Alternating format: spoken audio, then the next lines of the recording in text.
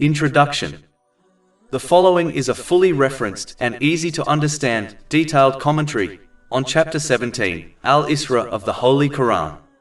It specifically discusses the good characteristics Muslims must adopt, and the bad characteristics they must avoid in order to achieve noble character. Adopting positive characteristics leads to peace of mind. A reason why Allah, the Exalted, alone deserves to be obeyed and worshipped in every situation is that fact He is free from all flaws, a reality which is true only for Him. Chapter 17 Al-Isra, verse 1. Glorified is He.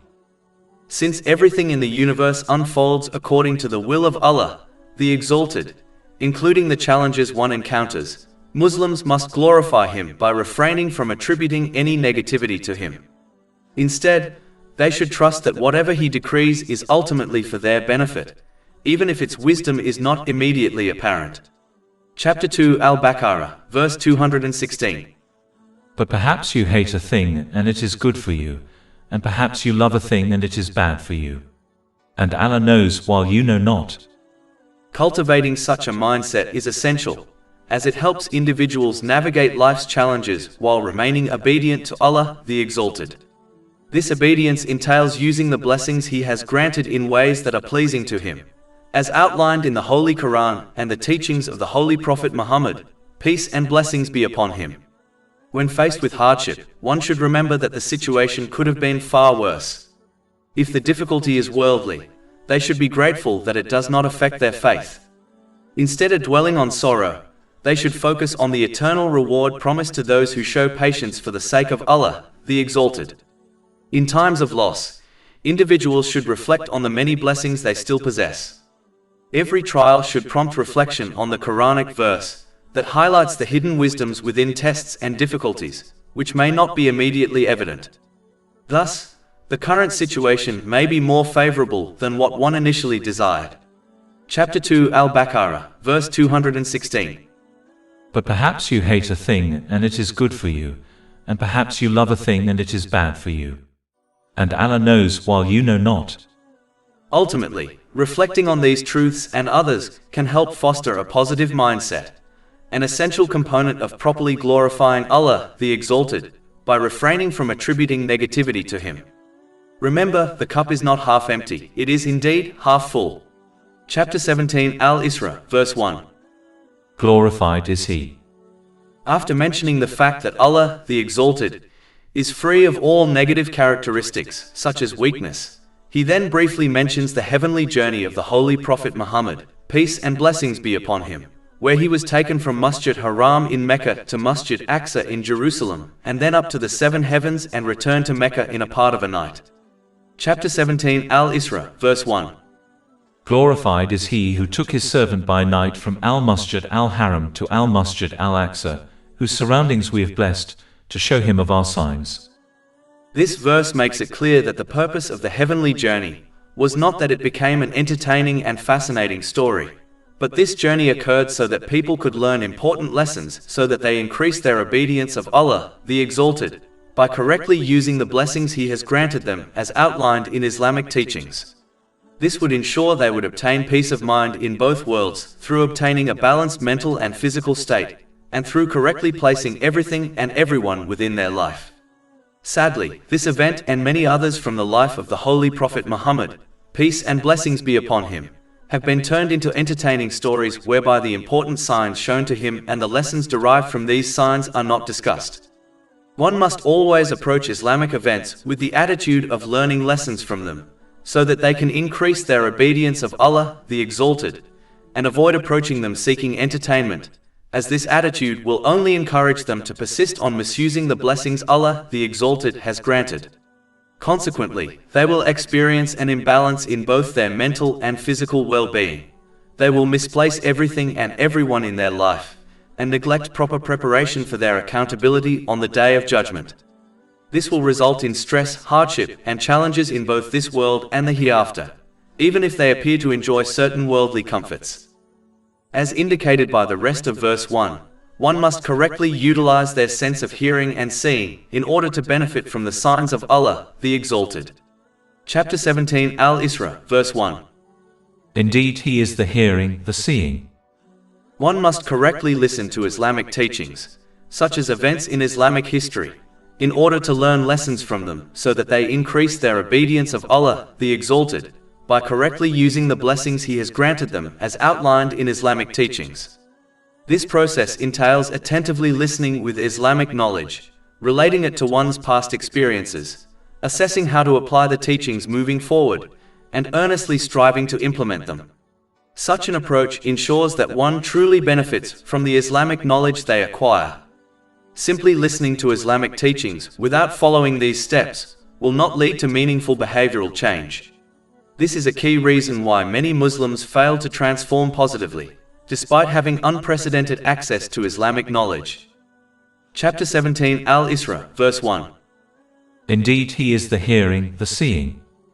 In addition, this verse serves as a reminder for individuals to avoid a self-centered mindset focused solely on their own lives and circumstances. Such a perspective can lead to neglecting valuable lessons from history, personal experiences, and the struggles of others. Learning from these sources is one of the most effective ways to improve one's character and avoid repeating past mistakes, ultimately fostering inner peace. For example, observing wealthy and famous individuals who misuse the blessings they have been granted, only to suffer from anxiety, mental health challenges, addiction, and even suicidal thoughts despite moments of joy and luxury, offers a profound lesson. It teaches that true peace does not come from material wealth or fulfilling every worldly desire. Likewise, witnessing someone in poor health should inspire gratitude for one's own well-being and motivate its proper use before it is lost. Islam, therefore, consistently encourages mindfulness and awareness, urging people not to become so absorbed in their personal affairs that they ignore the broader world around them. When engaging with Islamic teachings, including Islamic events, having the right mindset allows one to gain valuable insights that enhance their obedience to Allah, the Exalted. For instance, a key takeaway from the heavenly journey is the importance of never doubting the power of Allah, the Exalted, in resolving issues and providing solutions during tough times. Although the concept of this heavenly journey may seem implausible, it is a reality, as nothing is beyond the limitless power of Allah, the Exalted. To be granted relief from all hardships, one must sincerely obey Allah, the Exalted, which entails following His commands, avoiding His prohibitions, and facing fate with patience, in line with the teachings of the Holy Prophet Muhammad, peace and blessings be upon him. Chapter 65 at Talaq, verse 2. And whoever fears Allah, He will make for him a way out. It is essential to realize that this divine help does not always correspond with personal desires. Instead, it invariably corresponds with the infinite knowledge and wisdom of Allah, the Exalted. As a result, this divine aid appears at the most favorable moments for individuals and in ways that are most advantageous for them, even if they do not see it initially. Chapter 2 Al-Baqarah, verse 216. But perhaps you hate a thing and it is good for you, and perhaps you love a thing and it is bad for you. And Allah knows while you know not. Chapter 17 Al-Isra, verse 1. Glorified is he who took his servant by night from Al-Masjid Al-Haram to Al-Masjid Al-Aqsa, whose surroundings we have blessed, to show him of our signs. It is crucial to recognize that this significant event and verse highlight the utmost position a person can attain, which is to be a genuine servant of Allah, the Exalted. If there were a higher status than this, Allah, the Exalted, would have addressed the Holy Prophet Muhammad, peace and blessings be upon him, with it. This is supported by numerous hadiths, including one in Sahih Muslim, number 851, where the Holy Prophet Muhammad, peace and blessings be upon him, identified himself as the servant of Allah the Exalted prior to announcing his role as a messenger. This serves as a clear message to all that to achieve ultimate success and the highest ranks in both worlds, they must become true servants of Allah the Exalted. This can only be accomplished by emulating the greatest servant of Allah, the Exalted, who is the Holy Prophet Muhammad, peace and blessings be upon him. There is no other path to achieving true servanthood. Chapter 3 Ali Imran, verse 31. Say, if you should love Allah, then follow me, so Allah will love you and forgive you your sins. And Allah is forgiving and merciful. It is clear from the life of the Holy Prophet Muhammad, peace and blessings be upon him, that the one who accepts their servanthood to Allah, the Exalted, does not seek their own pleasure in this world nor the pleasure of other people and things such as social media, fashion and culture.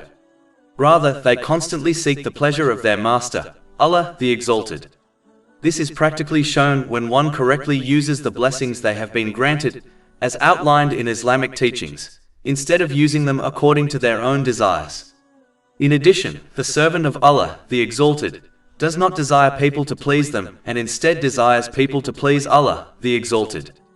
Finally, the servant of Allah, the Exalted, accepts that everything they possess, including their own life, was created and granted to them by Allah, the Exalted. As a result, they must use these blessings correctly as outlined in Islamic teachings, as these blessings do not belong to them. Chapter 17 Al-Isra, verse 1. Glorified is he who took his servant by night from Al-Masjid Al-Haram to Al-Masjid Al-Aqsa, whose surroundings we have blessed, to show him of our signs. A hadith from Jami at Tirmidhi, number 213, addresses a particular aspect of the heavenly journey. This refers to the moment when the Holy Prophet Muhammad, peace and blessings be upon him, received the 5 daily obligatory prayers as a gift. The fact that this was the only duty granted in this manner, while all others were revealed to the Holy Prophet Muhammad, peace and blessings be upon him, on earth, underscores the significance of establishing the obligatory prayers. This hadith indicates that initially, 50 obligatory prayers were commanded, and gradually, this number was reduced to 5. If a Muslim were required to perform 50 obligatory prayers daily, it would hinder them from engaging in other activities. This highlights the importance of the obligatory prayers. It instructs Muslims that these prayers should be central to their lives. One should shape their life around their obligatory prayers, rather than adjusting their obligations to fit their lifestyle. Furthermore, the obligatory prayers signify how one should connect with Allah, the Exalted, while distancing oneself from the material world. A Muslim engaged in prayer is prohibited from speaking, eating, or performing other ordinary lawful activities during the prayer. This highlights the significance of establishing a connection with Allah, the Exalted, through genuine obedience. Initially instructed to perform 50 daily obligatory prayers, Muslims are reminded that this obedience and bond with Allah, the Exalted, should take precedence, with all other matters being prioritized according to Islamic teachings. This embodies the true purpose of humanity. Their aim is not to pursue the vain and superficial aspects of this material existence. This world serves as a bridge linking one to the hereafter. It is not a lasting residence. The obligatory prayers and this significant event serve as reminders for Muslims of this reality. Consequently, they should endeavor to traverse this bridge in accordance with Islamic teachings to ensure a safe arrival in the hereafter. This entails utilizing the blessings bestowed upon them in ways that are pleasing to Allah, the Exalted, as prescribed in the Holy Quran and the traditions of the Holy Prophet Muhammad, peace and blessings be upon him. This will guarantee a tranquil journey in this life, and a serene eternal home in the next, through obtaining a balanced mental and physical state, and through correctly placing everything and everyone within their life. Chapter 16 and Nahl, verse 97. Whoever does righteousness, whether male or female, while he is a believer, we will surely cause him to live a good life, and we will surely give them their reward in the hereafter according to the best of what they used to do. In addition, as discussed earlier, the fact that the obligatory prayers were granted to the Holy Prophet Muhammad, peace and blessings be upon him, during his heavenly journey indicates its importance. The establishment of obligatory prayers is strongly emphasized in Islamic teachings, as they form the central pillar around which all good deeds are centered. To properly establish these prayers, one must fulfill all necessary conditions and etiquettes, including performing them punctually. The Holy Quran often underscores the importance of these prayers, as they represent the most significant practical expression of one's faith in Allah, the Exalted. Additionally, since the prayers are spread throughout the day, they act as a constant reminder of the Day of Judgment and assist in preparing for it, with each segment of the obligatory prayer connected to Judgment Day. Therefore, they are regarded as the essential foundation of all virtuous actions. When an individual stands upright, it symbolizes how they will stand before Allah, the Exalted, on Judgment Day. Chapter 83 Al-Mutaffifin, verses 4-6. Do they not think that they will be resurrected? For a tremendous day, the day when mankind will stand before the Lord of the worlds. When they bow, it acts as a reminder of the many people who will encounter criticism on Judgment Day for not bowing to Allah, the Exalted, during their time on earth. Chapter 77 Al-Mursalat, verse 48. And when it is said to them, bow in prayer, they do not bow. This critique emphasizes the inability to completely submit to the obedience of Allah, the Exalted, in all facets of life. When an individual prostrates in prayer, it acts as a reminder of the day when everyone will be summoned to prostrate before Allah, the Exalted, on Judgment Day. However, those who failed to adequately prostrate to Him throughout their earthly lives, indicating they did not obey Him in every aspect, will discover they are unable to do so on Judgment Day. Chapter 68 Al-Qalam, verses 42-43. On the day when matters become dire, they will be invited to prostrate themselves but will be prevented from doing so. Their eyes humbled, humiliation will cover them. And they used to be invited to prostration while they were sound. When someone kneels in prayer, it acts as a reminder of how they will kneel before Allah, the Exalted, on the Day of Judgment, filled with apprehension about their final judgment. Chapter 45 Al-Jathiyah, verse 28. And you will see every nation kneeling from fear. Every nation will be called to its record and told, today you will be recompensed for what you used to do. Someone who prays while reflecting on these elements will carry out their prayers properly. This ensures that they truly obey Allah, the Exalted, during the times between the prayers. Chapter 29 Al-Ankabut, verse 45. Indeed, prayer prohibits immorality and wrongdoing. This obedience involves using the blessings one has been granted in ways pleasing to Him, as outlined in the Holy Quran and the traditions of the Holy Prophet Muhammad, peace and blessings be upon him. This approach facilitates the attainment of equilibrium in both mental and physical well-being, enabling individuals to appropriately value people and possessions in their lives, while effectively preparing for their accountability on the Day of Judgment. Consequently, such conduct contributes to a state of inner tranquility in both the temporal and eternal worlds. Chapter 17 Al-Isra, verse 1. Glorified is he who took his servant by night from Al-Masjid Al-Haram to Al-Masjid Al-Aqsa, whose surroundings we have blessed, to show him of our signs. As indicated by this verse, one of the main reasons the Holy Prophet Muhammad, peace and blessings be upon him, was granted the heavenly journey was to strengthen his faith through witnessing the signs of Allah, the Exalted. Therefore, it is important for one to strive to obtain certainty of faith. A strong faith is essential for staying committed to obeying Allah, the Exalted, in all circumstances, whether in times of prosperity or adversity. This profound faith is cultivated by comprehending and applying the clear signs and teachings found in the Holy Quran and the traditions of the Holy Prophet Muhammad, peace and blessings be upon him. These teachings demonstrate that genuine obedience to Allah, the Exalted, results in peace in this life and the hereafter. Conversely, those who are unaware of Islamic principles tend to have weak faith, making them more susceptible to deviating from obedience, particularly when their personal desires conflict with divine guidance. This lack of understanding can prevent them from realizing that surrendering their desires to follow the commands of Allah, the Exalted, is the pathway to achieving true peace in both worlds. Therefore, it is crucial for individuals to enhance their faith through the pursuit of Islamic knowledge and its application, ensuring they remain obedient to Allah, the Exalted, at all times. This entails properly utilizing the blessings they have received, as prescribed by Islamic teachings, ultimately leading to a harmonious mental and physical state, and the appropriate prioritization of all aspects of their lives. Chapter 17 Al-Isra, verse 1. Glorified is he who took his servant by night from Al-Masjid Al-Haram to Al-Masjid Al-Aqsa, whose surroundings we have blessed, to show him of our signs. For many generations, scholars have debated whether the Holy Prophet Muhammad, peace and blessings be upon him, was granted the ability to physically see Allah, the Exalted, or the angel Jibril, peace be upon him, in his true form during the heavenly journey. Both sides have provided evidence to support their arguments. This topic is discussed in Imam Ibn Kathir's The Life of the Prophet, Volume 2, pages 66 to 68.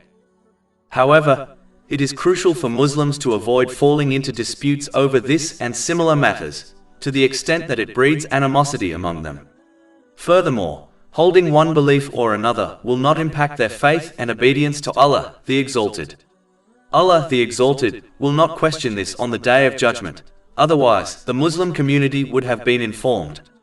Therefore, spending endless hours arguing, debating, and writing books on this subject is illogical. Instead, Muslims should focus on matters that, when understood, will enhance their sincere obedience to Allah, the Exalted, through fulfilling His commands, avoiding His prohibitions, and facing destiny with patience, as taught by the Holy Prophet Muhammad, peace and blessings be upon him. They should prioritize issues that will be addressed on Judgment Day, such as upholding the rights of others. Sadly, engaging in arguments and debates over these topics has diverted Muslims from focusing on more significant issues, contributing to the overall decline in the strength of the Muslim nation over time. This matter relates to a hadith from the Holy Prophet Muhammad, peace and blessings be upon him, located in Jami at Tirmidhi, number 2518. It suggests that one should refrain from anything that causes doubt and focus on things that are certain. Most people understand their obligatory duties and recognize the majority of prohibited actions, like consuming alcohol. These issues do not create uncertainty for Muslims, so they should act accordingly by fulfilling their obligatory duties and avoiding prohibited actions. Any other non-obligatory matters that cause doubt in society should be avoided. On Judgment Day, Allah the Exalted will not ask why someone neglected a voluntary act. Instead, He will inquire why they chose to perform a voluntary act. Thus, abstaining from voluntary actions will have no repercussions in the afterlife, while engaging in them may lead to punishment, reward, or forgiveness. It is crucial for Muslims to adhere to this concise yet vital hadith, as it can resolve and avert numerous issues and disputes. Indeed, this guidance is echoed in another hadith of the Holy Prophet Muhammad, peace and blessings be upon him, found in Jami at Tirmidhi, number 1205. It states that both lawful and unlawful matters in Islam are clearly defined for humanity, and all other things that induce doubt should be set aside. This mindset will safeguard one's faith and dignity. As Allah, the Exalted, is fully aware of the intentions, speech, and actions of people, He knows who concentrates on relevant things and who wastes their resources on irrelevant things, and will hold each person accountable accordingly. Chapter 17 Al-Isra, verse 1. Indeed, He is the hearing, the seeing. After discussing the signs shown to the Holy Prophet Muhammad, peace and blessings be upon him, during his heavenly journey, Allah, the Exalted, then discusses the signs granted to the Holy Prophet Musa, peace be upon him. Chapter 17 Al-Isra, verse 2. And we gave Moses the book, and made it a guidance for the children of Israel. Just like the Holy Quran, the Torah contained both law and wisdom. The law serves as the guiding principles that individuals must follow to properly utilize the blessings bestowed upon them. This adherence will lead to inner peace, through obtaining a balanced mental and physical state, and through correctly placing everything and everyone within their life, and the fulfillment of the rights of Allah, the Exalted, and fellow humans.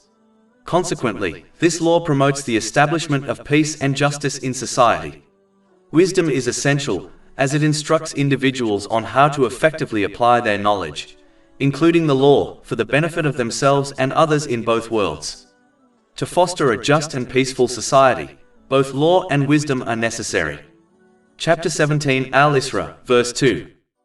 And we gave Moses the book, and made it a guidance for the children of Israel. Without wisdom, the law can be misinterpreted, allowing individuals to exploit it to harm others. Conversely, wisdom devoid of the law may lead individuals to create their own standards of what is right and just. All human-made codes of conduct will not lead to peace of mind due to deficiencies in knowledge, experience, foresight, and inherent biases, whether deliberate or not.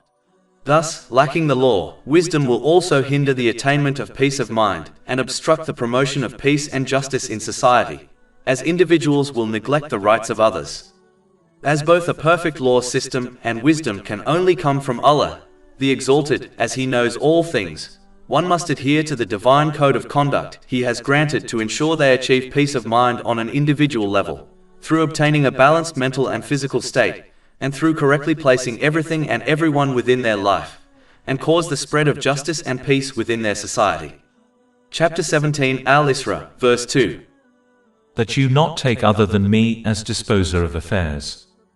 No matter how advanced a society becomes, and regardless of the knowledge they gain in various fields, including both mental and physical aspects of humanity, it is impossible for them to create a code of conduct that is completely in harmony with human nature, and that addresses every situation, condition, and scenario that individuals or societies may face during their time on Earth. This task is inherently unfeasible, as humanity continues to discover new information about specific elements of human existence, such as the roles at different areas of the human brain, let alone gathering enough understanding to develop a flawless code of conduct that promotes peace and justice on both personal and societal levels. Only Allah, the Exalted, has the ability to achieve this, for He is the creator of everything, and His knowledge is infinite, covering all of the past, present, and future.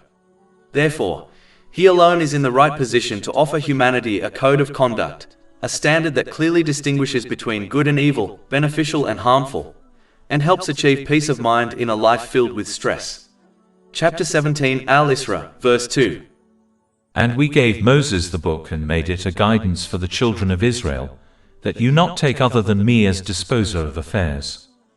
Historical records clearly show that when this divine code of conduct was properly applied in people's lives, it led to the growth of tranquility, justice, and peace within society.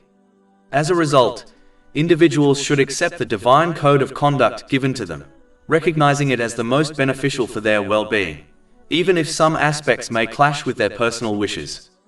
They ought to behave like a wise patient who understands and follows their doctor's advice, realizing that it is ultimately for their own good, even if it involves unpleasant treatments and a strict diet. This was the behavior of all the holy prophets, peace be upon them, such as the holy prophet Nuh, peace be upon him, the second father of humanity. Chapter 17 Al-Isra, verse 3. O descendants of those we carried in the ship with Noah! Indeed he was a grateful servant. In addition, this verse indicates that only those who accept their servanthood to Allah, the Exalted, will adopt gratitude to Him, as they will acknowledge that every blessing they possess, including their life, has been created and granted to them by Allah, the Exalted, and He therefore deserves gratitude from them. In general, a person who looks after certain aspects of another's needs, like their housing, deserves to be appreciated. Thus, since Allah, the Exalted, has bestowed every blessing in this universe upon humanity, it is only just and right for people to express their gratitude to Him. Showing gratitude through intention means doing actions solely to please Allah, the Exalted.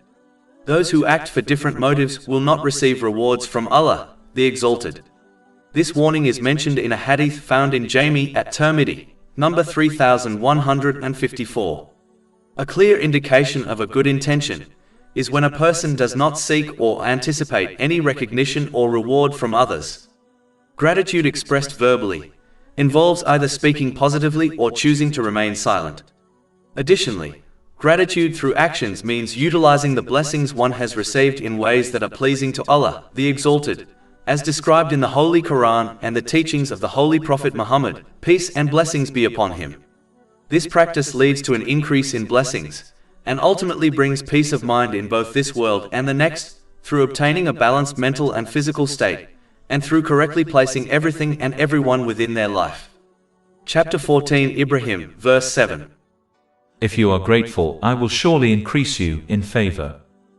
Moreover, when someone owns an item, it is deemed appropriate and acceptable for them to utilize it as they wish. Since Allah, the Exalted, created, owns, and maintains everything in the universe, including humanity, He is the sole authority on what should happen in the universe and what should not. Thus, it is only just for individuals to follow the commands of Allah, the Exalted, as He is the sole owner of the entire universe, including themselves. In the same way, when a person lends their belongings to someone else, it is only right that the borrower uses the item in accordance with the owner's preferences. Allah, the Exalted, has given every blessing that a person has as a temporary loan. It was not given as a gift. Similar to earthly loans, this loan must be repaid. The only means of repaying this loan is by using these blessings in ways that are pleasing to Allah, the Exalted. Conversely, since the blessings of paradise are gifts, individuals will have the freedom to enjoy them as they wish. Chapter 7 Al-Araf, verse 43. And they will be called, "This is paradise which you have been made to inherit for what you used to do." One should not mistake the temporary worldly blessings, which are merely a loan, for the eternal gifts of paradise. Understanding this truth will encourage one to adopt servanthood and gratitude to Allah, the Exalted, just like their ancestor did.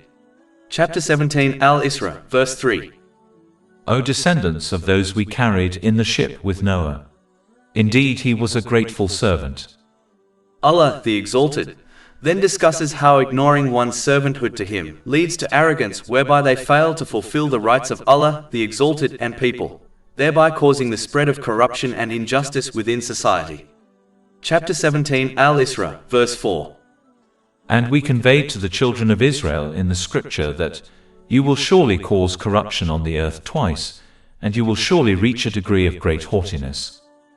The children of Israel adopted arrogance as they falsely perceived themselves as the superior race because of the favors of Allah, the Exalted, granted them, such as being granted many holy prophets, peace be upon them, and divine scriptures. They even modified their faith around their false belief of superiority, which, according to them, was rooted in their lineage, as they were the children of the holy prophet Yaqub, also known as Israel, peace be upon him. Chapter 5 Al-Maidah, verse 18. But the Jews and the Christians say, "We are the children of Allah and His beloved."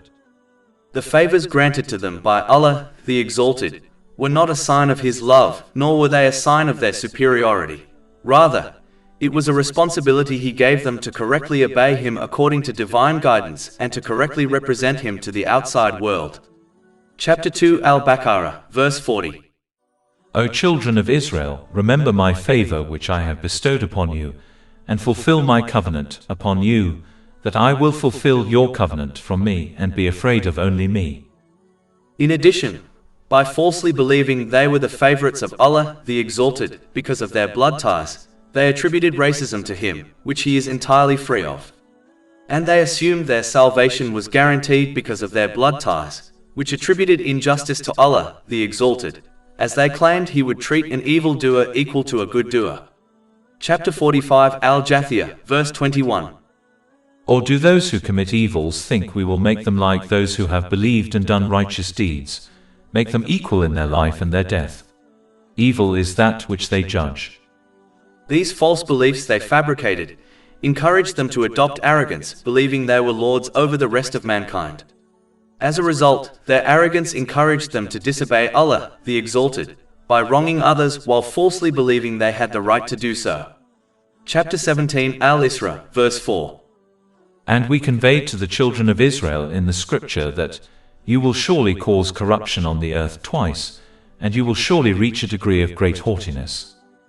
This arrogance is often seen in the rich and famous, who, due to their perceived superiority over the rest of society, falsely believe that laws of society do not apply to them. As a result, they easily break the law and wrong others, believing they have a right to do so because of their superiority, as they are the lords of society. It is crucial to steer clear of pride, as the Holy Prophet Muhammad, peace and blessings be upon him, cautioned in a hadith recorded in Sahih Muslim, number 265, that anyone who harbors even a tiny amount of pride in their heart will not enter paradise. He explained that pride manifests when an individual denies the truth and looks down on others. No quantity of good deeds will aid someone who is proud. This is evident when one considers the devil, whose many years of worship did not save him from the consequences of his pride. In fact, the following verse explicitly links pride to disbelief, so a Muslim must shun this detrimental trait at all costs. Chapter 2 Al-Baqarah, verse 34.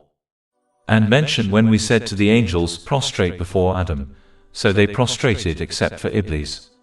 He refused and was arrogant and became of the disbelievers.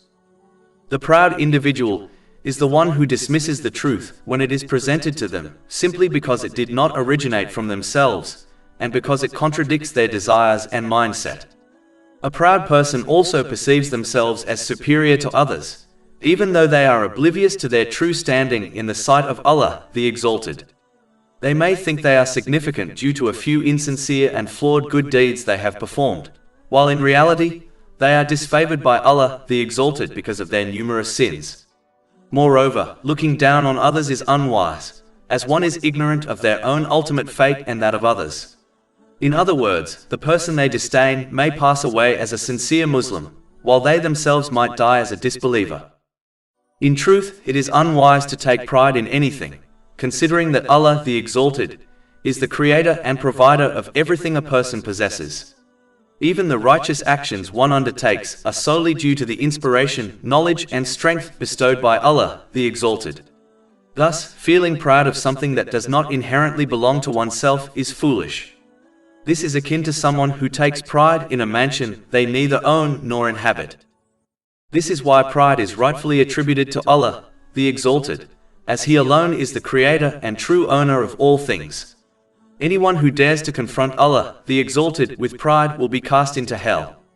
This has been affirmed in a hadith recorded in Sunan Abu Dawood, number 4090.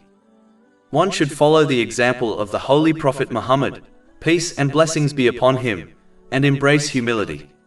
The humble truly understand that all the goodness they have and all the evils they are shielded from come solely from Allah, the Exalted.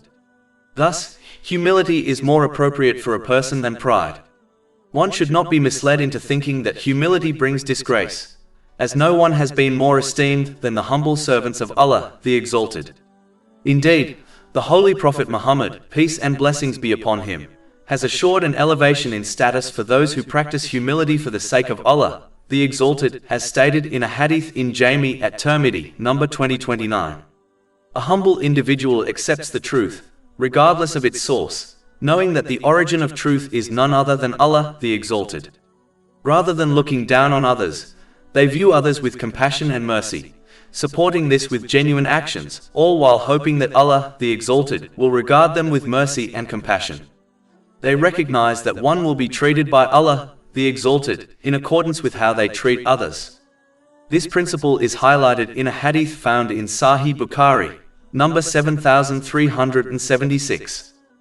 As Allah, the Exalted, does not like arrogance and the corruption which it leads to, He always punishes those who persist on arrogance, just like He did in the past. Chapter 17 Al-Isra, verse 5. So when the time of promise came for the first of them, we sent against you servants of ours, those of great military might, and they probed even into the homes, and it was a promise fulfilled. Many scholars have debated about when this occurred in history. But as Allah, the Exalted, has not mentioned the exact timing, it is irrelevant and does not aid one in understanding the lessons of this event. Therefore, one must avoid researching this and other irrelevant things, as it will not increase their obedience to Allah, the Exalted, to know them. Generally speaking, one should refrain from studying aspects of religious knowledge that do not enhance their genuine obedience to Allah, the Exalted. This obedience involves utilizing the blessings they have received in ways that are pleasing to Him, as described in Islamic teachings.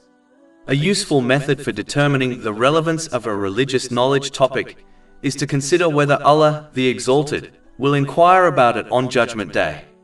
If a specific topic in Islam, like certain events in Islamic history, will not be questioned, then it is deemed irrelevant and should be avoided. Conversely, if a topic will be addressed on Judgment Day, such as the importance of fulfilling the rights of one's neighbor, then it is essential to study, understand, and implement that topic to the best of their ability.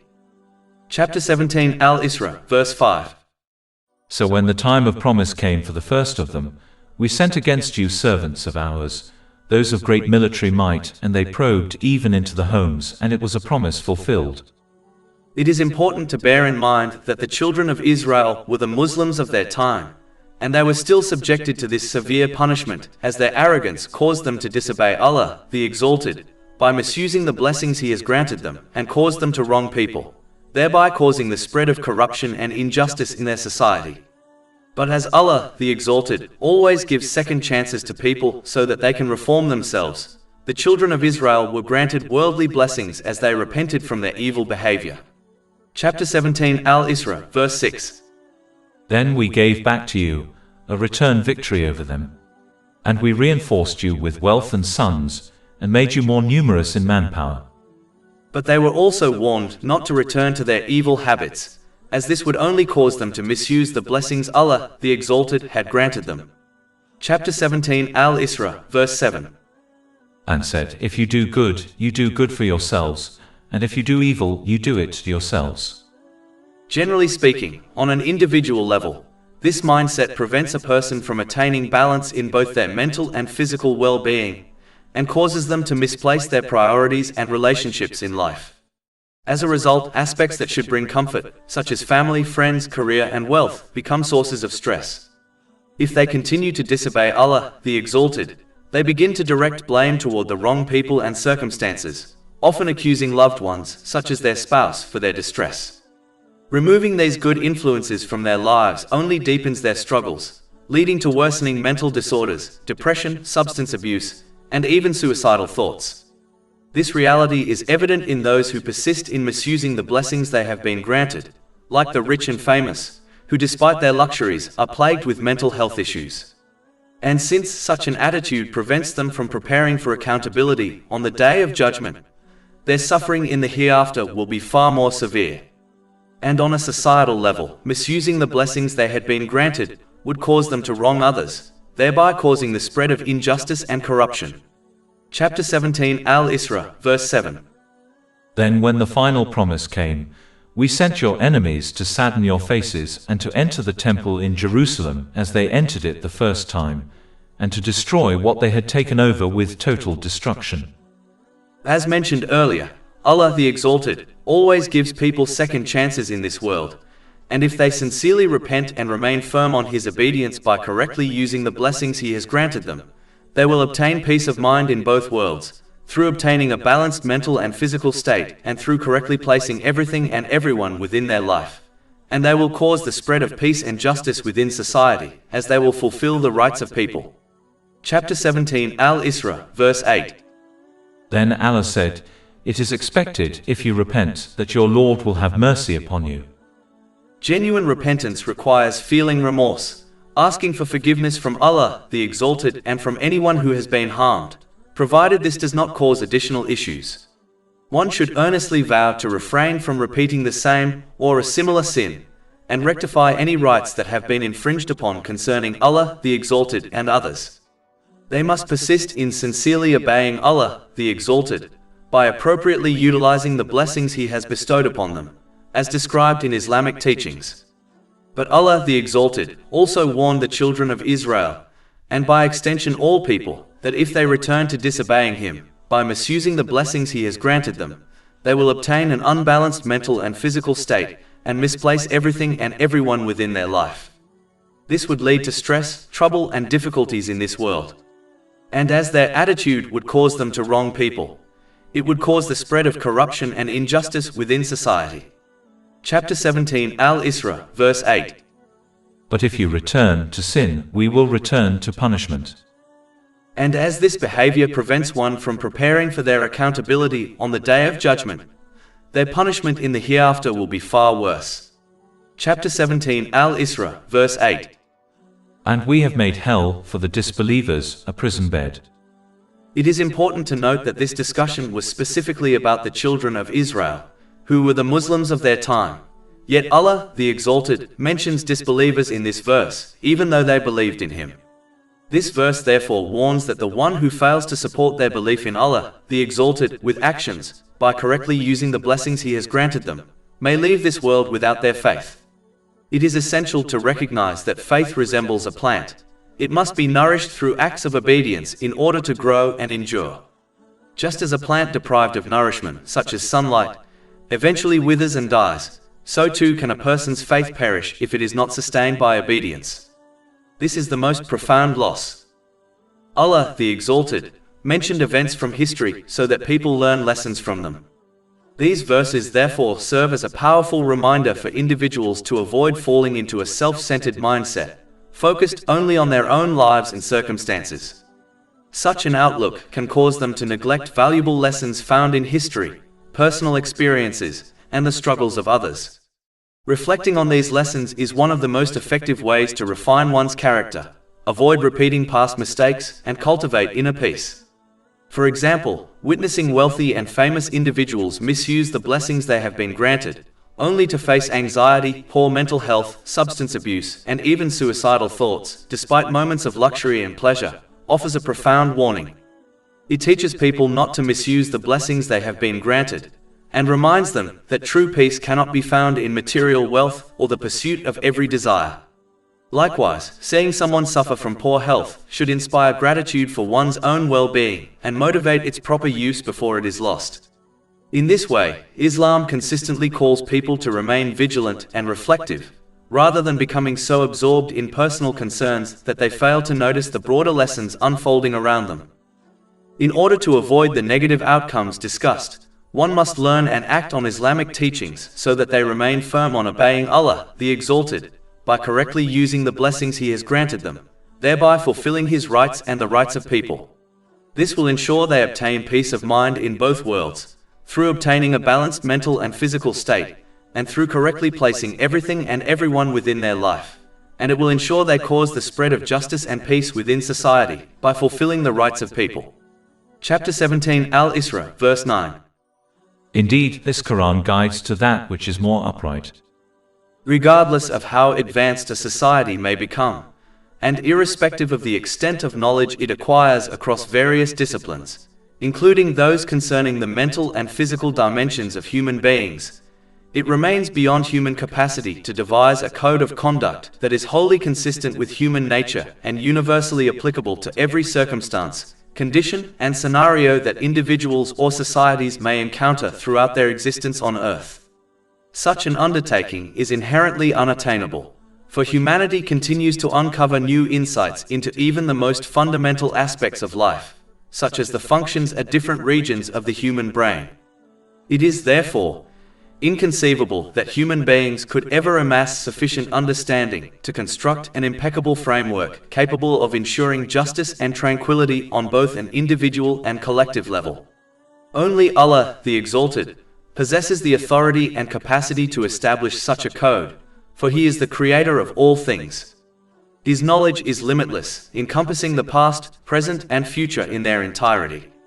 Thus, He alone is rightly positioned to provide humanity with a divine code of conduct, a standard that distinctly separates good from evil, benefit from harm, and serves as the foundation for true peace of mind in contrast to a life consumed by anxiety and disorder.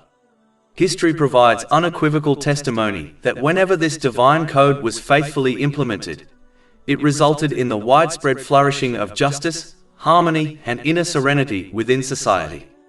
Accordingly, individuals are enjoined to embrace the divine code of conduct bestowed upon them, acknowledging it as the most advantageous path for their well-being, even when certain elements appear contrary to their personal inclinations. They are to conduct themselves in the manner of a prudent patient, who, recognizing the superior knowledge of the physician, submits to the prescribed treatment, accepting even bitter medicine and a stringent regimen, knowing it serves their ultimate health and benefit. Chapter 17 Al-Isra, verse 9. Indeed, this Quran guides to that which is more upright. Generally speaking, the expressions of the Holy Quran are unparalleled, and its meanings are conveyed with clarity and precision. Its words and verses embody the highest level of eloquence, and no book can surpass its style or content. Unlike other scriptures and religious teachings, the Holy Quran is free from contradictions.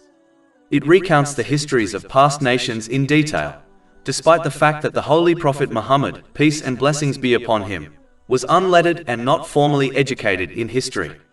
The Holy Quran commands every form of good and forbids every form of evil, whether matters that pertain to the individual or those that concern society at large, so that justice, peace, and security may spread throughout every home and community.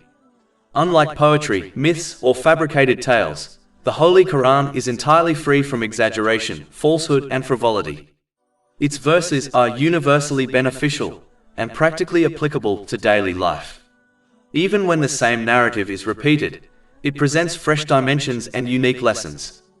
For this reason, the Holy Quran never becomes monotonous. Rather, its recitation and study continually renew faith and insight. Furthermore, the Holy Quran presents promises and warnings supported by undeniable proofs. When addressing matters that may seem abstract, such as patience, gratitude, or humility, it always outlines simple and practical means for their application. It calls humanity to fulfill the purpose of their creation, to sincerely worship Allah, the Exalted, by correctly using the blessings He has bestowed. By doing so, a person secures peace of mind, balance of body and soul, and success in both worlds, through obtaining a balanced mental and physical state, and through correctly placing everything and everyone within their life. Chapter 17 Al-Isra, verse 9. Indeed, this Quran guides to that which is more upright, and gives good tidings to the believers who do righteous deeds, that they will have a great reward. The Holy Quran makes the straight path clear and attractive to all who genuinely seek peace and true success.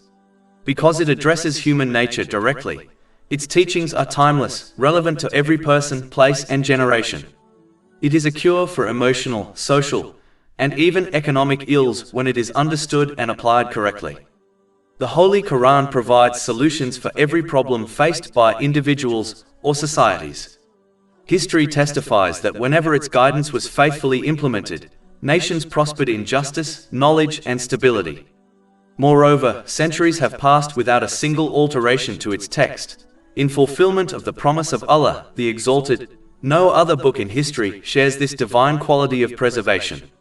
The Holy Quran remains the eternal and unaltered word of Allah, the Exalted, guiding humanity until the end of time. Chapter 15 Al-Hijr, verse 9. Indeed, it is we who sent down the message, i.e. the Quran, and indeed we will be its guardian. Allah, the Exalted, has identified the root problems that afflict individuals and communities, and has prescribed practical remedies for each of them. By addressing these foundational issues, the countless secondary problems that arise from them are naturally resolved. In this manner, the Holy Quran comprehensively addresses every matter required for the success of both the individual and society in this world and the hereafter. Chapter 16 An-Nahl, verse 89. And we have sent down to you the book as clarification for all things. And chapter 17 Al-Isra, verse 9. Indeed, this Quran guides to that which is more upright, and gives good tidings to the believers who do righteous deeds, that they will have a great reward. This is the greatest and everlasting miracle that Allah, the Exalted, bestowed upon His final messenger, the Holy Prophet Muhammad, peace and blessings be upon him. Yet, its guidance benefits only those who sincerely seek the truth and act upon it. As for those who follow their desires and selectively adopt from it what suits them, they will ultimately suffer loss in both this world and the hereafter. Chapter 17 Al-Isra, verse 82. And we send down of the Quran that which is healing and mercy for the believers, but it does not increase the wrongdoers except in loss. Chapter 17 Al-Isra, verse 9. Indeed, this Quran guides to that which is more upright, and gives good tidings to the believers who do righteous deeds, that they will have a great reward. As discussed earlier, this verse makes it clear that peace of mind in both worlds is only obtained when one supports their verbal declaration of faith in Allah, the Exalted, with actions. Failing to do this is one of the major reasons why Muslims fail to obtain peace of mind, as they persist on misusing the blessings they have been granted.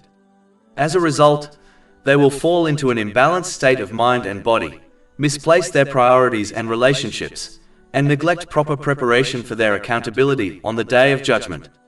Consequently, they will face stress, hardship, and difficulties in both worlds, even if they temporarily experience certain worldly luxuries. In addition, the one who fails to support their verbal declaration of faith with actions, thereby disbelieving in Allah, the Exalted, and their accountability practically, even if they verbally believe, is in great danger of losing their faith. Faith thrives only when it is continually sustained through acts of obedience and devotion. Just as a plant withers and dies when deprived of the nourishment it requires, so too does faith weaken and eventually perish when neglected. To allow one's faith to die through heedlessness is among the greatest of losses. Chapter 17 Al-Isra, verse 10. And that those who do not believe in the hereafter, we have prepared for them a painful punishment.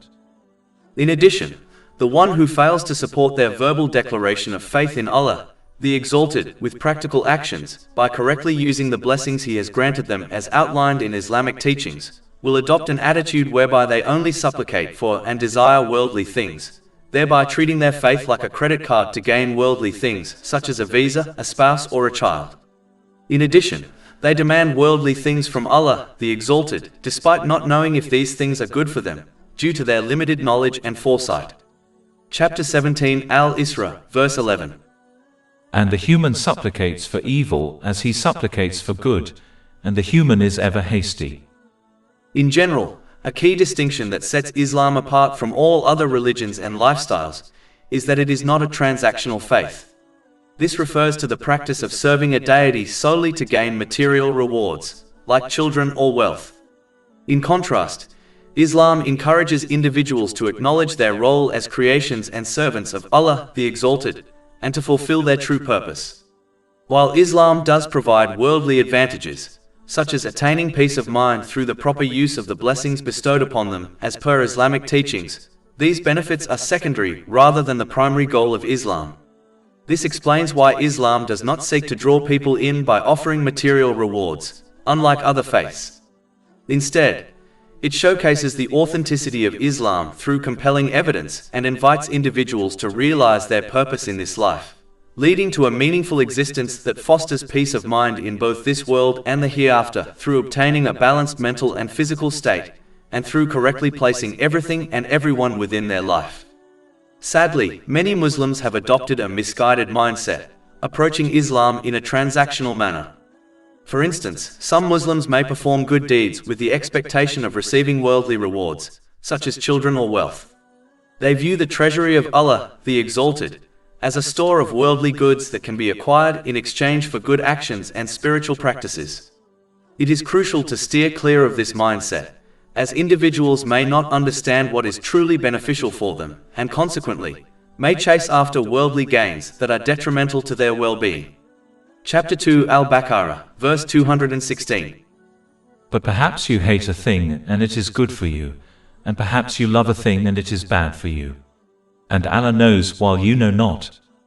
And chapter 17 Al-Isra, verse 11. And the human supplicates for evil as he supplicates for good, and the human is ever hasty. As a result of one's lack of foresight and knowledge, they should instead trust in the choices of Allah, the Exalted, as He knows what is best for them and will grant it to them at the best time. As a result, they should ask for general well-being in both worlds in order to avoid asking for worldly things that may harm them. Chapter 2 Al-Baqarah, verses 200 to 201. And among the people is he who says, Our Lord, give us in this world, and he will have in the hereafter no share. But among them is he who says, Our Lord, give us in this world that which is good, and in the hereafter that which is good, and protect us from the punishment of the fire. Furthermore, those who perform good deeds solely for worldly gains will not receive any reward from Allah, the Exalted, as He only rewards individuals for the good actions they undertake to please Him. This warning is highlighted in a hadith found in Jami at Tirmidhi, number 3154. Moreover, individuals who maintain a transactional belief with Allah, the Exalted, will inevitably disobey Him when they do not receive the worldly rewards they seek from their worship. This attitude will lead them to misuse the blessings they have been given.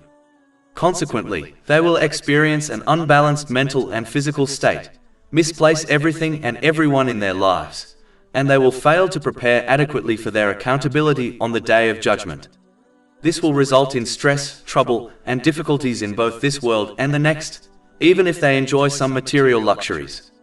Such a person will not find peace of mind in this life or the afterlife. They are the true losers, even if they remain unaware of it. Chapter 22 Al-Hajj, verse 11. And of the people is he who worships Allah on an edge. If he is touched by good, he is reassured by it, but if he is struck by trial, he turns on his face. He is lost this world and the hereafter. That is what is the manifest loss. And chapter 18 Al-Kahf, verses 103 to 104. Say, shall we believers inform you of the greatest losers as to their deeds? They are those whose effort is lost in worldly life, while they think that they are doing well in work. Chapter 17 Al-Isra, verse 10. And the human is ever hasty. In a hadith recorded in Jami at Tirmidhi, number 2012, the Holy Prophet Muhammad, peace and blessings be upon him, stated that careful consideration is from Allah, the Exalted, while acting hastily is from the devil. This teaching is crucial to comprehend and implement, as Muslims who engage in many good deeds can often destroy them through impulsiveness. For instance, they might say harmful words in a moment of anger, which could lead them to hell on Judgment Day. This warning is found in a hadith in Jami at Tirmidhi, number 2314. Most sins and difficulties, like disputes, arise because individuals do not think things through and instead act impulsively. A true sign of intelligence is to reflect before speaking or acting, ensuring that their words or actions are beneficial both in worldly and religious contexts. While one should not procrastinate in doing good deeds, they must still consider their actions carefully before proceeding. This is important because a righteous act may go unrewarded if its conditions and etiquettes are not met due to hastiness. Therefore, one should only advance in any matter after thorough contemplation. Those who adopt this approach will not only reduce their sins and enhance their obedience to Allah, the Exalted, but they will also lessen the difficulties they face, such as arguments and disagreements in all areas of their lives. Chapter 17 Al-Isra, verse 11. And the human supplicates for evil as he supplicates for good, and the human is ever hasty. Just like Allah, the Exalted, manages the entire universe perfectly, He is more than capable of granting what is best to a person without them insisting on demanding specific worldly things from him, even though they lack foresight and knowledge. Chapter 17 Al-Isra, verse 12. And we have made the night and day two signs, and we erased the sign of the night and made the sign of the day visible, that you may seek bounty from your Lord. Moreover, the ideal timing of days and nights, along with their varying lengths throughout the year, enables individuals to gain the utmost advantage from them. If days were extended, people would become fatigued from the prolonged hours. Conversely, if nights were lengthened, individuals would struggle to earn a living and pursue other valuable activities, such as acquiring knowledge. If nights were shorter, people would lack sufficient rest to achieve optimal health. Alterations in the duration of days and nights would also impact crops, negatively affecting the sustenance of both people and animals. The harmonious operation of days, nights, and other balanced systems in the universe clearly reflects the oneness of Allah, the Exalted, as multiple deities would have conflicting desires, resulting in chaos in the universe. Chapter 21 Al-Anbiya, verse 22. Had there been within them, i.e., the heavens and earth gods besides Allah, they both would have been ruined. The moon reflects sunlight, offering direction to individuals at night, particularly when navigating deserts and oceans, which continues to be a key method for transporting goods even now. The phases of the moon play an essential role in the tides of oceans and seas. Any disturbance in these tides can lead to considerable damage to the environment. With the sun and moon, people can effectively track time, which is crucial for life on Earth.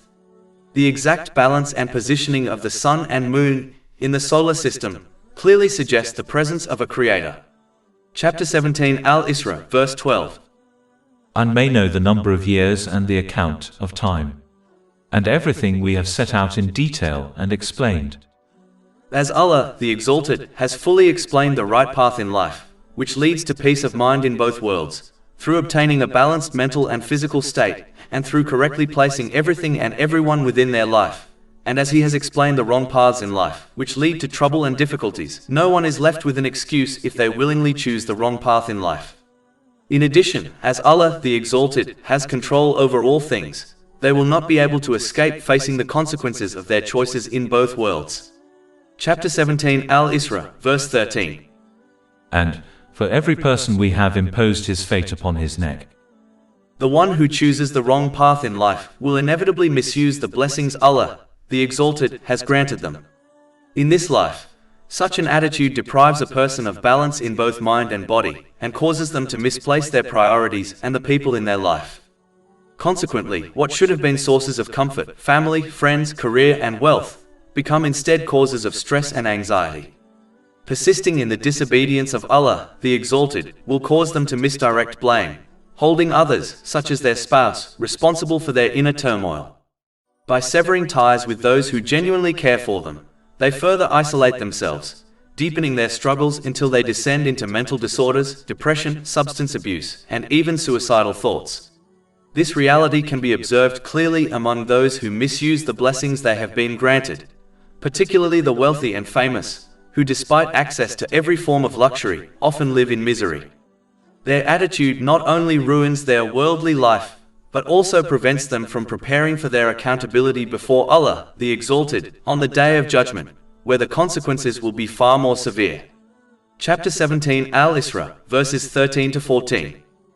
And we will produce for him on the day of resurrection a record which he will encounter spread open. It will be said, read your record.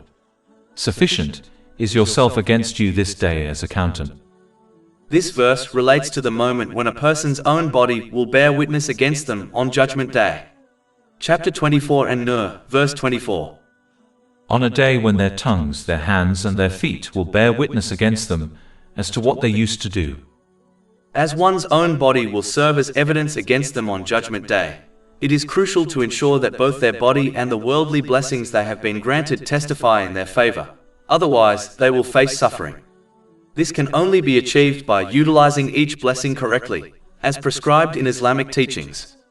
By doing so, they will attain peace of mind in this life through achieving a balanced mental and physical state, and by appropriately positioning everything and everyone in their life, and they will guarantee that the blessings they received will testify on their behalf on Judgment Day.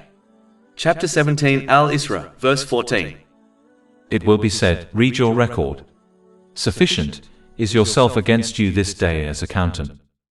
In a hadith from Sahih Bukhari, number 103, the Holy Prophet Muhammad, peace and blessings be upon him, cautioned that anyone whose deeds are scrutinized by Allah, the Exalted, on Judgment Day will face punishment. People must recognize that while indulging in the lawful pleasures of this world is not forbidden, it can often lead to unlawful actions. For instance, engaging in vain talk is typically the first step towards sinful speech. Moreover, the more one partakes in unnecessary lawful activities, the longer their accountability will be on Judgment Day. It is crucial to remember that Judgment Day will be a challenging time. For instance, the sun will be brought within 2 miles of creation, as confirmed in a hadith from Jami at Tirmidhi, number 2421. While awaiting their accounting and during their final judgment, hell will be directly in front of them. Thus, the longer the accounting, the more anxiety they will experience. Although a Muslim may receive forgiveness and salvation from Allah, the Exalted, the extended duration of their accountability will still result in greater stress. Given that Judgment Day will last 50,000 years, according to the Holy Quran, it seems illogical to enjoy a few decades of lawful pleasures if it leads to a challenging accountability on a day that will be so prolonged. Chapter 70 Al-Ma'arij, verse 4. During a day the extent of which is 50,000 years. Leading a simple life is the best approach to reduce one's accountability on the Day of Judgment. This is one reason the Holy Prophet Muhammad, peace and blessings be upon him, mentioned in a hadith from Sunan Ibn Majah, number 4118, that simplicity is part of faith. A simple life allows poorer Muslims to enter paradise 500 years before wealthier Muslims, as their accounting will be lighter. This is supported by a hadith in Sunan Ibn Majah, number 4122. Considering that most people do not live beyond 80 years, is it wise to live indulgently if it results in a delay of 500 years in entering paradise? This is under the assumption that one enters paradise directly without prior punishment in hell. One should always keep in mind that indulging in lawful worldly pleasures leads to increased stress in this life, distracts them from preparing for the hereafter, and complicates their accountability on Judgment Day. In contrast, those who live simply, acquiring and using worldly goods according to their needs and responsibilities without waste or extravagance, will find peace of mind and body through obtaining a balanced mental and physical state, and through correctly placing everything and everyone within their life.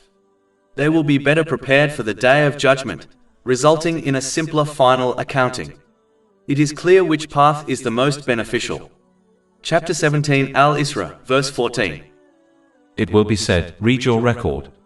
Sufficient is yourself against you this day as accountant. As one will face the consequences of their actions in both worlds, they will either gain benefit from their actions or harm, even if they are oblivious to this truth. Chapter 17 Al-Isra, verse 15. Whoever is guided is only guided for the benefit of his soul, and whoever errs only errs against it. Thus, an individual must embrace and implement Islamic teachings for their own benefit, even if it goes against their personal desires. They should act like a wise patient who follows their doctor's medical advice, understanding that it is in their best interest, even when faced with unpleasant medications and a strict dietary regimen. Just as this wise patient will attain good mental and physical health, so too will the individual who accepts and follows Islamic teachings. This is because only Allah, the Exalted, possesses the knowledge necessary to help a person achieve a balanced mental and physical state, and to properly position everything and everyone in their life. The understanding of human mental and physical conditions that society holds will never suffice to reach this goal, despite extensive research, as it cannot address every challenge a person may encounter in life. Their guidance cannot prevent all forms of mental and physical stress, nor can it help one to accurately arrange everything and everyone in their life, due to limitations in knowledge, experience, foresight, and inherent biases.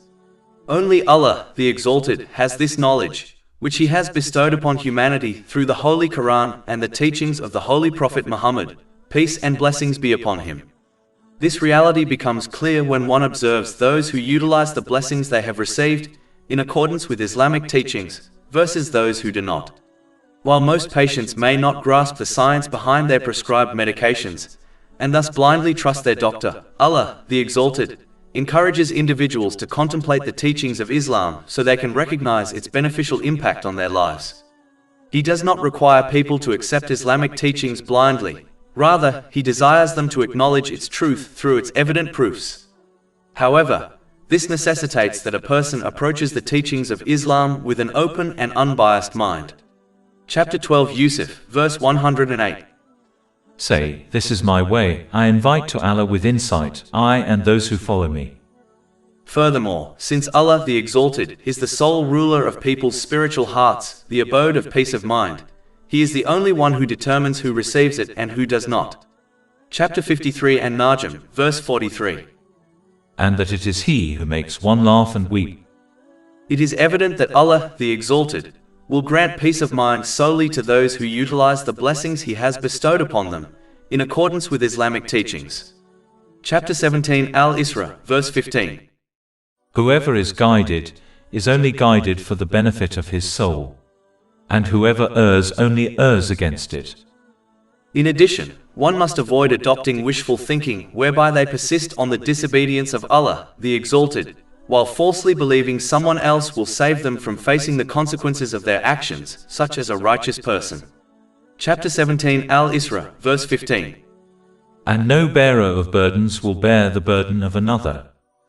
The intercession of the Holy Prophet Muhammad, peace and blessings be upon him, is supported by many Islamic texts, including the hadith found in Sunan Ibn Majah, number 4308. However, it is a fact that some Muslims will still face hell despite his intercession. Even a brief moment in hell is intolerable, highlighting the need to avoid wishful thinking. Simply relying on wishful thinking mocks the intercession of the Holy Prophet Muhammad, peace and blessings be upon him, and could ultimately result in them losing that intercession. Even worse, such an attitude might lead to the Holy Prophet Muhammad, peace and blessings be upon him, bearing witness against them on the Day of Judgment. Chapter 25 Al-Furqan, verse 30. And the Messenger has said, O my Lord, indeed my people have taken this Quran as a thing abandoned. This verse refers to Muslims, as they are the sole community that has accepted the Holy Quran, in contrast to non-Muslims who have not embraced it, and thus cannot abandon it. The outcome of a Muslim whom the Holy Prophet Muhammad, peace and blessings be upon him, speaks against on the Day of Judgment is obvious. Therefore, it is essential to refrain from wishful thinking and instead foster true hope in the mercy of Allah, the Exalted, by obeying him, by properly utilizing the blessings he has bestowed, in line with Islamic teachings, as someone else will not save them from facing the consequences of their actions. Chapter 17 Al-Isra, verse 15. And no bearer of burdens will bear the burden of another. This verse also eliminates the foolish belief that a person will be able to avoid facing the consequences of their actions by blaming someone else, such as the devil. Attributing one's negative actions to others will never be accepted by Allah, the Exalted, in this life or the hereafter. Indeed, as emphasized in the following verse, Allah, the Exalted, will not recognize efforts by individuals to blame their sins on the devil, even though he continually tries to mislead them. Chapter 14 Ibrahim, verse 22. And Satan will say, when the matter has been concluded, indeed, Allah had promised you the promise of truth. And I promised you, but I betrayed you. But I had no authority over you, except that I invited you, and you responded to me. So do not blame me, but blame yourselves. While the devil will face consequences for his actions, individuals cannot shift the blame for their own sins onto him, as he did not have the power to force anyone to commit sins. He simply invited them towards wrongdoing, and those who decided to act on his invitation have therefore no one to blame but themselves. Chapter 17 Al-Isra, verse 15. And no bearer of burdens will bear the burden of another. And as Allah, the Exalted, has always provided right guidance for mankind, no one will be able to claim that they did not possess the ability or knowledge to obey him, by correctly using the blessings he has granted them. Chapter 17 Al-Isra, verse 15. And never would we punish until we sent a messenger. But as Allah, the Exalted, does not force right guidance on people, as this would nullify the test of life in this world, those who choose to reject or ignore divine teachings will face the consequences of their actions. Generally speaking, their attitude will cause them to misuse the blessings Allah, the Exalted, has granted them. As a consequence, they fall into disharmony within both mind and body.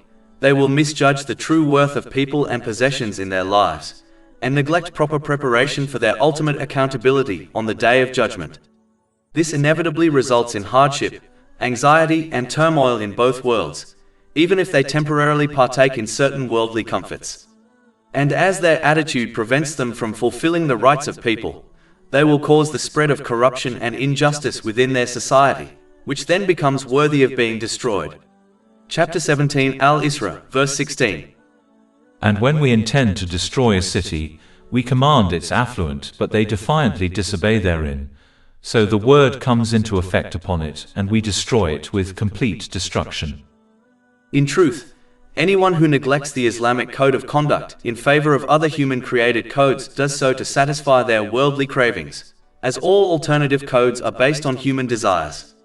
The affluent and influential often embody this mentality more deeply, as they understand that accepting the truth of Islam would necessitate following a specific moral code, which would restrict their pursuit of misguided desires.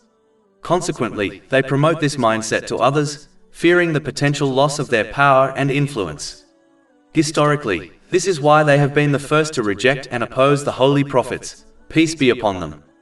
This behavior is not about whether Islam is the right or wrong faith according to clear evidence. It is simply about fulfilling one's own desires.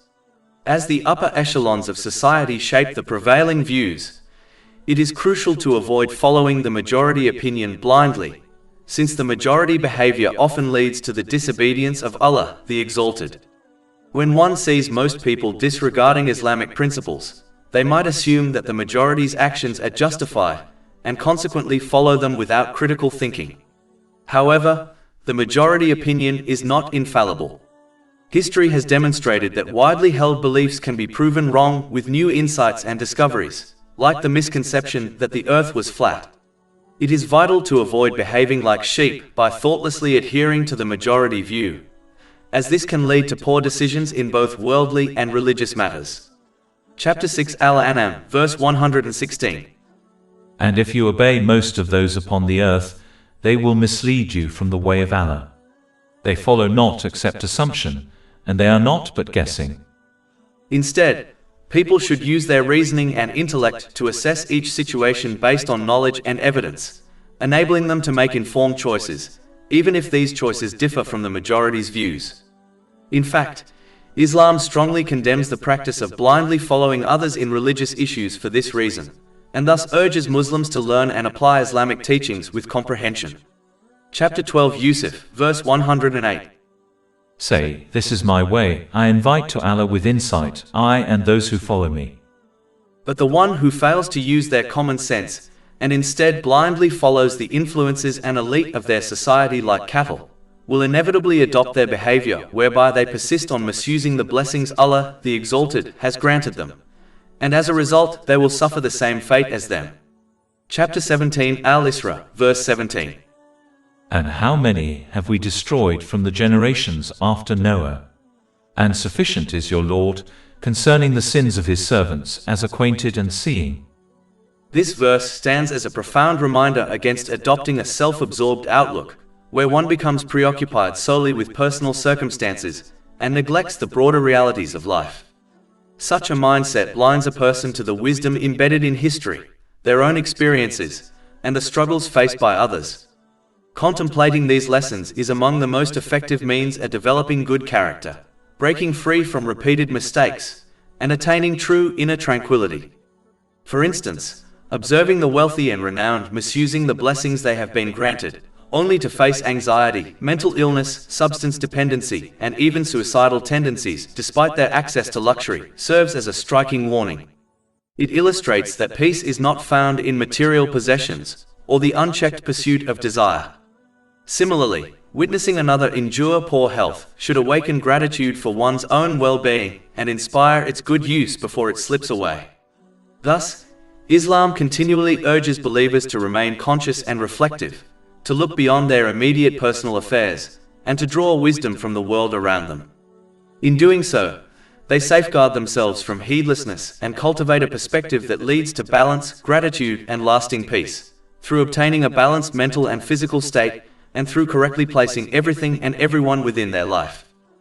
When one fails to learn from the mistakes of others, they will inevitably behave like him, whereby they prefer indulging in their worldly desires over obeying Allah, the Exalted, while falsely believing peace of mind lies in this behavior. Chapter 17 Al-Isra, verse 18. Whoever should desire the immediate, we hasten for him from it what we will to whom we intend. In this life, such an attitude deprives a person of mental and physical balance and causes them misplace the people and things in their life. As a result, elements of life that should provide comfort, such as family, friends, career, and wealth, are transformed into sources of stress and hardship. Persisting in disobeying Allah, the Exalted, will cause them to misdirect blame for their suffering, often holding loved ones, such as their spouse, responsible for what is in reality a spiritual deficiency. By severing ties with those who bring goodness into their lives, they only deepen their isolation, which in turn heightens their vulnerability to mental disorders, depression, substance abuse, and even suicidal thoughts. This pattern is clearly visible among those who misuse the blessings granted to them, particularly the affluent and famous, who despite access to worldly luxuries, often experience profound mental health issues. More gravely, such an attitude prevents individuals from preparing adequately for their ultimate accountability on the Day of Judgment, where the consequences of their neglect will be far more severe. Chapter 17 Al-Isra, verse 18. Then we have made for him hell which he will enter to burn censured and banished. Whereas, the one who learns from the mistakes of others will understand that genuine peace of mind lies in correctly using the blessings Allah, the Exalted, has granted them as outlined in Islamic teachings. As a result, they will obtain peace of mind in both worlds through obtaining a balanced mental and physical state, and through correctly placing everything and everyone within their life. Chapter 17 Al-Isra, verse 19. But whoever desires the hereafter, and exerts the effort due to it while he is a believer, it is those whose effort is ever appreciated. One must note that practically obeying Allah, the Exalted, by correctly using the blessings He has granted them, as outlined in Islamic teachings, has been mentioned before belief in Islam. This is because belief has little value without supporting actions. In fact, the one who fails to support their verbal declaration of faith with actions is in great danger of losing their faith. It is essential to recognize that faith requires constant care and nurturing through obedience to Allah, the Exalted, in order to remain strong and enduring. Just as a plant withers and dies when deprived of the sustenance it needs, such as sunlight and water, so too does faith die when neglected. To allow one's faith to perish through heedlessness is among the greatest of all losses. Chapter 17 Al-Isra, verse 19. But whoever desires the hereafter, and exerts the effort due to it while he is a believer, it is those whose effort is ever appreciated. Unlike worldly standards, whereby one is always judged and appreciated for the results they achieve, Allah, the Exalted, however, judges and appreciates the efforts of people, even if they fail to achieve results. As long as one possesses a good intention, which is to please Allah, the Exalted, and supports this with genuine struggle to obey Allah, the Exalted, they will obtain peace of mind in both worlds, through obtaining a balanced mental and physical state, and through correctly placing everything and everyone within their life, even if they fail to achieve tangible results.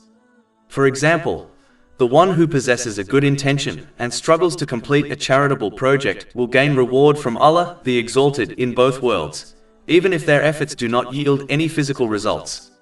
Chapter 53 An-Najm, verse 39.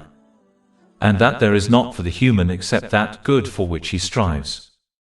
A person must not be fooled by outward appearances, whereby they falsely believe that obtaining worldly things is an indication of genuine success, as Allah, the Exalted, grants people worldly things only as a test. Chapter 17 Al-Isra, verses 20 to 21. To each category we extend to these and to those from the giving of your Lord. And never has the giving of your Lord been restricted. Look how we have favored in provision some of them over others. This test assesses whether individuals utilize the blessings granted to them in accordance with Islamic teachings. To cultivate the right behavior, one must recognize that true success invariably results in peace of mind in both worlds. Indeed, all worldly possessions, such as fame, wealth, power, family, friends, and career, hold significance only when accompanied by peace of mind. In the absence of peace of mind, these possessions merely amplify stress and challenges in both worlds. This reality becomes evident when observing the wealthy and famous, who often struggle with mental health issues despite their material wealth. Consequently, one should pursue genuine success through peace of mind by appropriately utilizing the blessings they have received. This approach will help achieve a harmonious mental and physical state and cause them to properly prioritize everything and everyone in their life.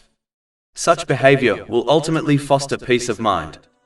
And as this behavior ensures one correctly prepares for their accountability on Judgment Day, the peace of mind and reward they will receive in the hereafter will be much greater. Chapter 17 Al-Isra, verse 21. But the hereafter is greater in degrees of difference and greater in distinction. Chapter 17 Al-Isra, verses 20 to 21. To each category we extend to these and to those from the giving of your Lord. And never has the giving of your Lord been restricted. Look how we have favored in provision some of them over others. As Allah, the Exalted, grants people worldly things as a test, one should not be fooled into believing that superiority lies in obtaining worldly things, such as wealth. Islam assesses people primarily on one crucial aspect: their sincere obedience of Allah, the Exalted. This entails using the blessings they have been granted in manners that are pleasing to Him, as outlined in the Holy Quran and the teachings of the Holy Prophet Muhammad, peace and blessings be upon him. Chapter 49 Al-Hujurat, verse 13. Indeed, the most noble of you in the sight of Allah is the most righteous of you. People must disregard all other criteria for evaluating the status of a person, such as gender, ethnicity, and social class, as these can foster racism and division within the community. It is important to recognize that because intentions are hidden from view, individuals cannot judge superiority based on outward actions. Thus, they must refrain from making claims about their own or others' status, since only Allah, the Exalted, knows the true intentions, words, and deeds of all. Chapter 53 An-Najm, verse 32. So do not claim yourselves to be pure, He is most knowing of who fears Him. Chapter 17 Al-Isra, verse 21. But the hereafter is greater in degrees of difference and greater in distinction. In a hadith recorded in Sunan Ibn Majah, number 4108, the Holy Prophet Muhammad, peace and blessings be upon him, stated that the material world is like a drop of water when compared to the vastness of the ocean that represents the hereafter. This analogy was provided to help people grasp the insignificance of the material world in relation to the hereafter. However, they cannot truly be compared, as the material world is temporary while the hereafter is eternal. In other words, the finite cannot be compared to the infinite. The material world can be divided into four main categories: fame, wealth, power, and social connections, including family and friends. Regardless of the worldly blessings one acquires within these categories, they will always be flawed, fleeting, and ultimately, death will sever a person from these blessings. Conversely, the rewards in the hereafter are everlasting and perfect. Thus, in this context, the material world is merely a drop in comparison to an infinite ocean. Furthermore, an individual cannot be assured of a long life in this world, as the timing of death remains uncertain. In contrast, everyone is certain to face death and enter the hereafter. Therefore, it is unwise to focus on preparing for a future day, such as retirement, which may never come, instead of striving for the hereafter that is guaranteed. This does not imply that one should forsake the world, as it serves as a bridge that must be traversed to safely reach the hereafter. Rather, one should acquire from this material world only what is necessary to meet their needs and those of their dependents, in line with Islamic teachings, avoiding waste, excess, or extravagance. Subsequently, they should focus their remaining efforts on preparing for the eternal hereafter, by adhering to the commands of Allah, the Exalted, steering clear of His prohibitions, and facing destiny with patience, as taught by the traditions of the Holy Prophet Muhammad, peace and blessings be upon him. This approach will ensure that one utilizes the blessings bestowed upon them in ways that are pleasing to Allah, the Exalted, leading to peace of mind and success in both worlds, through obtaining a balanced mental and physical state, and through correctly placing everything and everyone within their life. Chapter 16 and Nahl, verse 97. Whoever does righteousness, whether male or female, while he is a believer, we will surely cause him to live a good life, and we will surely give them their reward in the hereafter according to the best of what they used to do. A wise individual would not value a single drop of water more than an infinite ocean, just as a wise person would not place the temporary material world above the everlasting hereafter. Chapter 17 Al-Isra, verse 21. But the hereafter is greater in degrees of difference, and greater in distinction. Chapter 17 Al-Isra, verses 20 to 21. To each category we extend to these and to those from the giving of your Lord. And never has the giving of your Lord been restricted. Look how we have favored in provision some of them over others. As Allah, the Exalted, alone created and provides countless and continuous blessings to people, He alone deserves to be obeyed in every situation. Chapter 17 Al-Isra, verse 22. Do not make as equal with Allah another deity. Ordinarily, when someone attends to another's needs, such as providing them with shelter, they are regarded as deserving of appreciation. How much more then does Allah, the Exalted, deserve gratitude, when every blessing in existence has been bestowed upon humanity by Him alone? It is therefore both just and necessary that people express their thanks to Him. Gratitude begins with intention, performing deeds sincerely for the sake of Allah, the Exalted. Actions carried out with ulterior motives, however, are devoid of reward in His sight.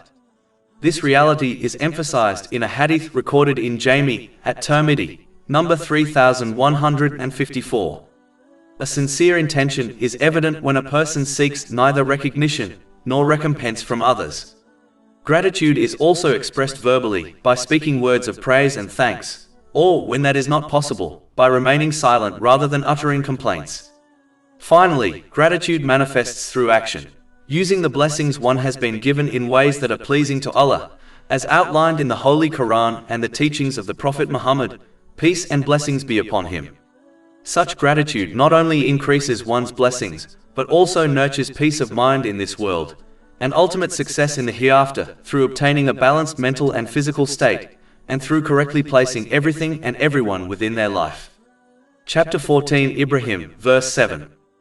If you are grateful, I will surely increase you in favor. And chapter 16 and Nahl, verse 97. Whoever does righteousness, whether male or female, while he is a believer, we will surely cause him to live a good life, and we will surely give them their reward in the hereafter according to the best of what they used to do. In human dealings, it is considered natural and fair that an individual has full authority over the possessions they own, and may use them as they wish. By far greater right, Allah the Exalted, who created, sustains, and governs all that exists, including humanity, holds absolute authority over the universe.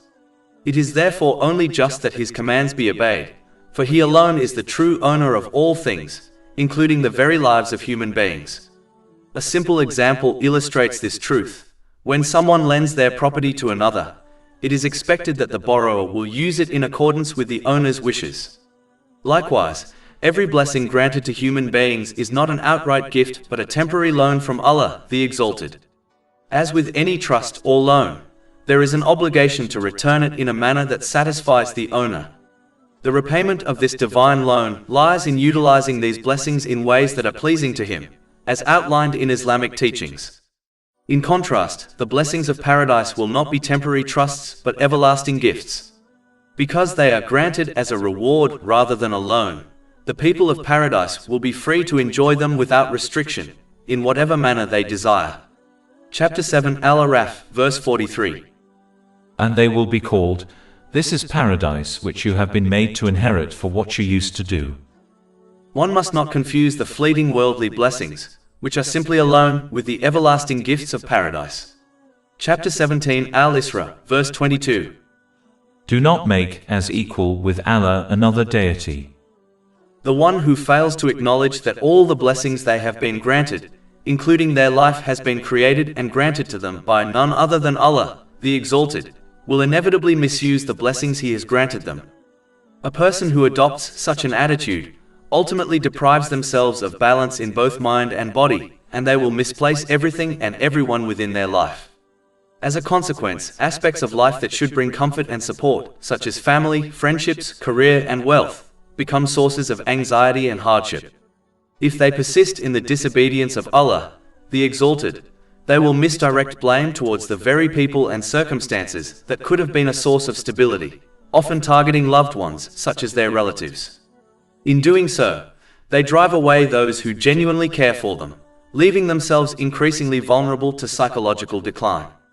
Over time, this downward spiral may manifest in chronic stress, depression, destructive coping mechanisms such as substance abuse, and, in extreme cases, suicidal tendencies. This outcome is evident in the lives of those who misuse the blessings they have been given, particularly among the wealthy and famous, who, despite enjoying material comforts, often suffer from deep mental health issues. Most critically, such a mindset distracts them from preparing for the ultimate accountability before Allah, the Exalted, on the Day of Judgment. While their condition in this world is filled with instability and distress, their fate in the hereafter will be far graver and more severe. Chapter 17 Al-Isra, verse 22. And thereby become censured and forsaken. Chapter 17 Al-Isra, verse 22. Do not make as equal with Allah another deity. It is crucial to keep in mind that false gods, similar to idols, are not the sole entities that individuals might worship and obey instead of Allah, the Exalted. In truth, anything that a person obeys in defiance of Allah, the Exalted, like social media, modern trends, societal standards, and other people, symbolizes what they worship. Chapter 9 at Tawbah, verse 31. They have taken their scholars and monks as lords besides Allah. The scholars and spiritual leaders from the people of the book were not worshipped. Instead, they were obeyed in acts of defiance against Allah, the Exalted, and this obedience was considered a form of worship. This concept in Islam was also similarly referenced concerning the devil. Chapter 36 Yasin, verse 60. Did I not enjoin upon you, O children of Adam, that you not worship Satan, for indeed he is to you a clear enemy? The vast majority of individuals do not participate in the worship of the devil. Nonetheless, they have been accused of such due to their obedience to him in defiance of Allah, the Exalted. Therefore, It is crucial to avoid obeying other beings in opposition to Allah, the Exalted, as this constitutes worship of those beings. If a person continues to disobey Allah, the Exalted, they will inevitably become subservient to various other influences, including people, social media, trends, culture, and their employers. Attempting to manage multiple and unjust authorities only leads to stress, as it is unrealistic to please them all, given their unpredictable nature. Just as an employee with several bosses struggles to meet everyone's expectations, those who turn away from the servitude of Allah, the Exalted, will find themselves burdened by many masters, ultimately sacrificing their peace of mind. Over time, these individuals will experience sadness, loneliness, depression, and even suicidal thoughts, as their attempts to satisfy their worldly masters fail to bring the fulfillment they desire. Chapter 17 Al-Isra, verse 22. Do not make as equal with Allah another deity, and thereby become censured and forsaken. This truth becomes evident when one observes those who behave in this way, such as celebrities. Moreover, worshipping other entities by obeying them in the disobedience of Allah, the Exalted, will not provide any advantage in the afterlife, as these entities will not assist them in their time of need. In order to avoid this outcome, one must sincerely obey Allah, the Exalted, by correctly using the blessings He has granted them, as outlined in Islamic teachings. Chapter 17 Al-Isra, verse 23. And your Lord has decreed that you not worship except Him. It is essential to recognize that worshipping Allah, the Exalted, extends far beyond the formal rituals of devotion, such as the obligatory prayers. True worship encompasses unwavering obedience to Him in every situation, by correctly using every worldly blessing He has granted them, as prescribed in the Holy Quran and the teachings of the Holy Prophet Muhammad, peace and blessings be upon him. Obedience is not merely a sentiment held in the heart. It is a concrete expression of faith through righteous actions performed with the sole intention of earning the pleasure of Allah, the Exalted. Acts driven by hidden agendas or self-interest will not be accepted by Allah, the Exalted, as affirmed in the hadith recorded in Jami at Tirmidhi, number 3154. Furthermore, obedience to Allah, the Exalted, involves engaging with the Holy Quran. First, one must recite it correctly and consistently. Second, its meanings should be understood through trustworthy sources and knowledgeable teachers. Third, its guidance must be implemented sincerely, with the aim of pleasing Allah, the Exalted. A sincere believer prioritizes the Holy Quran's teachings over personal desires that conflict with its message. Shaping one's character in alignment with the Holy Quran is a true reflection of devotion to the sacred word of Allah, the Exalted, mirroring the noble conduct of the Holy Prophet Muhammad, peace and blessings be upon him, as highlighted in a hadith found in Sunan Abu Dawood, number 1342. Being sincere to the Holy Quran requires a wholehearted commitment to understanding and applying its teachings, regardless of personal inclinations. Selective adherence, choosing only the commands and prohibitions that align with one's preferences, reveals a lack of sincerity and prevents one from fully benefiting from the Holy Quran's profound knowledge and wisdom. Chapter 17 Al-Isra, verse 82. And we send down of the Quran that which is healing and mercy for the believers, but it does not increase the wrongdoers except in loss. While the Holy Quran does provide comfort and solutions during times of worldly hardship, its role in a believer's life must not be reduced to a mere remedy for worldly problems. A sincere Muslim should avoid approaching the Holy Quran only when faced with difficulties, as if it were a tool to be used temporarily and then forgotten. Its primary purpose is to illuminate the path to peace of mind in both worlds through obtaining a balanced mental and physical state, and through correctly placing everything and everyone within their life. Neglecting this deeper spiritual function and using the Holy Quran solely for material relief undermines its true significance. This mindset is akin to acquiring a sophisticated vehicle loaded with features, but lacking the essential engine. It may appear complete, yet it cannot fulfill its intended purpose. Such an approach reflects a superficial relationship with the Holy Quran and falls short of the devotion expected from a genuine follower of Islam. Following the discussion on the core principle of faith, which is the genuine obedience to Allah, the Exalted, The verse highlights the significance of showing the highest respect and care towards one's parents. Chapter 17 Al-Isra, verses 23 to 24. And your Lord has decreed that you not worship except Him, and to parents excellent treatment. Whether one or both of them reach old age while with you, say not to them so much as uff, and do not repel them but speak to them a noble word. And lower to them the wing of humility out of mercy, and say, My Lord, have mercy upon them as they brought me up when I was small. One can grasp the significance of treating parents with the highest regard, as this is ranked just below the worship of Allah, the Exalted. This principle is reiterated multiple times in the Holy Quran. Therefore, it is essential to treat parents in accordance with Islamic teachings, showing them respect and kindness. This applies even if a parent is not a Muslim.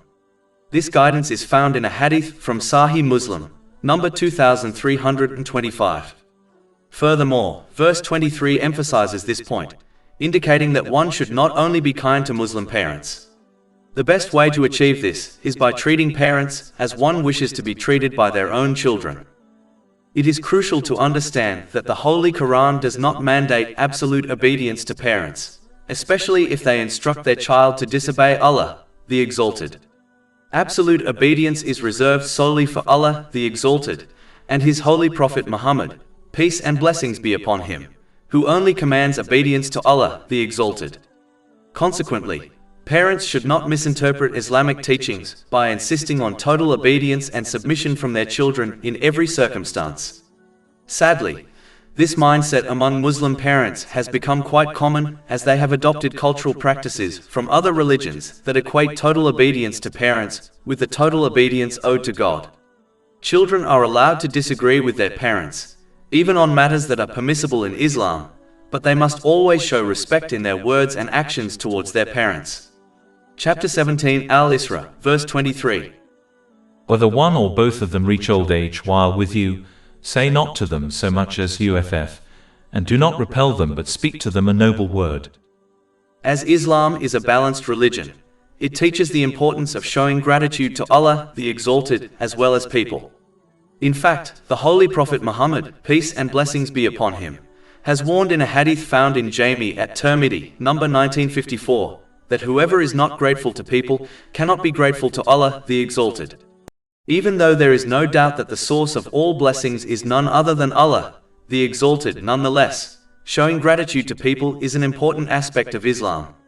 This is because Allah, the Exalted, sometimes uses a person as a means to help others, such as one's parents.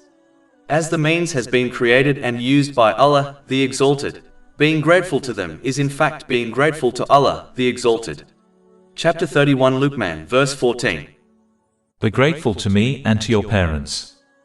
Consequently, people are required to exhibit good character and consistently express gratitude for any assistance or support they receive from others, regardless of its magnitude, particularly from their parents.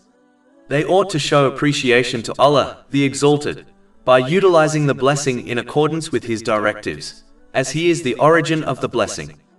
Additionally, they must express thanks to the individual who aided them, as they are the means created and selected by Allah, the Exalted. One must convey gratitude both verbally to others and through actions by reciprocating their kindness, within their capacity, even if it is merely a prayer on their behalf. This guidance is found in a hadith recorded in Imam Bukhari's Adab al-Mufrad, number 216. Chapter 17 Al-Isra, verse 24. And lower to them the wing of humility out of mercy, and say, My Lord, have mercy upon them as they brought me up when I was small. Ultimately, one should aim to be a good child based on the standards established by Allah, the Exalted, rather than those set by their parents, relatives, or society. The criteria defined by people, particularly when it comes to being a good child, are often flawed. Thus, one should not concern themselves with the standards imposed by others, nor should they pay attention to those who label them as a bad child.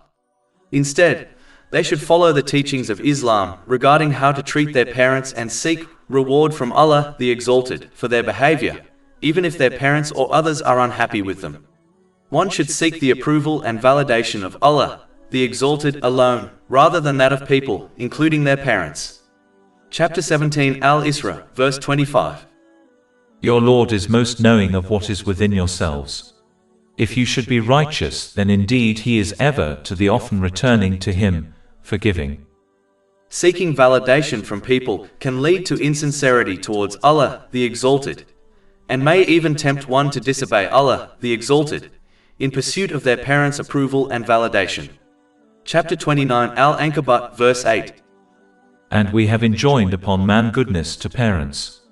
But if they endeavor to make you associate with me that of which you have no knowledge, do not obey them.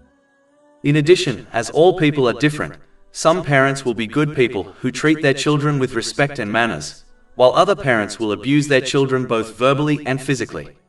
Allah, the Exalted, acknowledges this reality by not commanding people to obey their parents and to instead treat them with good behavior according to their strength and circumstances.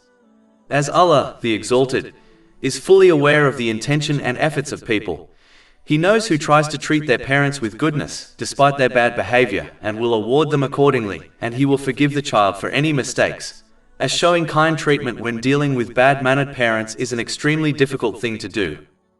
Furthermore, as Islam is the perfect code of conduct, it does not demand children to tolerate abuse from their parents. A child must take steps to protect themselves from the verbal and physical abuse of others, including their parents, so that history does not repeat itself, but they must always try to aid their parents in anything good as outlined in Islamic teachings. The one who behaves in this manner will be forgiven for any mistakes they make while dealing with their abusive parents. Chapter 17 Al-Isra, verse 25. Your Lord is most knowing of what is within yourselves. If you should be righteous, then indeed He is ever to the often returning to Him, forgiving. Allah, the Exalted, then encourages the good treatment of one's relatives. Chapter 17 Al-Isra, verse 26. And give the relative his right. Allah, the Exalted, consistently provides comprehensive guidance in the Holy Quran. In this context, Allah, the Exalted, frequently emphasizes the importance of treating one's relatives with kindness, as following this single piece of advice can lead to prosperity, peace, and justice within society. If everyone treated their relatives with care, there would be no need for assistance from external sources. This would guarantee that every family member is treated with compassion, positively impacting the entire community. It is essential to support relatives in all matters that are commendable in Islam, and to caution them against actions that are criticized by Islam. Chapter 5 Al-Ma'idah, verse 2. And cooperate in righteousness and piety, but do not cooperate in sin and aggression. Sadly, many today overlook this guidance and choose to assist others based on their personal connections, regardless of whether the assistance is beneficial or harmful. One should follow the order of the following verse, and only support their relatives in matters that are directly related to the sincere obedience of Allah, the Exalted. Chapter 2 Al-Baqarah, 83. Do not worship except Allah, and to parents do good and to relatives. One should support their family members according to their capabilities, which encompasses emotional, physical, and financial assistance. This is most effectively done when one treats others as they wish to be treated themselves. Furthermore, one should not pay too much attention to the standards and definitions of a good relative as defined by others, since these often conflict with the standards and definitions established by Islam. Instead, one should fulfill the rights of their relatives based on Islamic teachings for the sake of Allah, the Exalted, regardless of whether they are viewed as a good relative by their family or not. Lastly, one must never cut ties with their relatives for worldly reasons, as the Holy Prophet Muhammad, peace and blessings be upon him, has cautioned in a hadith found in Sahih Bukhari, number 5984, that those who sever family ties for worldly reasons will not enter paradise. Additionally, while one may distance themselves from a relative for religious reasons, it is still preferable to maintain the relationship by helping them in good matters and advising them against bad ones, as this may inspire the relative to genuinely repent from their misguidance.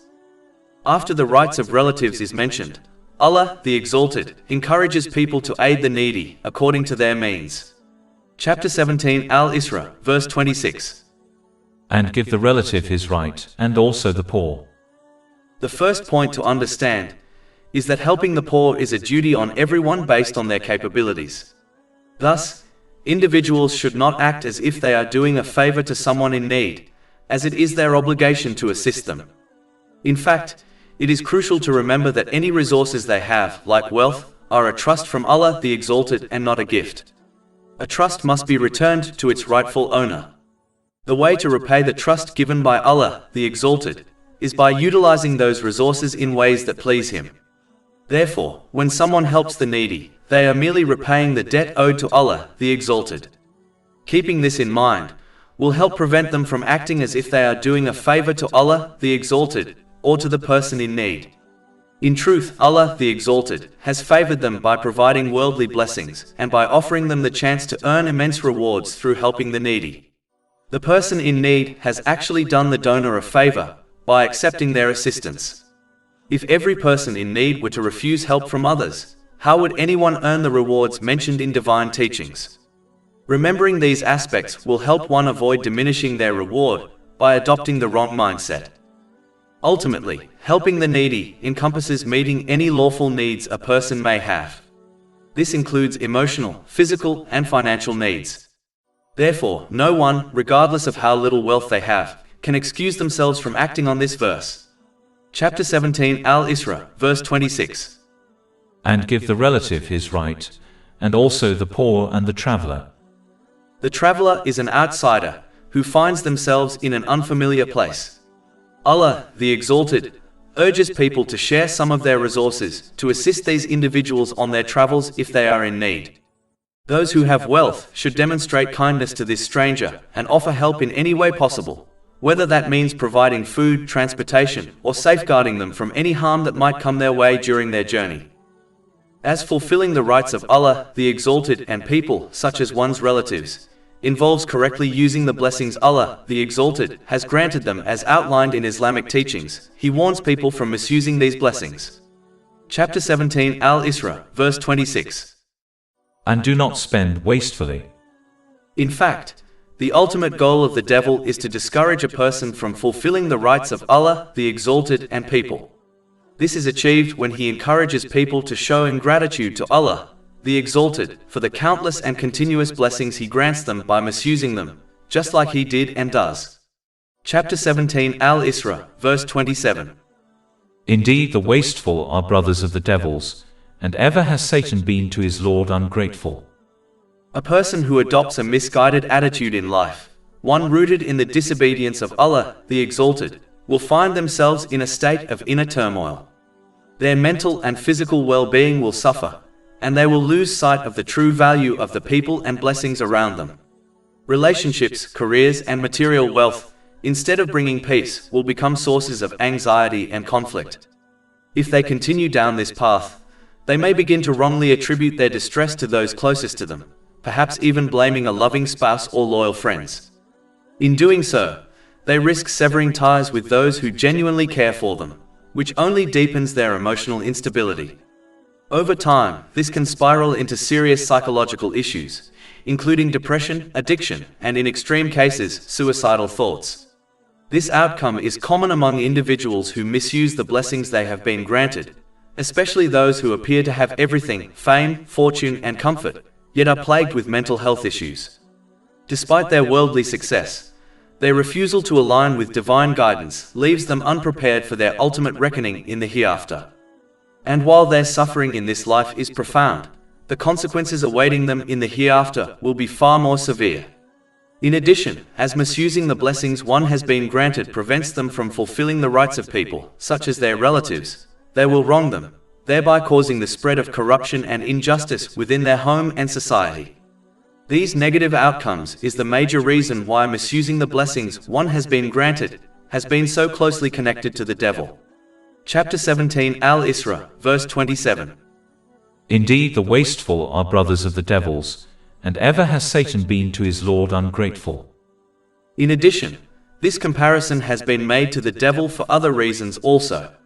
First of all, the people who spend wealth excessively on unnecessary things often do so in haste without thinking things through, meaning an impulsive spender. In fact, according to a hadith found in Jami at Tirmidhi, number 2012, the Holy Prophet Muhammad, peace and blessings be upon him, has warned that being hasty is from the devil, while thinking things through is from Allah, the Exalted. If one truly pondered over what they desired to purchase, they would not spend on unnecessary and extravagant things. Moreover, when individuals spend on vain and lavish items, they are often just supporting companies that profit by diverting people from proper guidance, particularly the entertainment sector, which aligns with the ultimate aim of the devil. Wasteful spending consistently diverts a person from preparing for the afterlife, as they invest significant time in accumulating wealth, squandering it, and indulging in their possessions. The devil's objective is to distract a person from focusing on the hereafter. Preparing for the afterlife means utilizing the blessings one has received, like wealth, in ways that are pleasing to Allah, the Exalted, as stated in the Holy Quran and the teachings of the Holy Prophet Muhammad, peace and blessings be upon him. Chapter 17 Al-Isra, verse 27. Indeed, the wasteful are brothers of the devils, and ever has Satan been to his Lord ungrateful. Lastly, this verse highlights the devil's ingratitude. In truth, those who waste money on unnecessary items do so out of their own ungratefulness for what they already have. If they truly appreciated the blessings Allah, the Exalted, had granted them, it would deter them from such behavior. Islam does not forbid spending on essential items. In fact, it encourages people to do so. Spending on permissible but unnecessary items is also acceptable, provided it is done sparingly and without excess, as extravagance is frowned upon by Allah the Exalted, and leads to the squandering of wealth. Chapter 6 Al-An'am, verse 141. And be not excessive. Indeed, he does not like those who commit excess. As Allah, the Exalted, commanded people to fulfill the rights of others, such as their relatives and the needy, He acknowledges that aiding others is not always possible due to a lack of resources, such as wealth. Chapter 17 Al-Isra, verse 28. And if you must turn away from the needy awaiting mercy from your Lord, which you expect. In cases like these, the minimum one can do is to show kindness through their words by explaining their own difficult situation and consoling the needy person through emotional support. Chapter 17 Al-Isra, verse 28. Then speak to them a gentle word. Indeed, a hadith in Sunan ibn Majah, number 1601, reveals that the Holy Prophet Muhammad, peace and blessings be upon him, stated that anyone who comforts a person in grief will be adorned with a garment of honor on Judgment Day. Since everyone is bound to face challenges, this is a remarkably straightforward method to earn a significant reward that demands little time, effort, or money. This encompasses helping families in distress according to one's capabilities, whether through emotional, financial, or physical support. One should gently motivate those enduring hardships to stay patient during their trials, and remind them of the verses from the Holy Quran and the hadiths of the Holy Prophet Muhammad, peace and blessings be upon him, that emphasize the value and immense reward of patience. They should speak encouragingly, reminding them that everything happens for a good reason, even if the underlying wisdom is not immediately clear. In truth, one does not need to be a scholar to engage in this virtuous act, as often, a few kind words of encouragement can significantly uplift someone in distress. In some instances, simply being present can convey support, even without uttering a single word. This mindset is easily embraced when one treats others as they wish to be treated themselves.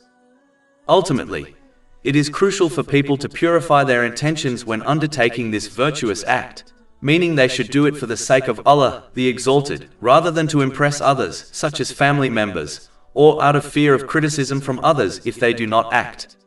Those who perform actions for the sake of others will be instructed on Judgment Day to seek their reward from those they acted for, which will not be feasible. This warning is found in a hadith in Jami at Tirmidhi, number 3154. Chapter 17 Al-Isra, verse 28. Then speak to them a gentle word. They can also gain reward for aiding them by directing them to another person who is in a better position to help them. This has been advised in a hadith found in Jami at Tirmidhi, number 2674. Chapter 17 Al-Isra, verse 28. Then speak to them a gentle word. In general, it is important to recognize that speech can be categorized into three types. The first type is evil speech, which should be avoided at all costs, as even a single evil word can lead one to hell on Judgment Day. This warning is found in a hadith from Jami at Tirmidhi, number 2314. The second type is vain and useless speech. While this type is neither a sin nor a good deed, it is crucial to understand that vain speech often serves as the first step towards evil speech. For instance, vain speech can lead to backbiting and slander. Moreover, on Judgment Day, a person will deeply regret engaging in vain speech, as it is a significant waste of time, especially when they see the rewards given to those who refrained from vain speech and instead spoke positively. The last type of speech consists of good words concerning both worldly and religious matters. One can avoid the first two types of speech by either speaking positively or remaining silent, which will also ensure they are rewarded for their silence. This guidance is found in a hadith from Sahih Muslim, number 176. It is essential to gently encourage good and caution others against evil, while sincerely advising them on religious and worldly issues. The manner of speech is vital. One may convey the right message, but if delivered harshly, it can drive others away from the correct path. This is one reason the Holy Prophet Muhammad, peace and blessings be upon him, advised in a hadith from Jami at Tirmidhi, number 2701, that Allah the Exalted appreciates gentleness in all matters. Ultimately, one can fulfill this principle by speaking about others in the way they wish to be spoken about, whether they are present or not. After encouraging people to correctly use the blessings one has been granted, such as aiding the needy, Allah, the Exalted, encourages a balanced approach whereby one spends on good things, such as their own needs, and in aiding the needy, without falling into financial hardship themselves and without stinginess. Chapter 17 Al-Isra, verse 29. And do not make your hand as chain to your neck, or extend it completely, and thereby become blamed and insolvent. As greed is more common amongst people, it has been criticized first in this verse. Part of being sincere toward others is to share the blessings one has been granted. When a person allows greed to overtake them and withholds their wealth or other resources, they neglect the rights of others, which inevitably fosters injustice and corruption within society. Moreover, those who refuse to share what Allah, the Exalted, has entrusted to them will be treated in a similar manner by Him. This warning is clearly stated in a hadith found in Sahih Muslim, number 2376. In addition, the Holy Prophet Muhammad, peace and blessings be upon him, further clarified, in a hadith found in Jami at Tirmidhi, number 1961, that a generous person is close to Allah, the Exalted, close to paradise, close to people, and distant from hell, while a miserly person is far from Allah, the Exalted, far from paradise, far from people, and near to hell. This is because generosity enables a person to fulfill both the rights of Allah, the Exalted, and the rights of people, by using the blessings in accordance with divine guidance. Such conduct cultivates balance between mind and body, and ensures that everything and everyone in one's life is properly placed, while also preparing the individual for their ultimate accountability on the Day of Judgment. This naturally leads to serenity in this life, and success in the next. Furthermore, generosity strengthens bonds of love and respect among people, and contributes to the spread of justice and peace within society. In contrast, a miserly person, driven by greed, fails to uphold divine or human rights by misusing the blessings they were given. This not only leads to an unbalanced mental and physical state, and causes them to misplace everything and everyone within their life, but also breeds resentment among people, and spreads corruption and discord within families and communities.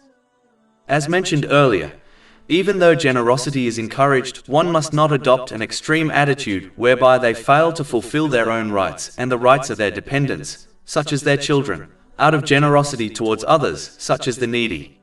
Chapter 17 Al-Isra, verse 29. And do not make your hand as chain to your neck, or extend it completely, and thereby become blamed and insolvent.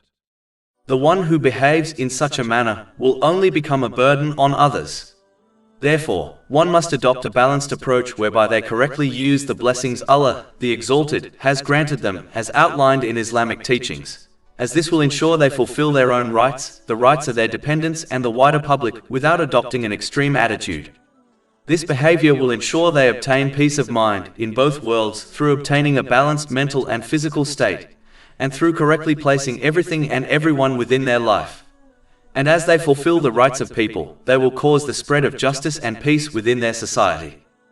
It is important to note that Allah, the Exalted, does not demand good deeds that are beyond the ability of some people, such as giving charity, which a poor person cannot do.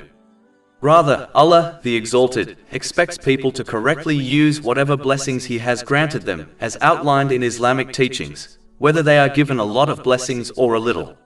Therefore, no one can excuse themselves from behaving correctly. Chapter 2 Al-Baqarah, verse 286. Allah does not charge a soul except with that within its capacity. And chapter 17 Al-Isra, verse 30. Indeed, your Lord extends provision for whom He wills and restricts it. Generally speaking, some have developed a weak trait that prevents them from making positive changes. Specifically, they compare their situations to those of others who have it easier, and use this as a justification for not enhancing their obedience to Allah, the Exalted. This includes fulfilling His commands, avoiding His prohibitions, and facing fate with patience, as taught by the Holy Prophet Muhammad, peace and blessings be upon him. For instance, an individual working full-time may justify their lack of effort in obeying Allah, the Exalted, by comparing themselves to someone who works part-time, claiming that the latter has more free time to increase their obedience. Similarly, a poor person might refrain from giving charity by observing wealthier individuals and asserting that it is easier for them to donate. They fail to realize that while these excuses may provide temporary comfort, they do not benefit them in this life or the hereafter. Allah, the Exalted, does not want people to act based on the circumstances of others. He desires them to obey Him according to their own capabilities. For example, a full-time worker can still dedicate their available free time to obeying Allah, the Exalted, even if it is less than what a part-timer can offer. In this regard, the actions of the part-timer do not impact the full-timer, so using them as a reason to avoid greater effort is merely an inadequate excuse. The poorer person should contribute according to their means, even if it is significantly less than what a wealthy person can give, as Allah, the Exalted, will evaluate them based on their actions, not on the actions of others.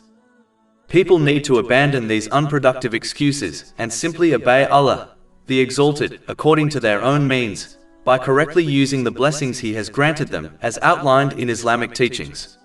Chapter 17 Al-Isra, verse 30. Indeed, your Lord extends provision for whom He wills and restricts it. In addition, as discussed earlier, Allah, the Exalted, only grants people worldly things as a test and restricts them as a test. Receiving worldly blessings is therefore not a sign of the love of Allah, the Exalted, nor is receiving less worldly blessings a sign of His anger. The test involves whether one shows gratitude in times of ease and patience in times of difficulty. True gratitude begins with the intention of seeking only the pleasure of Allah, the Exalted. It is reflected in speech by uttering words of goodness or choosing silence. It is shown through actions by making use of every blessing in ways that align with the guidance of the Holy Quran and the teachings of the Prophet Muhammad, peace and blessings be upon him. Such gratitude becomes a means of attracting further blessings, inner peace, and success in both this life and the hereafter, by nurturing balance in mind and body and giving everything and everyone their rightful place within their life. Chapter 14 Ibrahim, verse 7. If you are grateful, I will surely increase you in favor. Patience means refraining from complaint in both words and actions, while staying steadfast in the obedience of Allah, the Exalted. It rests upon the belief that whatever He decrees is ultimately for one's good, even if its wisdom is not immediately clear. Chapter 2 Al-Baqarah, verse 216. But perhaps you hate a thing and it is good for you, and perhaps you love a thing and it is bad for you. And Allah knows while you know not. Thus, whoever conducts themselves rightly in every circumstance is granted the continual support and mercy of Allah, the Exalted. This brings about peace of mind and well-being in both worlds, by fostering balance in body and soul, and by giving each person and matter its proper place in life. This truth is affirmed in a hadith recorded in Sahih Muslim, number 7500. As Allah, the Exalted, is fully aware of the intentions, speech and actions of people, He knows who adopts the right attitude and who does not, and will hold them accountable accordingly. Chapter 17 Al-Isra, verse 30. Indeed, he is ever concerning his servants, acquainted and seeing. A common practice amongst the Arabs was to kill their infants out of fear of poverty. Allah the Exalted warned them and all people against this major sin, as no one has the right to kill another in this way. Chapter 17 Al-Isra, verse 31. And do not kill your children for fear of poverty. Even though the means of provision are people, such as one's parents, the source of provision is always Allah the Exalted. In fact, the provision of the creation was allocated over 50,000 years before He created the heavens and the earth. This has been confirmed in a hadith found in Sahih Muslim, number 6748. Chapter 17 Al-Isra, verse 31. We provide for them and for you. Indeed, their killing is ever a great sin. In general, it's crucial to recognize that every situation has two components, particularly when it comes to securing one's provision. The first component is what Allah the Exalted has predetermined. This refers to destiny. It will happen, and nothing in existence can stop it. Since this is beyond a person's control, worrying about this aspect is pointless, as they cannot influence destiny regardless of their actions or those of others. Furthermore, this provision encompasses the bare minimum required for survival in this world. This means that as long as a person is alive, they will continue to receive their provision, and nothing can hinder them from obtaining and utilizing it, not even themselves. The second component pertains to an individual's own efforts. This is an area where a person has complete control, and they should focus on it by utilizing the resources available to them, such as their physical strength, to obey Allah the Exalted. This involves fulfilling His commands, avoiding His prohibitions, and facing destiny with patience, something they cannot control, according to the teachings of the Holy Prophet Muhammad, peace and blessings be upon him. This also includes the pursuit of lawful provision to meet their own needs and those of their dependents, while steering clear of the unlawful, excess, waste, and extravagance. In conclusion, one should not waste time worrying about matters beyond their control. Instead, they should focus on what they can influence and act accordingly, following the teachings of Islam. One must steer clear of an extreme mindset, avoiding both laziness and the belief that destiny will provide for them, as well as the notion of relying solely on their own efforts. The key is to work towards earning lawful income in line with Islamic principles while trusting in Allah the Exalted. This trust helps to prevent impatience and the temptation to seek wealth through unlawful means or harming others, such as one's dependents, out of fear of poverty. Chapter 17 Al-Isra, verse 31. And do not kill your children for fear of poverty. We provide for them and for you. Indeed, their killing is ever a great sin. In the Holy Quran, murder and fornication have been discussed next to each other, as murder kills the human body, while fornication kills the human soul. Chapter 17 Al-Isra, verse 32. And do not approach unlawful sexual intercourse. It is important to recognize that Allah, the Exalted, has recommended steering clear of circumstances and actions that may lead to fornication. In reality, a component of piety, which entails the proper utilization of the blessings bestowed upon an individual as described in Islamic teachings, is to refrain from certain permissible things due to the concern that they might lead to the forbidden. Chapter 17 Al-Isra, verse 32. And do not approach unlawful sexual intercourse. Allah the Exalted did not command to avoid committing fornication. Rather, He emphasized that people should not even come close to it. This guidance is reiterated throughout the Holy Quran. For instance, Allah the Exalted instructed the Holy Prophet Adam, peace be upon him, not to eat from the tree in paradise, and advised him to stay away from the tree altogether, even though getting close to it was permissible. Chapter 7 Al-Araf, verse 19. And O Adam, dwell, you and your wife in paradise and eat from wherever you will, but do not approach this tree, lest you be among the wrongdoers. Numerous examples show that just because something is legal, it does not mean it should be done. Certain lawful actions, particularly those that are vain, should be avoided as they can lead to unlawful behavior. For instance, while vain speech is not deemed a sin, it can lead to sins like backbiting and lying. Similarly, vain spending of wealth can result in wasteful expenditures, which is considered a sin. Chapter 17 Al-Isra, verse 27. Indeed, the wasteful are brothers of the devils, and ever has Satan been to his Lord ungrateful. The vast majority of individuals who have strayed from the right path did so through a gradual process. For instance, they initially approached unlawful activities without engaging in them, but over time, they were gradually encouraged and tempted to participate in those unlawful acts. For example, a person who spends time with those who consume alcohol is more likely to eventually drink it than someone who does not associate with drinkers. This mindset of steering clear of certain lawful things, particularly vain matters, is something that the Holy Prophet Muhammad, peace and blessings be upon him, has recommended in a hadith found in Jami at Tirmidhi, number 2451.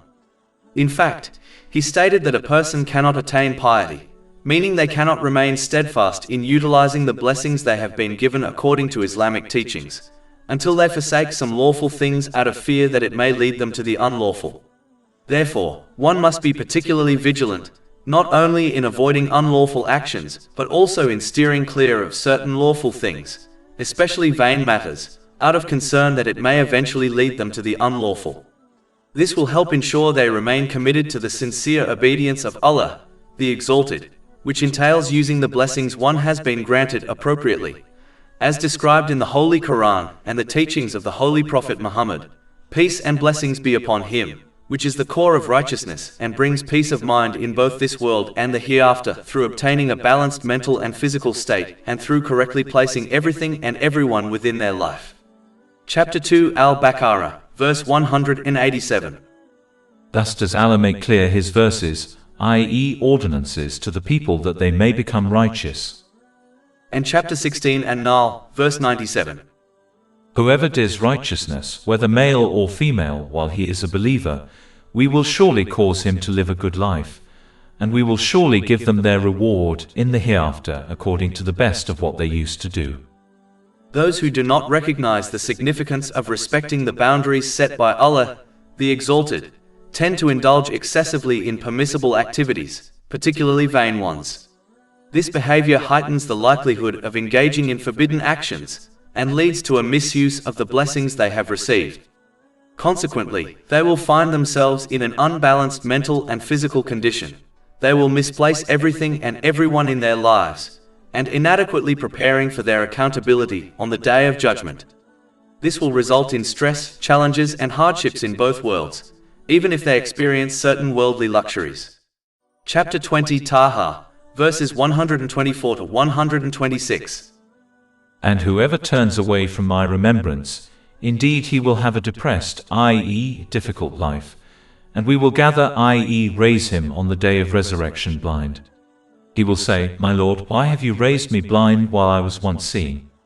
Allah will say, Thus did our signs come to you, and you forgot, i.e. disregarded them, and thus will you this day be forgotten. Chapter 17 Al-Isra, verse 32. And do not approach unlawful sexual intercourse. Before discussing some of the methods one must use to avoid fornication, some of the reasons why fornication has been prohibited in Islam will be discussed first.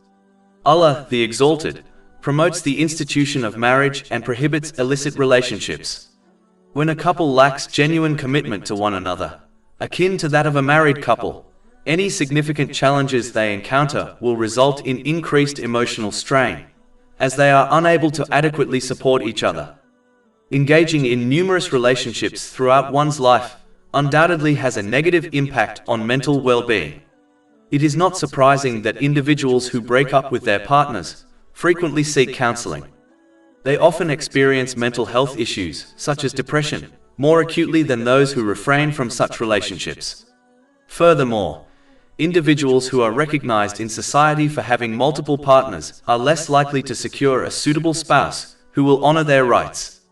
This is due to the fact that a person with a history of multiple partners tends to develop a loose and undesirable character, which is unattractive to those seeking a serious commitment, such as marriage.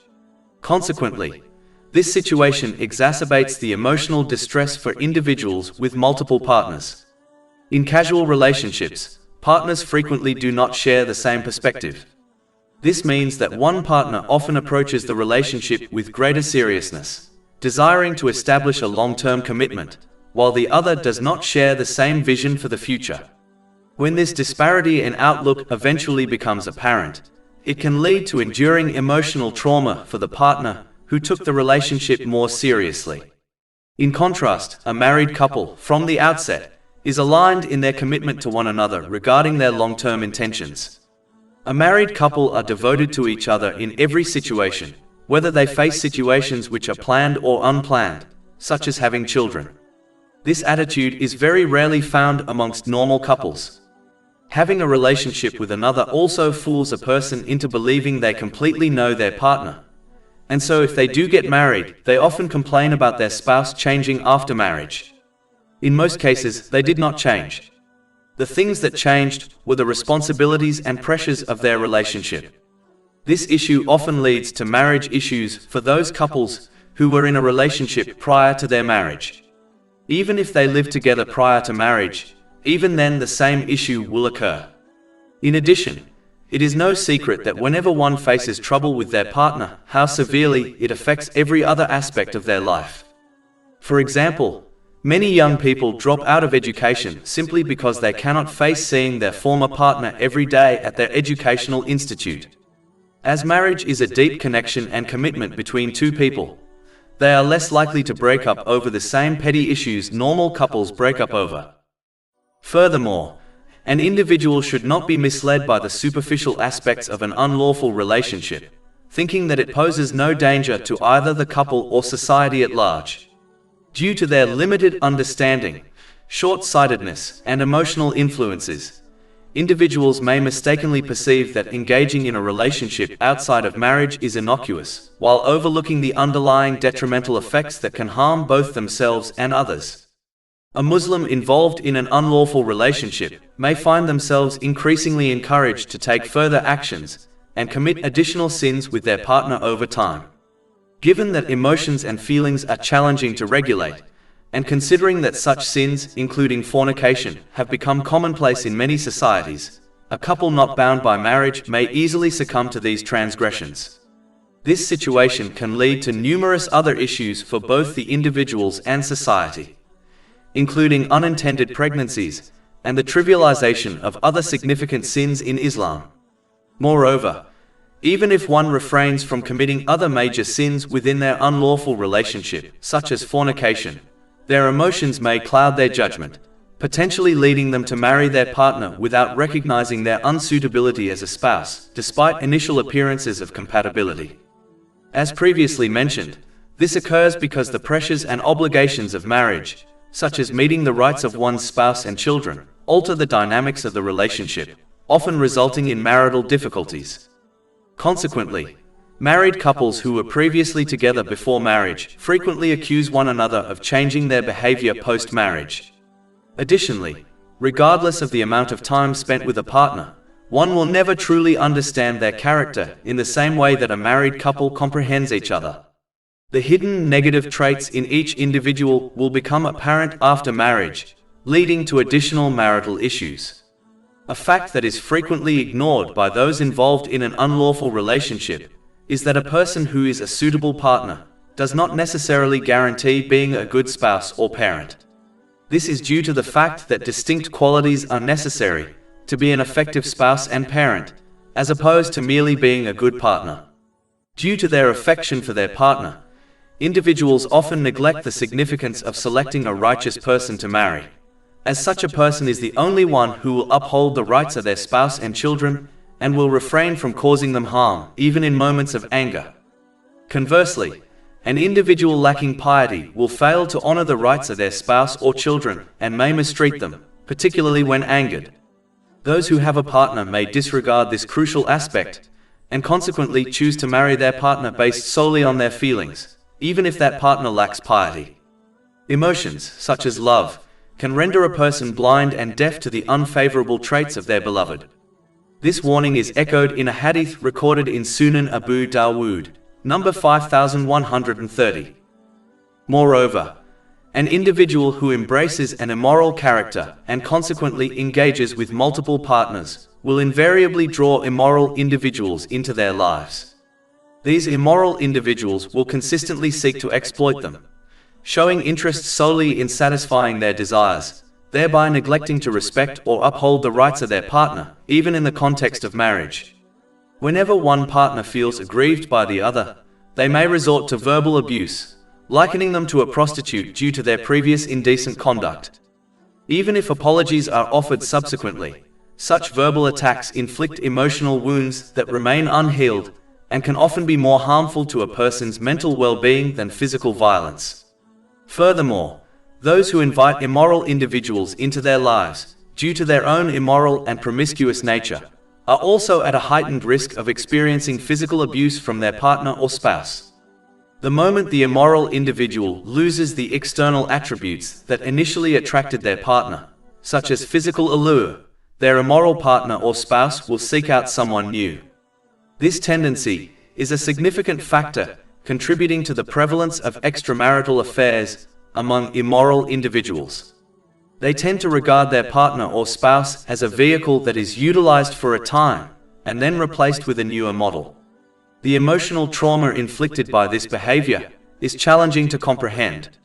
Furthermore, if the couple has children, those children, when upset with their parents, may resort to verbal abuse, particularly targeting the mother, and may even liken her to a prostitute due to her previous immodest actions. The emotional scars that arise from being abused by one's own child are profoundly difficult to heal. Conversely, an individual who embraces a modest character will naturally attract decent and respectable individuals into their life.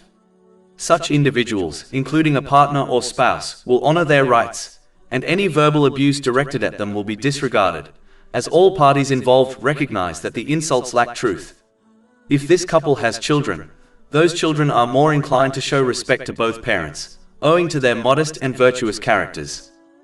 Furthermore, any children born unintentionally from the relationship will add additional strain to their partnership, frequently resulting in separation, as they are unwilling to share the responsibilities of child rearing. This situation creates a fractured home environment for the child, depriving them of the support and guidance of both parents, which often leads to difficulties for all involved. It is a well-established fact that a significant number of young individuals engaged in criminal activities, gang involvement, and those who fall prey to sexual predators or experience domestic violence originate from broken families. Properly raising a child when one actively desires to have a child is exceedingly challenging. Thus, one can only imagine the emotional turmoil associated with raising a child when the parent did not wish for the child in the first place. This adversely affects the child's upbringing and frequently results in the aforementioned issues. Such stress often compels the single parent to relinquish the child for fostering or adoption, which, in most instances, has a harmful and long-lasting impact on the child, some of which have been previously noted. This further heightens the likelihood of the child becoming misguided. All of these negative aspects and more within unlawful relationships cannot be recognized by individuals who are emotional or uninformed, even if such relationships seem innocuous.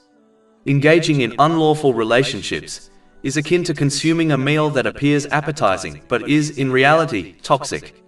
Since this toxicity is concealed, one must depend on someone knowledgeable about this poison and trust their counsel to refrain from consuming the seemingly delectable meal, even if it goes against their wishes.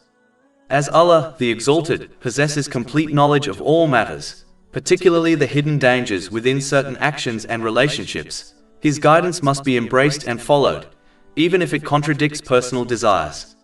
This is comparable to a prudent patient who accepts and adheres to their doctor's medical advice, understanding that it is in their best interest, despite being prescribed unpleasant medications and a stringent dietary regimen. Just as this wise patient will attain good mental and physical health, so too will the individual who accepts and implements Islamic teachings. This is because the only one with the requisite knowledge to ensure a person achieves a balanced mental and physical state is Allah, the Exalted. The understanding of human mental and physical conditions possessed by society will never suffice to achieve this result, regardless of the extensive research conducted, as they cannot resolve every issue a person may encounter in life, nor can their guidance prevent all forms of mental and physical stress due to their limited knowledge, experience, and foresight. Allah, the Exalted, alone holds this knowledge, which He has bestowed upon humanity through the Holy Quran and the traditions of the Holy Prophet Muhammad, peace and blessings be upon him. This reality becomes evident when one observes those who adhere to Islamic teachings, by appropriately utilizing the blessings they have received, in contrast to those who do not. Chapter 17 Al-Isra, verse 32. And do not approach unlawful sexual intercourse. Indeed, it is ever an immorality and is evil as a way. Allah, the Exalted, has resolved numerous secondary issues by tackling the fundamental problem, which involves prohibiting unlawful relationships and promoting marriage. This encourages couples to genuinely commit to one another and to their children. By discussing the themes of marriage, divorce, widowhood, and children in the Holy Quran, Allah, the Exalted, has provided the foundation for a thriving society. When family members, whether united or separated, honor each other's rights and establish a stable and joyful environment for their children, it generates a positive ripple effect throughout the community. In contrast, when a family is discontented and neglects to uphold each other's rights, it leads to a negative ripple effect that permeates society. Numerous thinkers have emerged over time, addressing the challenges faced by individuals and society. However, since these solutions often focus on peripheral issues, their effectiveness is limited.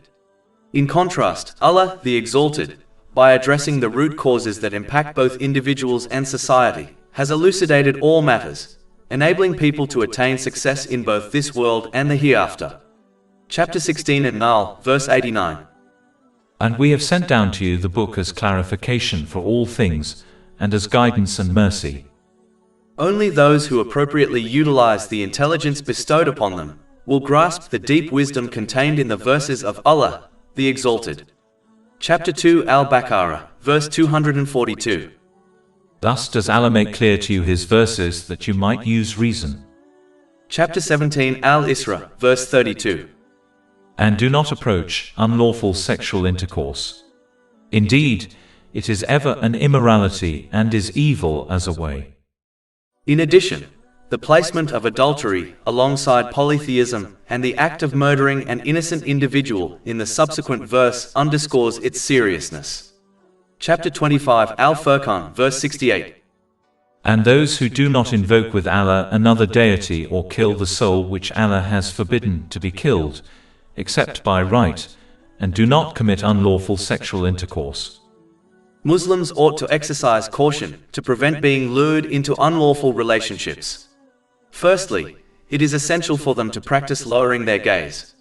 This does not imply that one should constantly fixate on their shoes. Rather, it suggests that they should refrain from looking around unnecessarily, particularly in public settings. They should avoid gazing at others and uphold respect for the opposite gender. Just as a Muslim would disapprove of someone staring at their sister or daughter, they should likewise refrain from staring at other individuals' sisters and daughters. Chapter 24 An-Nur, verse 30. Tell the believing men to reduce some of their vision, and guard their private parts. That is purer for them. Whenever feasible, one should refrain from spending time alone with individuals of the opposite gender, unless they are related in a manner that prohibits marriage. This guidance has been provided by the Holy Prophet Muhammad, peace and blessings be upon him, in a hadith recorded in Sahih Bukhari, number 1862. People are encouraged to dress and conduct themselves with modesty.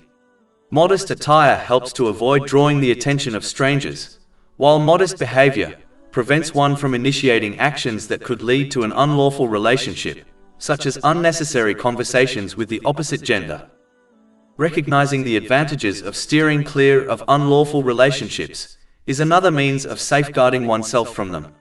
For instance, the Holy Prophet Muhammad, peace and blessings be upon him, has assured paradise to those who protect their speech and maintain their chastity. This is corroborated in a hadith found in Jami at Tirmidhi, number 2408. The fear of the consequences associated with unlawful relationships will also assist one in avoiding them. For example, faith leaves a person when they engage in fornication.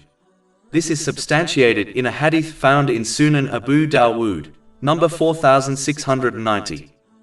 In truth, one does not require unlawful relationships, as Islam advocates for marriage.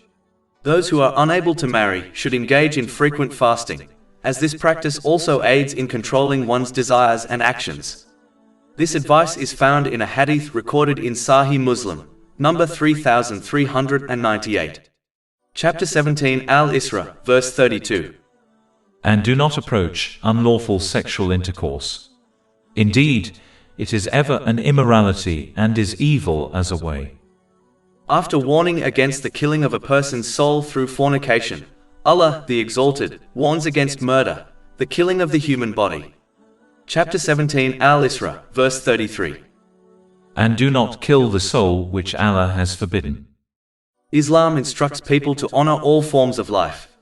They are required to follow the teachings of Islam, which clearly state that mercy should be extended to all of creation. Indeed, the Holy Prophet Muhammad, peace and blessings be upon him, cautioned in a hadith recorded in Sahih Muslim, number 6028, that those who fail to show mercy to others will not receive mercy from Allah, the Exalted. Islam not only encourages the compassionate treatment of people, but also mandates it for animals. This is supported by a hadith in Sunan Abu Dawood, number 2550. No other faith holds human life in such high regard. The Holy Quran equates the murder of one innocent individual to the murder of all humanity. Chapter 5 Al-Ma'idah, verse 32. Kills a soul unless for a soul or for corruption done in the land, it is as if he had slain mankind entirely. And whoever saves one, it is as if he had saved mankind entirely. This verse alone is sufficient to dissuade those who assert they are killing innocent individuals in the name of Islam. It demonstrates that their true malicious intent is to acquire wealth and power, which is unrelated to Islam. The importance of not harming others is so significant that the Holy Prophet Muhammad, peace and blessings be upon him, cautioned in a hadith recorded in Sunan and Nasai, number 4998, that a person cannot be a genuine Muslim until others, regardless of their faith, are safe from their words and actions. If this applies to merely causing harm, how can Islam allow the killing of innocent people? This question is indeed addressed in the same hadith. The Holy Prophet Muhammad, peace and blessings be upon him, warns that one cannot be a true believer until the lives and possessions of others are secure from their actions. Those who profess to adhere to the teachings of the Holy Prophet Muhammad, peace and blessings be upon him, should understand that he never harmed anyone unless it was in self-defense against a male combatant. He never inflicted harm on a woman, the elderly, or a child. In fact, he never sought personal revenge, and only enforced the punishment decreed by Allah, the Exalted, as the head of state, against those who transgress the limits. This is corroborated in a hadith found in Sahih Muslim, number 6050. This is the conduct Muslims must uphold under all circumstances, if they claim to be followers of the Holy Prophet Muhammad, peace and blessings be upon him. A Muslim is allowed to defend themselves, their families, and their possessions.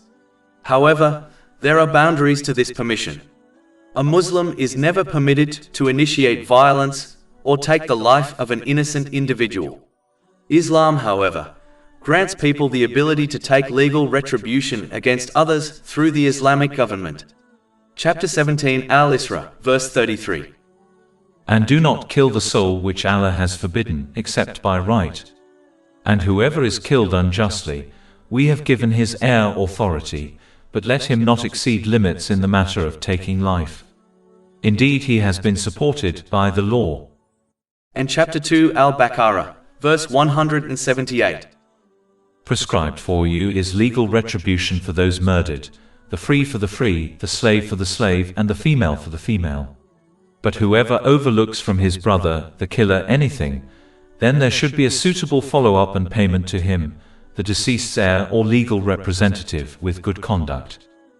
Allah, the Exalted, consistently promotes compassionate and merciful behavior among individuals, only suggesting stricter measures in severe situations and in cases of self-defense. In such instances, Allah, the Exalted, urges the heir of the slain to pardon the killer, referring to the murderer as their brother in faith or lineage, since all humanity is connected through the Holy Prophet Adam, peace be upon him, and his wife, Hawa, may Allah be pleased with her. As previously mentioned, a Muslim's primary attitude and behavior should be one of mercy and kindness towards others, as this leads to the of Allah, the Exalted, in both this life and the hereafter. This principle is highlighted in a hadith found in Sunan Abu Dawood, number 4941. For the act of forgiveness, the murderer is expected to provide a compensatory payment to the heir of the deceased, unless the heir voluntarily relinquishes this as a charitable gesture, which in turn brings them additional rewards and blessings in both worlds. The good conduct referred to in this verse pertains to both parties promptly honoring the legal agreement established and treating each other with compassion, or at the very least, refraining from any mistreatment of one another thereafter. In general, this highlights the significance of maintaining a neutral attitude towards others, particularly when there are conflicts due to differing traits and behaviors, rather than adopting a negative view. If a Muslim finds it difficult to interact positively with others because of past issues, the minimum they can do is to remain neutral, refraining from expressing either positive or negative feelings. A higher level of conduct, which brings greater rewards, is to foster a positive outlook towards others, even if there have been past conflicts, though this is encouraged rather than required. Furthermore, it is crucial to understand that this does not imply one should ignore abusive or dangerous situations, as Islam does not support such behavior. One is obligated to take action to improve their circumstances, to safeguard themselves and others from physical and verbal harm. After ensuring their safety, they should aim to adopt a positive perspective towards those they previously had conflicts with, and continue their life with a clear mindset. For instance, a woman who is experiencing physical and verbal abuse from her husband must take measures to protect herself and her children, which may include separation, as Islam does not condone enduring such behavior. However, once she has secured a safe environment for herself and her children, she should work towards forgiving her ex-husband and proceed with her life with clarity. Chapter 2 Al-Baqarah, verse 178. Prescribed for you is legal retribution for those murdered, the free for the free, the slave for the slave, and the female for the female.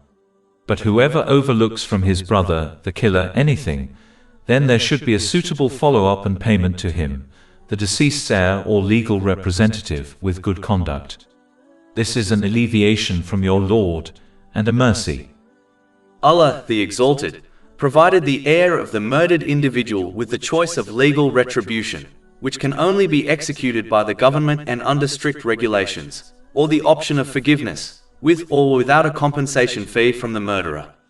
This choice between the two was a mercy from Allah, the Exalted, as imposing one option over the other would have created challenges for individuals, given that everyone is unique. Those with a naturally merciful disposition would lean towards forgiveness and would struggle to demand the execution of the murderer if Islam mandated this choice. Conversely, others would find it incredibly hard to forgive the murderer of their loved one, and could not accept the idea of the murderer living freely in society while their loved one's life was taken, especially if the deceased had dependents who relied on them. Such individuals would find it difficult to forgive and absolve the murderer if this choice was imposed on them by Islam. As a mercy to all, Allah, the Exalted, granted the heir of the murdered person the freedom to choose. This stands in contrast to most legal systems today, which place the fate of the murderer in the hands of a judge or a jury made up of complete strangers.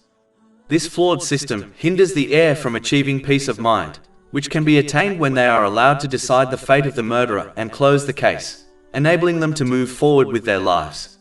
This flawed system is why the family of the murdered individual, or in cases of other crimes like rape, the victim and their family frequently express dissatisfaction with the justice served, even when the offender is imprisoned, as the sentence often does not match the severity of the crime.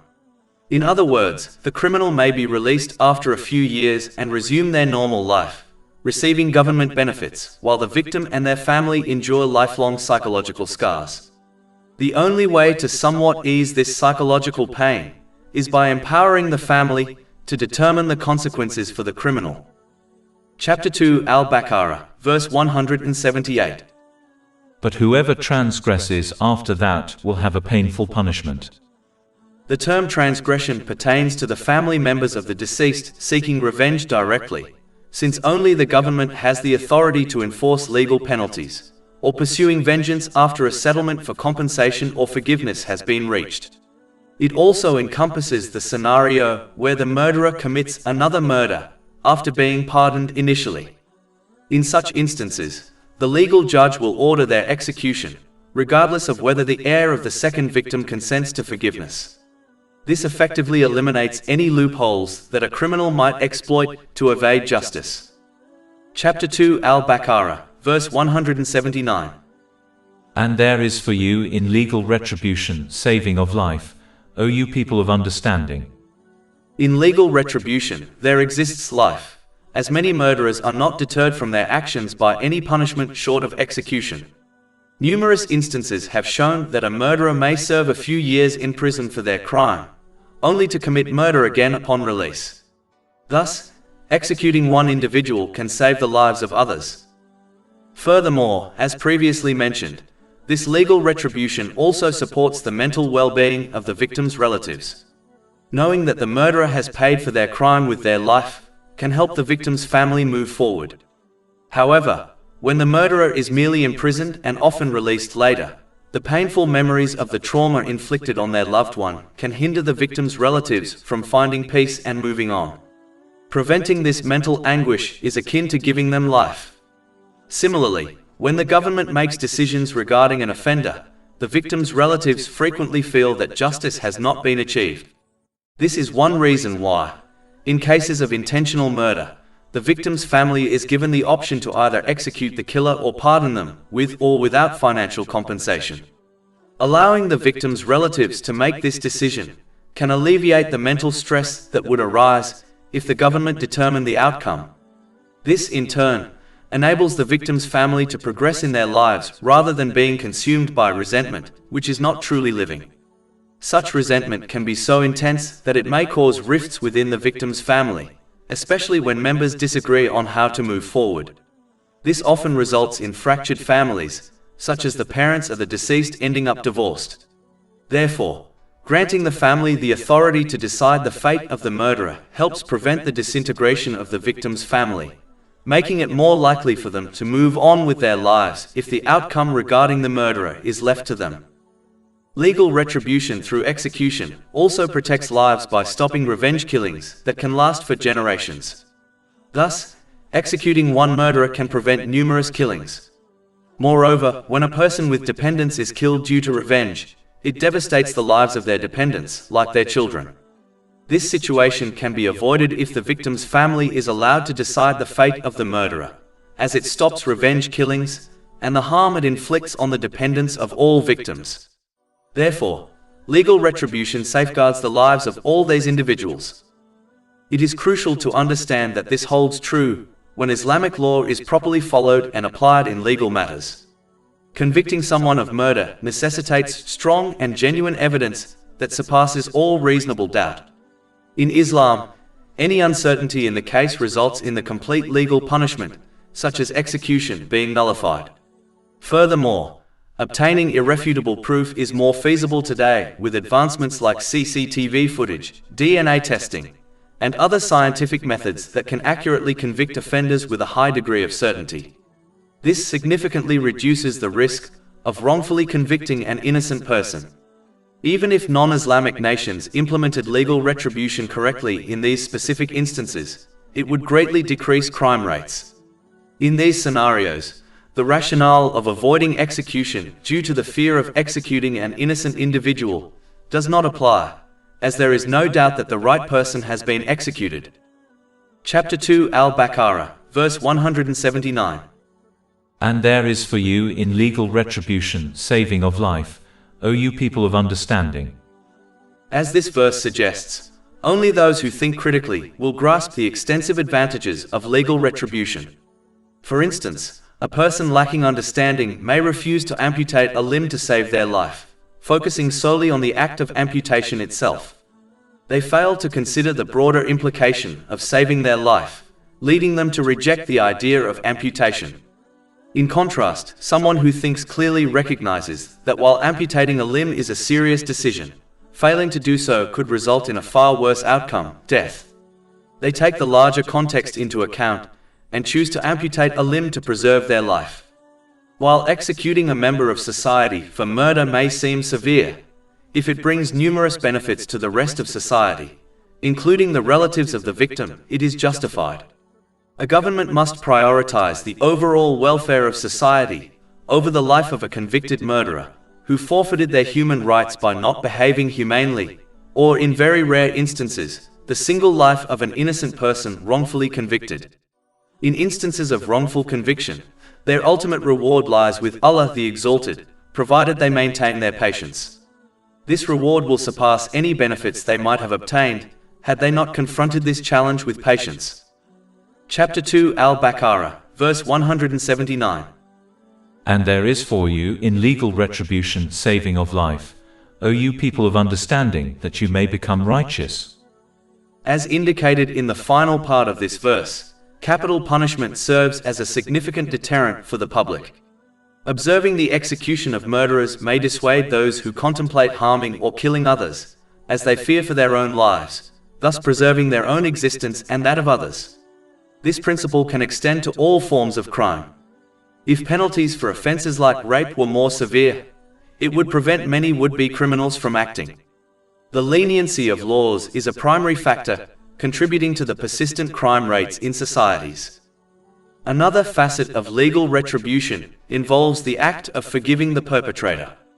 This gesture of compassion can inspire the offender to genuinely repent for their criminal actions, potentially saving their own life and the lives of others they might have harmed had they continued down their destructive path. Furthermore, it may motivate other potential victims and their families to also forgive their aggressors, which again fosters the preservation of numerous lives and promotes peace and mercy within the community. Chapter 2 Al-Baqarah, verse 179. And there is for you in legal retribution saving of life, O you people of understanding, that you may become righteous. In general, a society can effectively reduce crime when its people embrace two key principles. The first principle is legal retribution, which refers to having strict laws that impose appropriate punishments for crimes to deter potential offenders. Even children can grasp that a potential criminal is less inclined to commit an offense when the legal consequences are severe. Conversely, the more lenient the law, the higher the likelihood that a potential offender will engage in criminal behavior. The second principle involves instilling the fear of Allah, the Exalted, which means being aware of the repercussions of their actions in the afterlife. People tend to commit crimes and sins when they believe they will not face any consequences, such as imprisonment, or that they can evade them, for instance, by fleeing the country. However, an individual who genuinely believes that every action they take, whether public or private, significant or minor, will eventually be accounted for, will hesitate before engaging in crime or sin. If this belief is reinforced through acquiring and applying Islamic knowledge, it will deter them from wrongdoing. If society's members adopted this mindset, peace and justice would flourish, leading to a reduction in crime rates and a return to the times when Islamic law was properly enforced. This underscores the critical role of faith and the necessity of enhancing it through knowledge and action within society. Chapter 16 An-Nahl, verse 90. Indeed, Allah orders justice and good conduct and giving help to relatives and forbids immorality and bad conduct and oppression. He admonishes you that perhaps you will be reminded. In order to indicate the seriousness of abusing the rights of those who are deemed socially weak within society, such as orphans, Allah, the Exalted, warns against abusing their rights straight after warning people against murder. Chapter 17 Al-Isra, verse 34. And do not approach the property of an orphan, except in the way that is best until he reaches maturity. It is crucial to understand that this warning also pertains to unlawfully claiming their portion of the inheritance. Moreover, unlawfully seizing someone else's belongings frequently happens in legal situations where one engages in perjury. It is sufficient to recall that anyone who illegally appropriates another's property through perjury will face punishment in hell, even if they only took a small branch from a tree. This caution is highlighted in a hadith found in Sahih Muslim, number 353. One should always keep in mind that any material possessions acquired through such actions will lead to stress, problems and hardships in both this life and the next, as they cannot evade the authority and dominion of Allah, the Exalted. Chapter 53 and Najm, verse 43. And that it is He who makes one laugh and weep. Moreover, a person who acts in this way will inevitably defy Allah, the Exalted, by misusing the blessings bestowed upon them. This behavior will hinder their ability to achieve a balanced mental and physical state, and they will misplace everything and everyone in their life. Consequently, their stress, troubles, and difficulties will only escalate in both worlds. As a result, aspects of their life, including family, friends, career, and wealth, will turn into sources of stress. If they continue to disobey Allah, the Exalted, they may begin to misdirect their frustrations towards those close to them, possibly blaming a spouse for their challenges. This could create distance from those who genuinely care, plunging them deeper into mental health issues such as depression, substance abuse, and even suicidal thoughts. This attitude will also hinder their preparation for accountability on Judgment Day. The consequences faced in the afterlife will far surpass any difficulties encountered in this world. Chapter 4 and Nisa, verse 10. Indeed, those who devour the property of orphans unjustly are only consuming into their bellies fire, and they will be burned in a blaze. Ultimately, it is essential to understand that obtaining wealth or material possessions through legal means will eventually become a burden for their owners. Any good deeds performed with these unlawful earnings will be rejected by Allah, the Exalted, resulting only in an increase in their sins and punishment in both this life and the hereafter, unless they sincerely repent. This is because the outer foundation of Islam is based on earning and utilizing what is lawful, just as the inner foundation of Islam is rooted in one's intentions. If the foundation is corrupted, anything that comes from it will also be corrupted and thus rejected by Allah, the Exalted, no matter the actions taken. One does not need to be a scholar to foresee the fate of those who act in this way on Judgment Day. Chapter 17 Al-Isra, verse 34. And do not approach the property of an orphan, except in the way that is best until he reaches maturity. Since the assets of the guardian and those they care for, like an orphan, were often hard to distinguish on a daily basis, guardians would draw from both their own resources and those of the individuals they looked after.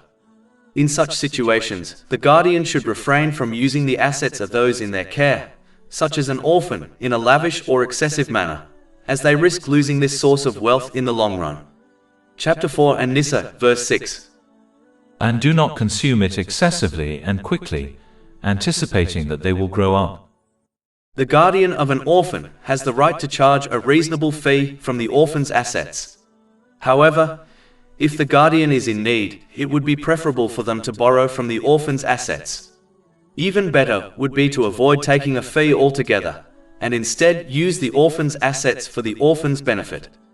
The ideal behavior would be for the guardian to not take any fee, and to use their own resources to support the orphan. Chapter 4 and Nisa, verse 6. And whoever, when acting as guardian, is self-sufficient should refrain from taking a fee, and whoever is poor, let him take according to what is acceptable. When the guardian gives back the assets of those they care for, it must be done in front of witnesses to guarantee that it is done properly and justly. Chapter 4 and Nisa, verse 6. Then when you release their property to them, bring witnesses upon them. However, at every stage, from caring for the dependent to returning their belongings, a guardian must always keep in mind that Allah, the Exalted, is completely aware of their intentions, words, and actions, and will hold them accountable in both worlds. Thus, for their own benefit, they should conduct themselves in a just and honorable way at all times. Chapter 4 and Nisa, verse 6. And sufficient is Allah as accountant. Chapter 17 Al-Isra, verse 34. And do not approach the property of an orphan, except in the way that is best until he reaches maturity. Broadly speaking, this verse, like many others, urges compassion and care for society's most vulnerable, particularly orphans and widows. Orphans are frequently emphasized in Islamic teachings because, without protection or support, their rights are often overlooked. For this reason, it is a duty upon every Muslim, according to their ability, to support those who are socially disadvantaged, including widows and orphans. In this time, Fulfilling this responsibility has become easier than ever. Sponsorship programs can be arranged online within minutes, often costing less than what many spend on a monthly phone bill.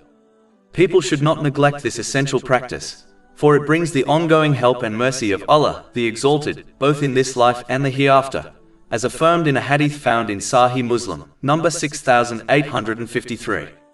The Holy Prophet Muhammad, peace and blessings be upon him, peace and blessings be upon him, also taught that the caretaker of an orphan will be granted closeness to him in paradise.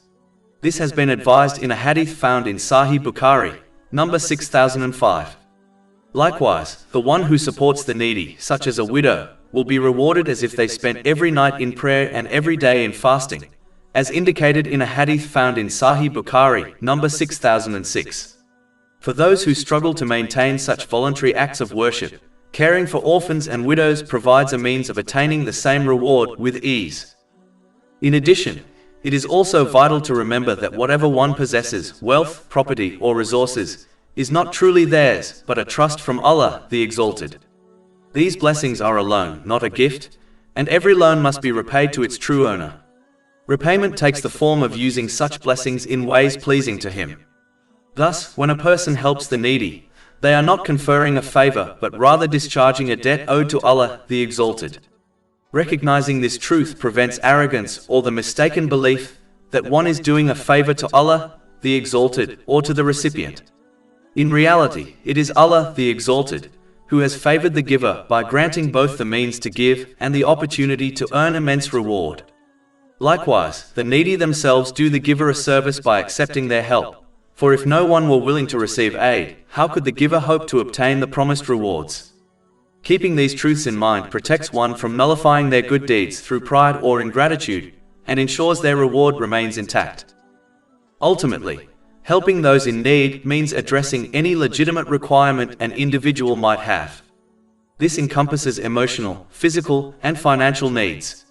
Consequently, no one, regardless of their financial status, can justify not aiding those in need. As taking care of an orphan under one's care is a type of commitment which one accepts, Allah, the Exalted, warns people in a general way to fulfill all their covenants, whether worldly or religious, as they will all be questioned about on Judgment Day. Chapter 17 Al-Isra, verse 34. And fulfill every commitment. Indeed, the commitment is ever that about which one will be questioned.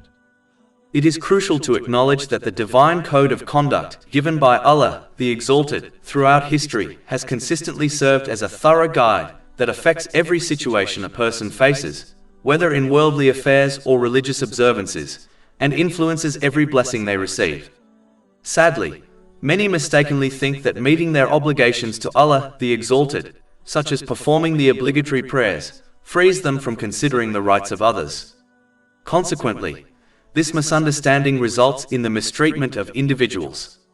This, in turn, encourages the spread of corruption and injustice within society. It is vital to recognize that Islam includes the rights of both Allah, the Exalted, and humanity, and thus, one must endeavor to uphold both sets of rights. Those who harm others will encounter justice on Judgment Day, even if they escape accountability in this life.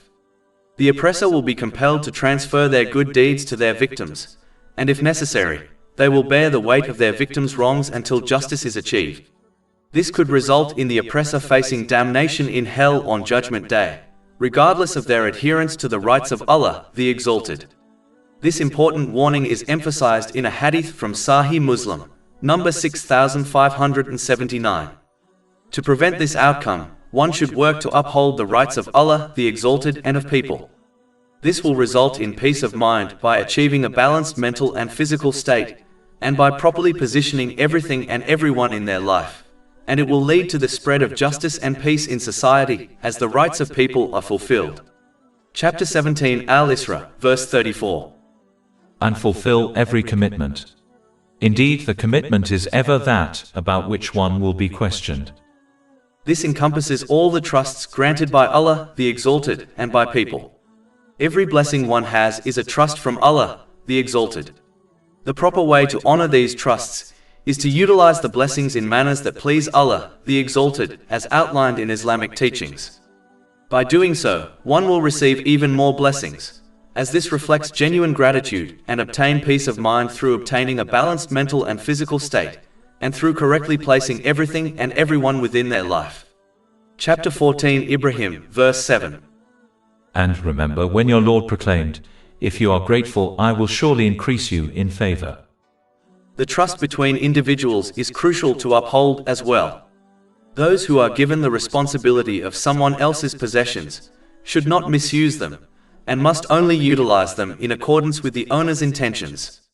One of the most significant trusts among people is maintaining confidentiality in conversations, unless there is a clear advantage to sharing the information with others. Sadly, this principle is frequently neglected among Muslims. It is essential to handle the trusts between oneself and others in a manner that one would wish for their own trusts to be treated. Moreover, these trusts extend to individuals under one's guardianship, such as dependents.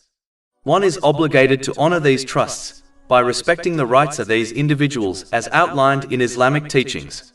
For instance, it is a parent's responsibility to motivate their children to learn, comprehend, and apply the teachings of the Holy Quran and the traditions of the Holy Prophet Muhammad, peace and blessings be upon him. As mentioned earlier, as Islam is a complete code of conduct which encompasses every situation a person faces, whether religious or worldly, and every worldly blessing they interact with, they must adhere to its teachings at all times. Chapter 17 Al-Isra, verse 35. And give full measure when you measure, and weigh with an even balance.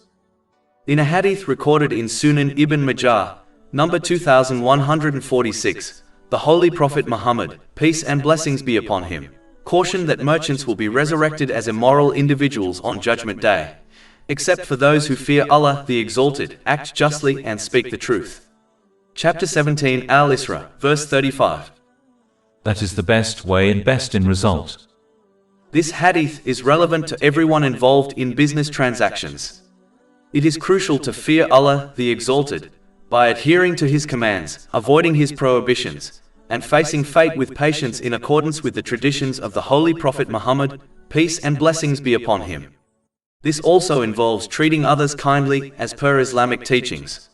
In fact, one should treat others as they wish to be treated themselves. Regarding business dealings, one must be truthful in their communication by revealing all transaction details to everyone involved. A hadith found in Sahih Bukhari, number 2079, warns that when people conceal information in financial transactions, such as defects in their products, it will result in a loss of blessings. Acting justly means refraining from deceiving others by charging them excessively for goods. One should treat others as they wish to be treated, which means being honest and fully transparent. Just as a person would not want to be wronged in financial matters, they should not wrong others. Acting justly also involves steering clear of illegal practices, as outlined in Islam and the laws of the land.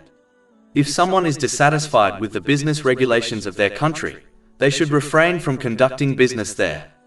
Earning unlawful wealth will only lead to the rejection of all their good deeds, as the outward foundation of Islam is earning and utilizing the lawful, just like the inward foundation of Islam is one's intention. If the foundation is corrupt, then anything which comes from it will be corrupt and rejected by Allah the Exalted. Furthermore, conducting oneself with righteousness also involves utilizing one's business achievements in manners that are pleasing to Allah the Exalted. This will guarantee that their business and wealth serve as a source of comfort and tranquility for them in both worlds, through obtaining a balanced mental and physical state, and through correctly placing everything and everyone within their life. Chapter 16 An-Nahl, verse 97. Whoever does righteousness, whether male or female, while he is a believer, we will surely cause him to live a good life, and we will surely give them their reward in the hereafter according to the best of what they used to do.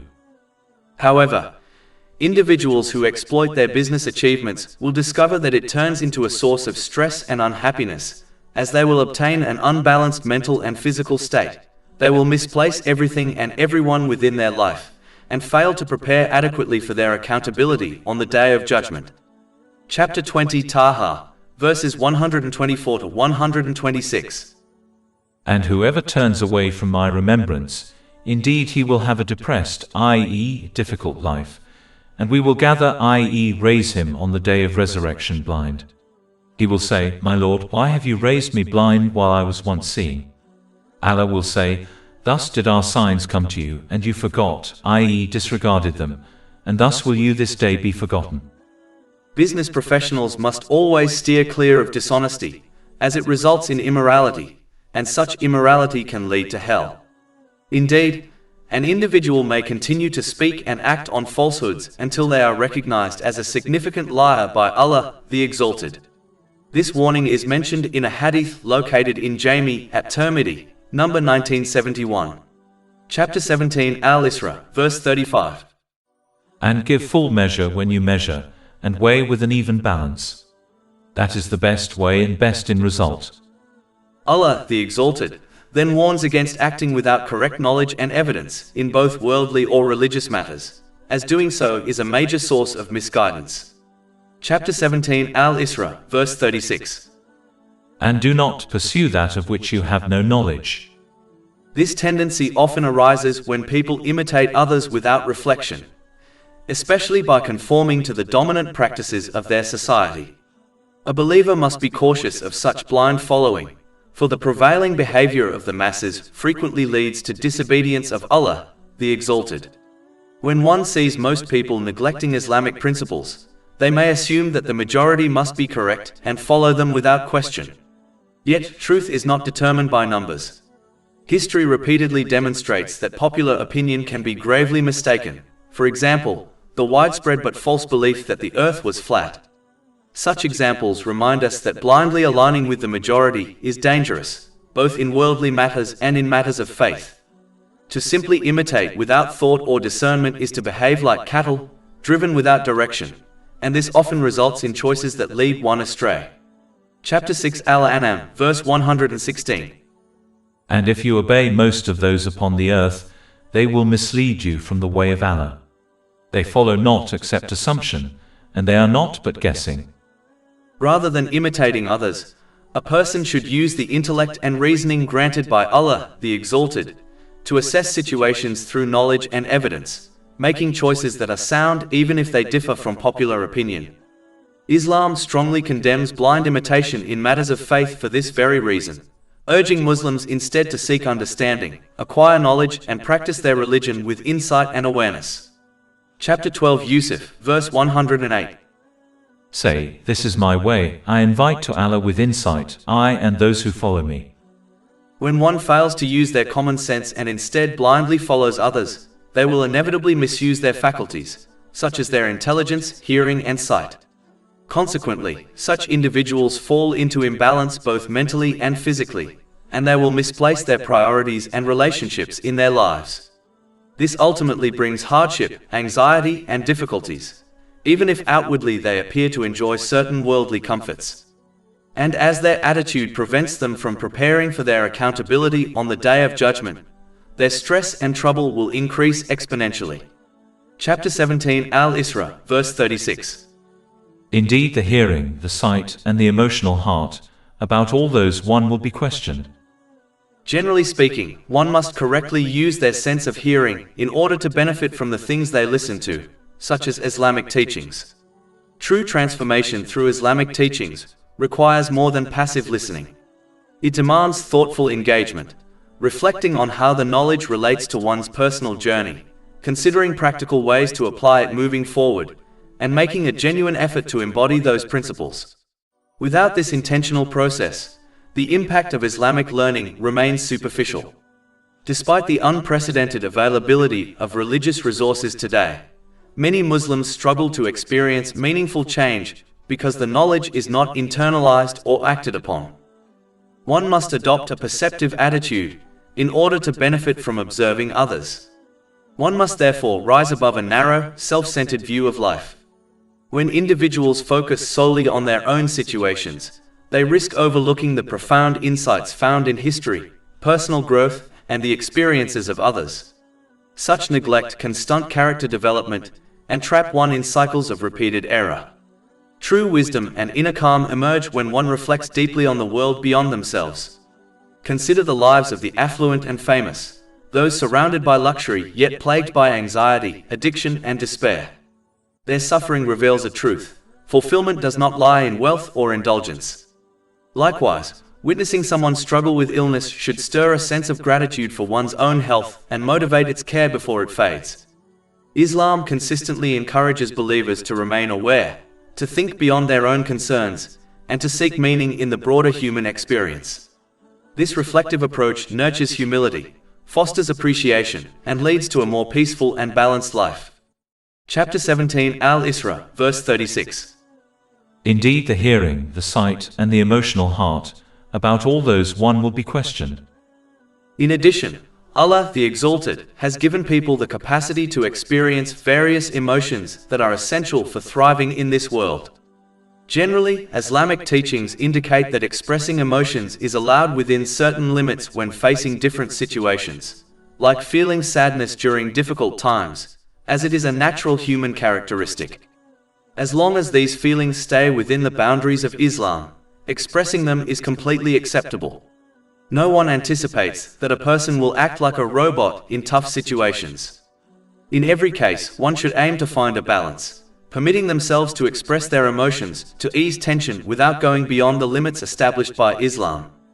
This is mentioned in chapter 57 Al-Hadid, verse 23. In order that you not despair over what has eluded you and not exult in pride over what He has given you. And Allah does not like everyone self-deluded and boastful. This verse does not prohibit an individual from feeling sadness or joy. It does, however, warn against the extremes of these emotions, particularly grief and extreme joy, since both can result in sinful actions. It is important to remember that as long as one remains within these limits, they will effectively handle all difficulties, achieving peace, rewards, and blessings in both this life and the next, by maintaining a balanced mental and physical state, and by appropriately prioritizing everything and everyone in their life. When one fails to control their emotions in a balanced way, they will adopt bad characteristics, such as arrogance, whereby they deem themselves superior to others because of the worldly things they possess. Chapter 17 Al-Isra, verse 37. And do not walk upon the earth exultantly. Indeed, you will never tear the earth apart, and you will never reach the mountains in height. In a hadith recorded in Sahih Muslim, number 265, the Holy Prophet Muhammad, peace and blessings be upon him, cautioned that anyone who harbors even a tiny amount of pride in their heart will not be granted entry into paradise. He explained that pride manifests when an individual denies the truth and looks down upon others. No quantity of good deeds can aid someone who is prideful.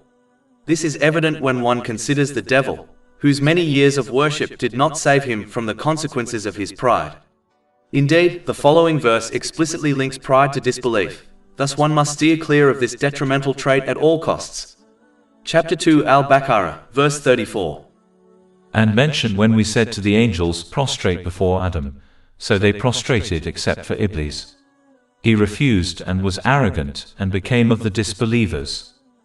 The proud individual is one who dismisses the truth when it is presented to them, simply because it did not originate from themselves and because it contradicts their desires and mindset. A proud person also perceives themselves as superior to others, even though they are oblivious to their true standing in the sight of Allah, the Exalted. They may think they are significant due to a few insincere and flawed good deeds they have performed, while in reality, they are disfavored by Allah, the Exalted, because of their numerous sins. Moreover, looking down on others is unwise, as one is ignorant of their own ultimate fate and that of others. In other words, the person they disdain may pass away as a sincere Muslim, while they themselves might die as a disbeliever. In truth, it is unwise to take pride in anything, considering that Allah, the Exalted, created and bestowed everything a person possesses. Even the righteous actions one undertakes are solely due to the inspiration, knowledge, and strength provided by Allah, the Exalted. Thus, being proud of something that does not inherently belong to oneself is sheer folly. This is akin to someone who takes pride in a mansion they neither own nor inhabit. This is why pride is rightfully attributed to Allah, the Exalted, as He alone is the creator and true owner of all things. Anyone who dares to challenge Allah, the Exalted, in pride will be cast into hell. This has been affirmed in a hadith recorded in Sunan Abu Dawood, number 4090. One should follow the example of the Holy Prophet Muhammad, peace and blessings be upon him, and embrace humility. The humble truly understand that all the goodness they have and all the evils they are shielded from come solely from Allah, the Exalted. Thus, humility is more appropriate for a person than pride. One should not be misled into thinking that humility brings disgrace, as no one has been more esteemed than the humble servants of Allah, the Exalted. Indeed, the Holy Prophet Muhammad, peace and blessings be upon him, has assured an elevation in status for those who practice humility for the sake of Allah, the Exalted, as stated in a hadith in Jami at Tirmidhi, number 2029. A humble individual accepts the truth, regardless of its source, knowing that the origin of truth is none other than Allah, the Exalted. Rather than looking down on others, they view others with compassion and mercy, supporting this with genuine actions, all while hoping that Allah, the Exalted, will regard them with mercy and compassion.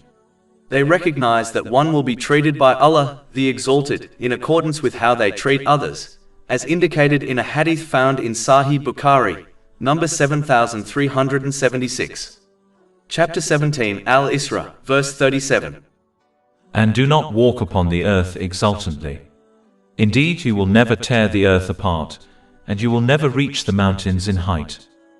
It must be remembered that in Islam, the true measure of a person lies in their sincerity and obedience to Allah, the Exalted. This obedience is demonstrated by utilizing the blessings they have been granted in ways that earn His pleasure, as outlined in Islamic teachings. Chapter 49, Al-Hujurat, verse 13. Indeed, the most noble of you in the sight of Allah is the most righteous of you.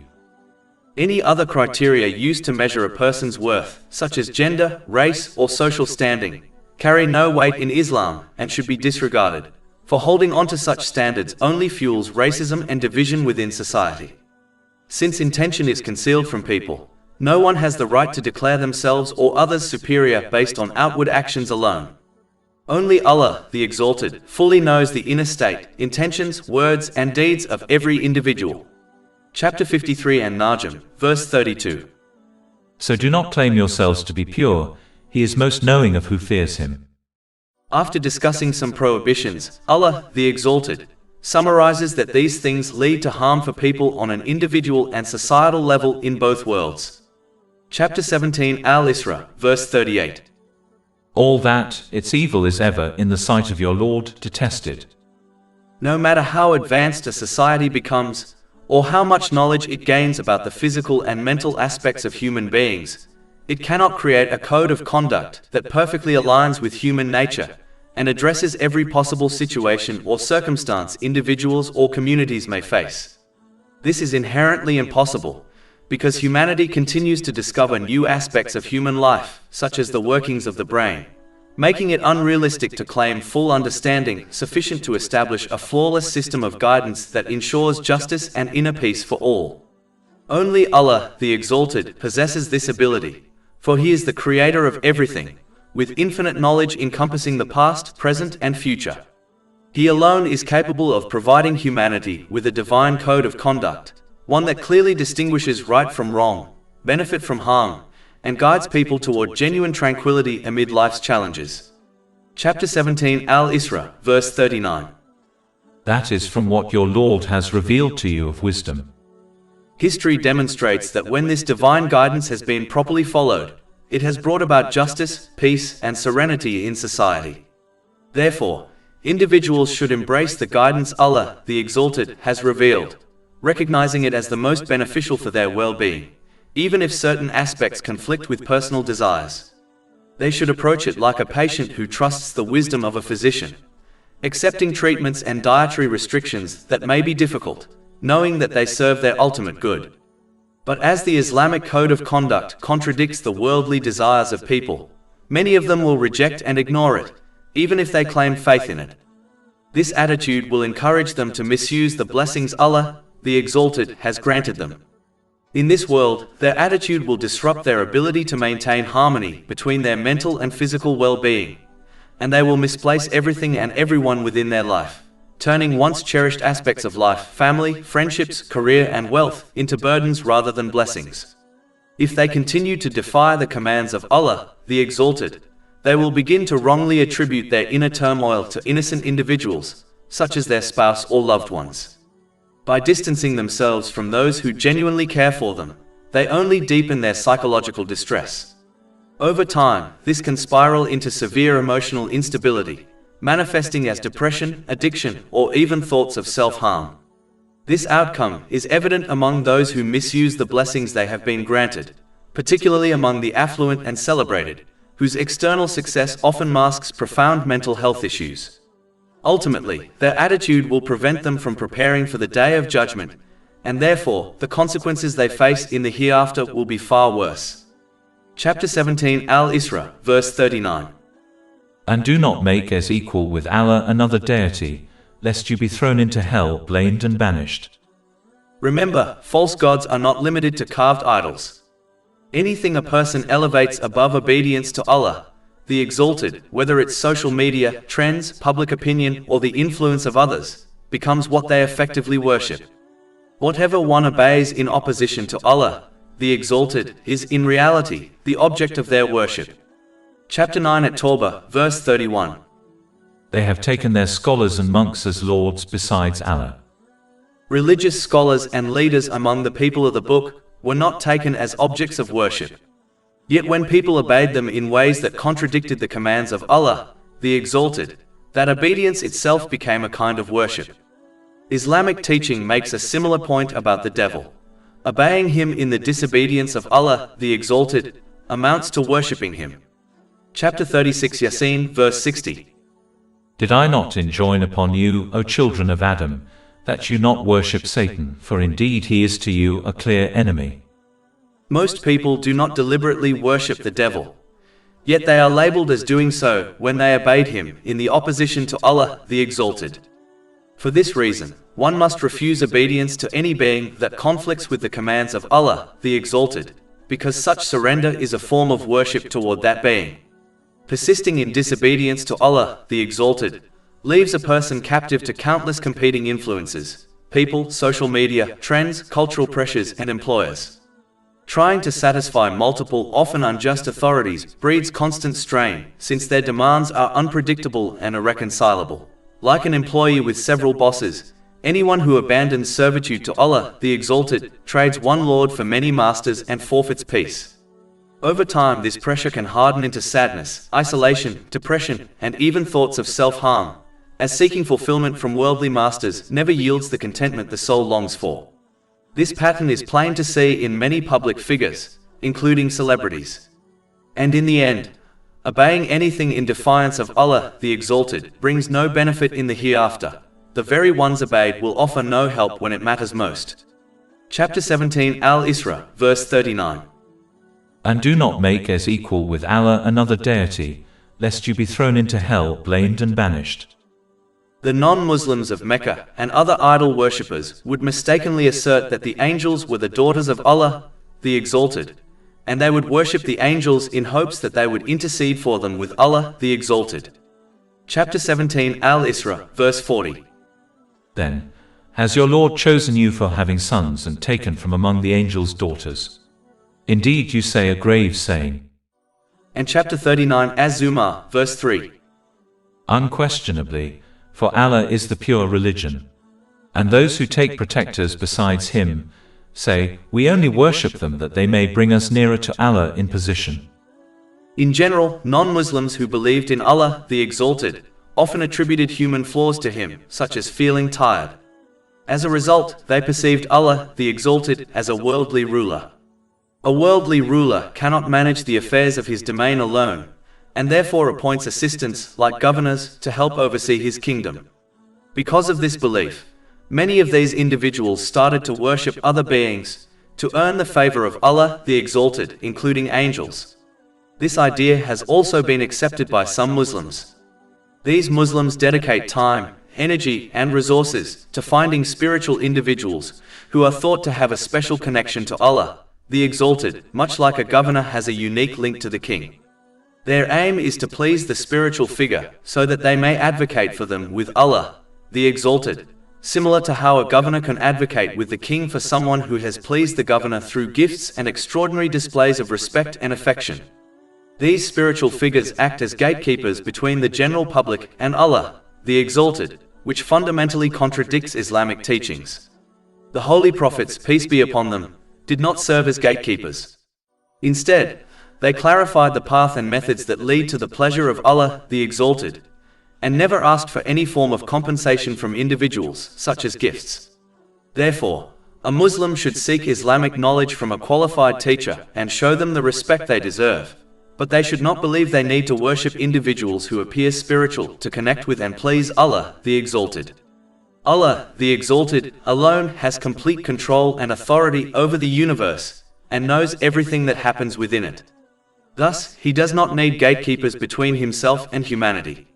This is a point that has been clearly expressed in the Holy Quran. For example, chapter 2 Al-Baqarah, verse 186. And when my servants ask you concerning me, indeed I am near.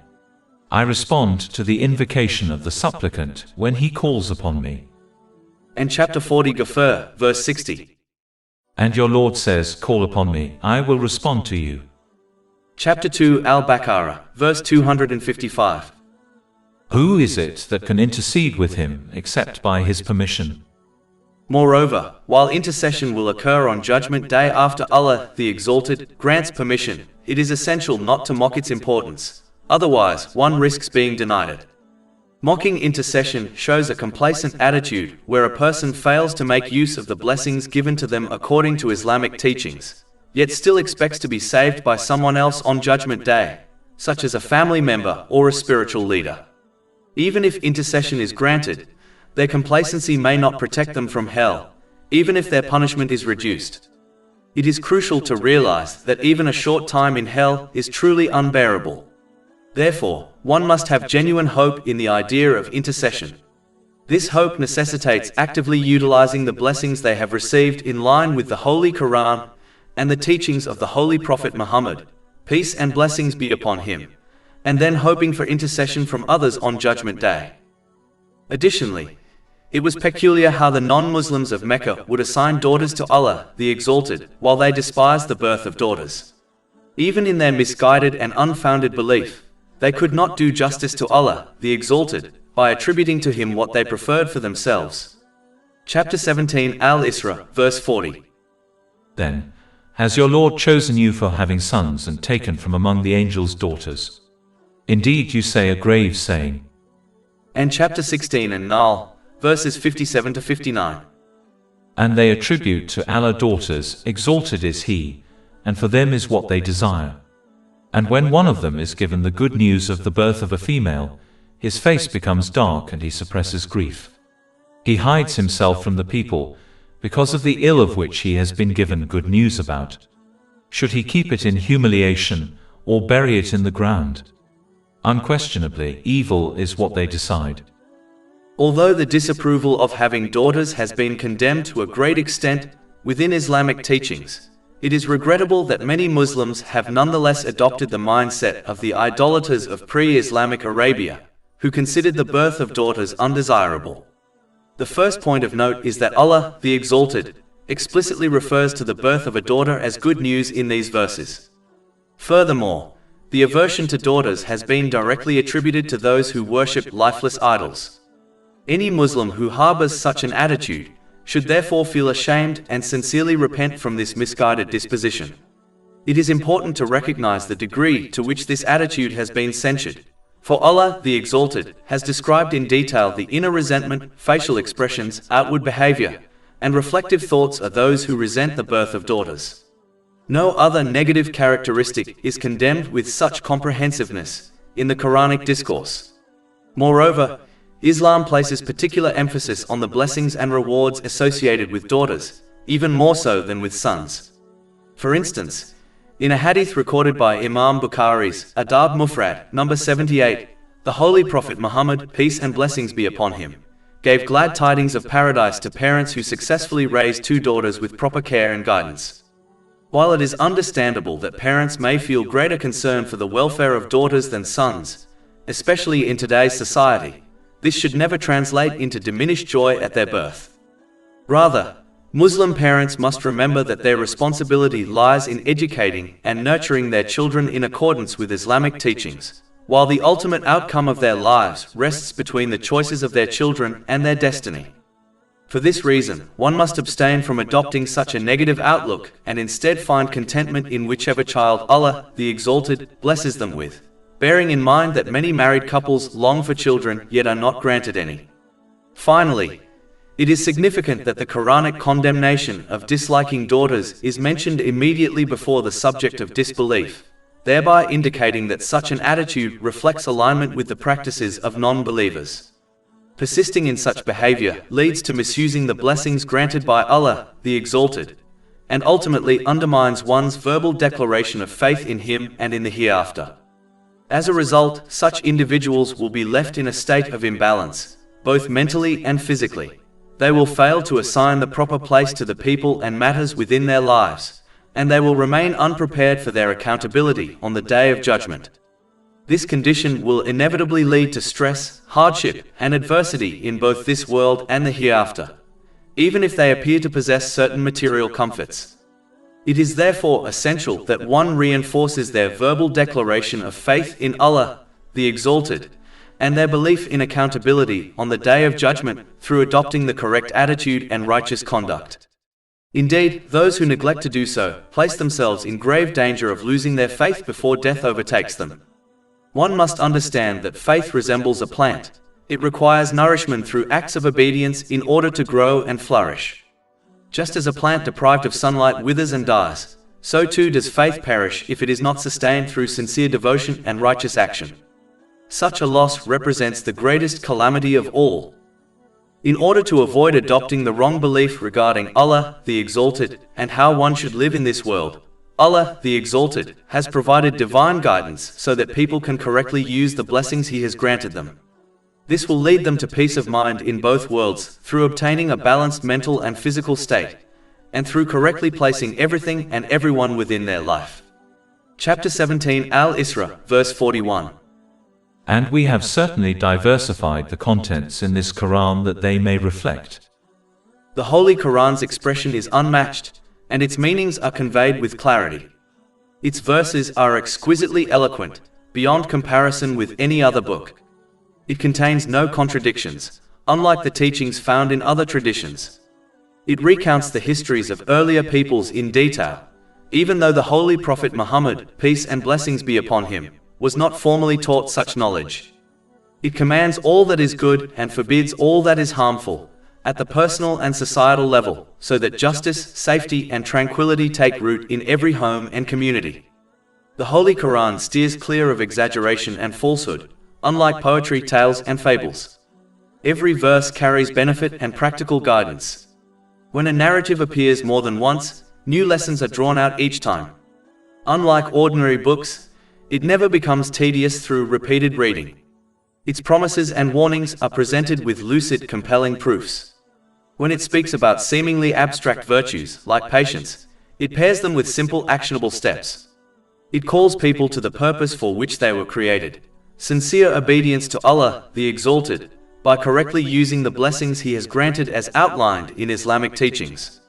In doing so, it opens the door to peace of mind and success in this life and the next, by restoring balance to one's inner and outer life, ordering one's relationships and priorities, and preparing for the Day of Judgment. It lays out the straight path plainly and attractively for anyone seeking true serenity and real success. Addressing the human condition at its core, its guidance is timeless and beneficial across all places and eras. When rightly understood and lived, it is a remedy for emotional, economic, and physical hardships. It offers solutions to the challenges faced by individuals and societies alike. History bears witness. Communities that faithfully implemented Holy Quranic teachings reaped their comprehensive and enduring benefits. Across the centuries, not a single letter of the Holy Quran has changed, just as Allah the Exalted promised to preserve it, a distinction no other book shares. Chapter 15 Al-Hijr, verse 9. Indeed, it is we who sent down the message, i.e. the Quran, and indeed we will be its guardian. Allah, the Exalted, identified the deepest ailments within communities and laid out practical cures for each. When the roots are set right, the countless offshoot problems naturally fall into place. In this way, the Holy Quran comprehensively covers what individuals and societies need to thrive in this life and the next. Chapter 16 An-Nahl, verse 89. And we have sent down to you the book as clarification for all things. This is the supreme, everlasting miracle Allah, the Exalted, granted to His final holy prophet, Muhammad, peace and blessings be upon him.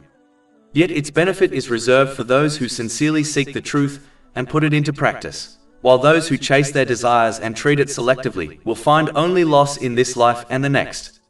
Chapter 17 Al-Isra, verse 82. And we send down of the Quran that which is healing and mercy for the believers, but it does not increase the wrongdoers except in loss. Chapter 17 Al-Isra, verse 41. And we have certainly diversified the contents in this Quran that they may reflect. In addition, this verse, like many others, makes it clear that learning, reflecting on and understanding Islamic teachings is for everyone without exception, and is therefore not limited only to scholars. This does not mean that the untrained should issue interpretations or extract legal rulings on their own, which risks misguidance. Rather, everyone can and should ponder the clear, non-legal themes, qualities to cultivate and vices to avoid, so they can find peace and purpose in both worlds. For deeper or complex topics, one should rely on trustworthy translations and commentaries to stay on sound guidance. Engaging the Holy Quran this way nurtures love and awe for Allah, the Exalted, and strengthens faith through its evident proofs, inspiring sincere obedience. This involves correctly using the blessings He has granted as outlined in Islamic teachings, which leads to peace of mind in both worlds through obtaining a balanced mental and physical state, and through correctly placing everything and everyone within their life. The best path is to learn under a qualified scholar, then personally reflect so those teachings translate into daily action. If direct study is not possible, turn to authentic exegesis and seek scholarly clarification whenever confusion arises. But unlike other ways of life, as Islamic teachings often contradict the worldly desires of people, many of them will reject or ignore it, even if they claim faith in it. Chapter 17 Al-Isra, verse 41. But it does not increase them except in aversion. As a result of this reaction, they will persist on disobeying Allah, the Exalted, by misusing the blessings He has granted them. As a result, they will experience turmoil in both mind and body. They will misplace their priorities and relationships, and neglect proper preparation for their accountability on the Day of Judgment. This will bring stress, hardship, and challenges in both this life and the hereafter, even if they momentarily indulge in worldly comforts.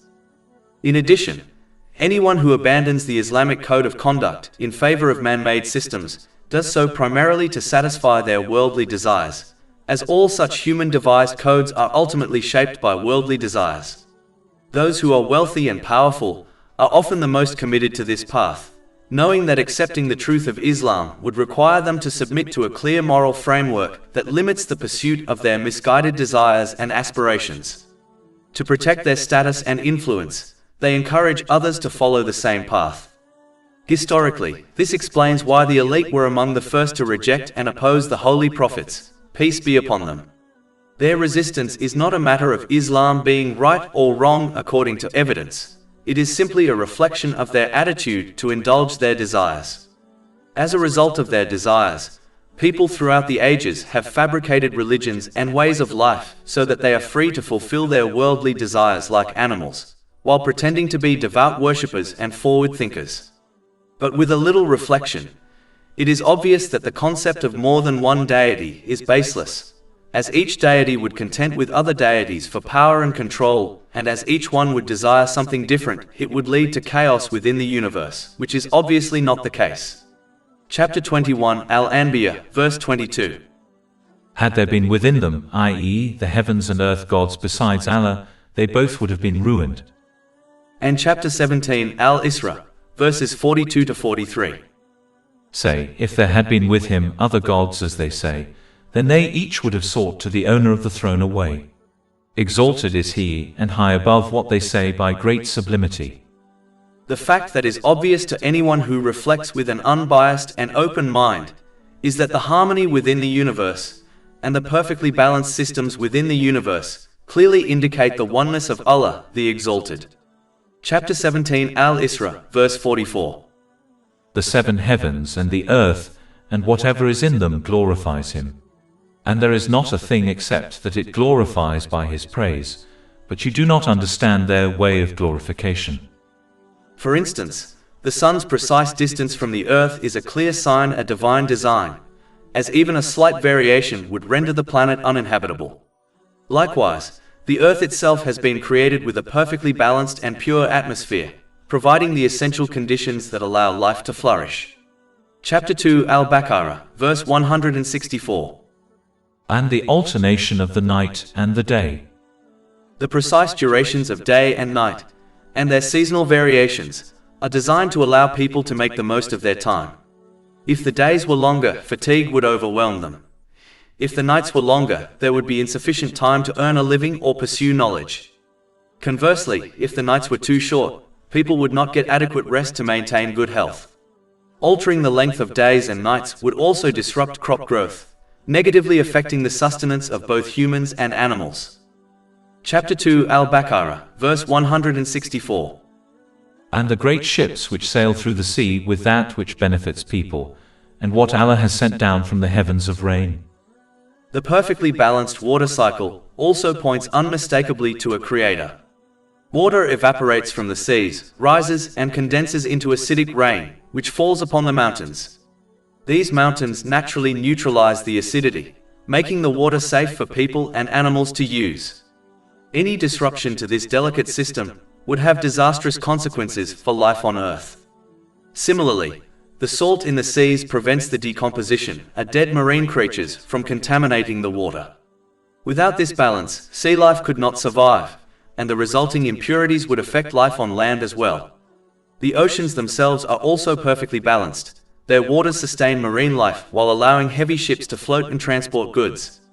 Even slight changes in the composition of water would make it impossible for both life and navigation to coexist. Today, maritime transport remains the most widely used method for moving goods across the globe, demonstrating the ongoing importance of this natural equilibrium for human life. By contrast, evolution is a process of mutation which is inherently imperfect. Yet, when observing the countless species in the world, it is clear that they are perfectly adapted to their environments. For instance, camels are designed to endure extreme heat and survive long periods without water, making them ideally suited for desert life. Such precise adaptation reflects the wisdom and design of a creator rather than random chance. Chapter 88 Al-Ghashiyah, verse 17. Then do they not look at the camels, how they are created? The goat is perfectly designed so that impurities in its body are completely separated from the milk it produces, ensuring the milk remains pure and safe to drink. Chapter 16 An-Nahl, verse 66. And indeed for you in grazing livestock is a lesson. We give you drink from what is in their bellies, between excretion and blood, pure milk palatable to drinkers.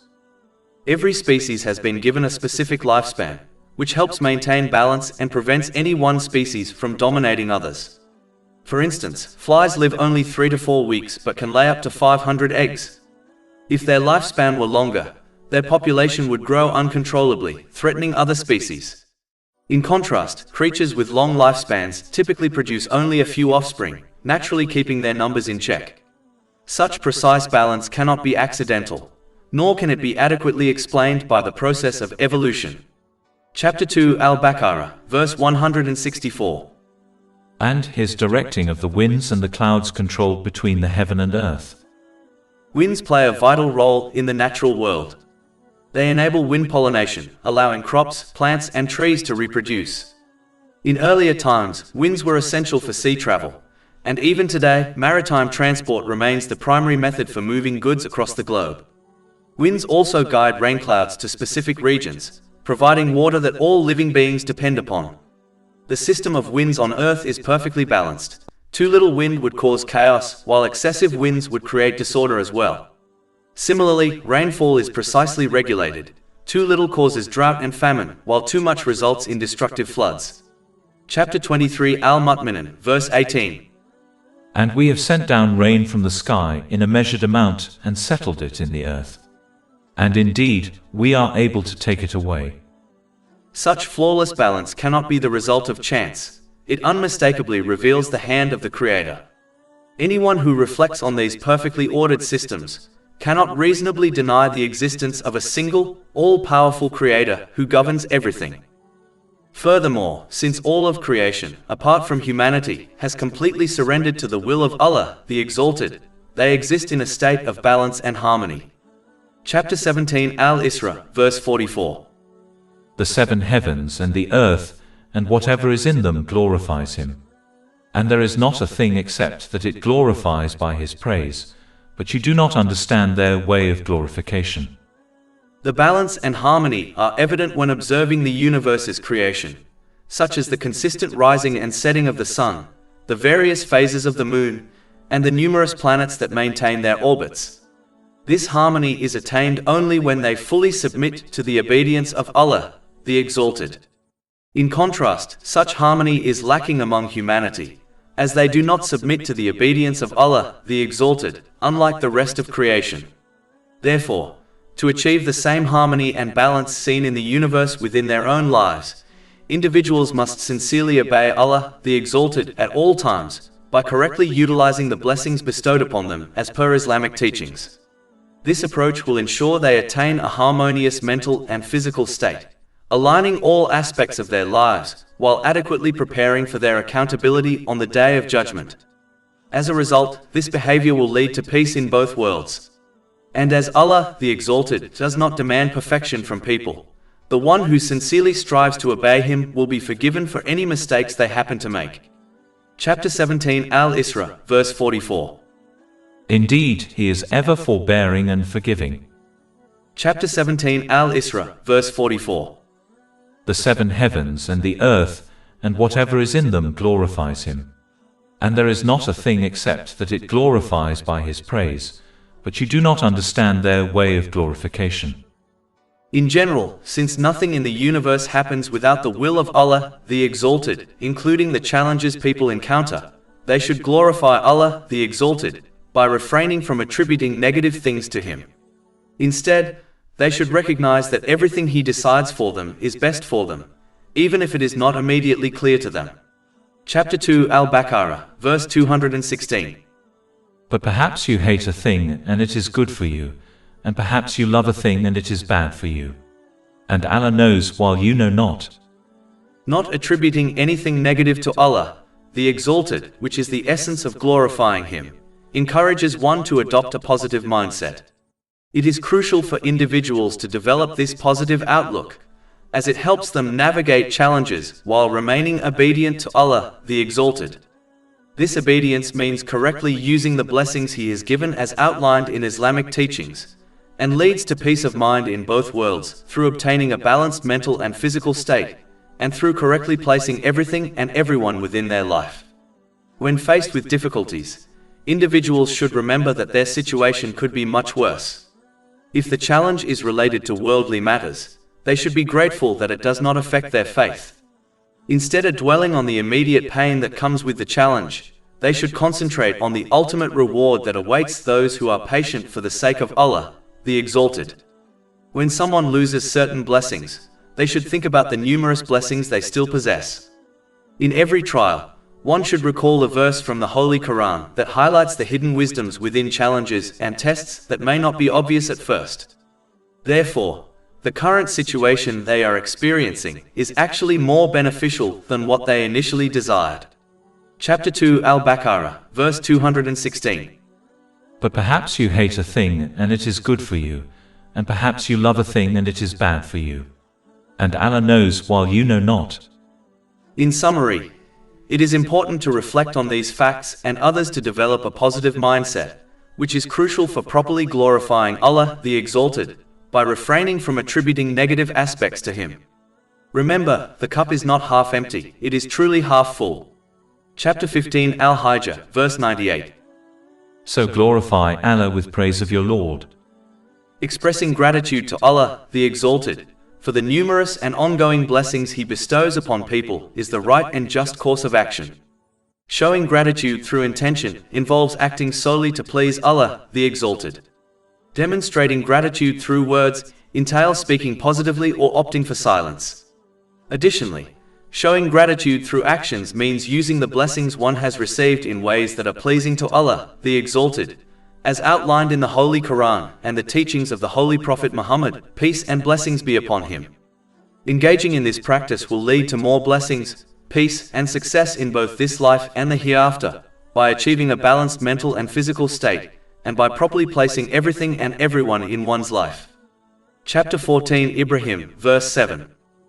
If you are grateful, I will surely increase you in favor. But as obeying Allah, the Exalted, and preparing for one's accountability on Judgment Day, by correctly using the blessings He has granted as outlined in Islamic teachings, contradicts the worldly desires of people. Many of them will reject and ignore Islamic teachings, even if they claim belief in it. As a result, their desires become a barrier between their faculties of understanding and obtaining peace of mind in both worlds. Chapter 17, Al-Isra, verses 45 to 46. And when you recite the Quran, we put between you and those who do not believe in the hereafter a concealed partition. And we have placed over their hearts coverings, lest they understand it, and in their ears deafness. As nothing occurs within the universe without the will of Allah, the Exalted, this result has been attributed to Him. But it is obvious that this result only occurs because they choose to reject and ignore divine teachings. When a person is overwhelmed by their worldly cravings, they forfeit control over their faculties and behavior, becoming solely motivated by the urge to fulfill those cravings, frequently disregarding the adverse effects that ensue. Chapter 17, Al-Isra, verse 46. And we have placed over their hearts coverings, lest they understand it, and in their ears deafness. This scenario is akin to that of a drug addict, whose dependency drives them towards drugs, leading to a loss of control over their actions. They might engage in wrongful behaviors, such as stealing, while being unaware of the detrimental consequences of their choices, as their addiction has entirely obscured their judgment. A comparable result can occur from overwhelming worldly desires, like the desire for wealth. As a desire grows stronger, it can transform into an addiction that dictates a person's actions and conduct. Therefore, it is crucial to understand how to regulate one's desires and only seek lawful ones in a balanced way to avert such results, which inevitably lead to unethical behaviors and health issues, both mental and physical, through obtaining an unbalanced mental and physical state, and through misplacing everything and everyone within their life. Indeed, the more one is controlled by their desires, the further they will distance themselves from the obedience of Allah, the Exalted. Chapter 17, Al-Isra, verse 46. And when you mention your Lord alone in the Quran, they turn back in aversion. This is because accepting the oneness of Allah, the Exalted, means that one must obey Him in every situation, by correctly using the blessings He has granted them, as outlined in Islamic teachings. Whereas obeying and following other ways of life, such as social media, fashion, culture, allows one to fulfill their worldly desires, as all ways of life other than Islam have been constructed upon the desires of people. For example, there are religions that claim that as long as one believes in their religion, they will obtain salvation in both worlds, irrespective of their actions. The wealthy and influential frequently oppose Islam, because embracing its clear ethical framework would control their worldly desires. They recognize that submitting to a higher moral code limits their ability to chase self-indulgent desires. To guard their status, they rally others around a shared rejection, worrying that any shift toward faith could undermine their authority. Throughout history, these elites have been the first to oppose the holy prophets, peace be upon them. Their resistance was not rooted in a fair assessment of Islam's truth, but of a determination to protect their own interests. In truth, their opposition reflects nothing more than a bid to preserve power and gratify personal desires, rather than any genuine critique of the faith. In fact, those who listen to Islamic teachings have always recognized its trustfulness even when they publicly oppose it. Before the migration of the Holy Prophet Muhammad, peace and blessings be upon him, to Medina, 3 distinguished men from the non-Muslim community of Mecca, Abu Jahl, Abu Sufyan, and Akmas bin Sharik, spent a night secretly listening to the Holy Prophet Muhammad, peace and blessings be upon him, as he recited the Holy Quran. They were so discreet that they were unaware of each other's presence, and only discovered what the others had done when they returned home at dawn. They scolded one another and urged each other not to repeat their actions, fearing it would suggest that Islam was indeed the truth. However, none of them adhered to their counsel, and they repeated the same behavior the following night and the night after that. On the third night, they once again admonished each other and insisted on making a pact not to engage in such behavior again. This account is documented in Imam Ibn Kathir's The Life of the Prophet, Volume 1, pages 366 to 367. Chapter 17 Al-Isra, verse 47. We are most knowing of how they listen to it when they listen to you, and of when they are in private conversation, when the wrongdoers say, "You follow not but a man affected by magic." Usually, when someone opts for a different route than their peers, it can trigger feelings of inadequacy in others about their own choices, particularly if those choices prioritize personal desires over obedience to Allah, the Exalted. As a result, this might lead to criticism directed at those who firmly uphold their faith, frequently from family members. Additionally, societal factors like social media, fashion trends, and cultural norms often exert pressure on those who follow Islamic values. The advocacy of Islam is often perceived as a hindrance to their aspirations for wealth and social status. Industries that Islam critiques typically oppose the integration of Islamic principles and dissuade Muslims from practicing their faith. This significantly fuels the widespread anti-Islamic sentiments observed on various platforms, including social media. Moreover, those who aim to follow Islamic principles, which promote moderation in personal desires and the proper utilization of the blessings they have received, often face criticism from those who engage in excess, acting on their impulses without restraint, as Islam makes them appear animalistic. These critics often try to dissuade others from embracing Islam and discourage Muslims from practicing their faith, attempting to entice them into a lifestyle driven by unchecked desires. They frequently focus on specific aspects of Islam, like the dress code for women, to undermine its attractiveness. However, discerning individuals can easily recognize the superficiality of these criticisms, which arise from a disdain for Islam's emphasis on self-discipline. For example, while they may criticize the Islamic dress code for women, they do not apply the same scrutiny to other important professions, such as law enforcement, military, healthcare, education, and business. This selective criticism of the Islamic dress code, in contrast to their silence on other dress codes, highlights the weakness and lack of depth in their arguments. Ultimately, it is the fundamental tenets of Islam and the disciplined conduct of its followers that provoke these various attacks on Islam, prompting them to criticize it in any way they can. Chapter 17 Al-Isra, verses 47 to 48. When the wrongdoers say, "You follow not but a man affected by magic," look how they strike for you comparisons, but they have strayed so they cannot find a way. Although they spread falsehoods about the Holy Prophet Muhammad, peace and blessings be upon him, their deception was transparent even to their own community. The leaders of Mecca, fluent in the eloquence of Arabic, could discern that the Holy Quran was not authored by any human. Having known the Holy Prophet Muhammad, peace and blessings be upon him, intimately for 4 decades prior to his divine mission, they were well aware of his unwavering honesty and integrity. Chapter 10 Yunus, verse 16. For I had remained among you a lifetime before it. Then will you not reason? Given that the Holy Prophet Muhammad, peace and blessings be upon him, had no prior exposure to earlier revealed scriptures, a point accepted by both the people of the book and the non-Muslims of Mecca, it is clear he could not have acquired knowledge of their original or distorted teachings through human means. This reality serves as a powerful testament to the divine source of the Holy Quran. Chapter 29 Al-Ankabut, verse 48.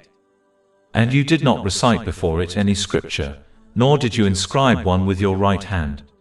Then, i.e., otherwise the falsifiers would have had cause for doubt. These facts became clear to anyone with common sense, and as a result, they could not find a way to stop the spread of Islam, despite their efforts against it. Chapter 17 Al-Isra, verse 48. Look how they strike for you comparisons, but they have strayed so they cannot find a way. This verse could also mean that as long as one prefers their worldly desires to following right guidance, they will never find the path to peace of mind in both worlds. This is because their worldly will always encourage them to misuse the blessings they have been granted. As a consequence, they will fall into an imbalanced mental and physical state, misplace everything and everyone within their lives, and fail to prepare adequately for their accountability on the day of judgment. This, in turn, will bring about stress, hardship, and adversity in both worlds, even if they happen to enjoy certain worldly comforts.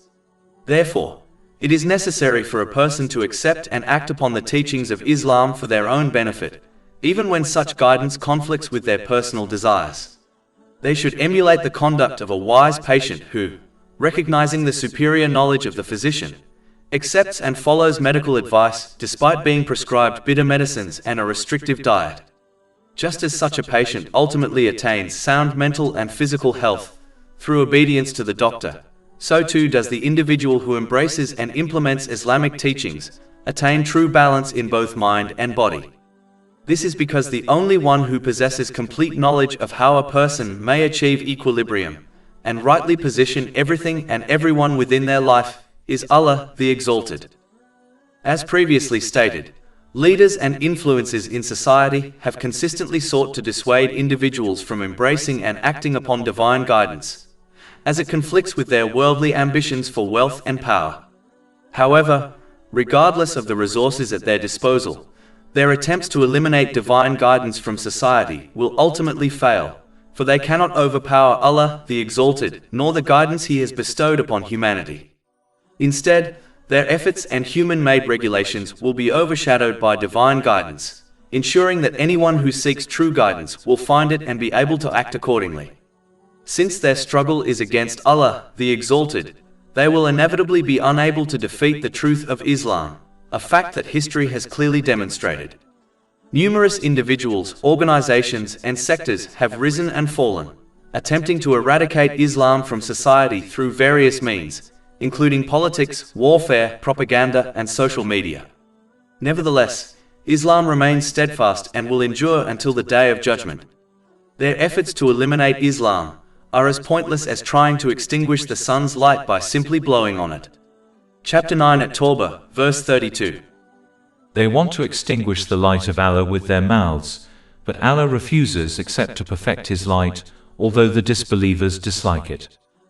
The teachings of Islam have been completely shared with humanity. It is now the responsibility of each person to seek peace in this life and the hereafter, by accepting its principles and applying them, as this will lead to a harmonious mental and physical condition, and cause them to prioritize all aspects of their lives while properly getting ready for their accountability on the Day of Judgment. Another method employed by the leaders of the non-Muslims of Mecca, in order to discourage others from accepting Islam, as they feared losing their social status and leadership, was to challenge the reality of resurrection. Chapter 17 Al-Isra, verse 49. And they say, when we are bones and crumbled particles, will we truly be resurrected as a new creation? The first thing to note that a typical behavior of people who wish to reject a concept which contradicts their desires is to hyper-exaggerate the concept so that it sounds ridiculous and untrue, thereby justifying their rejection of the concept. For example, when one persists on mistreating others, such as their relatives, and are advised instead to treat them with respect and good manners, the one who does not desire to do this will excuse their bad behavior by claiming they are being advised to be perfect and behave like an angel with other people by never showing any type of bad behavior towards them. As people are not perfect, this is obviously not possible, so their reaction makes the initial suggestion, which was practically achievable, seem ridiculous and impossible, thereby justifying their bad behavior and desire not to change for the better. This type of behavior prevents one from taking responsibility for their actions, which always leads to misguidance. Those who neglect to assume responsibility for their actions will not enhance their character. Rather, they will continue to misuse the blessings bestowed upon them. As a result, they will experience a state of both mental and physical disarray, misplacing everything and everyone in their lives, and will be unprepared to face their accountability on the Day of Judgment. This negligence will lead to stress, difficulties, and adversities in both this life and the hereafter, irrespective of any material wealth they may hold. Furthermore, failing to take responsibility for one's actions will hinder them from upholding the rights of others. Consequently, they will cause the spread of corruption and injustice within their community. Chapter 17 Al-Isra, verses 49 to 51. And they say, when we are bones and crumbled particles, will we truly be resurrected as a new creation? Say, are you stones or iron? Or any creation of that which is great within your breasts? Denying the possibility of human resurrection on the Day of Judgment is an unusual assertion, especially considering the numerous instances of resurrection that happen over the days, months, and years. For instance, Allah the Exalted utilizes rain to revive a lifeless barren land, and enables a dead seed to come to life, providing sustenance for creation. In the same way, Allah the Exalted can and will revive the human, likened to a dead seed buried in the earth, just as the seed sprouts to life. The changing seasons vividly illustrate resurrection. For example, in winter, tree leaves die and fall, making the tree seem lifeless. However, in other seasons, the leaves reappear, and the tree is once again vibrant. The process of resurrection is also ongoing within one's body. Cells, such as skin cells, are perpetually dying and regenerating. Additionally, the sleep-wake cycle of all living beings serves as another example of resurrection. Sleep is akin to death, as the sleeper's senses are temporarily suspended. Allah the Exalted then restores a person's soul if they are meant to continue living, thereby reviving the sleeping individual once more. Chapter 39 Az-Zumar, verse 42. Allah takes the souls at the time of their death, and those that do not die He takes during their sleep. Then He keeps those for which He has decreed death, and releases the others for a specified term. Indeed, in that are signs for a people who give thought.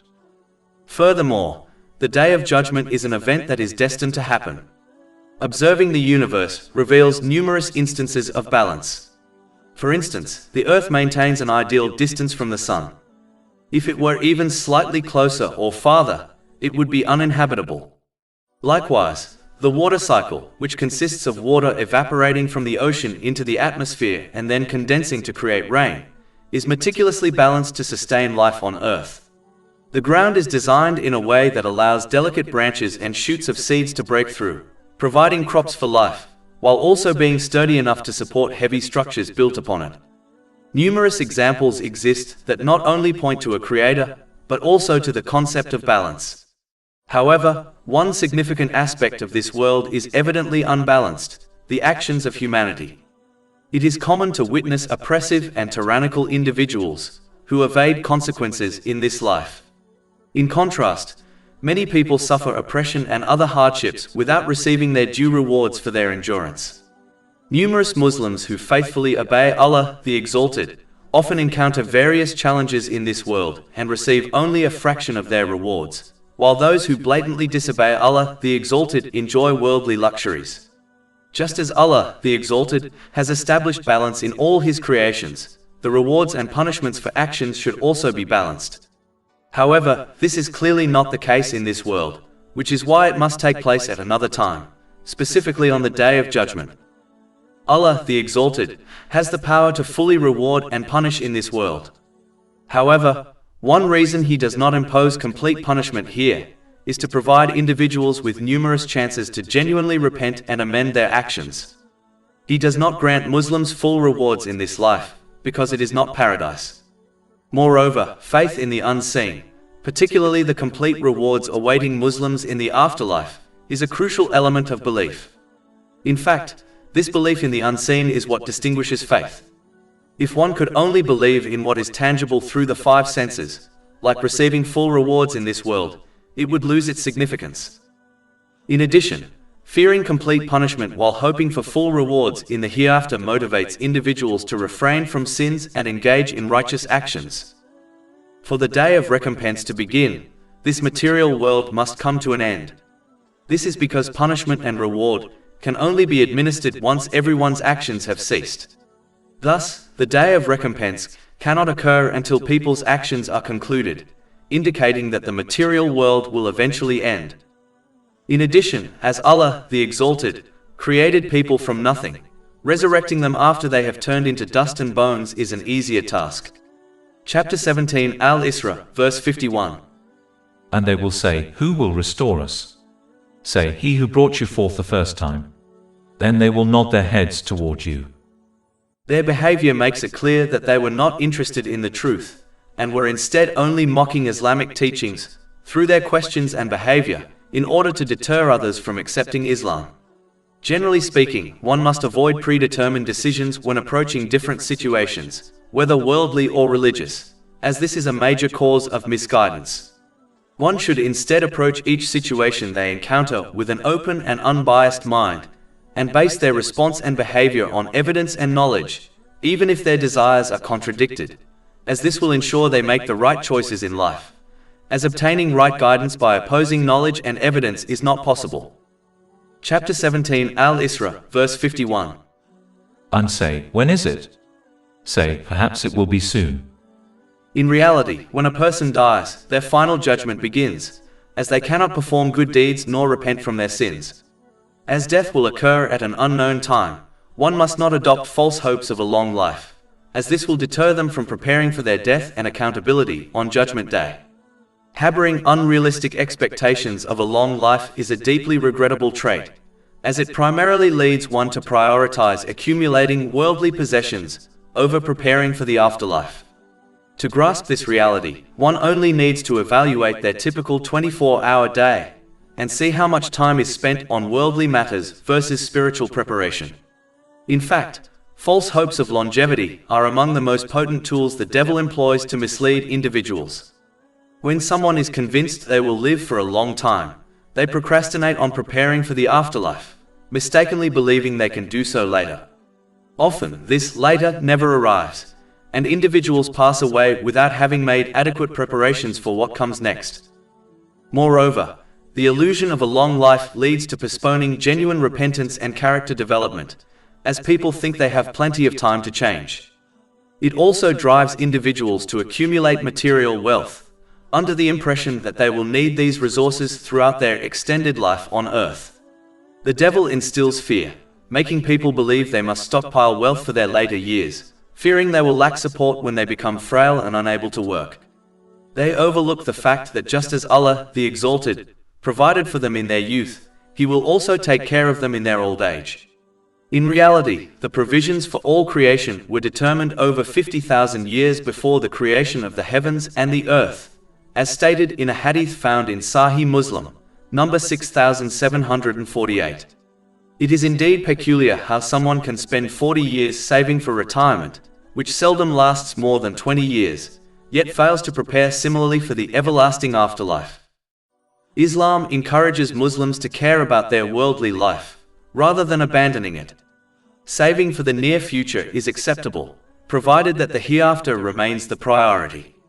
Although many acknowledge the possibility of dying at any moment, some act as if they will live indefinitely in this life.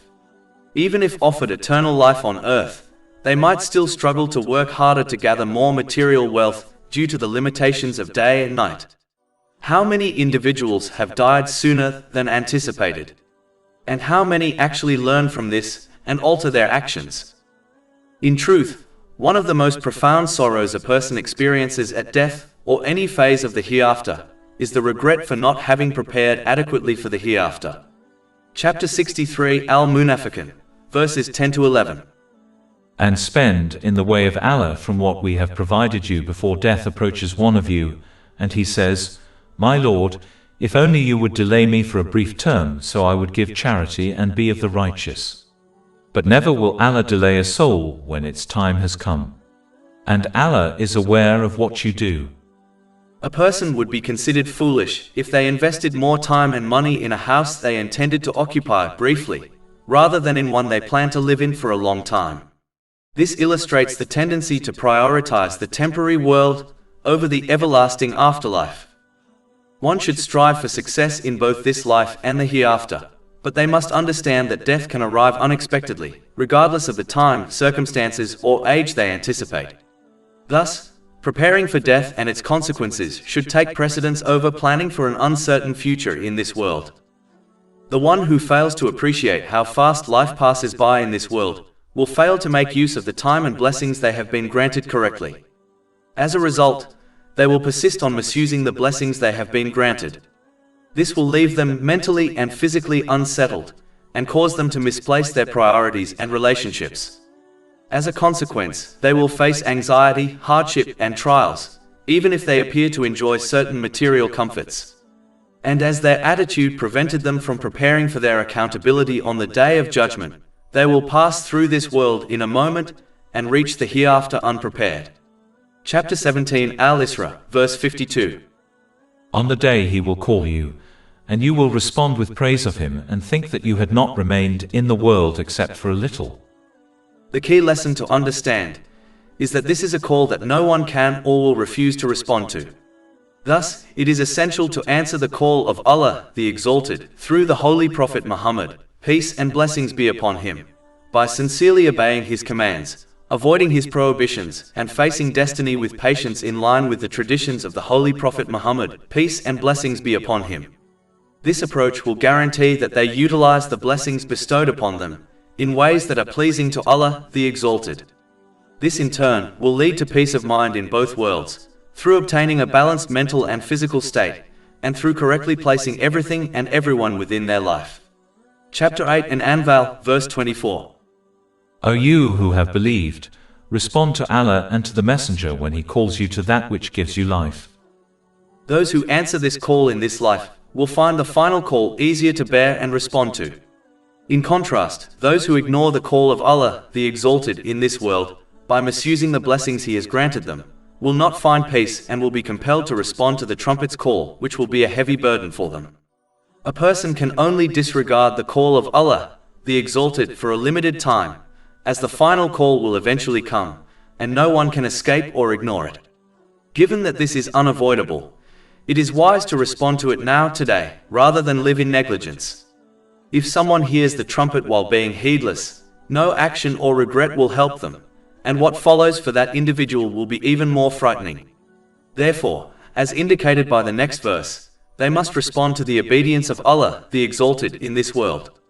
Chapter 17 Al-Isra, verse 53. And tell my servants to say that which is better. Generally speaking, it is important to recognize that speech can be divided into three categories. The first is evil speech, which must be avoided entirely, as even a single harmful word can drag a person toward hell on the day of judgment. This warning is found in a hadith recorded in Jami at Tirmidhi, number 2314. The second category is vain or useless speech. Although not counted as a sin or a good deed, it is dangerous because it often serves as the doorway to evil speech. Idle talk can easily lead to backbiting, slander, and other major sins. Moreover, such speech will become a source of deep regret on the day of judgment, when people witness the immense reward given to those who avoided wasting their words and instead used them for good. Chapter 17 Al-Isra, verse 53. And tell my servants to say that which is better. Indeed, Satan induces dissension among them. Indeed, Satan is ever, to mankind, a clear enemy. The third and final category is good speech, which includes beneficial words related to both worldly and religious matters. A person can safeguard themselves from the first two types by adopting a simple principle: speak only what is good or remain silent. Even silence, when chosen wisely, is rewarded. This guidance is emphasized in a hadith found in Sahih Muslim, number 176. Good speech also entails encouraging righteousness, discouraging wrongdoing, and offering sincere advice in both worldly and religious affairs. However, this must always be done with gentleness. A harsh tone can turn even truthful words into a barrier, pushing others further from the right path. For this reason, the Holy Prophet Muhammad, peace and blessings be upon him, advised in a hadith in Jami at Tirmidhi, number 2701, that Allah the Exalted loves gentleness in all matters. Ultimately, a believer fulfills this guidance by speaking about others in the same manner they would wish to be spoken about, whether in their presence or their absence. Chapter 17 Al-Isra, verse 53. And tell my servants to say that which is better. Speaking in a better way also refers to how one responds to the speech of people, especially bad speech, as one of the goals of the devil is to incite enmity and hatred between people through evil speech. Chapter 17 Al-Isra, verse 53. Indeed, Satan induces dissension among them. One should understand that replying with evil speech does not increase their status, nor prove they are correct.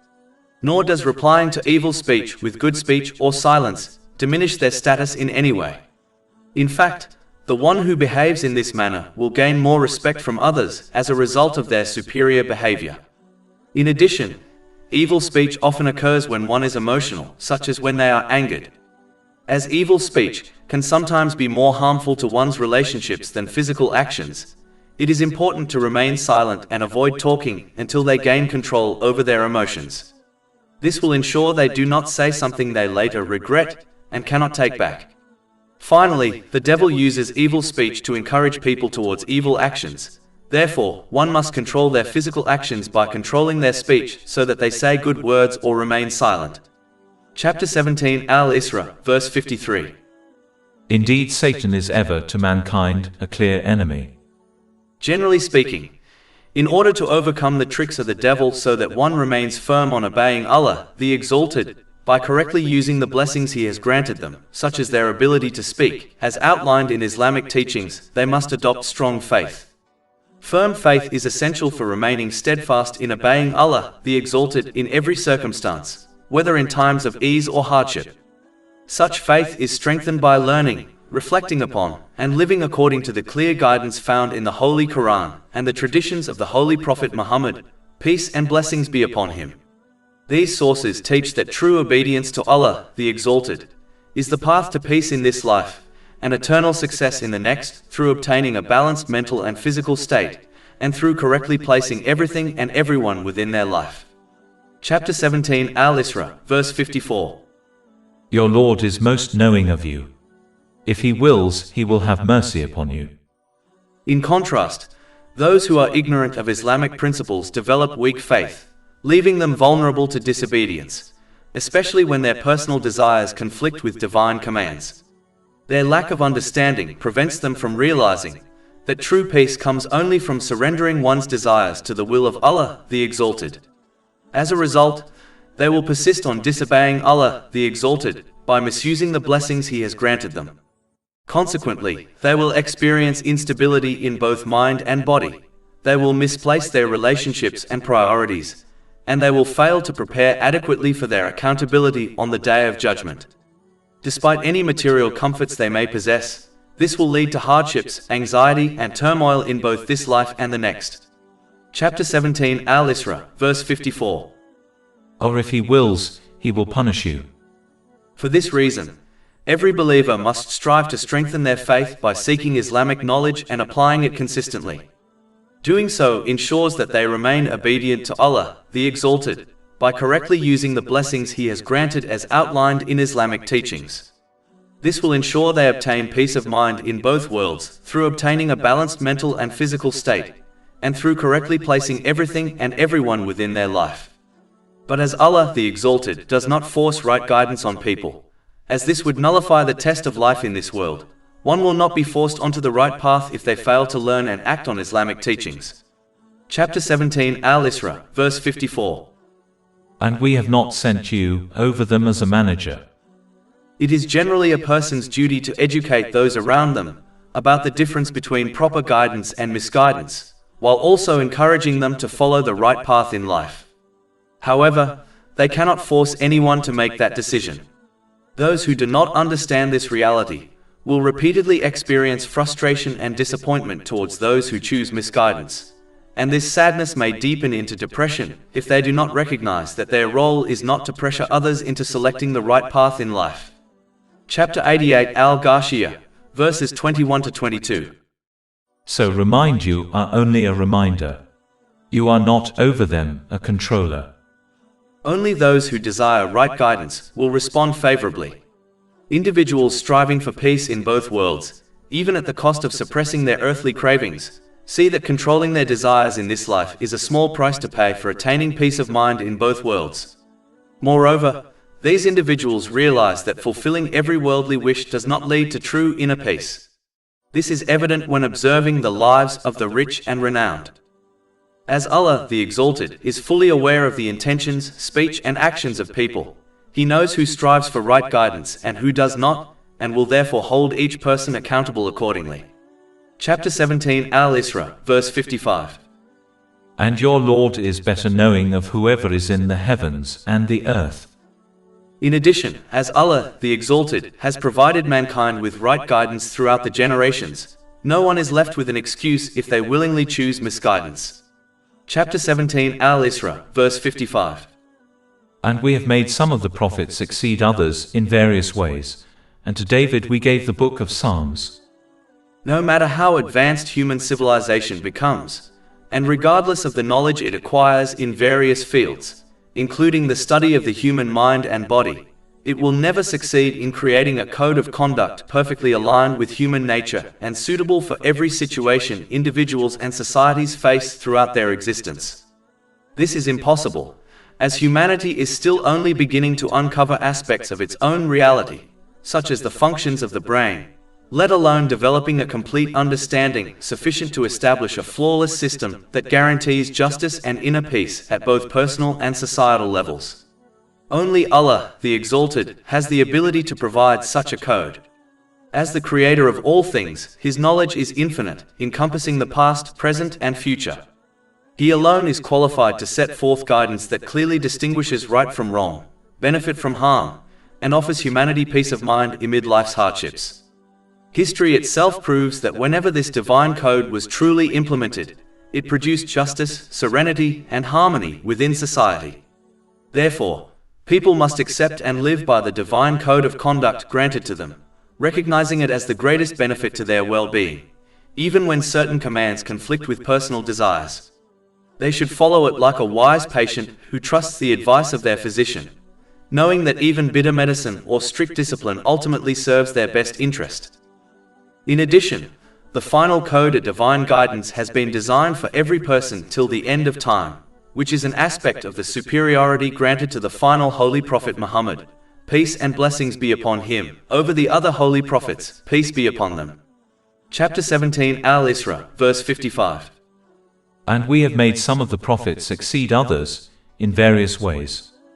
In addition, as indicated in a hadith found in Sahih Bukhari, number 4981, each of the holy prophets, peace be upon them, were granted many miracles which supported their mission, but the Holy Prophet Muhammad, peace and blessings be upon him, was granted the Holy Quran as a timeless miracle.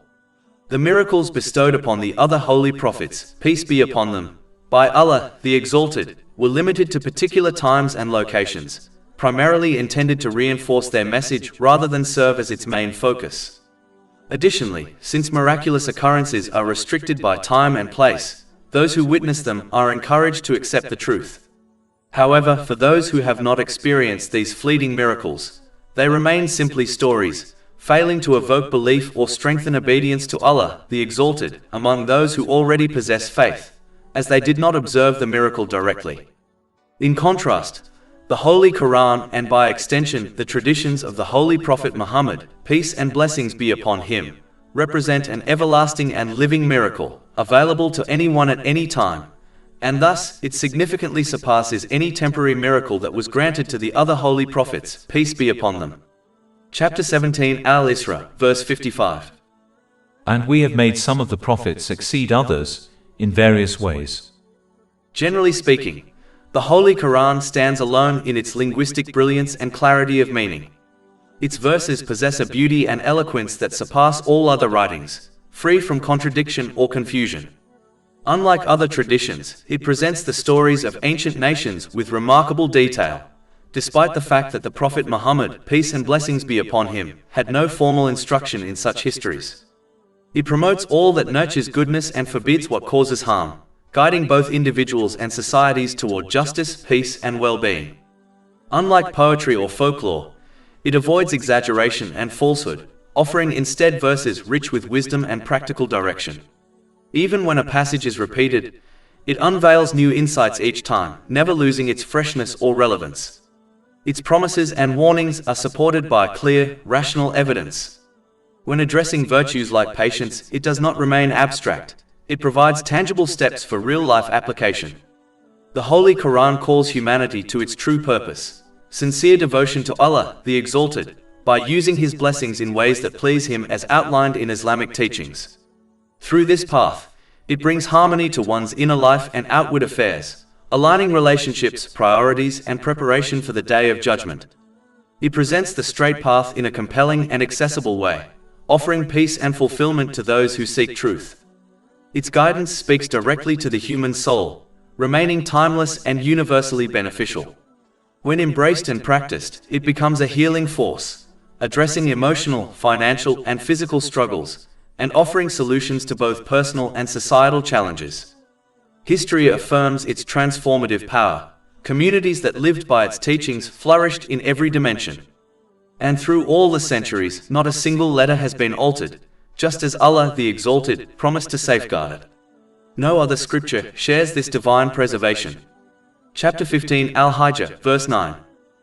Indeed, it is we who sent down the message, i.e. the Quran, and indeed we will be its guardian.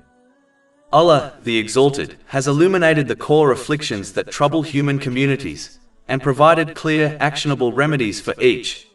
By addressing these foundational issues, the ripple effects of countless other problems begin to resolve naturally.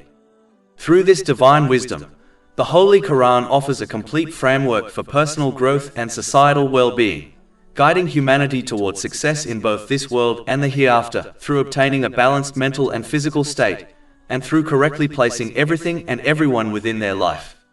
Chapter 16 An-Nahl, verse 89. And we have sent down to you the book as clarification for all things.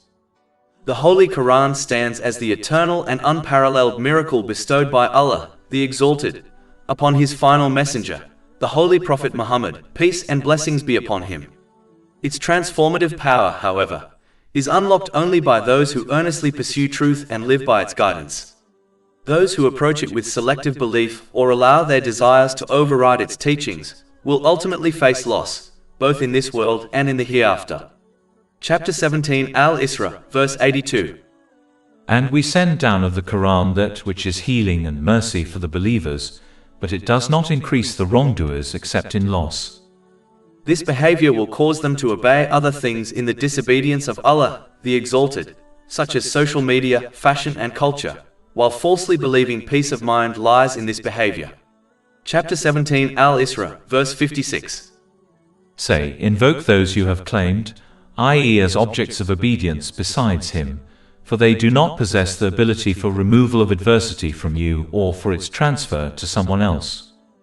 In this world, such an attitude prevents a person from attaining mental and physical balance, causing them to misplace their priorities and relationships.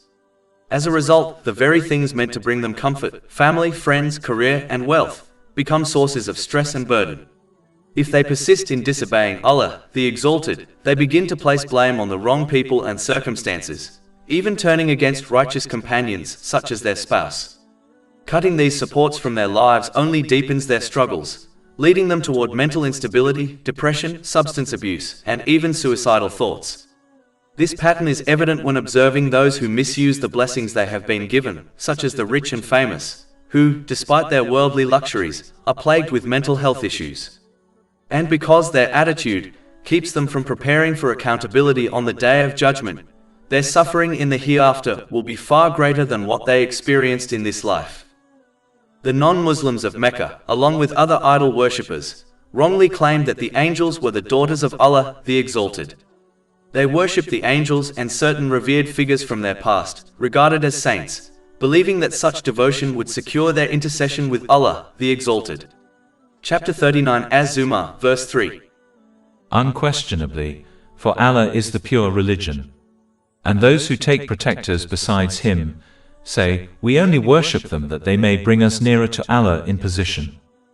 Many non-Muslims who acknowledged Allah, the Exalted, wrongly attributed human limitations to Him, for instance, assuming He feels fatigue.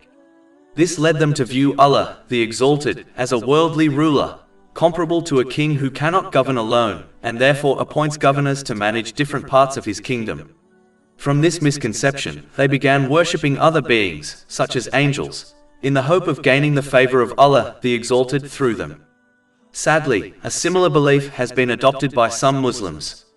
They devote their time, energy, and resources to seeking out individuals considered especially spiritual, assuming such figures have a unique closeness to Allah, the Exalted, much like governors to a king.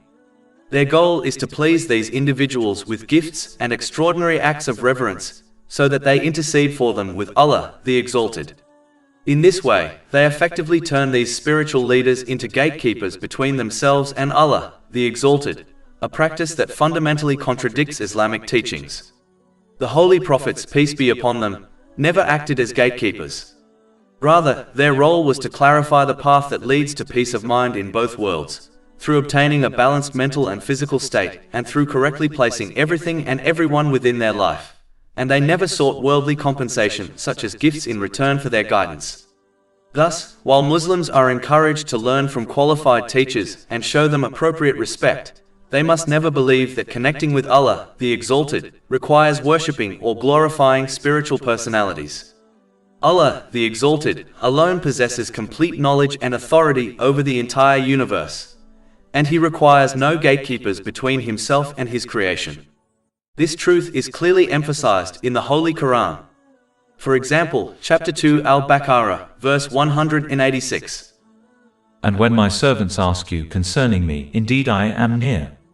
I respond to the invocation of the supplicant when he calls upon me. And chapter 40 Ghafir, verse 60. And your Lord says, call upon me, I will respond to you. Chapter 2 Al-Baqarah, verse 255. Who is it that can intercede with him except by his permission? Moreover, while intercession will occur on Judgment Day after Allah, the Exalted, gives permission, one must not belittle its significance, for doing so risks being deprived of it altogether. To mock intercession reflects a complacent mindset, where a person neglects to use the blessings Allah, the Exalted, has granted in accordance with Islamic teachings, yet still expects salvation through someone else on the Day of Judgment, whether a family member or a spiritual leader. Even if intercession is allowed, such negligence may not spare them from hellfire, it could only lessen their punishment. And one must never forget that even a moment in hell is unbearably severe. True hope in intercession requires striving to use one's blessings in line with the Holy Quran and the teachings of the Holy Prophet Muhammad, peace and blessings be upon him, while sincerely hoping for intercession in the hereafter. Furthermore, those whom people wrongly depend on to save them from the consequences of their disobedience will themselves be preoccupied with their own fate on that day, rather than the fate of others. Chapter 17 Al-Isra, verse 57. Those whom they invoke seek means of access to their Lord, striving as to which of them would be nearer, and they hope for His mercy and fear His punishment. Indeed, the punishment of your Lord is ever feared. But those who adopt wishful thinking, whereby they persist on disobeying Allah, the Exalted, while assuming that someone else, such as a religious person, will save them from punishment in both worlds, will persist on misusing the blessings they have been granted.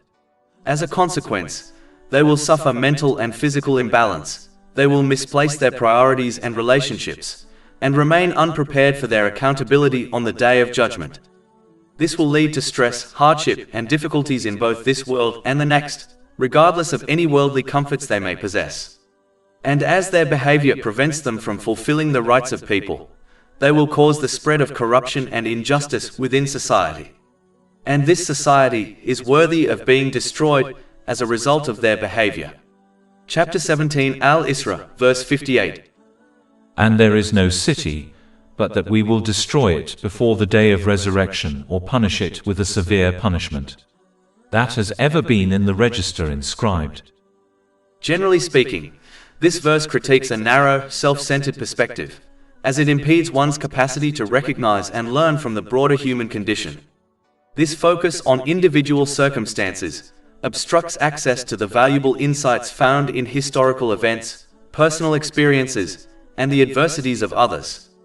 The cultivation of a robust ethical framework, the avoidance of recurrent errors, and the achievement of genuine inner peace are therefore contingent upon a diligent consideration of these external realities. A compelling case study is the widespread malaise, including anxiety, mental illness, and substance abuse, prevalent among the affluent and celebrated. This phenomenon, despite their considerable material advantages, serves as a powerful testament to the futility of seeking well-being in wealth or the unrestrained pursuit of worldly desires. Furthermore, observing the health struggles of others can prompt an individual to appreciate their own state of wellness and to make use of it before they lose it. Consequently, Islamic teachings consistently advocate for a state of heightened awareness and profound contemplation. By encouraging individuals to transcend their immediate personal concerns and derive wisdom from their environment, this worldview seeks to prevent them from spiritual negligence and foster a balanced, grateful, and enduringly peaceful disposition, through obtaining a balanced mental and physical state, and through correctly placing everything and everyone within their life. As mentioned earlier, a method that has been employed by people throughout history to discourage others from embracing Islam involved requesting particular miracles from the holy prophets, peace be upon them, as evidence of their prophethood. When divine teachings highlighted that the holy prophets, peace be upon them, were human and lacked supernatural abilities, some would use this as a counter-argument against the authenticity of their message. Chapter 11 HUD, verse 31. And I do not tell you that I have the depositories of Allah, or that I know the unseen, nor do I tell you that I am an angel. The function of a holy prophet, peace be upon them, is to clarify the divine instructions for humanity and serve as an ideal model for them to emulate. Their goal was never to dazzle people with miraculous feats, as the miracles granted to them by Allah the Exalted were confined to specific times and places and merely reinforced their message. They were not its essence. The core of their message throughout history has consistently been knowledge and clear proofs. In the case of the Holy Prophet Muhammad, peace and blessings be upon him, the essence of his message was the Holy Quran and his exemplary character. The non-Muslims of Mecca, being proficient in the Arabic language, recognized that the Holy Quran could not be the words of a human. Furthermore, having spent 40 years with the Holy Prophet Muhammad, peace and blessings be upon him, before his declaration of prophethood, they understood he was not a fraud. Chapter 10 Yunus, verse 16. For I had remained among you a lifetime before it. Then will you not reason? As the Holy Prophet Muhammad, peace and blessings be upon him, had no prior exposure to earlier divine scriptures, a fact acknowledged by both the people of the book and non-Muslims in Mecca, he could not have known the original or altered doctrines within those texts. This circumstance strengthens the argument for the Quran's divine origin. Chapter 29 Al-Ankabut, verse 48. And you did not recite before it any scripture, nor did you inscribe one with your right hand. Then, i.e., otherwise the falsifiers would have had cause for doubt. The non-Muslims of Mecca once requested the Holy Prophet Muhammad, peace and blessings be upon him, to transform Mount Safa into gold, and to remove the surrounding mountains so they could cultivate crops. Allah the Exalted informed him that he could choose to either grant them a reprieve and disregard their unreasonable demands, or, if he wished, Allah the Exalted would fulfill their requests. However, if they rejected Islam afterward, they would face total destruction, similar to the previous nations that denied the specific miracles they had asked for. The Holy Prophet Muhammad, peace and blessings be upon him, opted to give them a reprieve and dismissed their unreasonable requests, knowing they would still disbelieve afterward. Subsequently, Allah the Exalted revealed chapter 17 Al-Isra, verse 59 of the Holy Quran. And nothing has prevented us from sending signs, i.e. miracles, except that the former peoples denied them. And we gave Thamud the she-camel as a visible sign, but they wronged her. And we send not the signs except as a warning. This has been discussed in Imam al-Wahidi's Asbab al-Nuzul, 1759, page 104. Generally speaking, Allah the Exalted always grants people respite so that they can reform their behavior. But it is important to note that this respite is temporary and not permanent. If one fails to take advantage of this respite, and instead persists on disobeying Allah, the Exalted, despite the many signs within the creation and Islamic teachings that indicate the importance of obeying Him, they will misuse the blessings He has granted. Chapter 17 Al-Isra, verse 60. And when we told you, indeed your Lord has encompassed the people.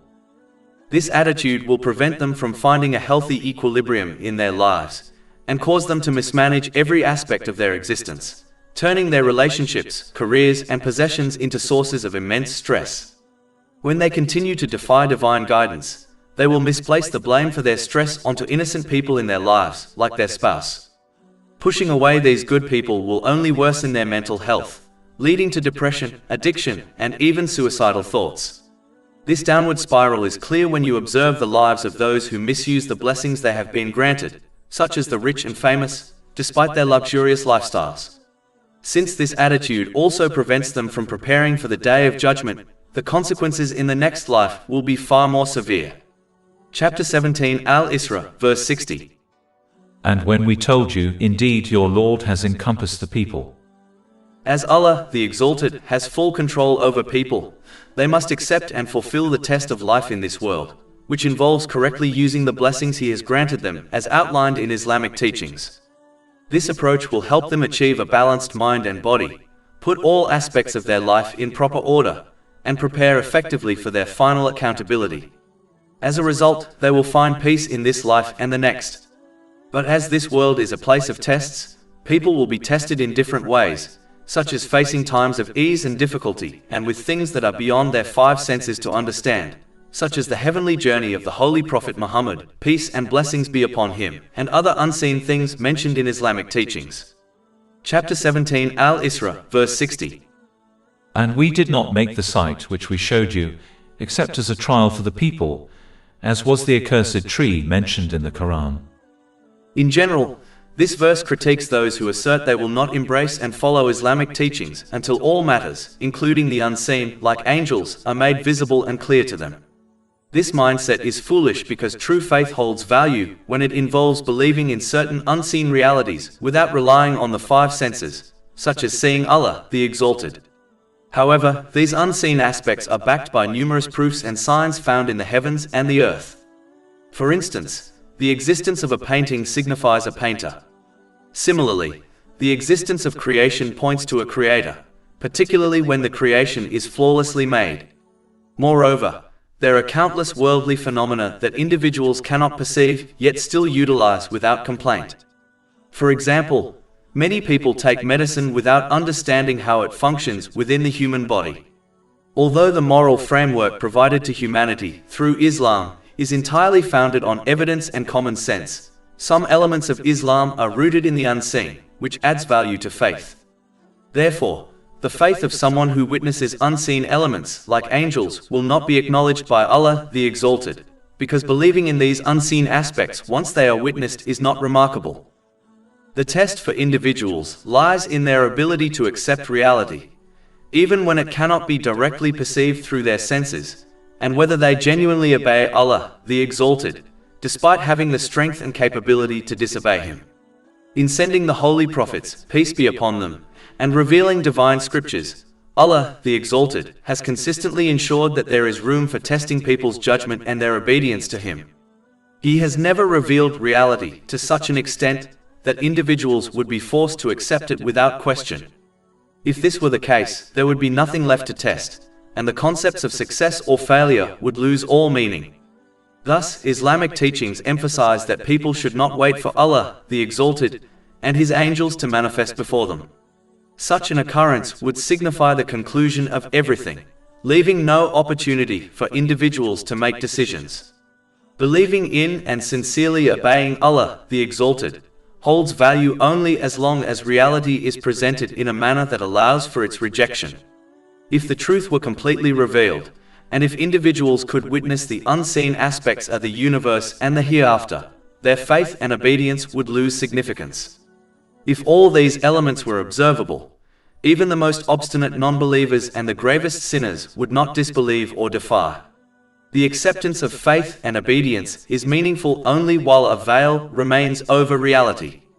The moment reality is fully unveiled will signify the end of the time allotted for individuals to make decisions and conclude their testing period. This moment is known as the Day of Judgment. But those who fail to accept this truth, as obeying Allah, the Exalted, contradicts their desires, will persist on disobeying Him despite the warnings He gives them. Chapter 17 Al-Isra, verse 60. And we threaten them, but it increases them not except in great transgression. Living this way will cause an imbalance in their mind and body, they will mismanage their life and relationships and fail to prepare for their final reckoning. This leads to constant stress and hardship in this life and the next, regardless of any worldly luxuries they may have. Allah, the Exalted, then warns people of the consequences at disobeying Him by discussing the first one to disobey Him, as obeying Allah, the Exalted, contradicted His desires. Chapter 17 Al-Isra, verse 61. And mention when we said to the angels, prostrate to Adam, and they prostrated except for Iblis. He said, should I prostrate to one you created from clay? The devil was not an angel, instead, he came from the jinn. Chapter 18, verse 50. Except for Satan. He was of the jinn. Due to his many acts of devotion, he was raised to the rank of angels, and therefore the command to prostrate included him as well. The devil became arrogant, viewing himself as better than the holy prophet Adam, peace be upon him. Chapter 17 Al-Isra, verse 61. And mention when we said to the angels, prostrate to Adam, and they prostrated except for Iblis. He said, should I prostrate to one you created from clay? He dismissively rejected the idea that a person's outward appearance does not affect their status. Ranks are assigned by Allah, the Exalted, and anyone who recognizes Allah, the Exalted, as their Lord will not dispute this. The devil quickly judged the external qualities of the holy prophet Adam, peace be upon him, while overlooking the knowledge and spirit granted to him by Allah, the Exalted. It is crucial to avoid this selective mindset that breeds negativity. Such an outlook can cause one to consistently perceive situations negatively, leading to further sins, including backbiting, gossip, and slander. This is why the Holy Prophet Muhammad, peace and blessings be upon him, advised in a hadith recorded in Sunan Abu Dawood, number 4993, that maintaining positive thoughts about others is a form of worshipping Allah, the Exalted, correctly. Moreover, it is important to understand that external appearances or societal standards, such as wealth, ethnicity, or gender, do not grant superiority over others. Allah, the Exalted, has made it clear that true superiority is fundamentally connected to the degree of one's fear of Him. This means genuinely obeying Him so that one uses the blessings they have received in ways that please Him, as outlined in the Holy Quran and the teachings of the Holy Prophet Muhammad, peace and blessings be upon him. Chapter 49 Al-Hujurat, verse 13. Indeed, the most noble of you in the sight of Allah is the most righteous of you. It is crucial to understand that since a person's intentions are not visible to others, they cannot evaluate themselves or others as better based only on external actions. Therefore, they should avoid claiming superiority regarding their own or others' status, as only Allah, the Exalted, knows the intentions, words, and deeds of every individual. Chapter 53 An-Najm, verse 32. So do not claim yourselves to be pure, He is most knowing of who fears Him. The devil, due to his arrogance, showed no fear of Allah, the Exalted, and therefore cannot be deemed superior to the Holy Prophet Adam, peace be upon him, despite him being made from clay. In general, pride is a harmful characteristic that should be avoided, as it can lead to destruction in this life and the next. The Holy Prophet Muhammad, peace and blessings be upon him, warned in a hadith recorded in Sahih Muslim, number 265, that even a tiny bit of pride can condemn a person to hell. Pride causes people to reject the truth when it is presented to them, as it clashes with their desires. The devil denied the truth by openly challenging the esteemed position that Allah, the Exalted, granted to the Holy Prophet Adam, peace be upon him. Additionally, pride leads individuals to look down on others, thinking they are superior. Both of these consequences of pride are unwise, as the truth is crucial for proper guidance in both worldly and religious matters. Therefore, it should be accepted no matter its origin, since the ultimate source of truth is Allah, the Exalted. Disregarding others is extremely unwise, as one often does not know their own status or that of others in the sight of Allah, the Exalted. Since the final destiny of individuals in the afterlife is uncertain, it is unwise to belittle others, as one cannot guarantee that they will leave this world with faith. Furthermore, every worldly blessing one has is created and given to them solely by Allah, the Exalted. Thus, He is the true owner of all blessings. To take pride in something that ultimately belongs to someone else is foolish, similar to someone boasting about a house that is not theirs. Therefore, pride is a trait that belongs only to Allah, the Exalted, and anyone who dares to oppose him will face consequences in both worlds. This warning is reiterated in a hadith found in Sunan Abu Dawood, number 4090. Another deadly trait that the devil adopted was envy. Envy is regarded as a significant sin, because it directly challenges the allocation of blessings set by Allah, the Exalted. The envious person behaves as if Allah, the Exalted, made a mistake in granting a particular blessing to someone else, instead of granting it to them. The devil pretended that the honor given to the Holy Prophet Adam, peace be upon him, was rightfully his.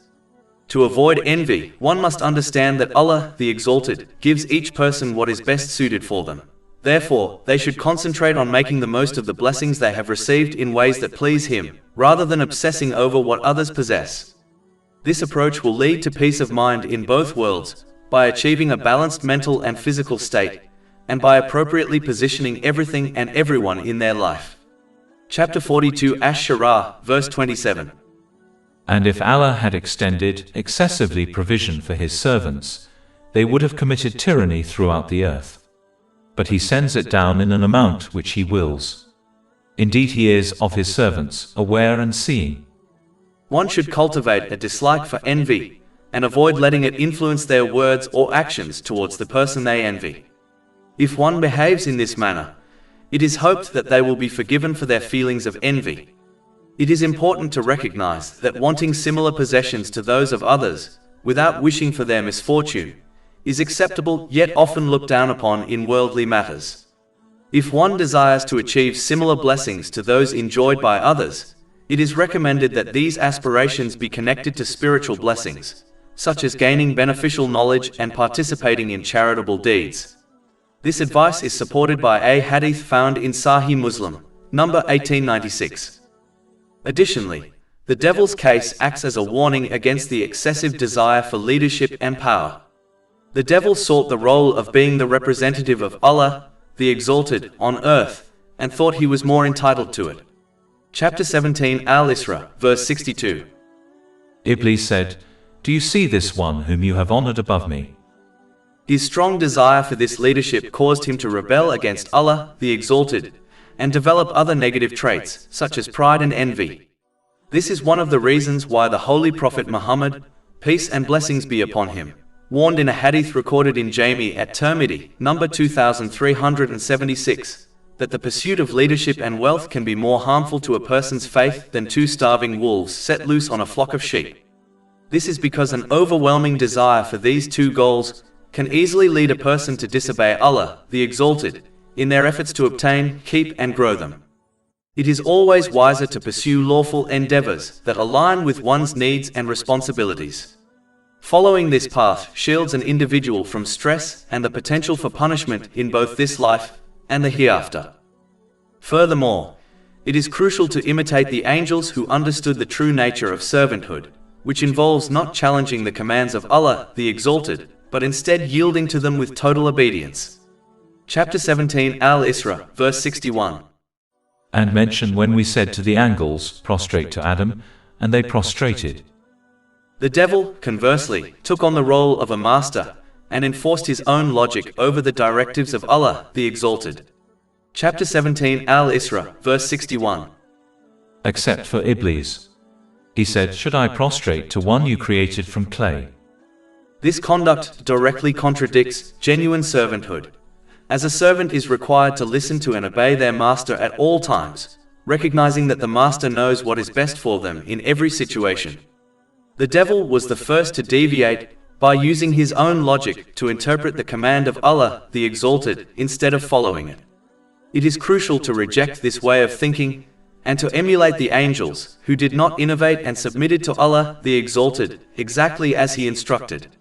This principle is one of the reasons the Holy Prophet Muhammad, peace and blessings be upon him, warned that any matter not based in Islam, specifically the Holy Quran and the traditions of the Holy Prophet Muhammad, peace and blessings be upon him, is dismissed by Allah, the Exalted. This has been confirmed in a hadith found in Sunan Abu Dawood, number 4606. Therefore, One must earnestly commit to learning from and acting upon these two sources of guidance and avoid other actions, even if they appear to be beneficial. The undeniable reality is that the more one pursues other sources of religious knowledge, the less they will learn and act upon the two primary sources of guidance, ultimately resulting in misguidance. Moreover, the devil was the first being to adopt a mindset where he decided when to obey Allah, the Exalted, and when to defy Him. He did not deny the oneness of Allah, the Exalted, nor the act of worshipping Him. However, he rejected the specific command to bow to the Holy Prophet Adam, peace be upon him, out of respect for what Allah, the Exalted, had granted him. A similar attitude can be observed in individuals who selectively choose which Islamic teachings to follow, while ignoring others based on their personal inclinations. Such a person treats their faith like a piece of clothing that they can put on or take off at will. This attitude fundamentally contradicts the core principle of being a Muslim, which requires ongoing and practical submission to Allah, the Exalted. A Muslim should avoid the devilish habit of picking and choosing from Islamic teachings, and instead face every situation by utilizing every blessing they have received in ways that please Allah, the Exalted. This approach allows them to fulfill their role as representatives of Allah, the Exalted, and achieve peace and success in both worlds, by maintaining a balanced mental and physical state, and appropriately placing everything and everyone in their lives. In contrast, adopting a selective mindset will only lead to forgetting Allah, the Exalted, and misusing the blessings given to them. As a result, they will find themselves in a state of mental and physical imbalance, misplacing everything and everyone in their lives, and failing to prepare adequately for their accountability on the Day of Judgment. This will lead to stress, difficulties, and challenges in both worlds, even if they enjoy certain worldly pleasures. Chapter 17 Al-Isra, verse 61. And mention when we said to the angels, prostrate to Adam, and they prostrated except for Iblis. He said, should I prostrate to one you created from clay? This also highlights the importance of striving to uphold the rights of creation, alongside the rights of Allah, the Exalted. The devil's dispute was with respecting the right of the Holy Prophet Adam, peace be upon him, rather than with honoring the right of Allah, the Exalted. One must avoid this imbalance and instead focus on fulfilling the rights of Allah, the Exalted, which involves using the blessings one has received in ways that please Him. As outlined in the Holy Quran and the teachings of the Holy Prophet Muhammad, peace and blessings be upon him, while also working to fulfill the rights of creation. This is achieved by treating others according to the principles of Islam, which means treating them as one wishes to be treated. One should not be deceived into believing that simply fulfilling the rights of Allah, the Exalted, is enough for success. Islam clearly indicates that justice will be established on Judgment Day, even if it appears that some have evaded it in this life. Those who have wronged others, even if they have met the rights of Allah, the Exalted, will be required to transfer their good deeds to their victims, and if necessary, they will carry the sins of their victims until justice is achieved. This could lead to the wrongdoer being cast into hell on Judgment Day. This warning is found in a hadith recorded in Sahih Muslim, number 6579. The following verse shows that another negative trait of the devil was his refusal to take responsibility for his actions, leading him to blame Allah, the Exalted, for his misguidance. Chapter 15 Al-Hijr, verse 39. Iblis said, my Lord, because you have put me in error, I will surely make disobedience attractive to them on earth, and I will mislead them all. Allah, the Exalted, does not impose right guidance or misguidance on anyone, as doing so would invalidate the test of life in this world. Instead, He provides knowledge of right and wrong attitudes and permits individuals to choose their own life paths, holding them accountable for their decisions. Therefore, one cannot attribute their misguidance to Allah, the Exalted, or anyone else if they choose to disobey Him by misusing the blessings He has bestowed upon them. It is essential to avoid adopting a mindset in this world where individuals evade responsibility for their actions and blame others. Those who do not take responsibility for their actions will never enhance their character. Instead, they will continue to misuse the blessings they have received. Consequently, they will experience mental and physical imbalance, misplace everything and everyone in their lives, and fail to prepare for their accountability on the Day of Judgment. This will lead to stress, challenges, and difficulties in both this life and the next, regardless of any material luxuries they may have. Furthermore, neglecting to take responsibility for one's actions will hinder them from fulfilling the rights of others. As a result, they will contribute to the spread of corruption and injustice in their society. Blaming others for one's own negative actions will never be condoned by Allah the Exalted, in this world or the next. In fact, as highlighted by the following verse, Allah the Exalted will not even accept attempts by individuals to shift the blame for their sins onto the devil, despite his persistent efforts to lead them astray. Chapter 14 Ibrahim, verse 22. And Satan will say, when the matter has been concluded, indeed, Allah had promised you the promise of truth. And I promised you, but I betrayed you. But I had no authority over you, except that I invited you, and you responded to me. So do not blame me, but blame yourselves. Although the devil will be held accountable for his sins, no one can transfer the repercussions of their own sins onto him, since the devil lacked the ability to compel individuals into wrongdoing. He merely extended an invitation to misguidance, and those who chose to accept it have no one to blame but themselves. Chapter 15 Al-Hijr, verse 39. Satan said, My Lord, because you have put me in error, I will surely make disobedience attractive to them on earth, and I will mislead them all. Moreover, it is essential to understand that because fate is hidden from people, it cannot serve as an excuse for engaging in evil behavior. Chapter 6 Al-An'am, verse 148. Say, do you have any knowledge that you can produce for us? You follow not except assumption, and you are not but guessing. Furthermore, Allah the Exalted will not make individuals responsible for their destiny on the Day of Judgment. Instead, He will assess their intentions and actions, which are within their control. Chapter 21 Al-Anbiya, verse 23.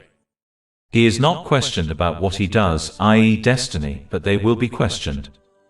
An individual must take responsibility for their intentions and actions, as these are within their control, regardless of any claims they may make. A police officer who intentionally misuses their training and the resources provided by the police department cannot blame the department for their actions.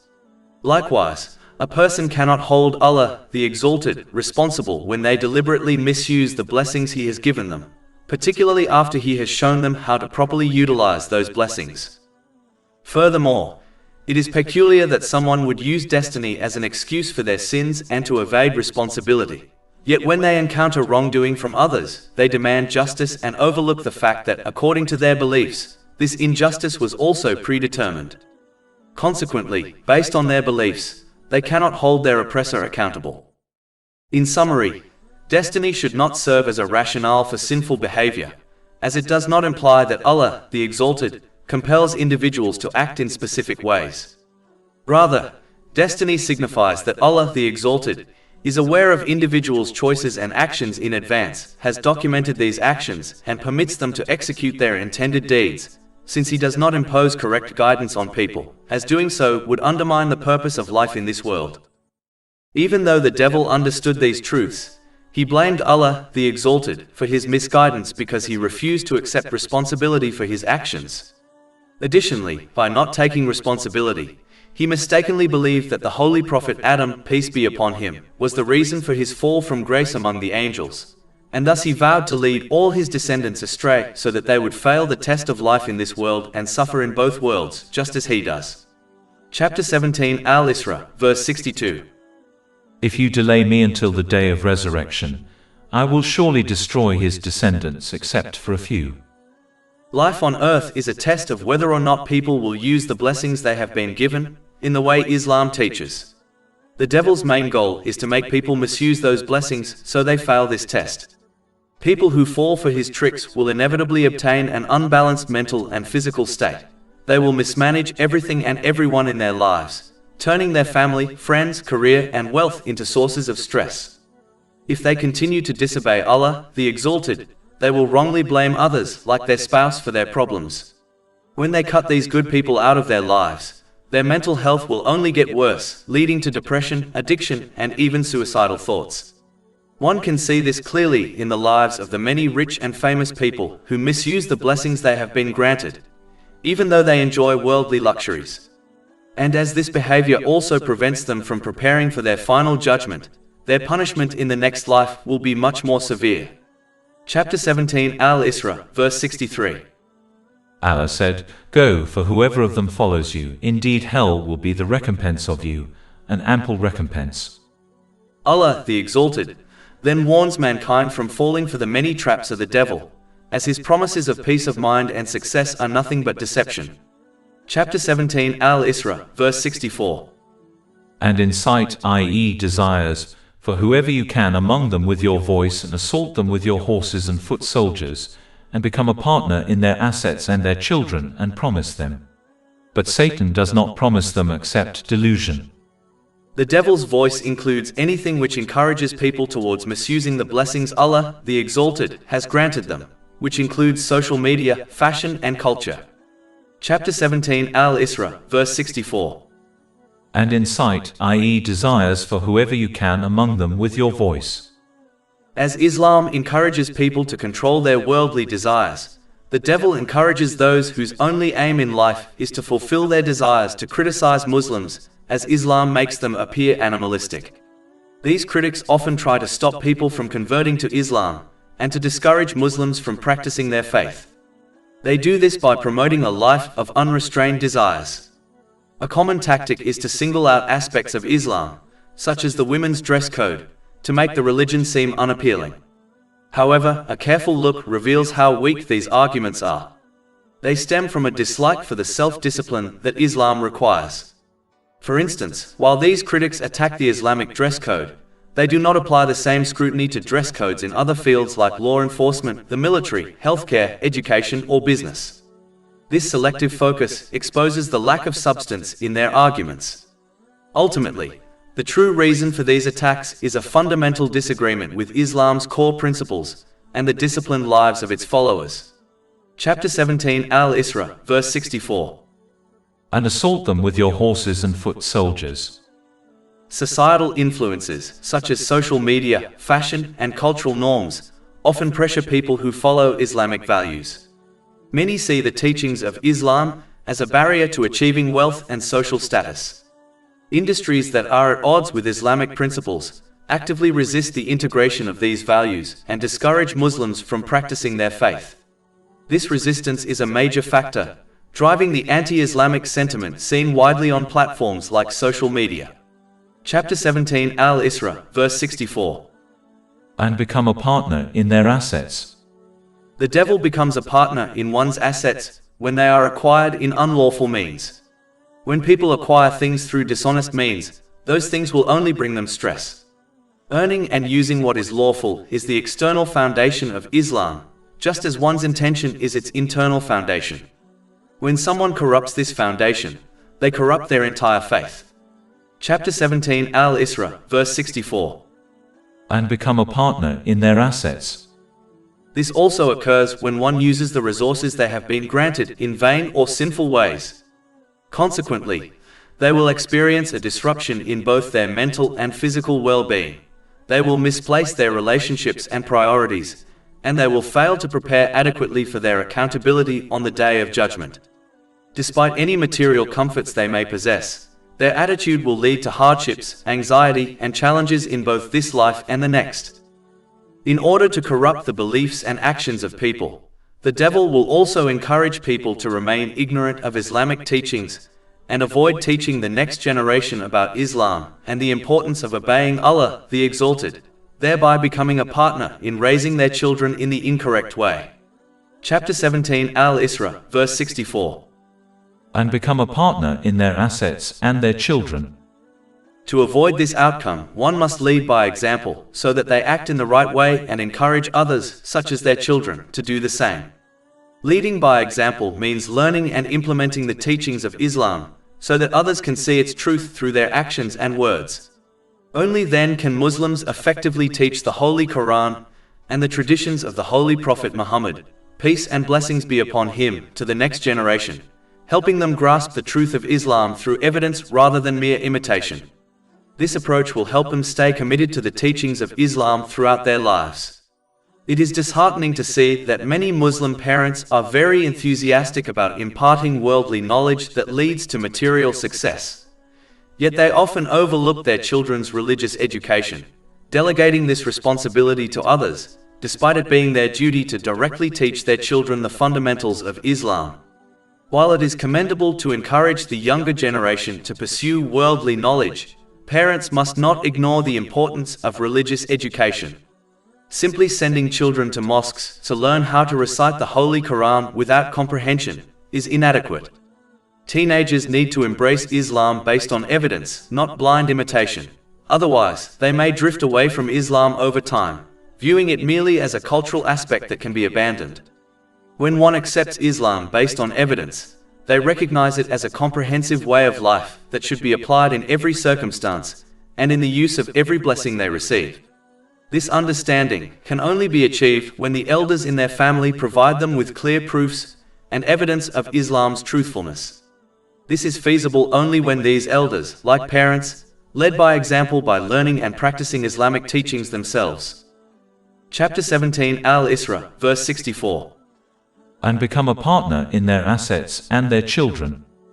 Another way the devil becomes a partner in people's children is by creating broken homes whereby children do not have the correct means to obtain right guidance, and as a result, they fall into a life of sins and crimes.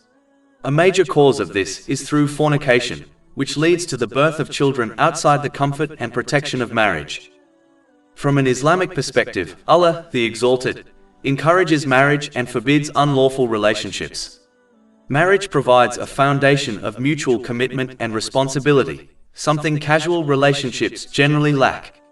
When this level of dedication is absent, difficulties and hardships only intensify emotional strain, as partners are unable to provide one another with the support that marriage naturally fosters.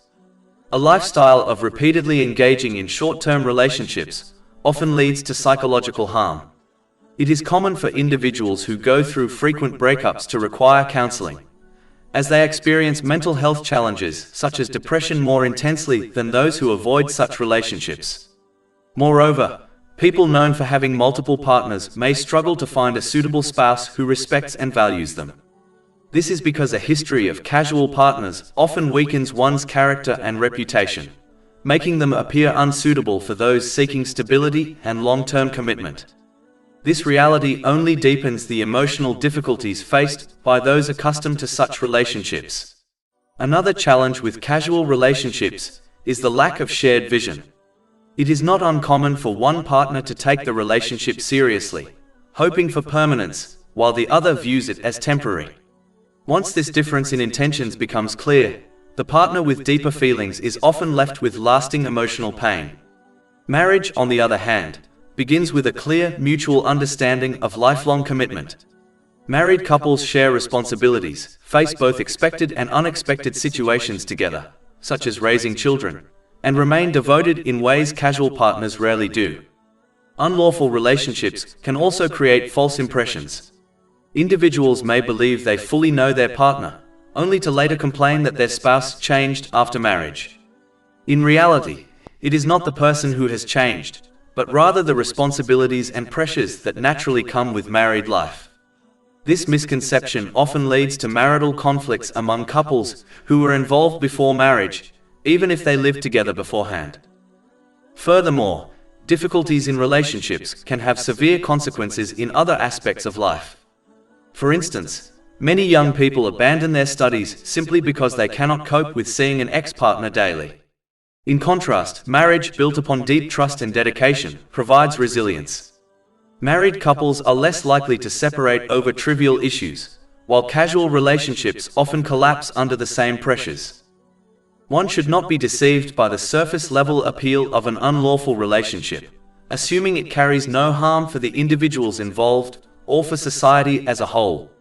Out of emotional impulses, limited foresight, or shallow thinking, a person may wrongly believe that being in a relationship outside of marriage is harmless while overlooking its deeper and damaging consequences.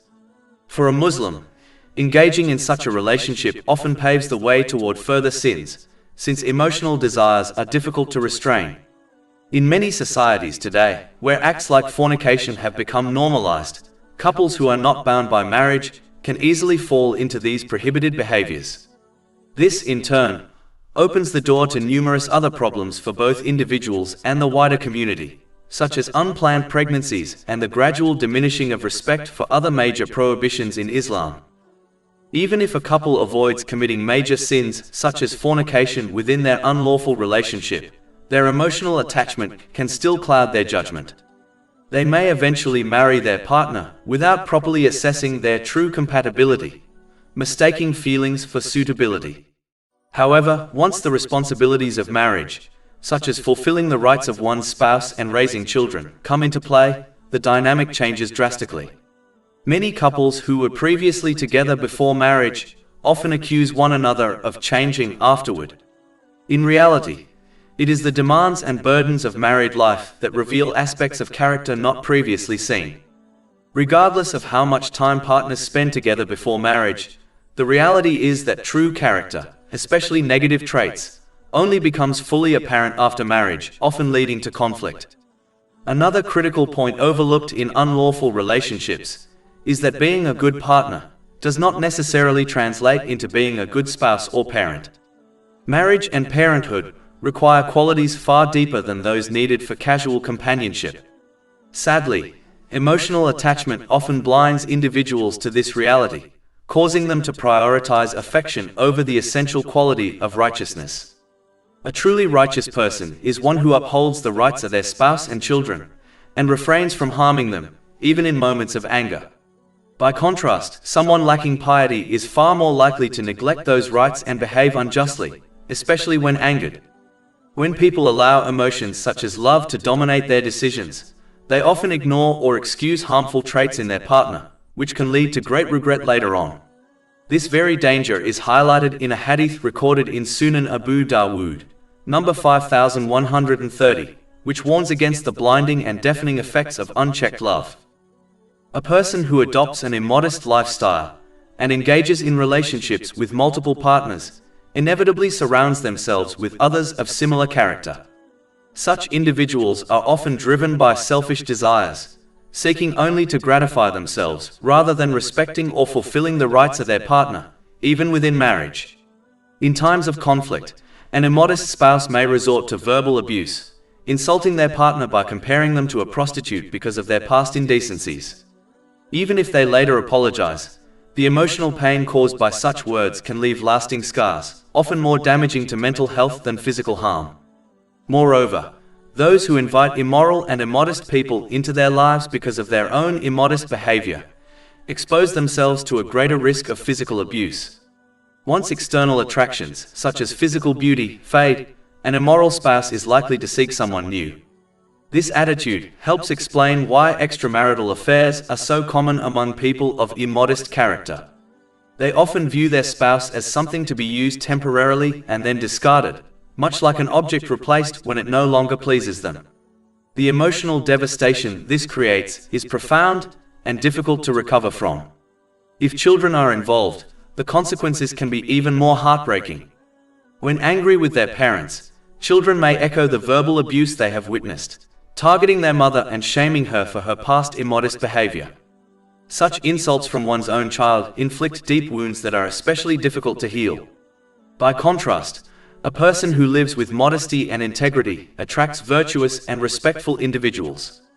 Their spouse honors their rights and treats them with dignity. Any insults directed toward them are quickly dismissed, as both they and those around them recognize that such accusations have no basis in truth. Furthermore, children raised in such an environment are more likely to show respect toward both parents, as they witness their modesty, upright conduct, and mutual care. When children are born unintentionally from an unlawful relationship, the strain on the couple intensifies. Often, neither partner is willing to shoulder the responsibilities of raising a child, which leads to separation and leaves the child in a fractured home environment. Deprived of the guidance and support of both parents, such children frequently encounter difficulties that affect not only themselves but also society. Research and experience alike confirm that many young people involved in crime, gangs, domestic violence, or those who fall victim to sexual predators often come from broken families. Raising a child is already a great challenge, even when parents genuinely wish for and prepare for the responsibility. The hardship is multiplied when a child is unwanted, resulting in a turbulent upbringing and increasing the likelihood of the problems mentioned above. In many cases, the burden becomes so heavy that a single parent may give up their child for fostering or adoption. Sadly, this often inflicts long-lasting harm on the child, further increasing the risk of them going astray. Despite these harms, many people fail to recognize the dangers of unlawful relationships. They are swayed by emotions or ignorance and may view such relationships as harmless. The reality, however, is that engaging in them is like eating a meal that looks delicious but is secretly poisonous. Because the poison is hidden, one must rely on the knowledge of someone who understands its dangers and trust their guidance not to eat it, even when desire is strong.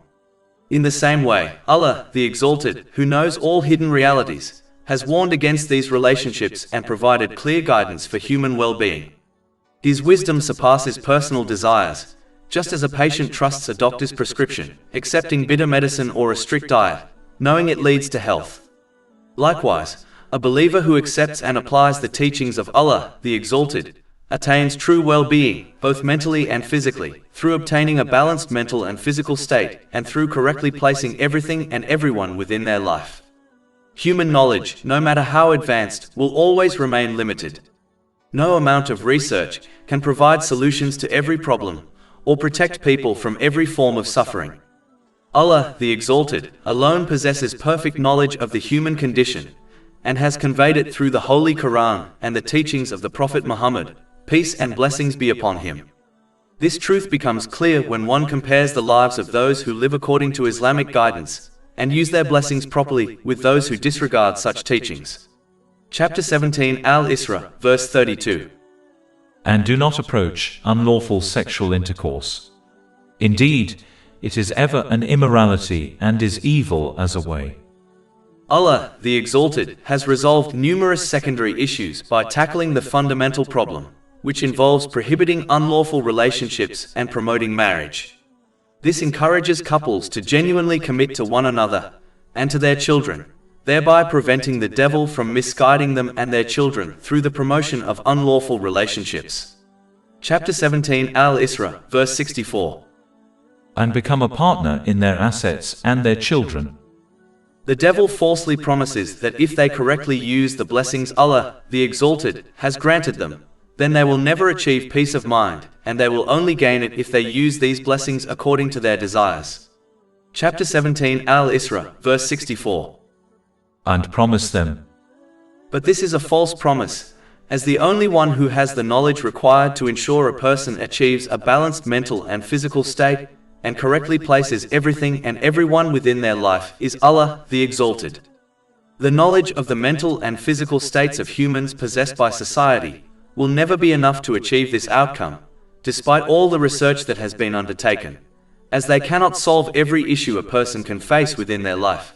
Their advice cannot cause one to avoid all types of mental and physical stress, nor can their advice cause one to correctly place everything and everyone within their life, due to limited knowledge, experience, foresight, and due to biases. Allah, the Exalted, alone has this knowledge, and He has granted it to mankind in the form of the Holy Quran and the traditions of the Holy Prophet Muhammad, peace and blessings be upon him. This truth is obvious when one observes those who use the blessings they have been granted according to Islamic teachings, and those who do not. Therefore, the one who correctly uses the blessings Allah, the Exalted, has granted them as outlined in Islamic teachings, will obtain peace of mind through obtaining a balanced mental and physical state, and through correctly placing everything and everyone within their life. Whereas, the one who obeys the devil and uses these blessings according to their desires will obtain nothing except an unbalanced mental and physical state, and they will misplace everything and everyone within their life. This will lead to stress, trouble and difficulties in both worlds, even if they enjoy some worldly luxuries. Chapter 17 Al-Isra, verse 64. But Satan does not promise them except delusion. One must not be deceived by the illusion of freedom that the devil promotes. Through social media, fashion and culture, he convinces people that practicing their faith prevents them from enjoying worldly pleasures. As a result, many begin to view faith as a restriction on their desires, turning away from it either openly or in practice. Instead, they pursue material gain and indulge freely in their passions, convinced that this path leads to true happiness. Such individuals often look down on those who live by their faith, controlling their actions and using worldly blessings in ways pleasing to Allah, the Exalted. To them, these pious Muslims appear as slaves, deprived of enjoyment, while they see themselves as liberated. In reality, nothing could be further from the truth. The true slaves are those who refuse to submit to Allah, the Exalted, as they remain chained to worldly desires. Those who devote themselves to Allah, the Exalted, however, rise above such enslavement and attain true freedom. This reality can be illustrated by an example. A wise parent restricts the kind of food their child consumes, occasionally allowing treats but generally insisting on a balanced, healthy diet. To the child, these restrictions seem harsh and they may feel like a slave to their parents' rules. By contrast, another child is allowed to eat whatever they want, whenever they want, and as much as they want. That child believes they are free from all restrictions. When the two meet, the second child ridicules the first for being under their parents' control. The restricted child may even feel pity for themselves when they see the apparent freedom of the other. Outwardly, it seems as though the child without restrictions is enjoying life, while the other is burdened. But with time, the truth becomes evident. The unrestricted child grows up unhealthy, suffering from obesity, diabetes, and other illnesses. Their poor health affects their confidence and mental well-being, leaving them enslaved to medication, disease, and social problems. Their so-called freedom turns into lifelong bondage. The restricted child, on the other hand, matures into a healthy adult, strong in both body and mind. Their confidence and well-being allow them to flourish in life. They are free from dependence on medication and the burdens of illness and insecurity. In reality, the child who lived without restrictions became a slave to many things, while the child who lived with guidance and discipline grew up truly free. To conclude, the real slave is the one who becomes captive to everything other than Allah, the Exalted, the whims of society, the pull of fashion, the lure of culture, and the distractions of social media. This path only leads to physical, mental, and social problems. The truly free person is the one who submits solely to Allah, the Exalted, and in doing so attains lasting peace of mind and body, through obtaining a balanced mental and physical state, and through correctly placing everything and everyone within their life. Chapter 17 Al-Isra, verse 64. But Satan does not promise them except delusion. Finally, the devil also promises both Muslims and non-Muslims that as Allah, the Exalted, is all-forgiving, He will forgive them on Judgment Day irrespective of their actions. As a result, a person will persist on disobeying Allah, the Exalted, by misusing the blessings He has granted them while falsely believing He will forgive them. Although Allah, the Exalted, is all-forgiving, He is also all-just. Treating the wrongdoer the same as the doer of good would contradict the justice of Allah, the Exalted, which is a behavior He does not exhibit. Chapter 45 Al-Jathiyah, verse 21. Or do those who commit evils think we will make them like those who have believed and done righteous deeds, make them equal in their life and their death? Evil is that which they judge. And chapter 30 Ar-Rum, verse 57. So that day their excuse will not benefit those who wronged, nor will they be asked to appease Allah. And chapter 17 Al-Isra, verse 64. But Satan does not promise them except delusion. To avoid forming an incorrect view of Allah, the Exalted, it is essential to study His divine attributes and names as described in the Holy Quran and the teachings of the Holy Prophet Muhammad, peace and blessings be upon him. Acquiring this knowledge fosters a correct belief in Allah, the Exalted, and encourages true obedience by utilizing the blessings He has bestowed upon them in line with Islamic principles. In addition, the one who fails to support their verbal declaration of faith in Allah, the Exalted, with actions is in great danger of leaving this world without their faith. It is essential to recognize that faith is like a delicate plant that requires constant nourishment through acts of obedience in order to grow and remain alive. Just as a plant deprived of sunlight and water eventually withers and dies, so too can a person's faith die if it is not sustained by righteous actions. Such a loss is the greatest of all losses. Chapter 17 Al-Isra, verse 64. But Satan does not promise them except delusion. In order to avoid the traps of the devil, one must obtain strong faith. The acquisition of strong faith is paramount, as it provides the foundation for unwavering adherence to the commands of Allah, the Exalted, in all life circumstances, both favorable and adverse. Such faith is cultivated through the study and application of the clear proofs and evidences presented in the Holy Quran and the traditions of the Prophet Muhammad, peace and blessings be upon him. These sources elucidate how sincere obedience to Allah, the Exalted, leads to profound tranquility in this life and the hereafter. In contrast, a lack of knowledge of Islamic teachings results in weak faith. An individual with weak faith is prone to disobedience when confronted with a conflict between personal desires and divine commands, failing to recognize that submission to Allah the Exalted yields peace of mind in both worlds. Consequently, one must strive for certainty of faith by actively engaging with and applying Islamic knowledge. This process ensures one remains steadfast in their obedience and correctly utilizes the blessings bestowed upon them, thereby achieving peace of mind in both worlds, through obtaining a balanced mental and physical state, and through correctly placing everything and everyone within their life. Chapter 17 Al-Isra, verse 65. Indeed, over my servants there is for you no authority.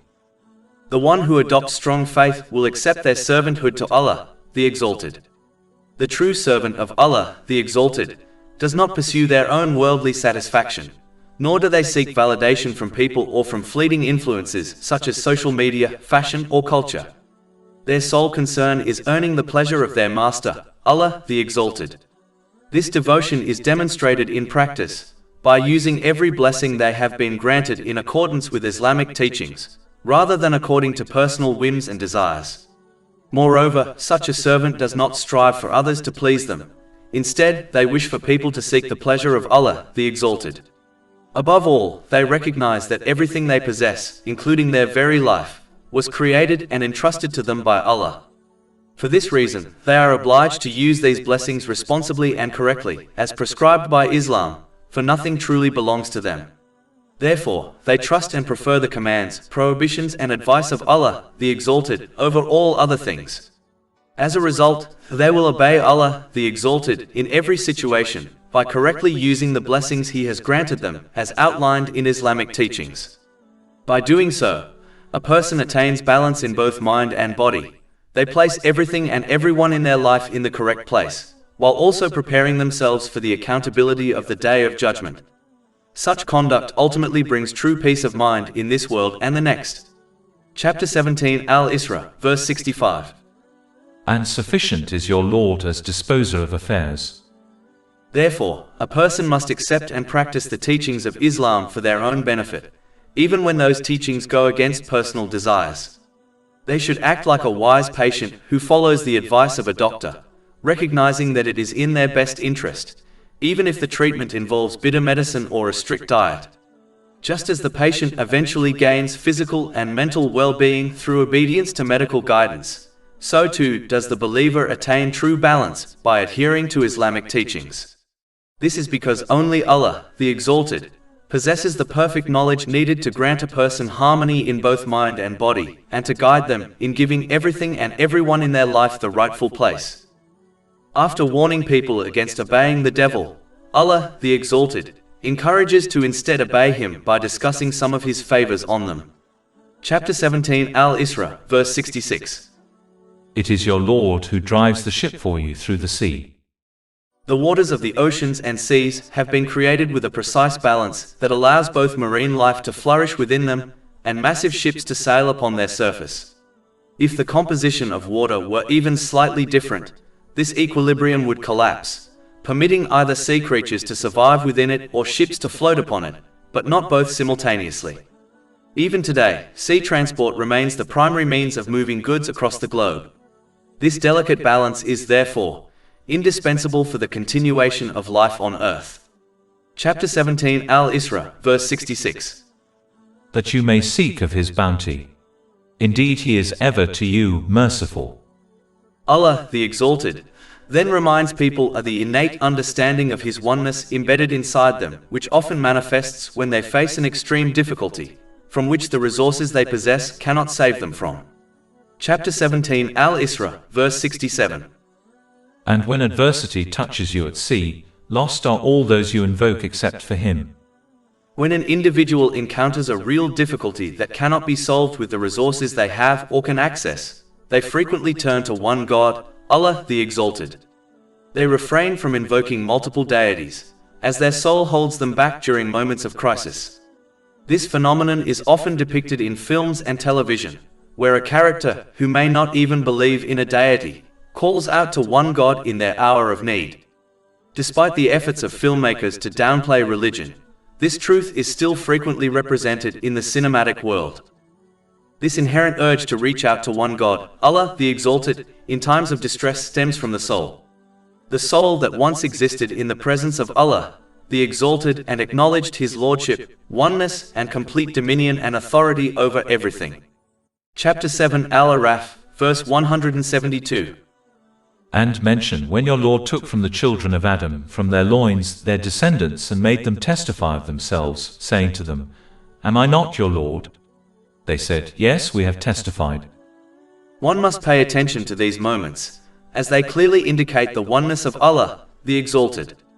This attentiveness will inspire belief in Him for those who do not already believe, and it will motivate them to genuinely obey Him by correctly utilizing the blessings He has bestowed upon them as outlined in Islamic teachings.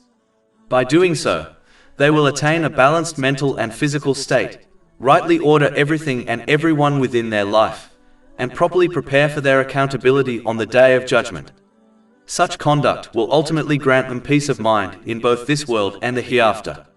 Chapter 17 Al-Isra, verse 67. And when adversity touches you at sea, lost are all those you invoke except for Him. And chapter 41 Fussilat, verse 53. We will show them our signs in the horizons and within themselves, until it becomes clear to them that it is the truth. In addition, as indicated by verse 67, a key distinction that sets Islam apart from all other religions and lifestyles is that it is not a transactional faith. This refers to the practice of serving a deity solely to gain material rewards, like being relieved from a difficulty. In contrast, Islam encourages individuals to acknowledge their role as the servants of Allah, the Exalted, and to fulfill their true purpose. While Islam does provide worldly advantages, such as attaining peace of mind through the proper use of the blessings bestowed upon them as per Islamic teachings, these benefits are secondary rather than the primary goal of Islam. This explains why Islam does not seek to draw people in by offering material rewards, unlike other faiths. Instead, it showcases the authenticity of Islam through compelling evidence and invites individuals to realize their purpose in this life, leading to a meaningful existence that fosters peace of mind in both this world and the hereafter through obtaining a balanced mental and physical state, and through correctly placing everything and everyone within their life. Sadly, many Muslims have adopted a misguided mindset, approaching Islam in a transactional manner. For instance, some Muslims may strive to obey Allah, the Exalted, with the expectation of receiving worldly rewards, such as relief from a difficulty. They view the treasury of Allah, the Exalted, as a store of worldly goods that can be acquired in exchange for good actions and spiritual practices. Adopting this attitude will only cause one to ignore Allah, the Exalted, and persist on his disobedience by misusing the blessings He has granted them during times of ease. Chapter 17 Al-Isra, verse 67. But when He delivers you to the land, you turn away from Him. And ever is man ungrateful. This attitude leads to a state of internal imbalance and causes them to misalign their priorities and relationships. This creates stress in all aspects of life, including family, friendships, career, and finances. When people continue to defy Allah, the Exalted, they often wrongly blame others, such as their relatives, for their problems. Pushing away good people only worsens their psychological state, leading to mental disorders, depression, addiction, and even suicidal thoughts.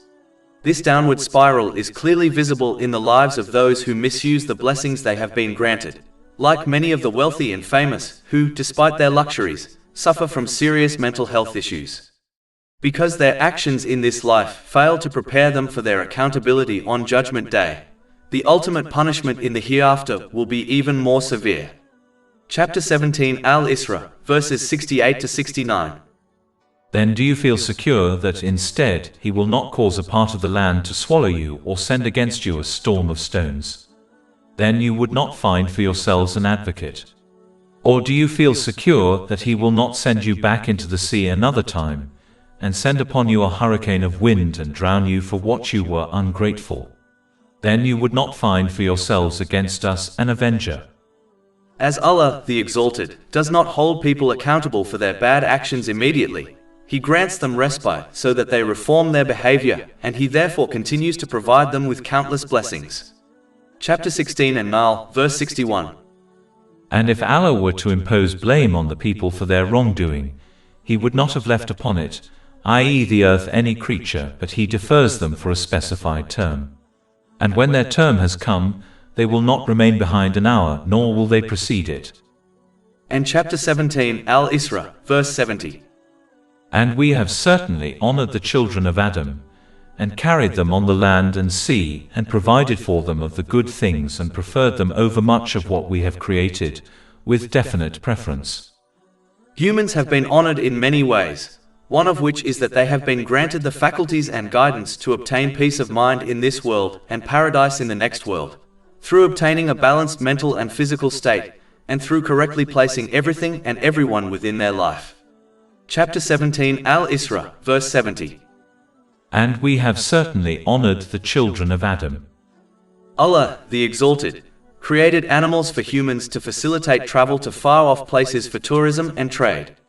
Even today, there are regions that modern transportation cannot access, leading people to depend on animal transport to reach these areas and take advantage of the natural resources available there.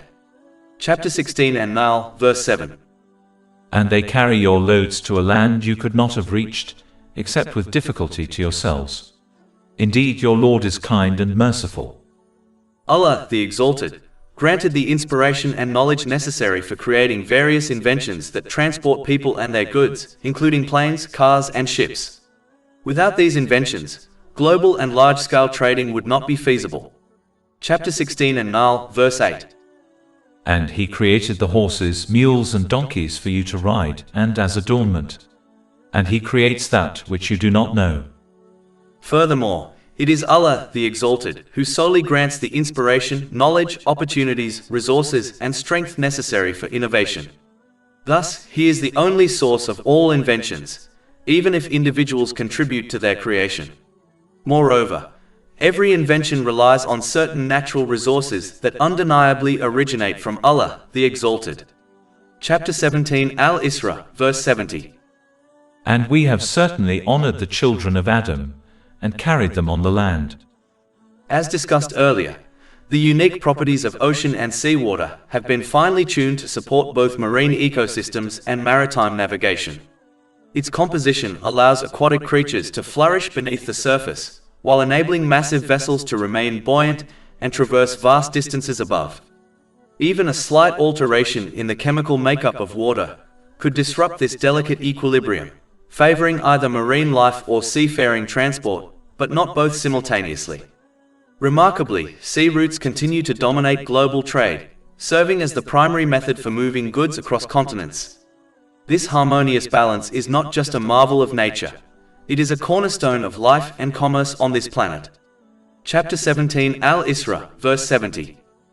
And we have certainly honored the children of Adam, and carried them on the land and sea. Allah, the Exalted, provides mankind with a continuous and uncountable supply of pure and good things, which benefit their body, mind, and souls so that they can achieve peace of mind and body in both worlds through obtaining a balanced mental and physical state, and through correctly placing everything and everyone within their life. Chapter 17, Al-Isra, verse 70. And provided for them of the pure and good things.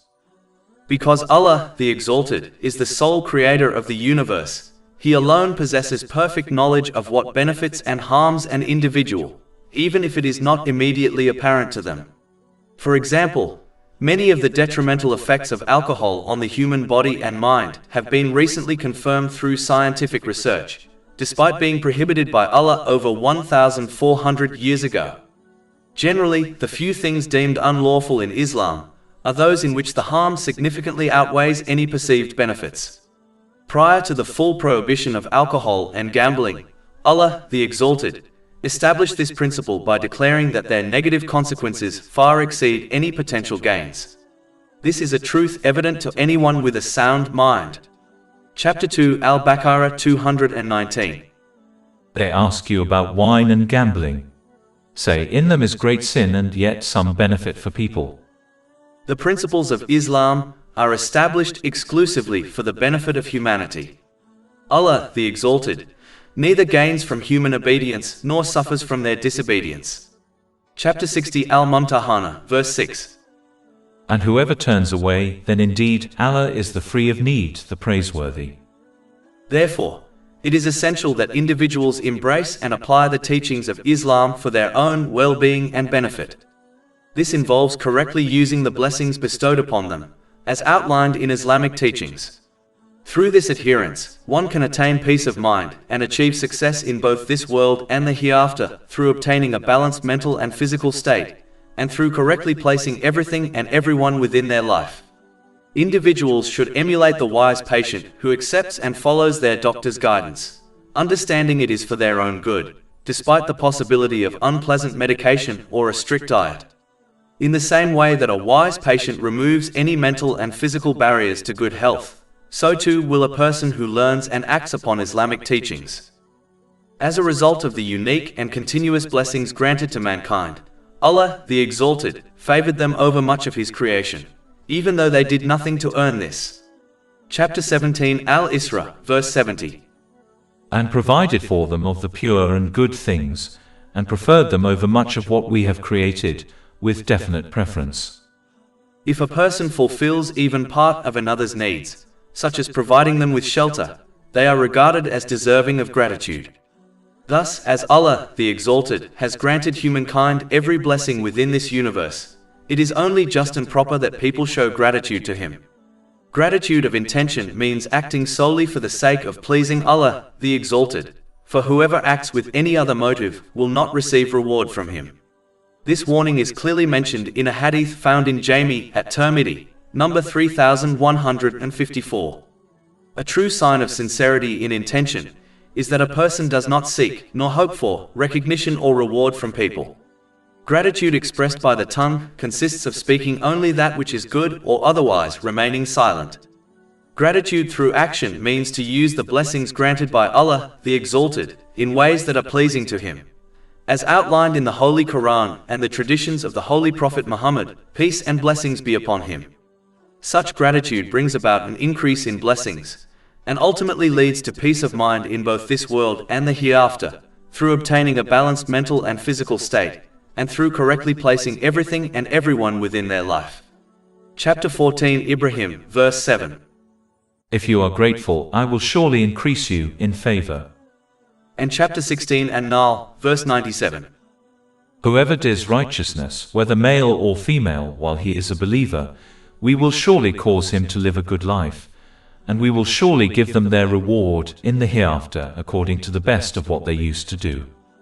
Furthermore, when a person owns an object, it is regarded as natural and proper for them to use it in whatever manner they choose. Since Allah, the Exalted, is the creator, owner and sustainer of everything in the universe, including human beings, it follows that He alone has the authority to determine what should and should not occur within it. Accordingly, it is only just and reasonable for people to obey Allah, the Exalted, for He is the sole owner of the entire universe, including themselves. In the same way, when someone lends their property to another, fairness dictates that the borrower use it in accordance with the wishes of its rightful owner. Allah, the Exalted, has granted every blessing possessed by humankind not as a permanent gift but as a loan. As with all worldly loans, repayment is required. The repayment of this divine loan consists of employing those blessings in ways that are pleasing to Allah, the Exalted. By contrast, the blessings of paradise are granted as a true gift, and thus in the hereafter, people will be free to enjoy them as they wish. Chapter 7 Al-Araf, verse 43. And they will be called, "This is paradise which you have been made to inherit for what you used to do." A person must therefore not confuse the worldly blessings, which are alone, with the gifts of paradise. Chapter 17 Al-Isra, verse 70. and provided for them of the pure and good things, and preferred them over much of what we have created, with definite preference. The one who understands that gratitude must be shown to Allah, the Exalted, for the countless and continuous blessings He grants them, will obey Him by correctly using these blessings as outlined in Islamic teachings. By doing so, they will cultivate harmony between mind and body, and they will correctly organize their relationships and responsibilities. This way of living fosters a deep sense of tranquility. In addition, as this attitude will ensure they prepare correctly for their accountability on the Day of Judgment, they will encounter peace of mind in the hereafter when they receive their book of deeds. Chapter 17 Al-Isra, verse 71. The day we will call forth every people with their record of deeds.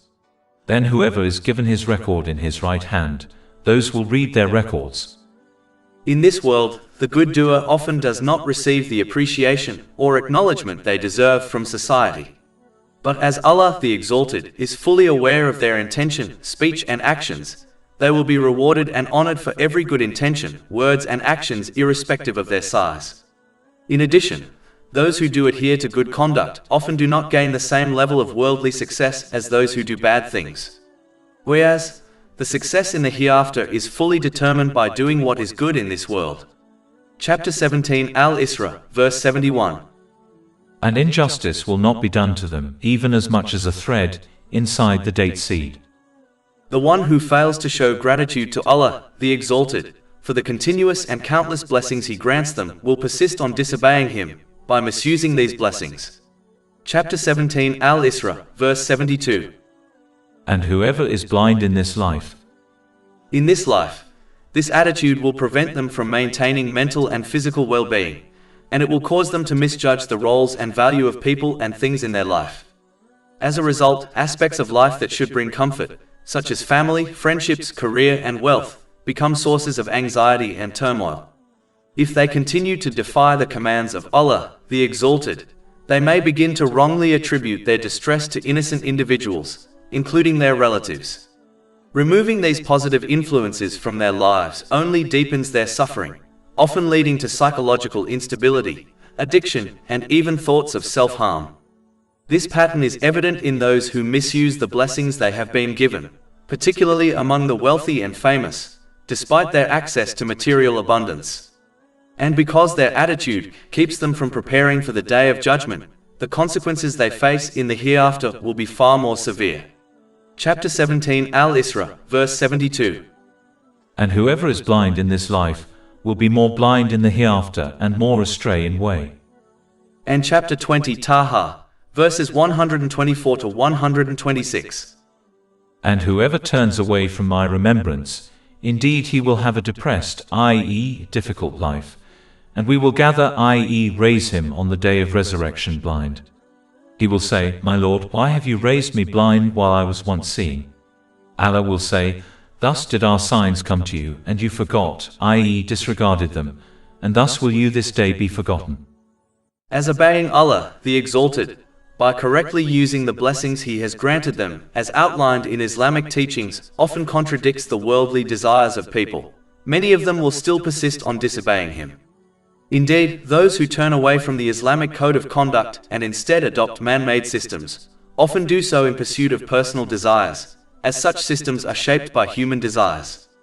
This tendency is especially pronounced among the wealthy and influential, who understand that accepting the truth of Islam would require them to submit to a clear moral structure, one that challenges their pursuit of worldly desires and aspirations. To preserve their status and control, they often promote these alternative paths and discourage others from embracing divine guidance. Historically, this is why the rich and powerful have frequently been the first to oppose and reject the holy prophets, peace be upon them. Their resistance is not rooted in a genuine examination of Islam's truth, but rather in a desire to protect their own interests and indulge their desires. The initial action taken by non-Muslims against their holy prophet, peace be upon him, in every generation, was to persuade him to renounce Islam, the faith of all the holy prophets, peace be upon them, after he declared his prophethood. When this attempt was unsuccessful, they sought to convince him to make concessions on certain elements of Islam. Chapter 68 Al-Kalam, verse 9. They wish that you would soften in your position, so they would soften toward you. And chapter 17 Al-Isra, verse 73. And indeed, they were about to tempt you away from that which we revealed to you in order to make you invent about us something else, and then they would have taken you as a friend. When this step was unsuccessful, they resisted Islam using threats and violence to stop its expansion. Chapter 14 Ibrahim, verse 13. And those who disbelieved said to their messengers, "We will surely drive you out of our land, or you must return to our religion." Generally speaking, when a person chooses a path different from that of their peers, it often stirs feelings of insecurity in others about the decisions they have made, especially when those decisions prioritize worldly desires over obedience to Allah, the Exalted. This sense of inadequacy can manifest as criticism or mockery directed at the one who remains steadfast in their faith, sometimes even coming from within their own family. Beyond this, societal influences such as social media, fashion, and cultural expectations place additional pressure on those who strive to uphold Islamic values. The call of Islam is frequently viewed as an obstacle to ambitions tied to wealth, status, and recognition. Industries whose practices are challenged by Islamic principles naturally resist their influence and, in turn, encourage Muslims to distance themselves from their faith.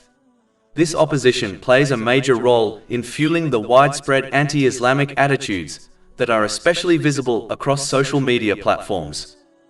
Those who strive to live by Islamic principles, which call for moderation in desires and the proper use of the blessings they have been granted, are often criticized by those who indulge in excess, acting on impulse without restraint. From the perspective of Islam, such behavior is considered animalistic, as it lacks reason and discipline. These critics frequently attempt to dissuade others from embracing Islam and discourage Muslims from practicing their faith, luring them instead toward a lifestyle governed by unchecked passions. To achieve this, they often target particular aspects of Islam, such as the dress code for women, in an effort to make the religion appear unattractive. Yet, thoughtful individuals can easily see the shallowness of these objections, which stem from a rejection of Islam's emphasis on self-control. For instance, while critics may deride Islamic guidelines on modest dress, they do not question the strict dress codes enforced in professions like law enforcement, the military, healthcare, education, or business. Their selective focus exposes the weakness and inconsistency of their arguments. In truth, it is Islam's core teachings and the disciplined lives of its followers that provoke such attacks, leading detractors to criticize the faith in whatever way they can, attempting to encourage Muslims to compromise on their beliefs for the sake of pleasing society.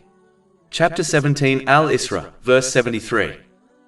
And indeed, they were about to tempt you away from that which we revealed to you in order to make you invent about us something else, and then they would have taken you as a friend.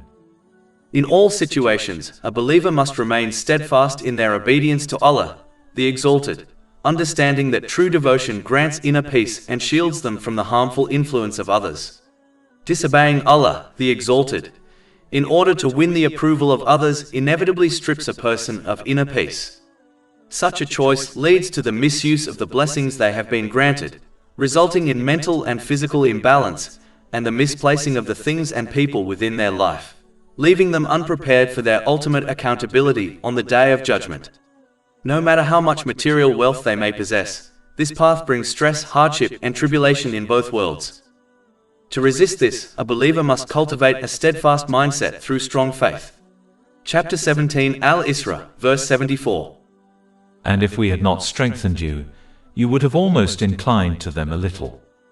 Firm faith is essential for remaining obedient to Allah, the Exalted, in every circumstance, whether in times of ease or difficulty.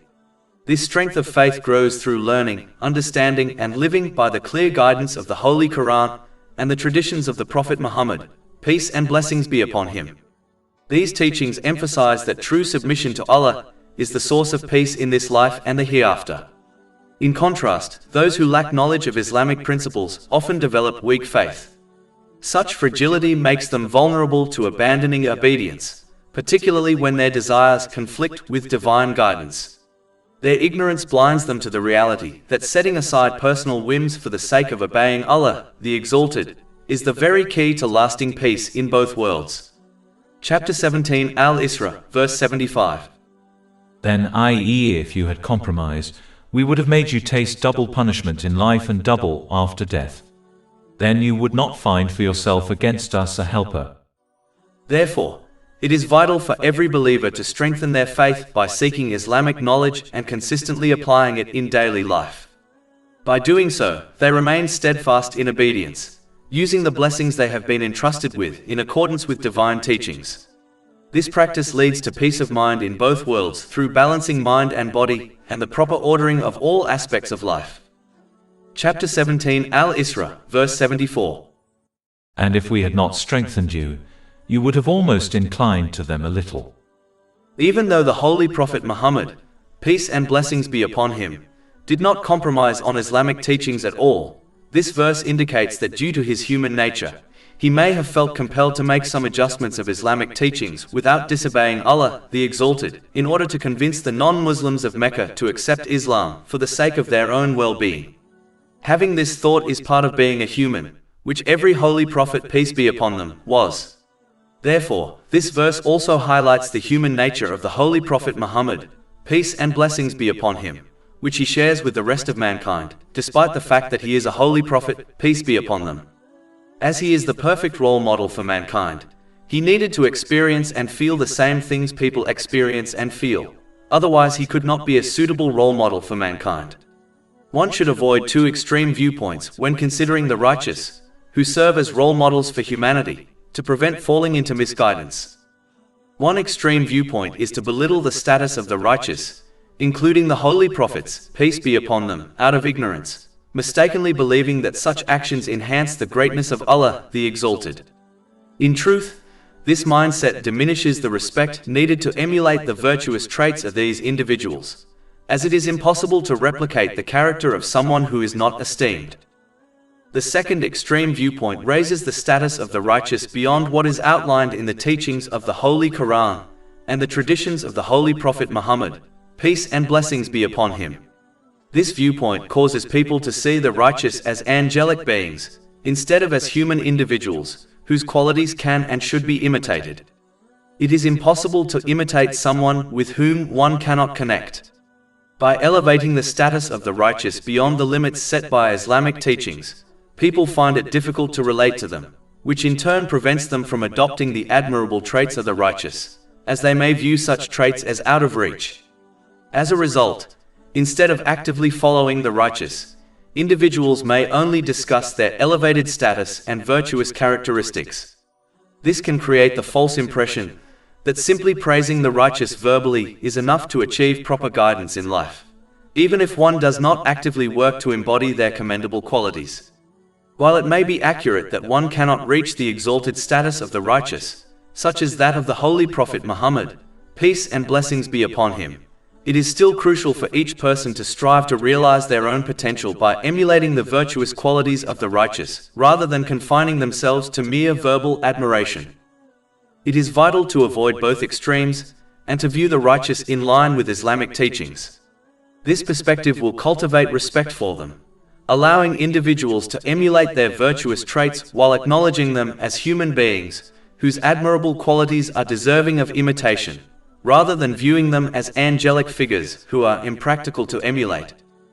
Allah, the Exalted, then warns mankind, through the Holy Prophet Muhammad, peace and blessings be upon him, that compromising on Islamic teachings by misusing the blessings one has been granted only leads to trouble and difficulties in both worlds.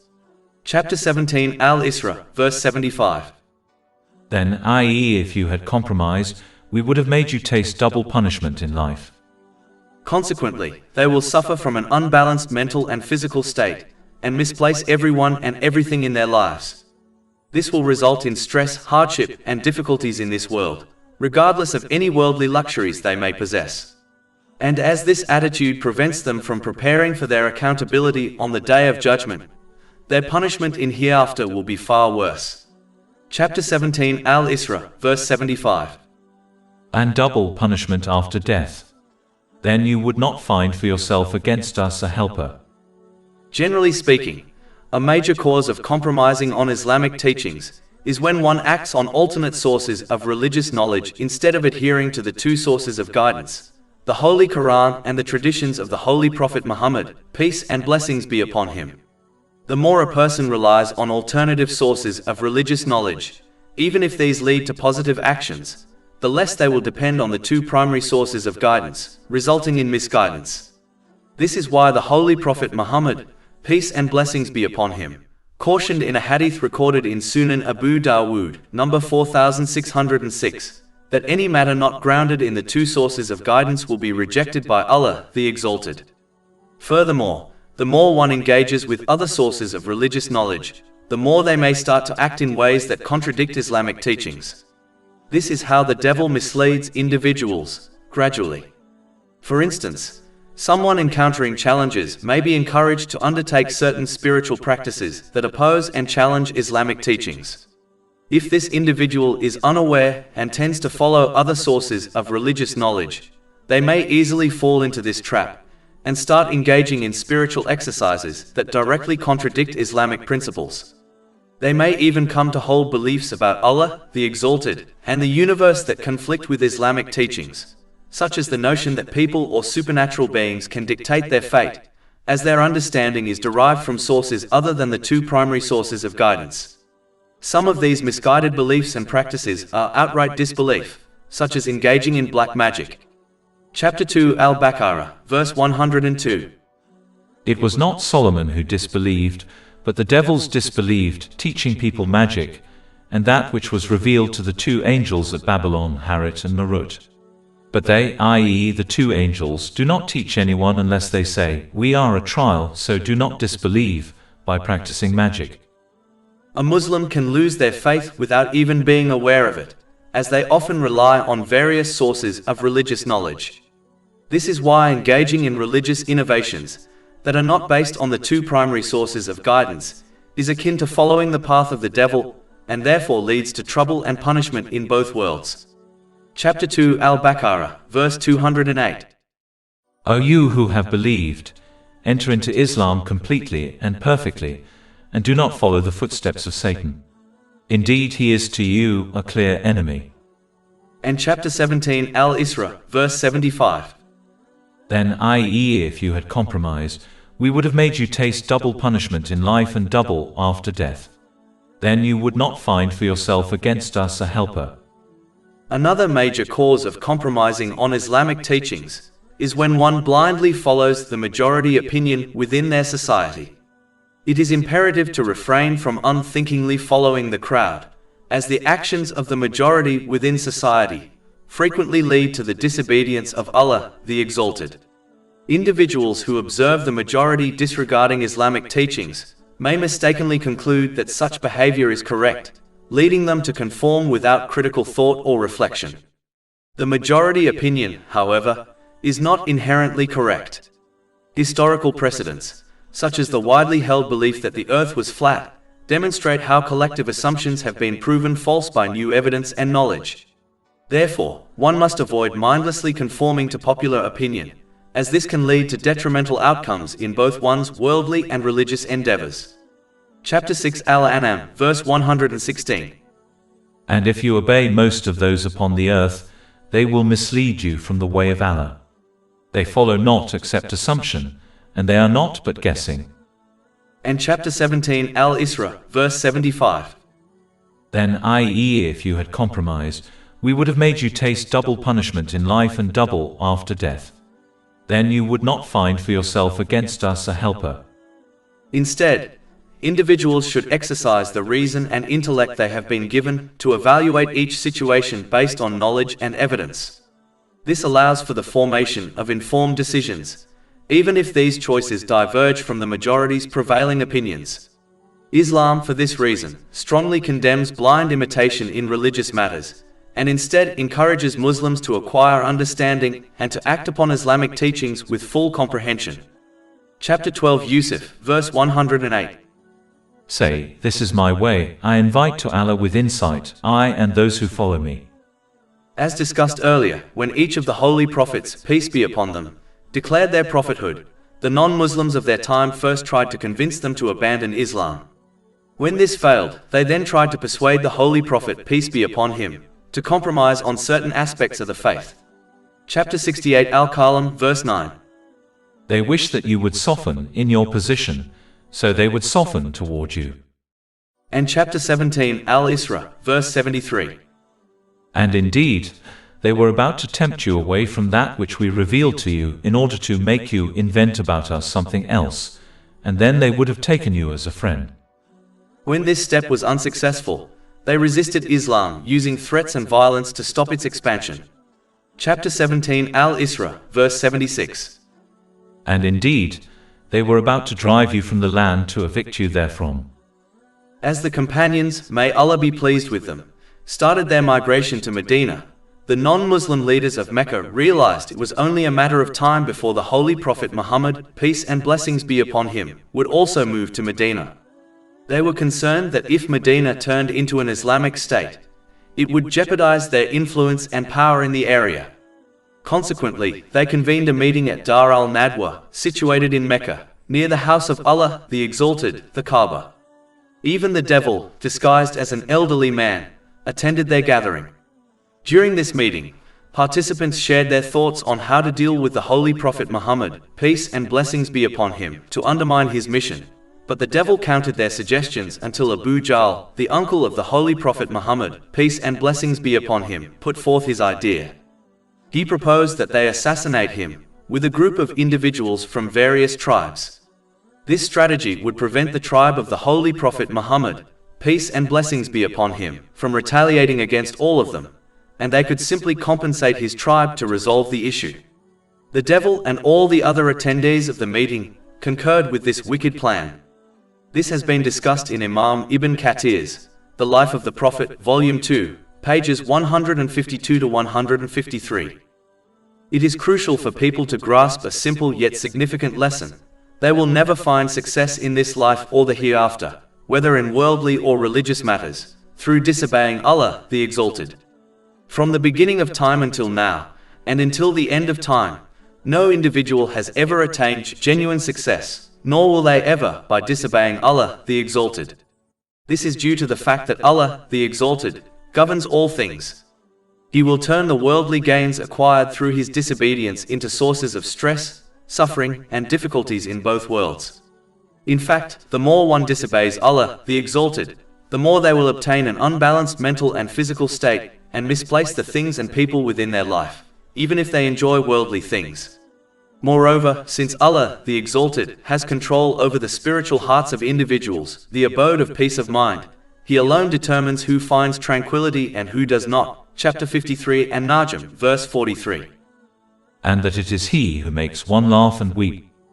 Consequently, those who defy Him will not find peace of mind in this life or the next, regardless of any fleeting moments of enjoyment. Chapter 9 at Tawbah, verse 82. So let them laugh a little, and then weep much as recompense for what they used to earn. And chapter 20 Taha, verses 124 to 126. And whoever turns away from my remembrance, indeed he will have a depressed, i.e., difficult life, and we will gather, i.e., raise him on the day of resurrection blind. He will say, My Lord, why have you raised me blind while I was once seeing? Allah will say, Thus did our signs come to you, and you forgot, i.e., disregarded them, and thus will you this day be forgotten. It is quite clear when one observes those who defy Allah, the Exalted, even if they enjoy the luxuries of this world. Thus, when one finds themselves in a situation where they wish to achieve a positive and successful result, they must never opt to disobey Allah, the Exalted, no matter how alluring or simple it may appear.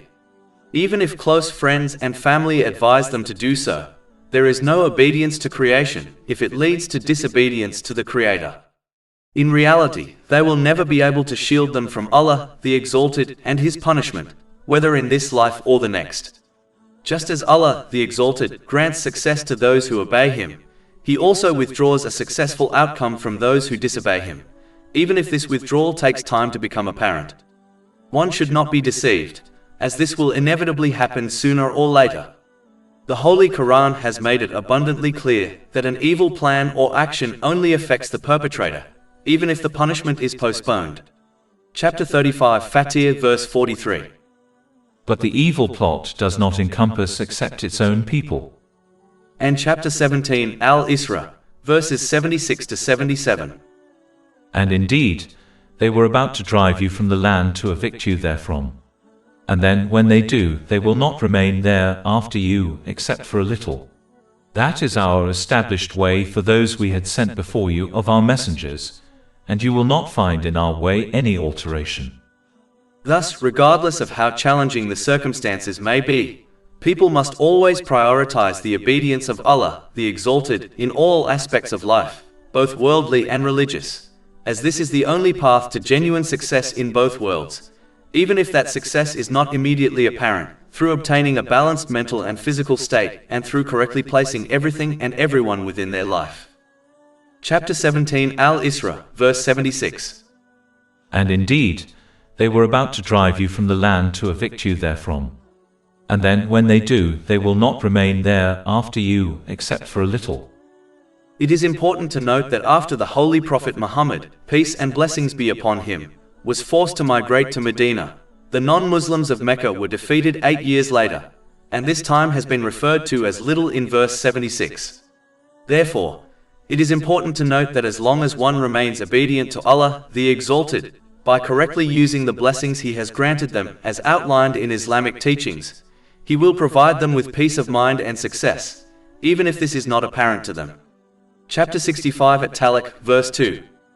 And whoever fears Allah, He will make for him a way out. However, it is important to realize that this divine help does not always correspond with personal desires. Instead, it consistently reflects the infinite knowledge and wisdom of Allah, the Exalted. As a result, this divine aid appears at the most favorable moments for individuals and in ways that are most advantageous for them, even if they do not see it initially. Chapter 2 Al-Baqarah, verse 216. But perhaps you hate a thing and it is good for you, and perhaps you love a thing and it is bad for you. And Allah knows while you know not. And chapter 17 Al-Isra, verse 77. That is our established way for those we had sent before you of our messengers, and you will not find in our way any alteration. Generally speaking, this verse advocates for transcending a narrow, self-centered worldview to better understand the human condition. A narrow focus on one's own life prevents individuals from gaining valuable wisdom from history, the experiences of others, and their struggles. Cultivating a strong ethical framework, avoiding repeated mistakes, and achieving genuine inner peace require a thoughtful consideration of these external realities. A powerful example of this is the anxiety, mental illness, and substance abuse often seen among the wealthy and famous. Despite their material advantages, their struggles demonstrate that peace of mind cannot be found in wealth or the pursuit of worldly desires. Additionally, observing the health challenges of others can lead to a deeper appreciation of one's own health and motivate a person to make use of it. Therefore, Islamic teachings consistently promote a state of heightened awareness and deep reflection. By encouraging individuals to look beyond their own immediate concerns and learn from their surroundings, this perspective seeks to protect against negligence and foster a balanced, grateful, and peaceful mindset through obtaining a balanced mental and physical state, and through correctly placing everything and everyone within their life. Chapter 17 Al-Isra, verse 77. And you will not find in our way any alteration.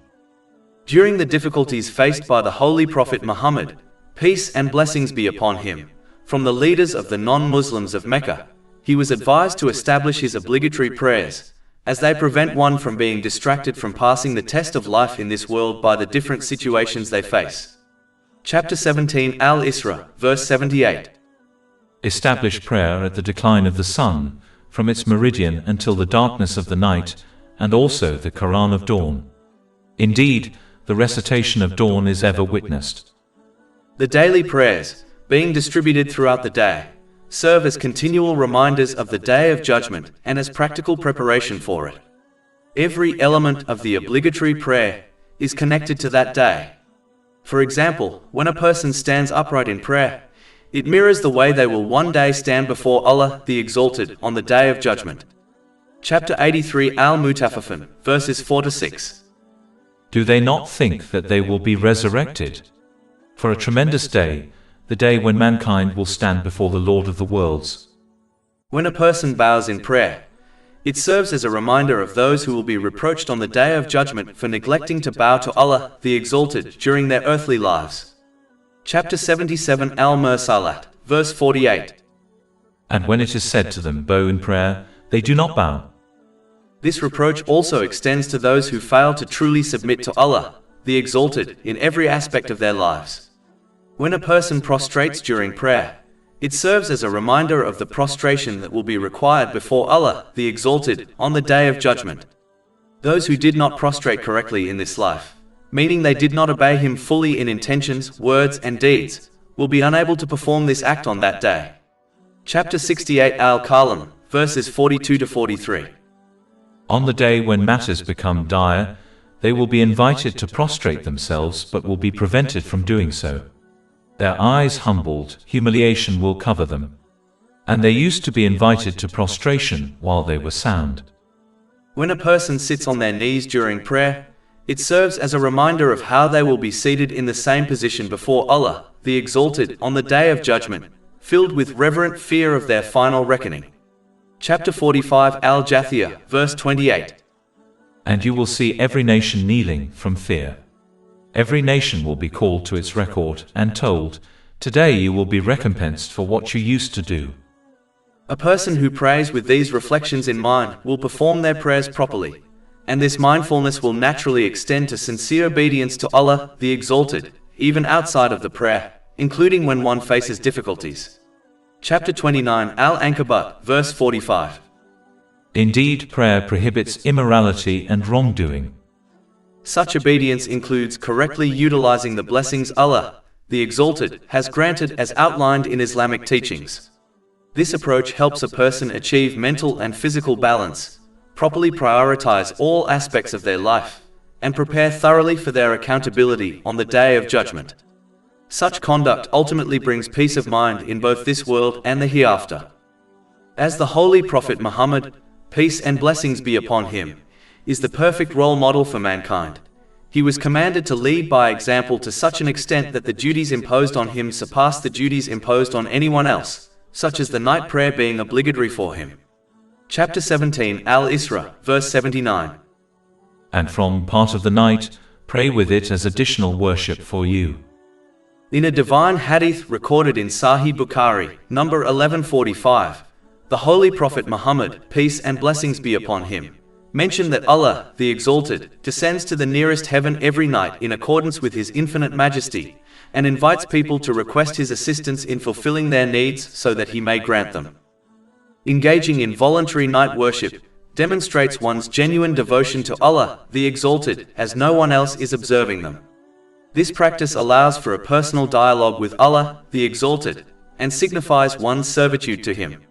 It carries numerous virtues. For instance, a hadith in Sunan and Nasai, number 1614, states that it is the most commendable voluntary prayer. On Judgment Day and in paradise, no one will hold a higher rank than the Holy Prophet Muhammad, peace and blessings be upon him, and this status is directly linked to the practice of voluntary night prayer. This indicates that those who consistently perform the night voluntary prayer will be rewarded with the highest ranks in both worlds. Chapter 17 Al-Isra, verse 79. And from part of the night pray with it, i.e. recitation of the Quran as additional worship for you. It is expected that your Lord will resurrect you to a praise station. A hadith from Jami at Tirmidhi, number 3579, states that a Muslim is nearest to Allah, the Exalted, during the last part of the night. Thus, remembering Allah, the Exalted, at this time can bring countless blessings. All people wish for their prayers to be answered and their needs met. Therefore, they should make an effort to perform the voluntary night prayer, as a hadith in Sahih Muslim, number 1770, mentions that there is a specific hour each night when good supplications are always accepted. Establishing the voluntary night prayer is a great way to avoid sin, helps individuals steer clear of meaningless social gatherings, and protects against various physical ailments. This is supported by a hadith in Jami at Tirmidhi, number 3549. To prepare for the voluntary night prayer, one should avoid overeating or drinking, especially before bedtime, as it can lead to laziness. It is also advisable not to exhaust oneself during the day. A brief nap can be beneficial.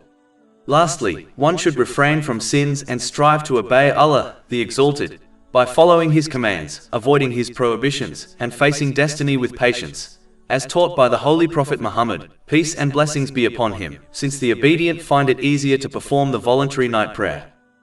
Chapter 17, Al-Isra, verse 79.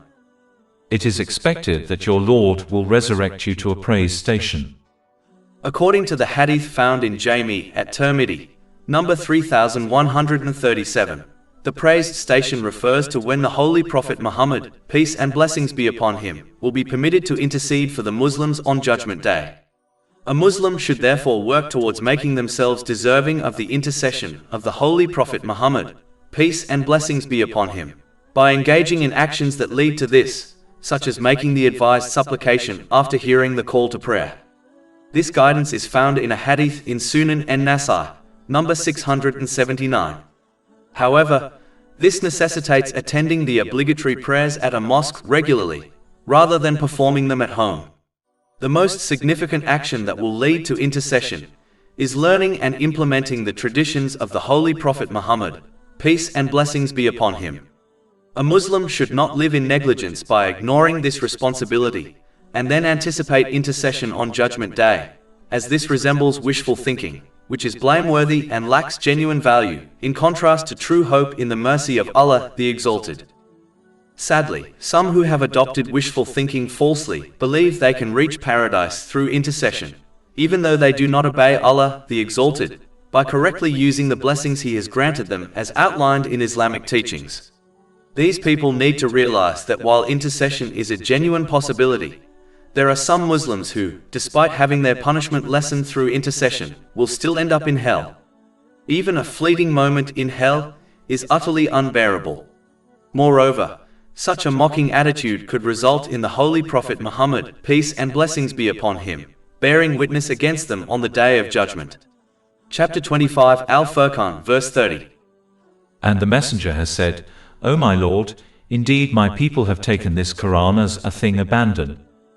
This verse refers to Muslims, as they are the only group that has accepted the Holy Quran, unlike non-Muslims who have not embraced it and thus cannot abandon it. The outcome of the Muslim whom the Holy Prophet Muhammad, peace and blessings be upon him, speaks against on the Day of Judgment is obvious. Moreover, the one who persists in disobeying Allah, the Exalted, and thinks they will be saved through intercession must understand that their disobedience and mocking attitude could hinder them from leaving this world with their faith intact. It is essential to recognize that faith resembles a plant, which must be sustained through acts of obedience in order to grow and endure. Just as a plant deprived of nourishment, such as sunlight, eventually withers and dies, so too can a person's faith perish if it is not maintained through righteous deeds. Such a loss constitutes the greatest of all losses.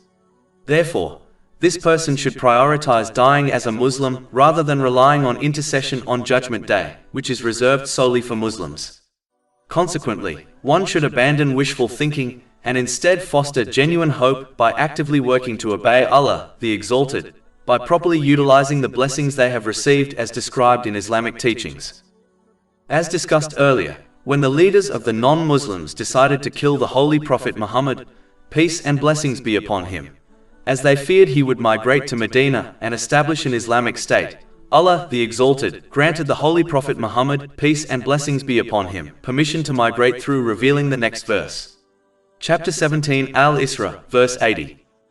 And say, My Lord, cause me to enter a sound entrance and to exit a sound exit, and grant me from yourself a supporting authority.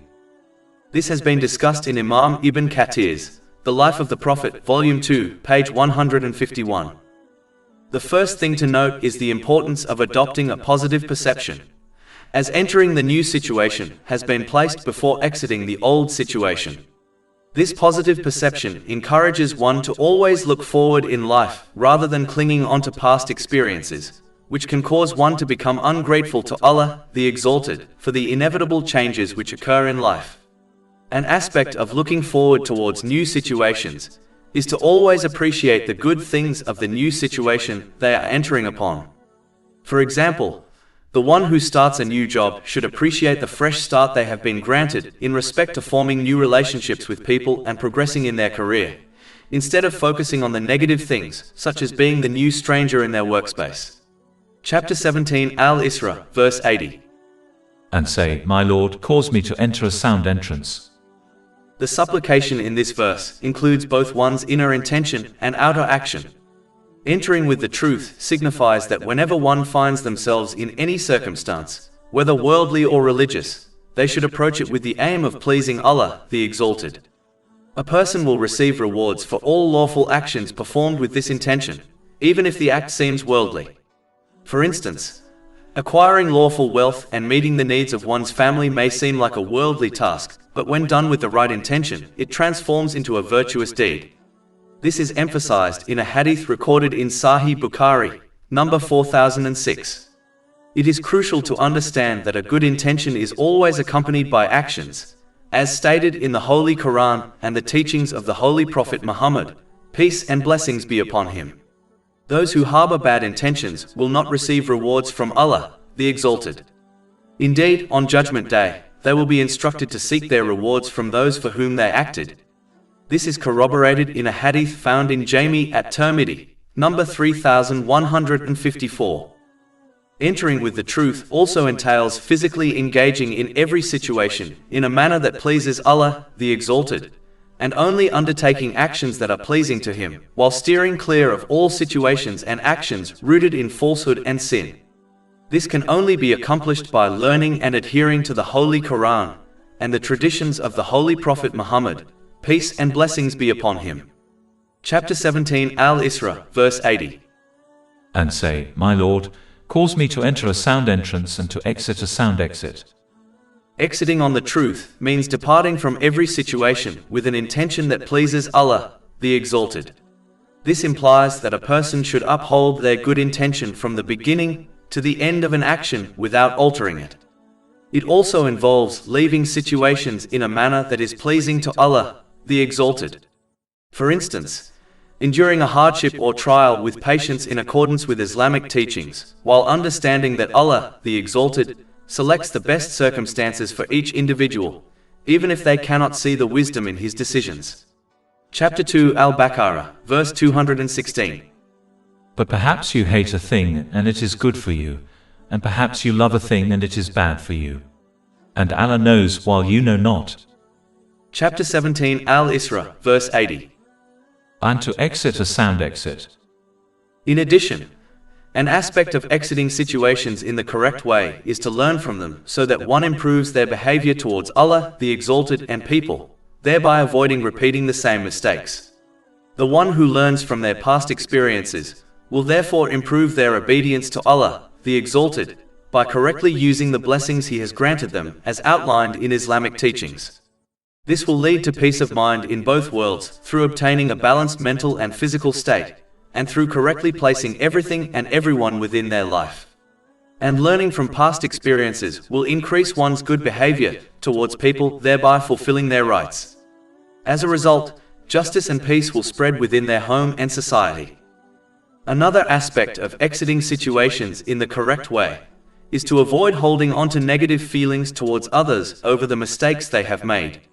One must take steps to protect themselves from the future harm of people so that history does not repeat itself, but they should also try to let go of any negative feelings for others and instead forgive them for the sake of Allah, the Exalted, as this leads to their own forgiveness.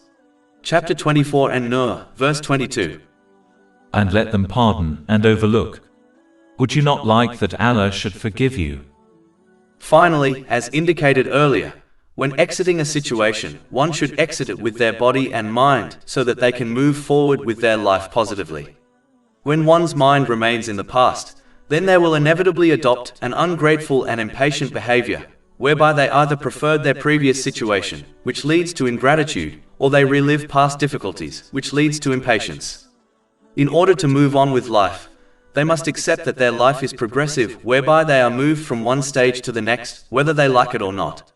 The one who resists this fact will adopt ingratitude and impatience, whereas the one who accepts this fact will learn lessons from their past experiences in order to strengthen their behavior towards Allah, the Exalted, and people, and look forward positively, knowing Allah, the Exalted, only chooses what is best for them in every case.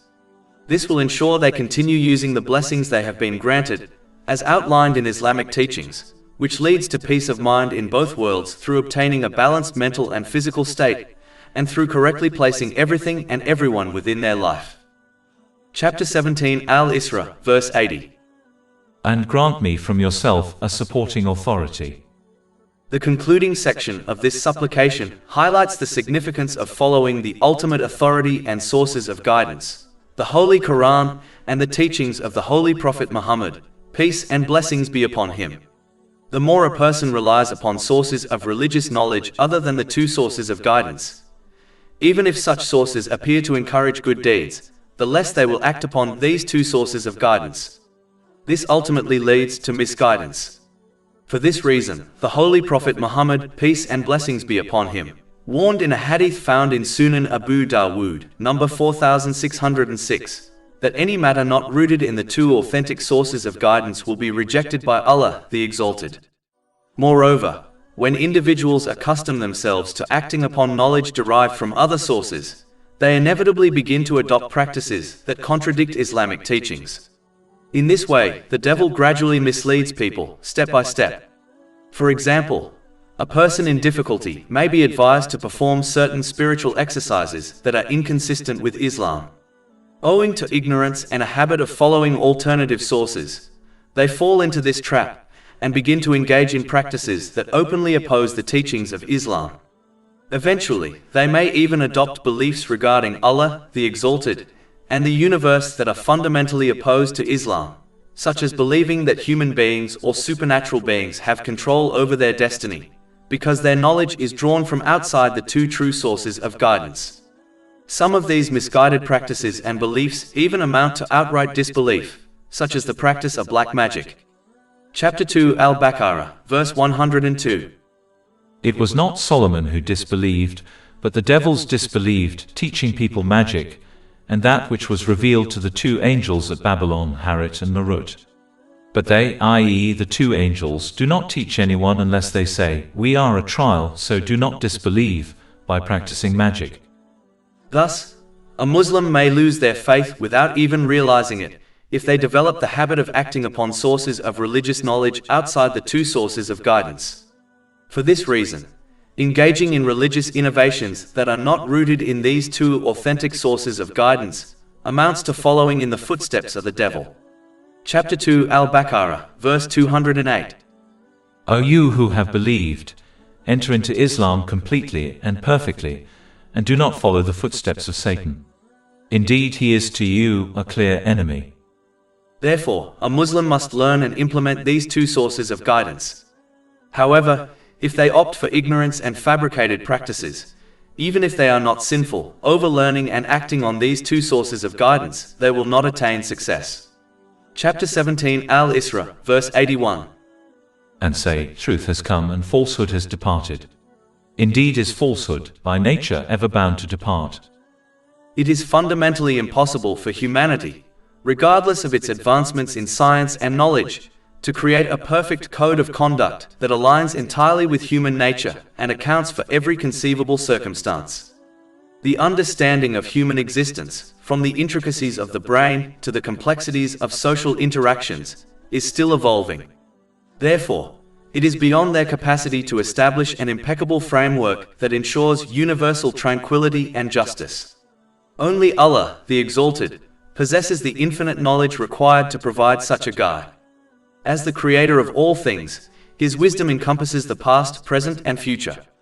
He alone is rightly positioned to give humanity a standard that clearly distinguishes between good and evil, and between what is beneficial and what is harmful, thereby facilitating peace of mind, through obtaining a balanced mental and physical state, and through correctly placing everything and everyone within their life. History unequivocally shows that when this divine code of conduct was implemented, it led to the widespread flourishing of tranquility and justice within society. Consequently, individuals must embrace this divine guidance, even if certain aspects conflict with their personal desires. They should act like a wise patient who trusts their physician's medical advice, adhering to the prescribed regimen, even if it is unpleasant, because they understand it is ultimately for their own well-being. Chapter 17 Al-Isra, verse 82. And we send down of the Quran that which is healing and mercy for the believers. It is important to note that these blessings have been connected to a believer and not a Muslim. It is essential to grasp the distinction between the two in order to fully benefit from Islamic teachings. Muslims are individuals who do not possess extensive Islamic knowledge and embrace Islam primarily because of their family ties, like their parents. Chapter 49 Al-Hujurat, verse 14. The Bedouins say, "We have believed." Say, "You have not yet believed," but say instead, "We have submitted, for faith has not yet entered your hearts." As a result of their ignorance of Islamic knowledge, they possess weak faith. Weak faith will cause them to often disobey Allah, the Exalted, by misusing the blessings they have been granted, especially when their desires are contradicted by Islamic teachings, and even if they fulfill the basic obligatory duties. Consequently, they will end up with an unbalanced mental and physical condition. They will misplace everything and everyone in their lives, and they will not be ready to face their accountability on the Day of Judgment. This will result in stress, problems, and challenges in both worlds, even if they experience some material comforts. Chapter 17 Al-Isra, verse 82. And we send down of the Quran that which is healing and mercy for the believers, but it does not increase the wrongdoers except in loss. The believer, however, embraces Islam through knowledge gained from the Holy Quran and the teachings of the Holy Prophet Muhammad, peace and blessings be upon him, leading to a robust faith.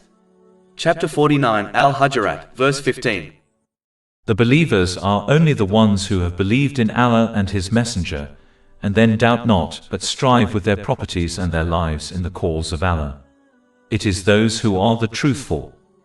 Their strong faith ensures they remain committed to obeying Allah, the Exalted, during both challenging and easy times, demonstrating patience in hardship and gratitude in prosperity.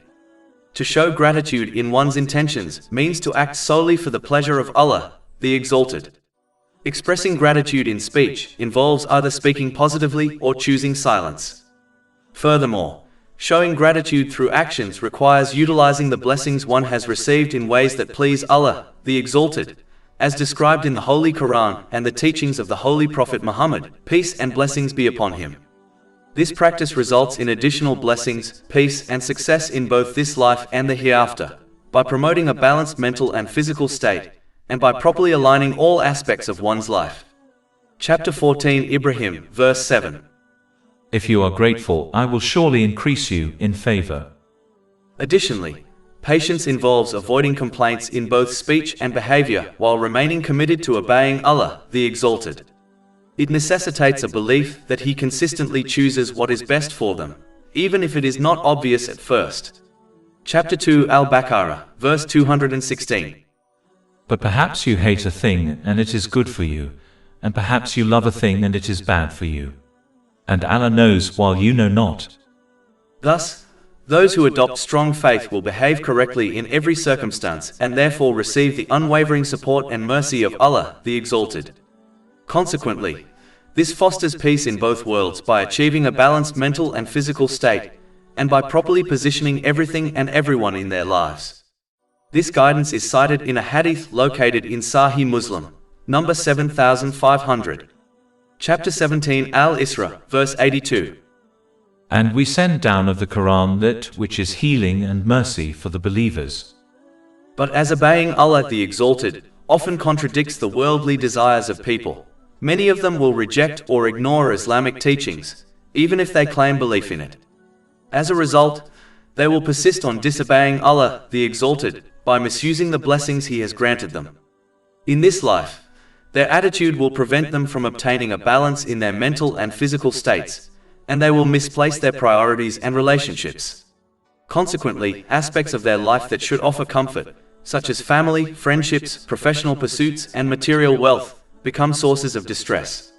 Should they persist in defying the commandments of Allah, the Exalted, they may begin to attribute their suffering to the wrong causes and individuals, including their spouse or close companions. Severing ties with these virtuous individuals only exacerbates their psychological instability, potentially driving them toward depression, substance abuse, and even suicidal ideation. This pattern is readily observable among those who continuously misuse the blessings they have been granted, particularly among the affluent and renowned, despite their access to worldly pleasures. Moreover, such an attitude not only deprives them of peace in this world, but also leaves them unprepared for the reckoning of the Day of Judgment, where the consequences in the hereafter will be far more severe. Chapter 17 Al-Isra, verse 82. And we send down of the Quran that which is healing and mercy for the believers, but it does not increase the wrongdoers except in loss. In a hadith from Imam Munzari's Awareness and Apprehension, number 30, the Holy Prophet Muhammad, peace and blessings be upon him, stated that the Holy Quran will intercede on Judgment Day. Those who adhere to it throughout their lives on earth will be guided to paradise by it on that day. Conversely, those who disregard it during their earthly lives will find it leads them to hell on Judgment Day. The Holy Quran serves as a guide. It is not just a text for recitation. Therefore, people must endeavor to embrace all facets of the Holy Quran to ensure it directs them towards success in both this life and the hereafter. The first facet is to recite it accurately and consistently. The second is to comprehend it with the help of a trustworthy scholar. Finally, the third is to implement its teachings in accordance with the traditions of the Holy Prophet Muhammad, peace and blessings be upon him. This approach guarantees that they engage with the Holy Quran appropriately, as the life of the Holy Prophet Muhammad, peace and blessings be upon him, exemplifies the practical application of the Holy Quran. Those who conduct themselves in this way are the ones who receive peace of mind in both worlds, through obtaining a balanced mental and physical state, and through correctly placing everything and everyone within their life, and its intercession on the Day of Judgment. Chapter 16 An-Nahl, verse 97.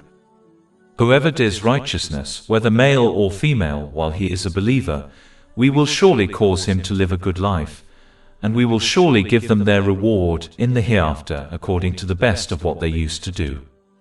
However, as indicated by the hadith quoted earlier, the Holy Quran serves solely as guidance and a mercy for those who properly implement its teachings in line with the traditions of the Holy Prophet Muhammad, peace and blessings be upon him. Conversely, those who neglect to comprehend and apply it, or who deliberately misinterpret it to follow their own desires, will miss out on this rightful guidance and its intercession on Judgment Day. As a consequence, they will fall into an unstable mental and physical state, misplace everything and everyone within their life, and fail to make proper preparation for their accountability on the Day of Judgment. This in turn will bring stress, hardship, and adversity in both worlds, even if they happen to enjoy certain worldly luxuries. Chapter 20 Taha, verse 124.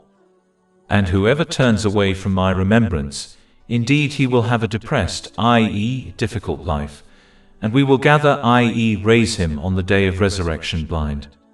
He will say, My Lord, why have you raised me blind while I was once seeing? Allah will say, Thus did our signs come to you, and you forgot, i.e., disregarded them, and thus will you this day be forgotten. Ultimately, it is crucial to recognize that while the Holy Quran serves as a remedy for earthly issues, one should not limit its use to this function. In other words, they should not merely recite it to resolve their worldly challenges, treating the Holy Quran as a tool that is taken out during tough times and returned to a toolbox once the problem is solved. The primary role of the Holy Quran is to lead one to peace of mind in both worlds, through obtaining a balanced mental and physical state, and through correctly placing everything and everyone within their life. This objective cannot be achieved without comprehending and acting upon its teachings. Merely reciting it without understanding is insufficient. Ignoring this essential purpose and using it solely to address worldly concerns is incorrect, as it goes against the principles of a true Muslim. It resembles someone who buys a car with numerous accessories but cannot drive it, which is the car's fundamental purpose. There is no doubt that such a person is unwise. Chapter 17 Al-Isra, verse 83. And when we bestow favor upon the human, he turns away and distances himself, and when evil touches him, he is ever despairing. Generally speaking, in order to avoid this attitude, one must adopt gratitude in times of ease so that they correctly use the blessings they have been granted as outlined in Islamic teachings. This will lead to peace of mind in both worlds through obtaining a balanced mental and physical state, and through correctly placing everything and everyone within their life. Showing ingratitude will only cause one to misuse the blessings they have been granted. Consequently, they will suffer from a disrupted equilibrium in both mental and physical health. They will misplace their relationships and responsibilities and fail to prepare for their ultimate accountability on the Day of Judgment. As a result, they will encounter distress, hardship, and adversity in both this life and the hereafter, regardless of any temporary enjoyment of worldly comforts. Chapter 17 Al-Isra, verse 83. And when we bestow favor upon the human, he turns away and distances himself, and when evil touches him, he is ever despairing. In addition, as this world is a place of tests, one must not be surprised when they encounter difficulties. They should understand that facing difficulties is a part of the test of life in this world, whether or not they will remain patient through the difficulty. As facing difficulties are unavoidable, one must remain patient, so that they obtain an uncountable reward, by avoiding complaining with their speech or actions and instead remain firm on the obedience of Allah the Exalted. If they show impatience, then they will encounter the unavoidable difficulty but lose out on blessings and reward in both worlds. In addition, they must remember that Allah the Exalted never burdens them with a test they cannot bear. Chapter 2 Al-Baqarah, verse 286. Allah does not charge a soul except with that within its capacity. Finally, they must remember that everything Allah the Exalted chooses for them is best, even if this is not obvious to them. Chapter 2 Al-Baqarah, verse 216. But perhaps you hate a thing and it is good for you, and perhaps you love a thing and it is bad for you. And Allah knows while you know not. The one who adopts gratitude in times of ease and patience in times of difficulty will obtain right guidance through every situation, so that they obtain peace of mind in both worlds, through obtaining a balanced mental and physical state, and through correctly placing everything and everyone within their life. As Allah the Exalted is fully aware of the intentions, speech and actions of people, He knows who adopts the right behavior and who does not, and will hold them accountable accordingly. Chapter 17 Al-Isra, verse 84. Say, each works according to his manner, but your Lord is most knowing of who is best guided in way.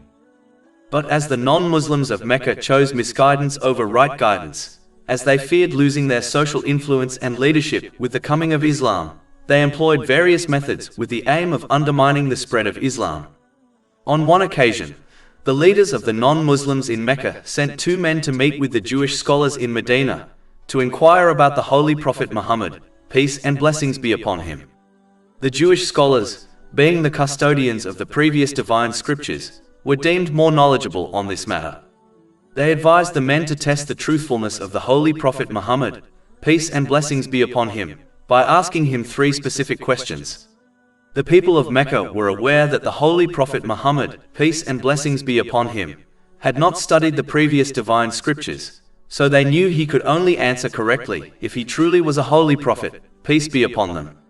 The 3 questions pertain to the people of the cave, the king who traveled to the east and west and his experiences, and finally, the nature of the human soul.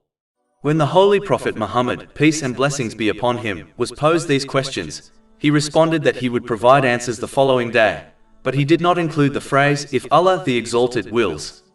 The answers to these inquiries were revealed 15 days later, in the Holy Quran. This event is detailed in Imam Ibn Kathir's The Life of the Prophet, Volume 1, pages 350 to 352. Chapter 17 Al-Isra, verse 85. And they ask you about the soul. Say, the soul is of the affair of my Lord. And mankind have not been given of knowledge except a little. To begin with, it's crucial to recognize that the delay in responding to these questions was, in fact, a clear indication of the truthfulness of the Holy Prophet Muhammad, peace and blessings be upon him. A liar would have rushed to answer the questions to deceive people, and fulfill their worldly ambitions as quickly as possible. In addition, the specific answer in respect to the soul was further proof of the truthfulness of Islam, as a liar would have fabricated an answer in order to convince the non-Muslims of Mecca. Instead, Allah the Exalted revealed the truth. Whether people are pleased with the response is irrelevant. Furthermore, the delay in receiving answers to their questions occurred because Allah, the Exalted, operates according to His own divine timing and not according to the desires or schedules of people. Moreover, this delay reveals a significant truth about Islam. Islam was bestowed upon humanity to provide them with benefits, enabling them to attain peace of mind in both this life and the hereafter, through obtaining a balanced mental and physical state, and through correctly placing everything and everyone within their life. Islam does not gain anything from people, as its honor and strength come directly from Allah, the Exalted. Chapter 61 As-Saf, verse 8. They want to extinguish the light of Allah with their mouths, but Allah will perfect His light, although the disbelievers dislike it. Thus, Islam does not cater to individual desires, even those of the Meccan polytheists who sought to challenge the Prophet Muhammad, peace and blessings be upon him, despite their acknowledgement of his integrity. These people had known the Holy Prophet Muhammad, peace and blessings be upon him, for 4 decades before his declaration of prophethood, and had complete faith in his trustworthiness and truthfulness. As masters of the Arabic language, they were also fully cognizant that the Holy Quran was not of human origin. Chapter 10 Yunus, verse 16. For I had remained among you a lifetime before it. Then will you not reason? A clear indication of the prophethood and truth of Islam was the fact that the Holy Prophet Muhammad, peace and blessings be upon him, was reciting precise historical accounts and beneficial wisdom. The non-Muslims of Mecca were well aware that he was unlettered and had not been educated in the previous divine scriptures. Finally, as the purpose of the Holy Quran is to guide people to peace of mind in both worlds, through obtaining a balanced mental and physical state, and through correctly placing everything and everyone within their life, it only discusses the things which are relevant to this purpose and omits everything else. As providing information about the human soul does not contribute to the guidance of people, the answer was not given, and instead they were indirectly counseled to only seek the knowledge which is required to obtain the guidance that leads them to peace of mind in both worlds. Chapter 17 Al-Isra, verse 85. And they ask you about the soul. Say, the soul is of the affair of my Lord. And mankind have not been given of knowledge except a little. It is therefore necessary to refrain from engaging in areas of religious knowledge that do not contribute to genuine devotion and obedience to Allah, the Exalted. True obedience entails employing the blessings bestowed upon an individual in ways that are pleasing to him, as prescribed in the teachings of Islam. A practical measure for determining the value of a particular subject is to consider whether it is among the matters about which Allah, the Exalted, will question a person on the Day of Judgment. If it is not something one will be held accountable for, such as certain detailed events in Islamic history, then such knowledge is of limited relevance and should be set aside. Conversely, if it pertains to matters for which accountability is certain, such as fulfilling the rights of one's neighbor, then it becomes an obligation to seek, study, and implement that knowledge to the best of one's ability. In addition, irrespective of the level of research into various topics people pursue, their knowledge will always be small compared to what they could discover. And irrespective of their efforts, their knowledge will also be short-sighted and influenced by biases, whether intentional or unintentional. Chapter 17 Al-Isra, verse 85. And mankind have not been given of knowledge except a little. As a result, they must rely on Allah, the Exalted, whose knowledge is limitless and encompasses the past, present, and future. Just like a person relies on the knowledge of an expert, such as doctor, one must rely on divine guidance in order to obtain peace of mind in both worlds, through obtaining a balanced mental and physical state, and through correctly placing everything and everyone within their life, as Allah the Exalted is the only one possesses the knowledge to achieve this. But as acting on divine knowledge contradicts the worldly desires of people, many of them will reject or ignore it. Despite this reaction, Allah the Exalted does not remove the guidance He has provided mankind as an act of mercy to them. Chapter 17 Al-Isra, verses 86 to 87. And if we willed, we could surely do away with that which we revealed to you. Then you would not find for yourself concerning it an advocate against us. Except we have left it with you as a mercy from your Lord. No doubt, the single favor a divine guidance which allows people to obtain peace of mind in both worlds, through obtaining a balanced mental and physical state, and through correctly placing everything and everyone within their life, is an immense favor from Allah, the Exalted, despite the ingratitude many people show towards it. Chapter 17 Al-Isra, verse 87. Indeed, His favor upon you has ever been great. As mentioned earlier, as the Islamic code of conduct has been granted by Allah, the Exalted, no other can produce a code of conduct that matches its ability to guide people to peace of mind in both worlds. Chapter 17 Al-Isra, verse 88. Say, if mankind and the jinn gathered in order to produce the like of this Quran, they could not produce the like of it, even if they were to each other assistants. This verse indicates that the non-Muslims of Arabia had no sound justification for rejecting the authenticity of the Holy Quran. They were fully aware of its miraculous nature, expressed through a language whose depth of meaning, eloquence, and practical guidance they could not reproduce, despite their mastery of Arabic and their reputation as the most eloquent of speakers. Chapter 2 Al-Baqarah, verse 23. And if you are in some doubt concerning what we sent down upon our special devotee, then bring one chapter like it, and call upon all your helpers beside Allah if you are truthful. Even if one were to compose a refined and melodious expression in Arabic, it would remain incapable of capturing the profound insights into human nature, psychology, and disposition that the Holy Quran conveys. It would not attain the same clarity that allows even the unlettered to comprehend and apply its teachings in their daily lives. Nor would it succeed in presenting abstract concepts in a manner that is both simple and actionable for all people. The Holy Quran speaks directly to the essence of human nature, offering timeless guidance relevant to every individual, society, and era. No words outside the Holy Quran can equal this quality, which stands as a further testament to its divine origin. The expressions of the Holy Quran are without parallel, and its meanings are conveyed with unmatched precision. Its verses exhibit a level of eloquence that surpasses every other literary work. Unlike other scriptures or human writings, it is entirely free from contradictions. The Holy Quran recounts in detail the histories of earlier nations, despite the fact that the Holy Prophet Muhammad, peace and blessings be upon him, had received no formal instruction in historical studies.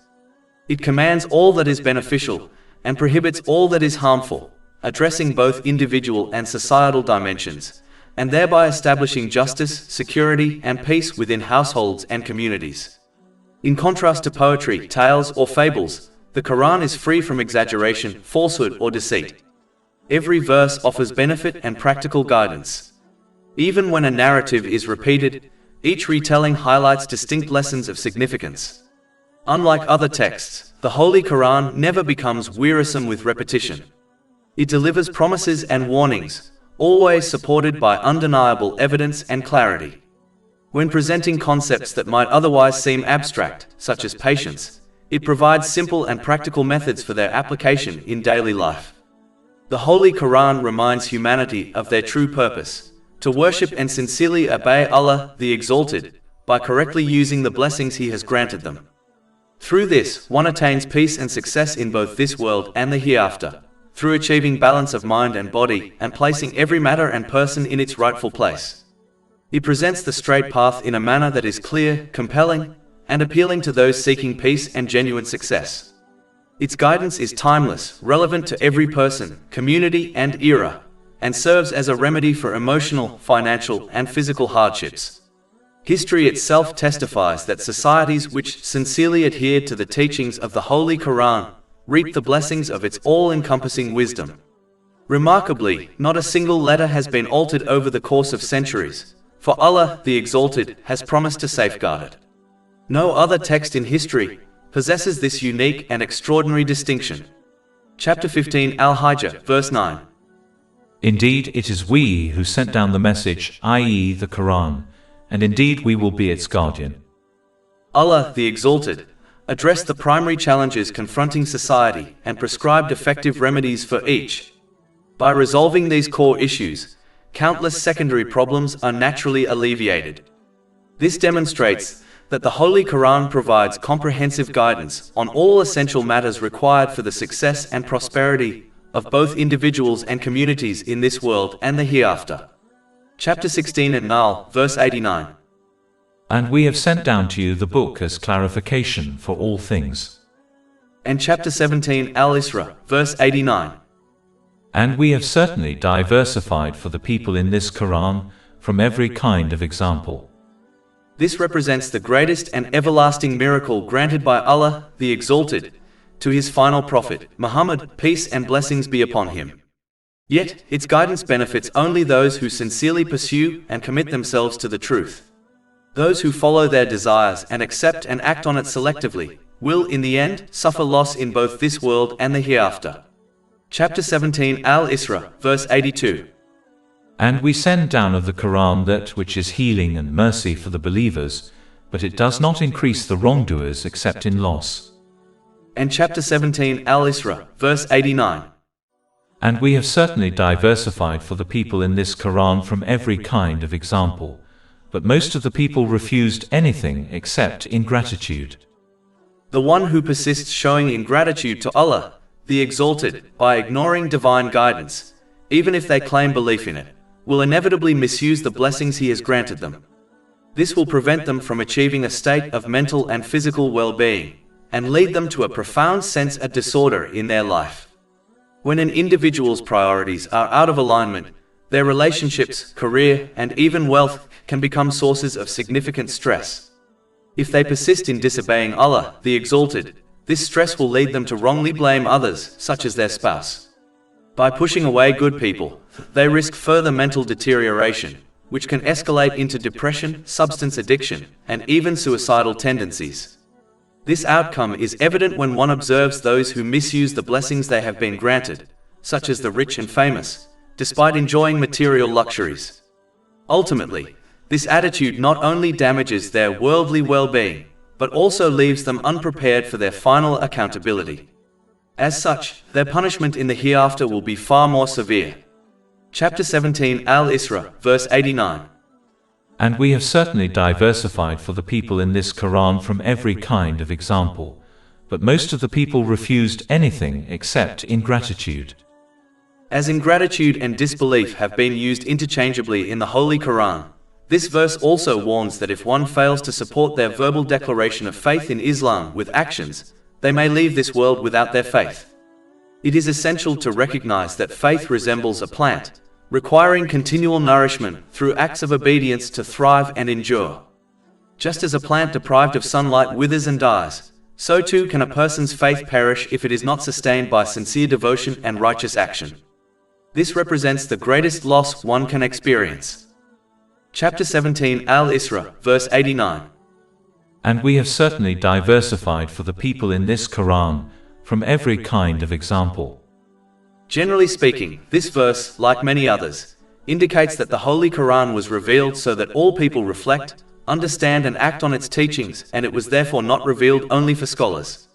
Chapter 16 Al-Nahl, verse 44. We sent them with clear proofs and written ordinances. And we revealed to you the message, i.e., the Holy Quran, that you may make clear to the people what was sent down to them and that they might give thought. The notion that contemplation of the Holy Quran is reserved solely for scholars is mistaken and contrary to the core teachings of Islam. This, however, does not mean that individuals without formal scholarly training should attempt to independently interpret verses or derive legal rulings, as doing so can lead to error and misguidance. Rather, laypersons should focus their reflection on matters that are clear and accessible, such as the virtuous qualities people are encouraged to embody and the negative traits they should avoid, as outlined in the Holy Quran, thereby fostering peace and balance in this world and the hereafter, as adopting positive characteristics leads to peace of mind. More complex issues should be approached with the aid of reliable translations and scholarly commentaries to ensure accurate understanding. Engaging with the Holy Quran through authentic translations and explanations cultivates love and reverence for Allah, the Exalted, and strengthens faith by understanding the clear proofs and guidance within its verses. This understanding inspires sincere obedience by correctly using the blessings Allah, the Exalted, has granted them. In this way, they will attain a balanced mental and physical state, rightly order everything and everyone within their life, and adequately prepare for their accountability on the Day of Judgment. Such conduct will thus lead to true peace of mind in both this world and the hereafter. The most effective means of attaining such comprehension is through study under the guidance of a qualified scholar. Whatever is learned must be personally reflected upon, enabling practical application of the Holy Quran's teachings in daily life. When studying under a scholar is not feasible, individuals should consult authentic interpretations and seek scholarly guidance whenever uncertainties arise. Despite Islamic teachings being supported by clear evidences, yet the leaders of the non-Muslims of Mecca rejected it, as it contradicted their worldly aspirations and out of fear of losing their leadership and social status with the coming of Islam.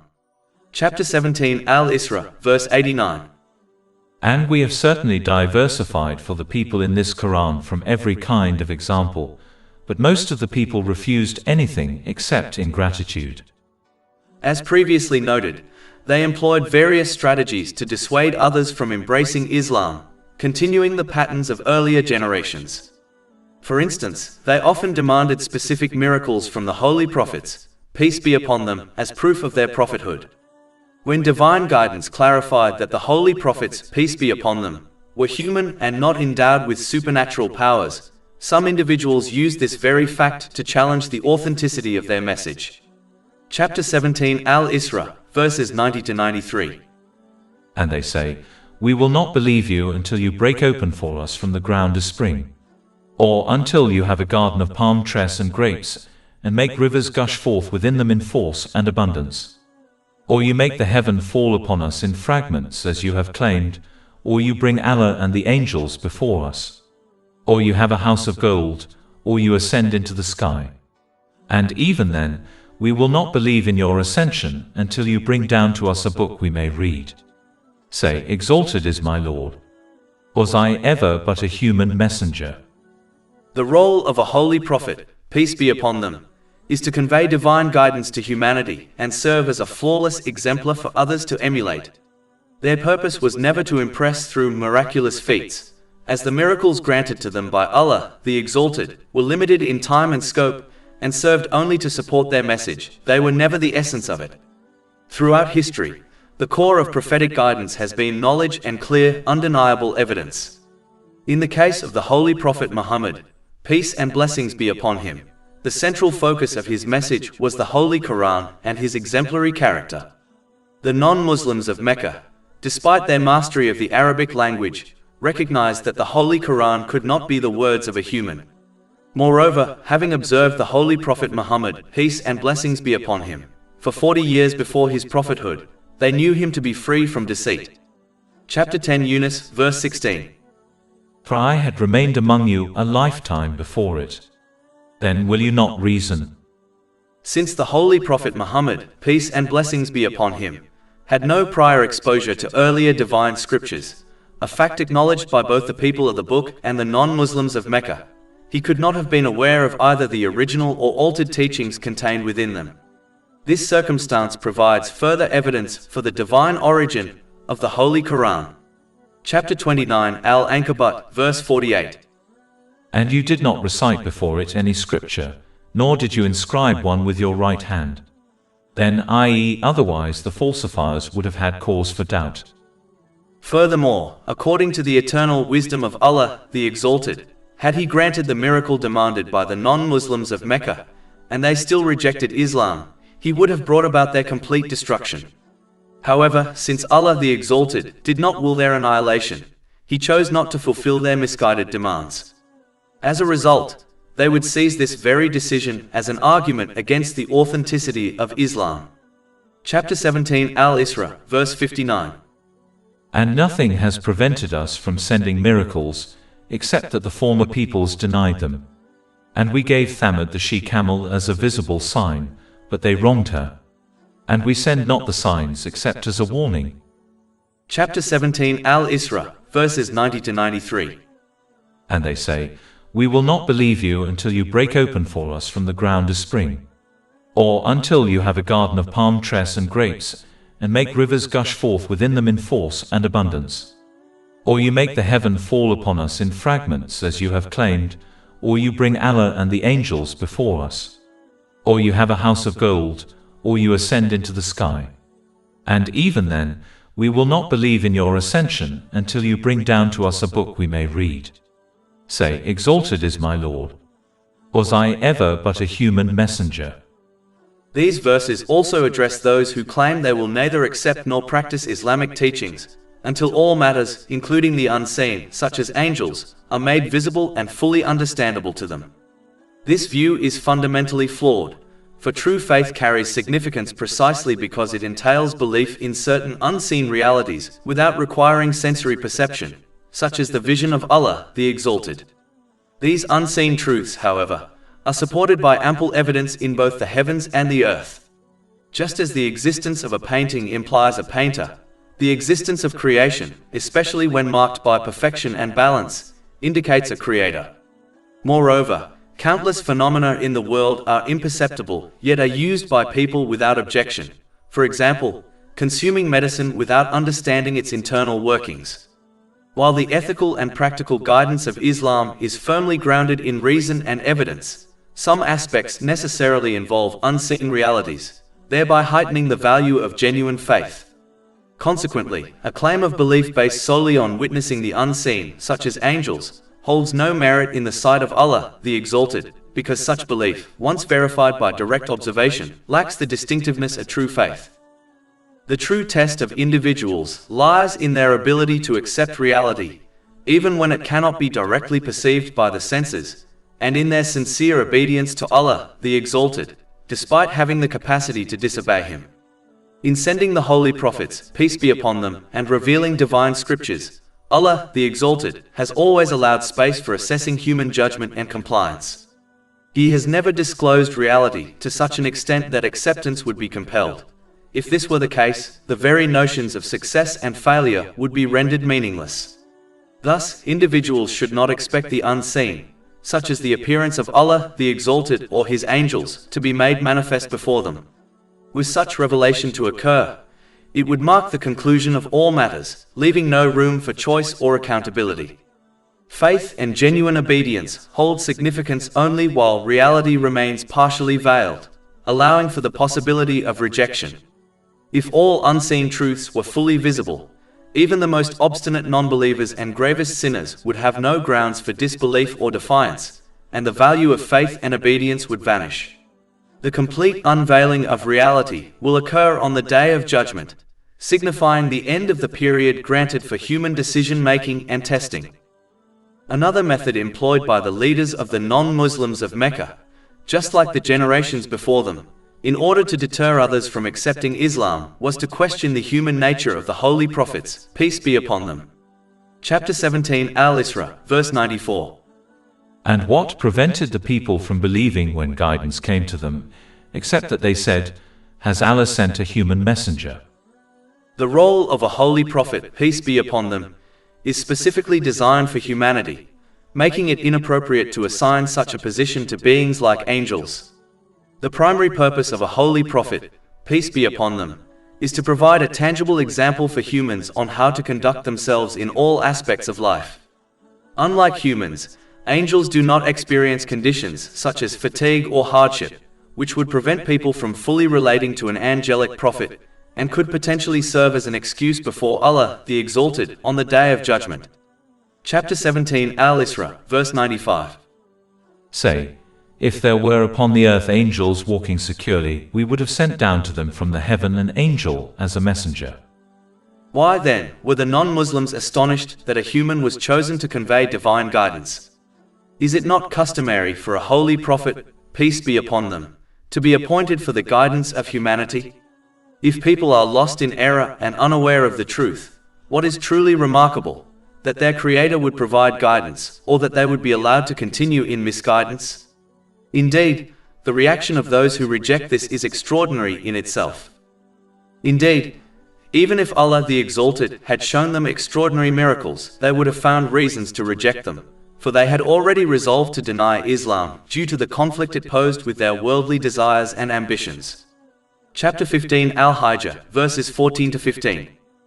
And even if we opened to them a gate from the heaven, and they continued therein to ascend, they would say, our eyes have only been dazzled. Rather, we are a people affected by magic. As Allah, the Exalted, had presented clear evidence affirming the truth of Islam, He made evident that the non-Muslims of Mecca were not sincerely seeking the truth. Rather, they sought miracles solely as a means to discourage others from accepting Islam. Chapter 17 Al-Isra, verse 96. Say, sufficient is Allah's witness between me and you. And as Allah, the Exalted, is fully aware that they only rejected Islam as it contradicted their worldly desires, He would hold them accountable accordingly. Chapter 17 Al-Isra, verse 96. Indeed He is ever concerning His servants, acquainted and seeing.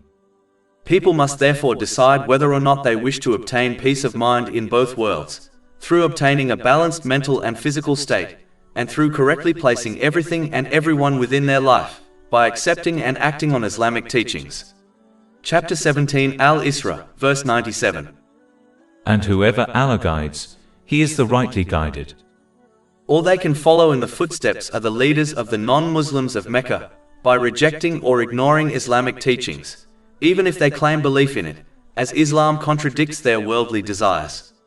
As a result, they will inevitably persist on misusing the blessings Allah, the Exalted, has granted them. In this life, their attitude will prevent them from attaining a harmonious balance between mental and physical well-being, and it will lead them to misplacing their priorities and relationships. Consequently, elements that should provide comfort and stability, such as family, friends, career, and wealth, become sources of anxiety and distress. Should they persist in defying the commands of Allah, the Exalted, they may begin to misattribute their suffering to innocent individuals and circumstances, including their spouse or close companions. Severing ties with these virtuous people only deepens their psychological turmoil, potentially driving them into states of depression, substance dependency, and even suicidal ideation. This outcome is readily observable among those who continuously misuse the blessings they have been granted, particularly among the affluent and renowned, despite their access to worldly indulgences.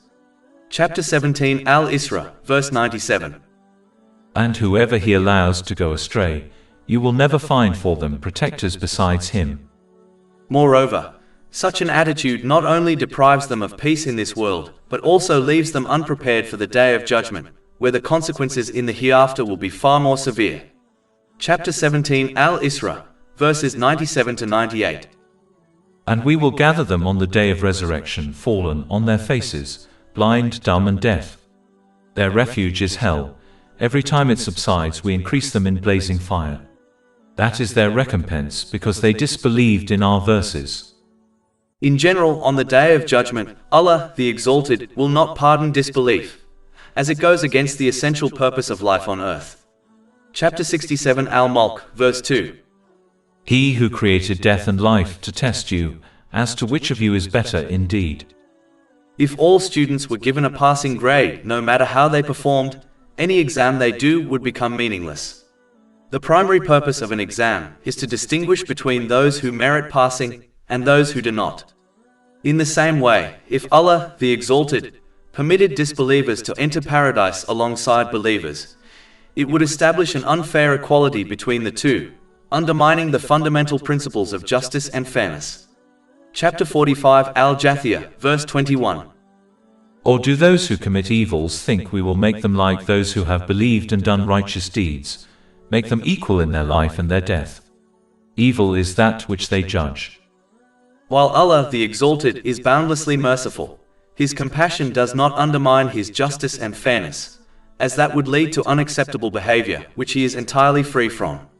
A judge in this world would face severe criticism, and be removed from their position, if they were to pardon every offender without imposing any repercussions.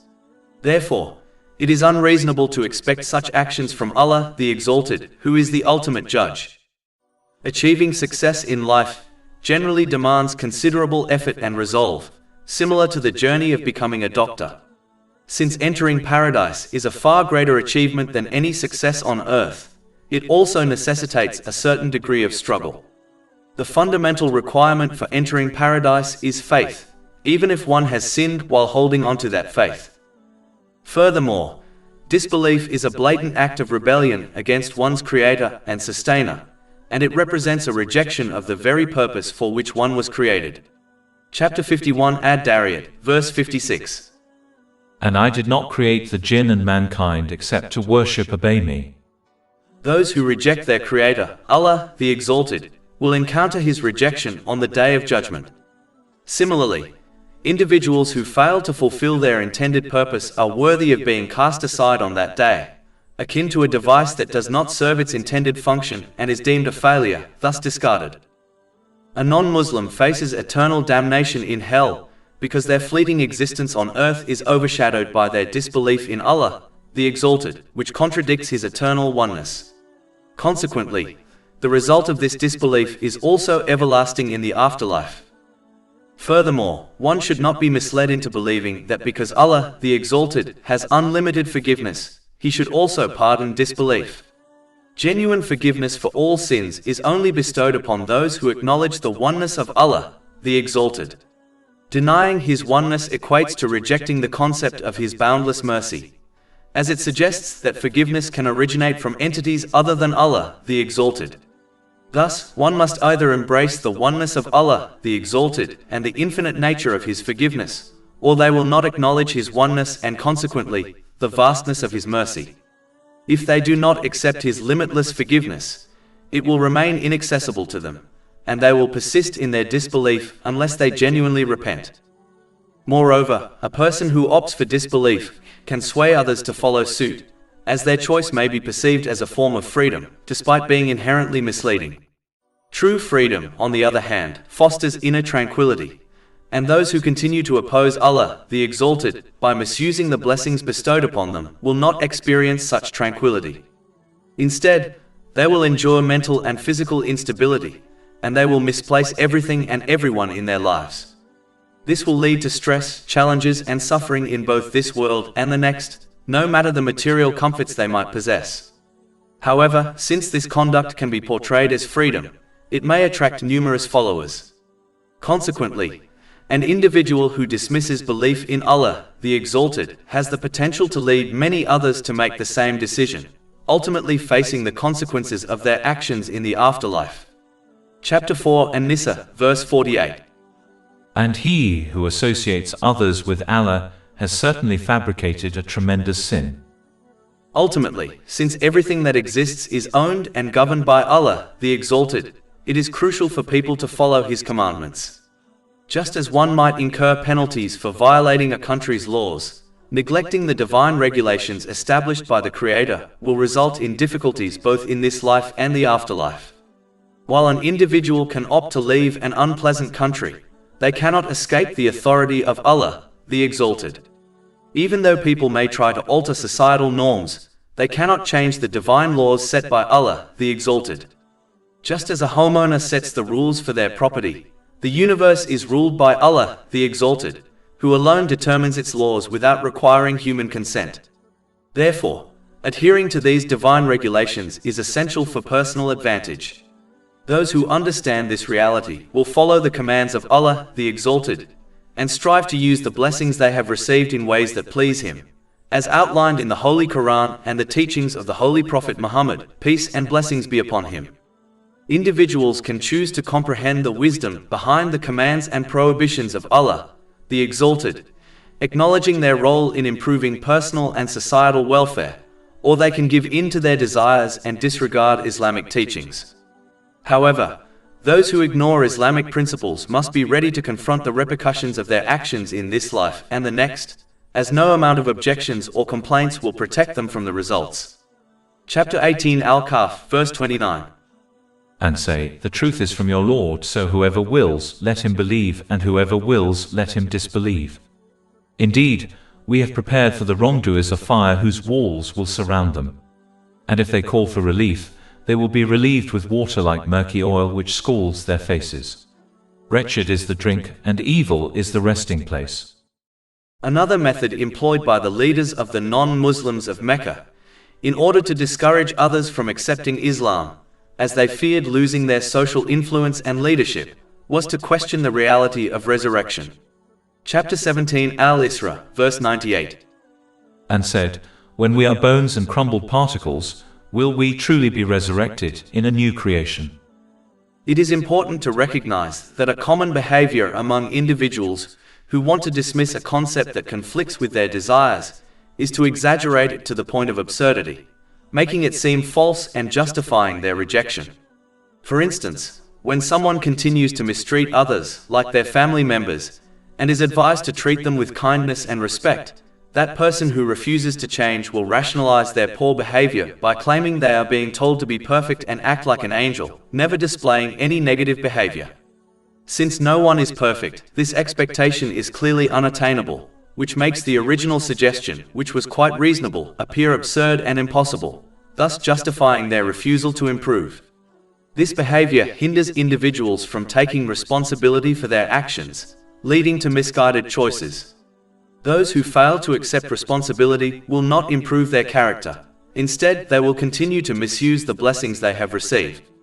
Consequently, they will find themselves in a state of mental and physical chaos, misplacing everything and everyone in their lives, and will be ill-prepared to confront their accountability on the day of judgment. This will result in stress, challenges, and hardships in both this life and the afterlife, regardless of any material wealth they possess. Moreover, neglecting to take responsibility for one's actions will prevent them from fulfilling the rights of others. As a result, they will contribute to the spread of corruption and injustice in their community. Chapter 17 Al-Isra, verse 98. And said, when we are bones and crumbled particles, will we truly be resurrected in a new creation?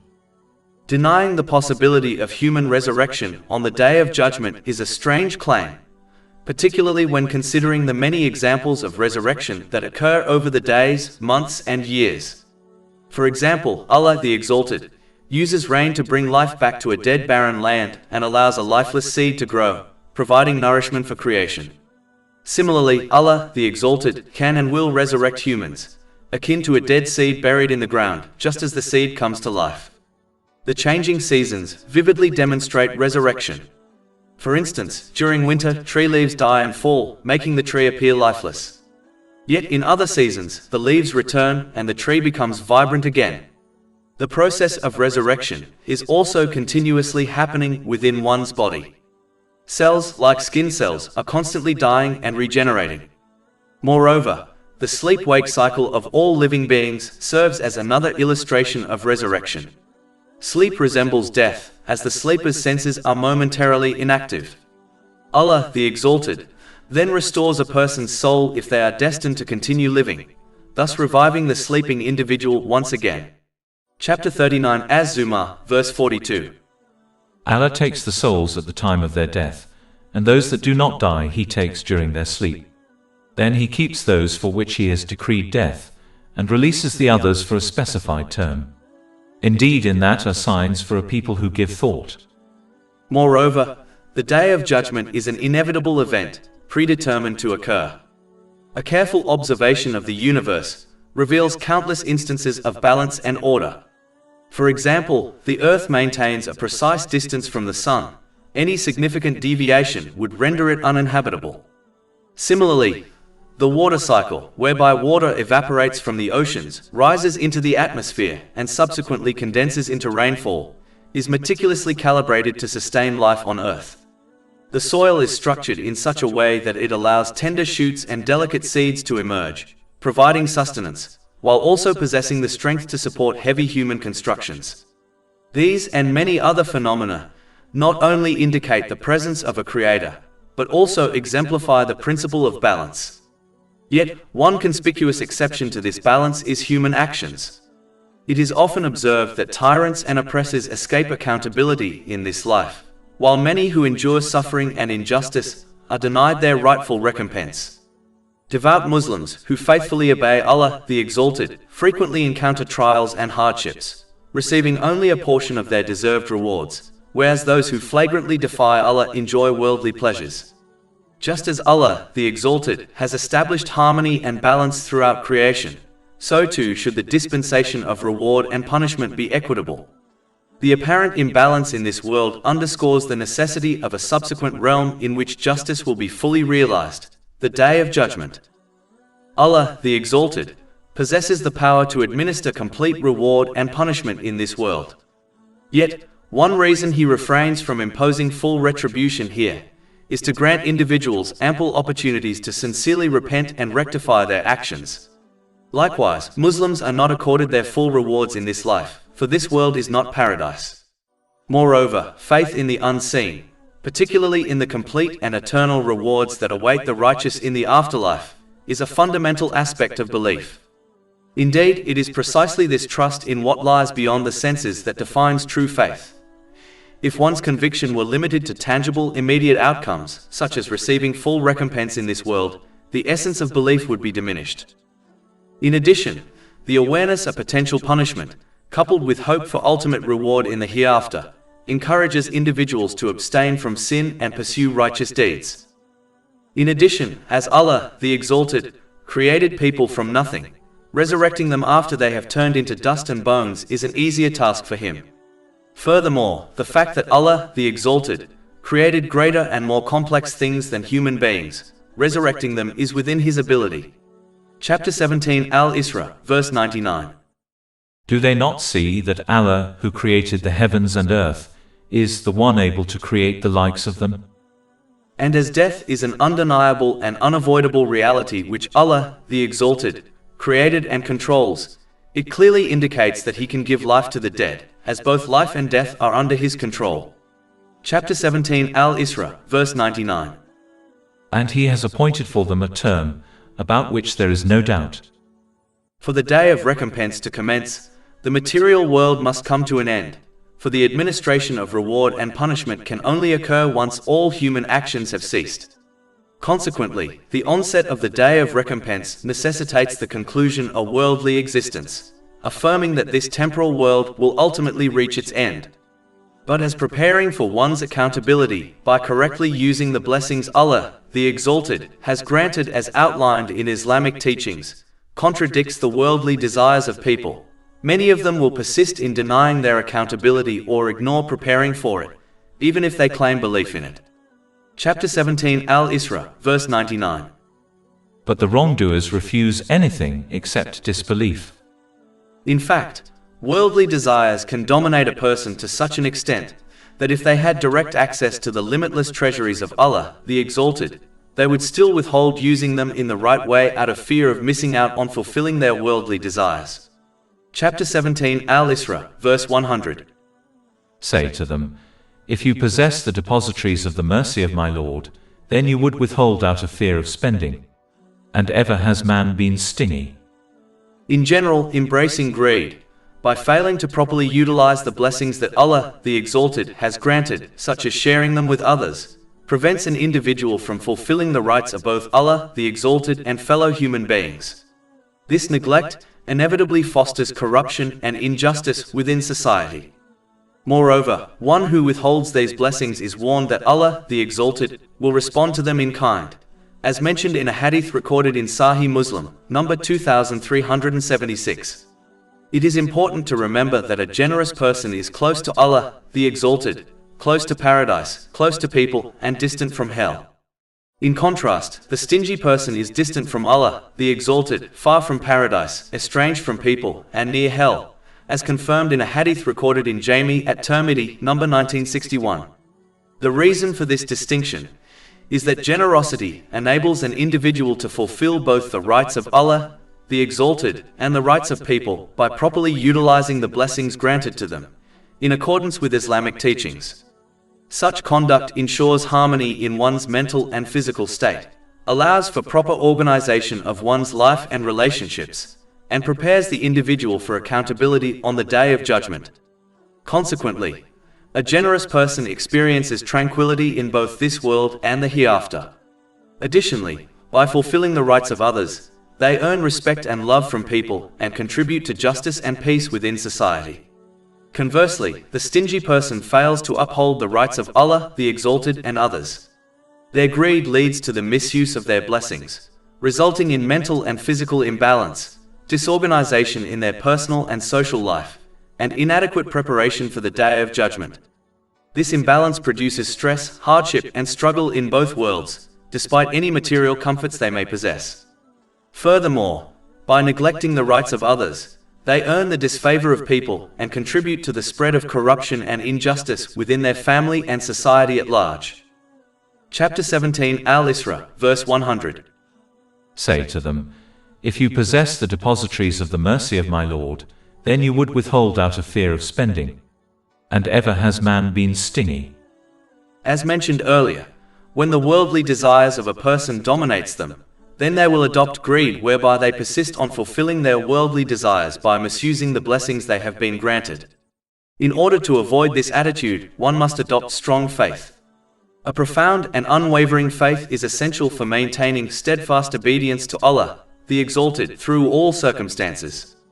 This deep conviction is cultivated through a thorough comprehension and practical application of the clear signs and wisdom found in the Holy Quran and the traditions of the Holy Prophet Muhammad, peace and blessings be upon him. These sacred texts illuminate the truth that genuine submission to Allah, the Exalted, is the source of peace in both this world and the hereafter. Conversely, a deficiency in knowledge of Islamic principles leads to a fragile faith, increasing the likelihood of deviation from divine commands, particularly when personal inclinations conflict with divine guidance. This lack of understanding can obscure the fundamental truth that surrendering one's desires in favor of following the commands of Allah, the Exalted, is the cornerstone of true peace in both worlds. Therefore, individuals must commit to strengthening their faith by pursuing and applying Islamic knowledge.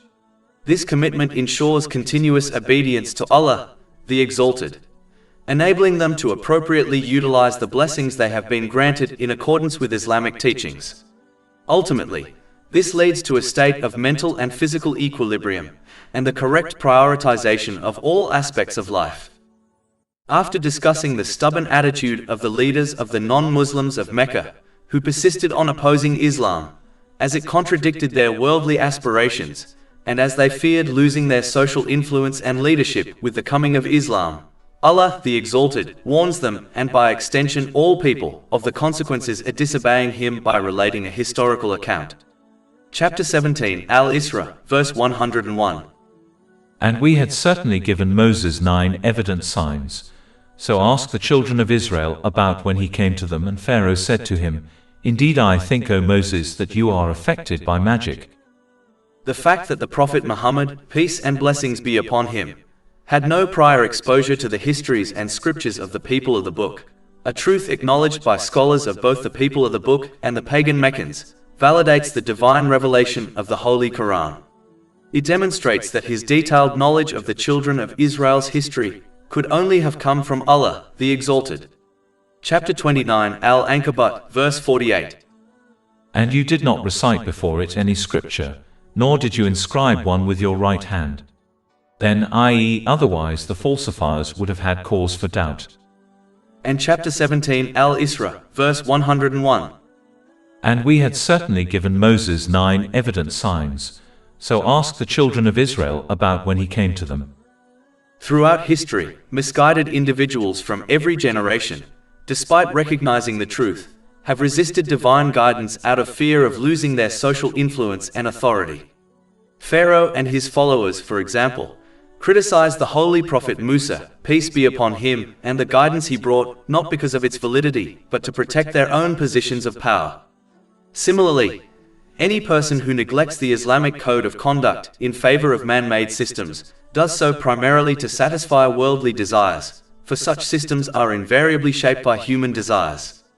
The wealthy and powerful are often particularly entrenched in this mindset, as they understand that accepting the truth of Islam would require adherence to a defined moral framework, thereby restricting the pursuit of selfish or misguided desires. Consequently, they seek to lead others astray, aiming to preserve their influence and control. Historically, this explains why those in positions of authority have frequently been the first to oppose and reject the prophets, peace be upon them. Their resistance is not a reflection of the validity of Islam, which is supported by clear evidence, but rather a manifestation of the desire to satisfy their own desires. Chapter 17 Al-Isra, verse 101. And Pharaoh said to him, "Indeed I think, O Moses, that you are affected by magic." In general, when an individual chooses a path that differs from that of their peers, it often provokes feelings of insecurity among others regarding the choices they have made, particularly when those choices prioritize worldly desires over obedience to Allah the Exalted. Such insecurities frequently manifest as criticism or mockery, directed toward the person who remains steadfast in their faith, sometimes even originating from within their own family. Beyond personal interactions, societal influences, including social media, fashion, and cultural expectations, exert additional pressure on those striving to uphold Islamic values. The teachings of Islam are often perceived as obstacles to ambitions associated with wealth, status, or social recognition. Industries and social systems whose practices are challenged by Islamic principles naturally resist such influence, encouraging Muslims to compromise or distance themselves from their faith. This opposition significantly contributes to the widespread anti-Islamic attitudes observable in contemporary society, particularly across social media platforms. Those who endeavor to live in accordance with Islamic principles, which emphasize moderation in desires and the proper utilization of the blessings Allah, the Exalted, has granted them, are frequently criticized by individuals who indulge in excess and act on impulse without restraint. From an Islamic perspective, such behavior is considered animalistic, as it lacks reason, discipline, and self-control. These critics often seek to dissuade others from embracing Islam or to discourage practicing Muslims, tempting them toward a lifestyle dominated by unchecked passions. In pursuit of this objective, detractors frequently target specific aspects of Islam, such as the prescribed dress code for women, in an attempt to portray the faith as restrictive or unattractive. However, thoughtful individuals can readily discern the superficiality of these objections, which arise primarily from a rejection of Islam's emphasis on self-discipline. For instance, while critics may deride Islamic guidelines on modest attire, they do not question comparable dress codes mandated in professions such as law enforcement, the military, healthcare, education, or business. This selective focus exposes the inconsistency and weakness of their arguments.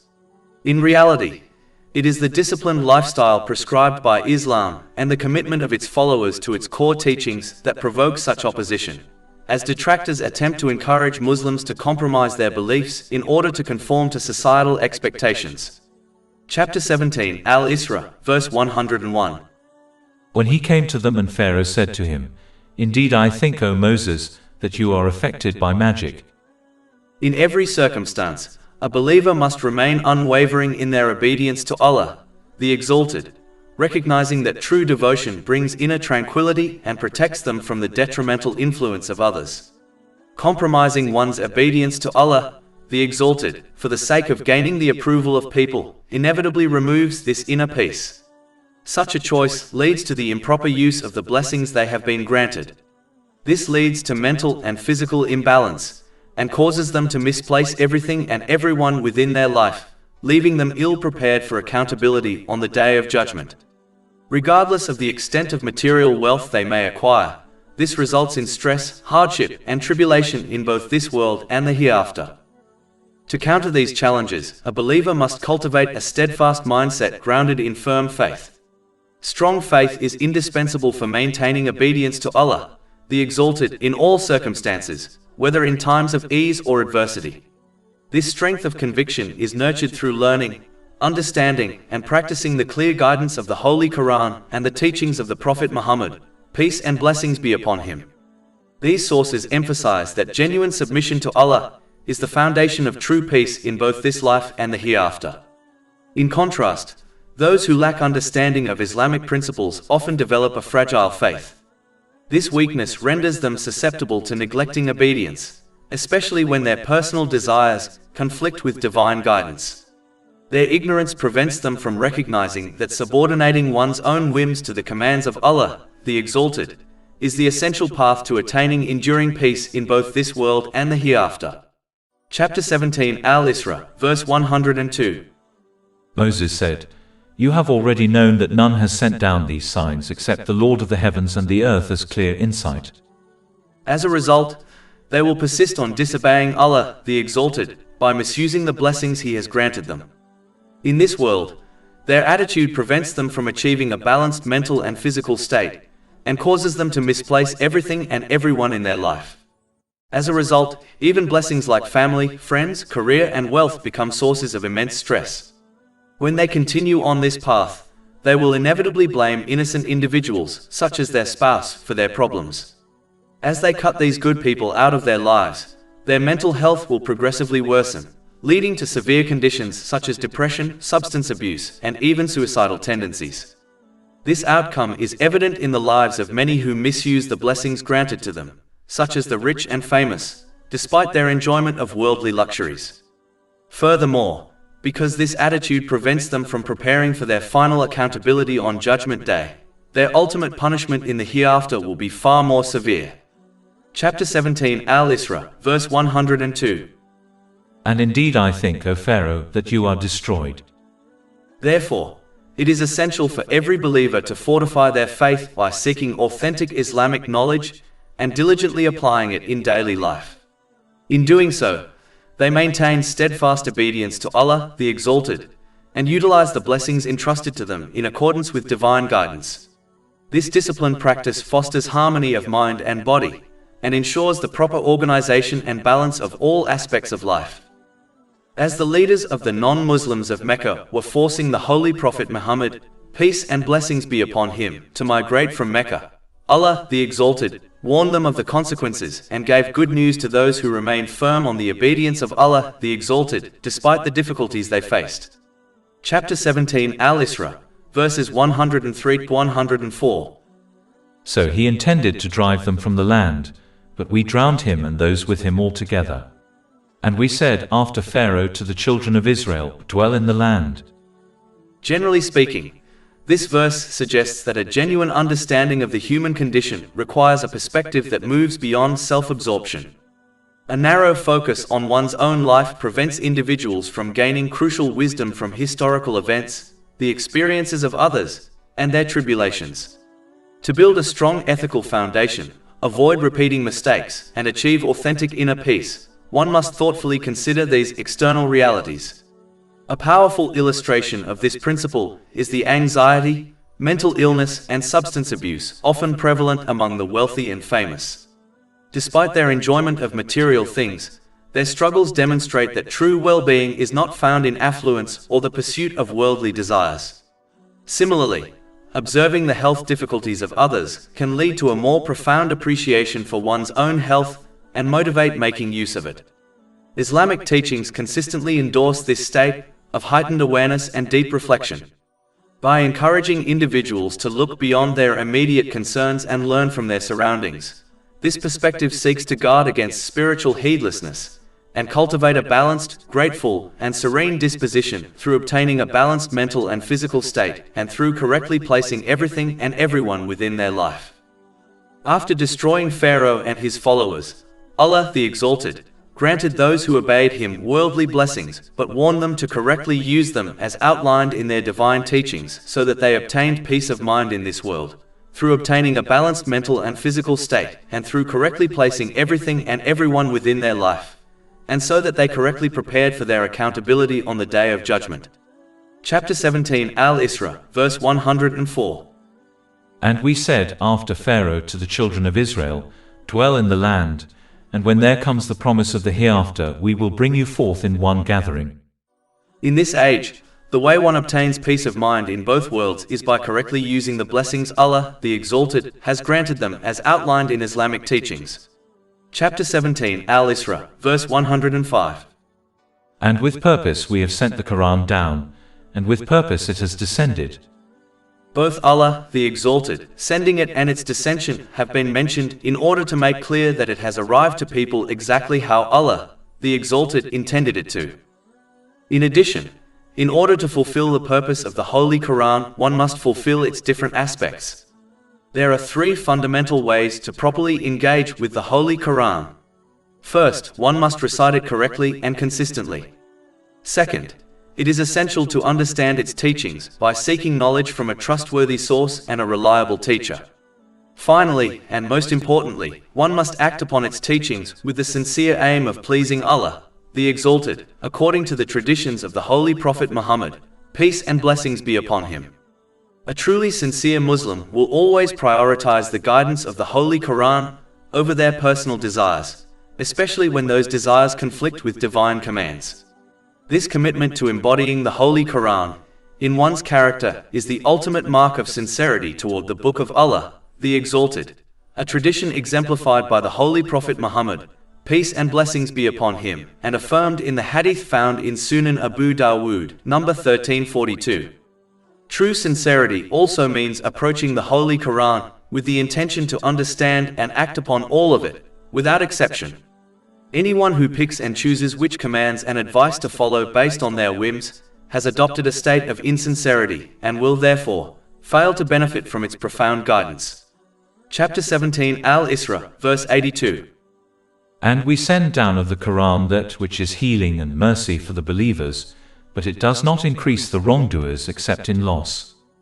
While the Holy Quran can certainly be a source of solace and a cure for worldly troubles, it is crucial to understand that this is not its primary purpose. A Muslim should not treat the Holy Quran merely as a tool to be taken out during a problem and then put away once the issue is resolved. The fundamental role of the Holy Quran is to lead people to obtaining peace of mind in both worlds through obtaining a balanced mental and physical state, and through correctly placing everything and everyone within their life. To ignore this core function and use it only to fix temporary worldly problems is an act of insincerity. It is like buying a car for its accessories but neglecting the engine, the very thing that gives it its purpose and makes it functional. This approach is a disservice to the Holy Quran and the guidance it offers. As the Holy Prophet Muhammad, peace and blessings be upon him, was tasked with clarifying Islamic teachings, his duty involved giving good news to those who accepted and acted on Islamic teachings and warning those who rejected or ignored them. Chapter 17 Al-Isra, verse 105. And we have not sent you except as a bringer of good tidings and a warner. It is important to note that good news and warnings only benefit when one practically responds to them. Therefore, the one who responds practically by correctly using the blessings Allah, the Exalted, has granted them, as outlined in Islamic teachings, will obtain peace of mind in both worlds through obtaining a balanced mental and physical state, and through correctly placing everything and everyone within their life. Whereas, the one who fails to respond practically to the warnings and good news given in Islamic teachings, will persist on misusing the blessings they have been granted. As a result, they will fall into an imbalanced mental and physical state, fail to rightly order everything and everyone within their life, and neglect proper preparation for their accountability on the Day of Judgment. Consequently, they will face stress, hardship, and difficulty in both worlds, even if they outwardly enjoy certain worldly luxuries. Another method employed by the leaders of the non-Muslims of Mecca, in order to deter people from accepting Islam, as they feared losing their leadership and social influence, was to question the step-by-step revelation of the Holy Quran. Chapter 25 Al-Furqan, verse 32. And those who disbelieve say, why was the Quran not revealed to him all at once? The Holy Quran was revealed in stages, in order to make the transition from a non-Muslim to a strong Muslim easy. A similar technique is employed by doctors, who slowly increase the dose of medication they prescribe to their patients, so that they can respond to the treatment in a more positive way. Chapter 25 Al-Furqan, verse 32. Thus it is that we may strengthen thereby your heart. And we have spaced it distinctly. And chapter 17 Al-Isra, verse 106. And it is a Quran which we have separated by intervals that you might recite it to the people over a prolonged period. And we have sent it down progressively. It is important to understand that Allah, the Exalted, does not demand perfection from His servants, nor does He expect them to implement all Islamic teachings at once. Rather, He requires sincere effort to learn and act upon these teachings, gradually improving one's conduct towards Allah, the Exalted, and towards others. However, one must not deceive themselves into believing that such an attitude has been adopted if genuine improvement in behavior is absent. The more a person learns and applies Islamic guidance, the stronger their faith becomes. This fortifies their steadfastness in obeying Allah, the Exalted, by correctly utilizing the blessings He has bestowed. In doing so, they are rightly guided through all circumstances, whether in ease or hardship, attaining peace of mind and securing reward in both this world and the hereafter through obtaining a balanced mental and physical state, and through correctly placing everything and everyone within their life. As Allah, the Exalted, does not force right guidance on people, as that would nullify the test of life in this world, people are free to choose whether to act on Islamic teachings or ignore them. Chapter 17 Al-Isra, verse 107. Say, believe in it or do not believe. Then Allah, the Exalted, those who do not accept and act on Islamic teachings, despite the clear proofs of its divine origins, such as the scholars from the people of the book recognizing it as the word of Allah, the Exalted. Chapter 17 Al-Isra, verses 107 to 109. Indeed, those who were given knowledge before it, when it is recited to them, they fall upon their faces in prostration. And they say, Exalted is our Lord. Indeed, the promise of our Lord has been fulfilled. And they fall upon their faces weeping, and it, i.e. the Quran, increases them in humble submission. The scholars from the people of the book recognized the authenticity of Islam, as they were acquainted with the author of the Holy Quran. They also recognized the Holy Prophet Muhammad, peace and blessings be upon him, along with the Holy Quran, since both were mentioned in their sacred texts. Chapter 6 Al-An'am, verse 20. Those to whom we have given the scripture recognize it, the Holy Quran, as they recognize their own sons. And chapter 2 Al-Baqarah, verse 146. Those to whom we gave the scripture know him, Prophet Muhammad, peace be upon him, as they know their own sons. Considering that the Holy Prophet Muhammad, peace and blessings be upon him, had no engagement with earlier divine scriptures, a fact acknowledged by both the people of the book and the non-Muslims in Mecca, he would not have had knowledge of the altered or original teachings present in these sacred texts. This fact further reinforces the divine origins of the Holy Quran. Chapter 29 Al-Ankabut, verse 48. And you did not recite before it any scripture, nor did you inscribe one with your right hand. Then, i.e., otherwise the falsifiers would have had cause for doubt. The sincere scholars among the people of the book, including Abdullah bin Salam, may Allah be pleased with him, embraced Islam upon encountering it, as he readily recognized the Holy Quran and the Holy Prophet Muhammad, peace and blessings be upon him. Indeed, as indicated by verse 108, before the declaration of prophethood, the learned individuals of Judaism and Christianity lived in Medina as they were aware the final Holy Prophet, peace and blessings be upon him, would migrate there, as he had been thoroughly depicted in their sacred texts. Chapter 17 Al-Isra, verse 108. And they say, Exalted is our Lord. Indeed, the promise of our Lord has been fulfilled. For instance, there was a Jewish scholar named Yusha who resided in Medina. He frequently proclaimed that the time was approaching for the final Holy Prophet, peace and blessings be upon him, to be sent to the people of Arabia. He encouraged individuals to have faith in this final Holy Prophet, peace and blessings be upon him, if they were alive during his time and witnessed his message. When the Holy Prophet Muhammad, peace and blessings be upon him, announced his prophethood, those same individuals whom Yusha had urged to accept the final Holy Prophet, peace and blessings be upon him, embraced him and converted to Islam.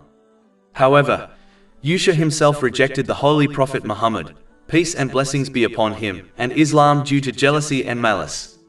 This event has been documented in Imam Ibn Kathir's The Life of the Prophet, Volume 1, page 212. The scholars from the people of the book rejected the Holy Prophet Muhammad, peace and blessings be upon him, due to his descent from the Holy Prophet Ismail, rather than from the Holy Prophet Ishaq, peace be upon them, as they were. Although this was an irrational reason to reject Islam, they believed that the final Holy Prophet, peace and blessings be upon him, would honor them significantly and appoint them as leaders of humanity out of loyalty to their brotherhood. They thought that such leadership would elevate their social standing and wealth. However, when the Holy Prophet Muhammad, peace and blessings be upon him, constructively criticized their blatant disobedience to Allah, the Exalted, which stemmed from their excessive love for wealth and social status, they turned away from him and from Islam. Furthermore, as the people of the book, particularly the Jews, were deeply rooted in their love for lineage, a core aspect of their faith, They could not accept or follow the Holy Prophet Muhammad, peace and blessings be upon him, because he belonged to a different lineage. They considered it beneath them to accept and follow someone outside their lineage, as this would undermine the superiority they believed they held over humanity due to their lineage, a superiority they had fabricated. So instead of becoming humbled by Islam, they became even more arrogant. Whereas the few sincere scholars from the people of the book were humbled by the Holy Quran and readily accepted it when they encountered it. Chapter 17 Al-Isra, verse 109. And they fall upon their faces weeping, and it, i.e. the Quran, increases them in humble submission. Generally speaking, one will only humble themselves to the guidance of the Holy Quran when they understand its miraculous nature and widespread benefits, such as guiding a person to peace of mind in both worlds, through obtaining a balanced mental and physical state, and through correctly placing everything and everyone within their life, and guiding a society towards justice and peace by ensuring the rights of people are fulfilled. Whereas, the one who fails to understand the Holy Quran, and merely recites it in a language they do not understand, will not become humbled towards its teachings. As a result, whenever its teachings clash with their worldly desires, they will ignore it and instead persist on disobeying Allah, the Exalted, by misusing the blessings He has granted them.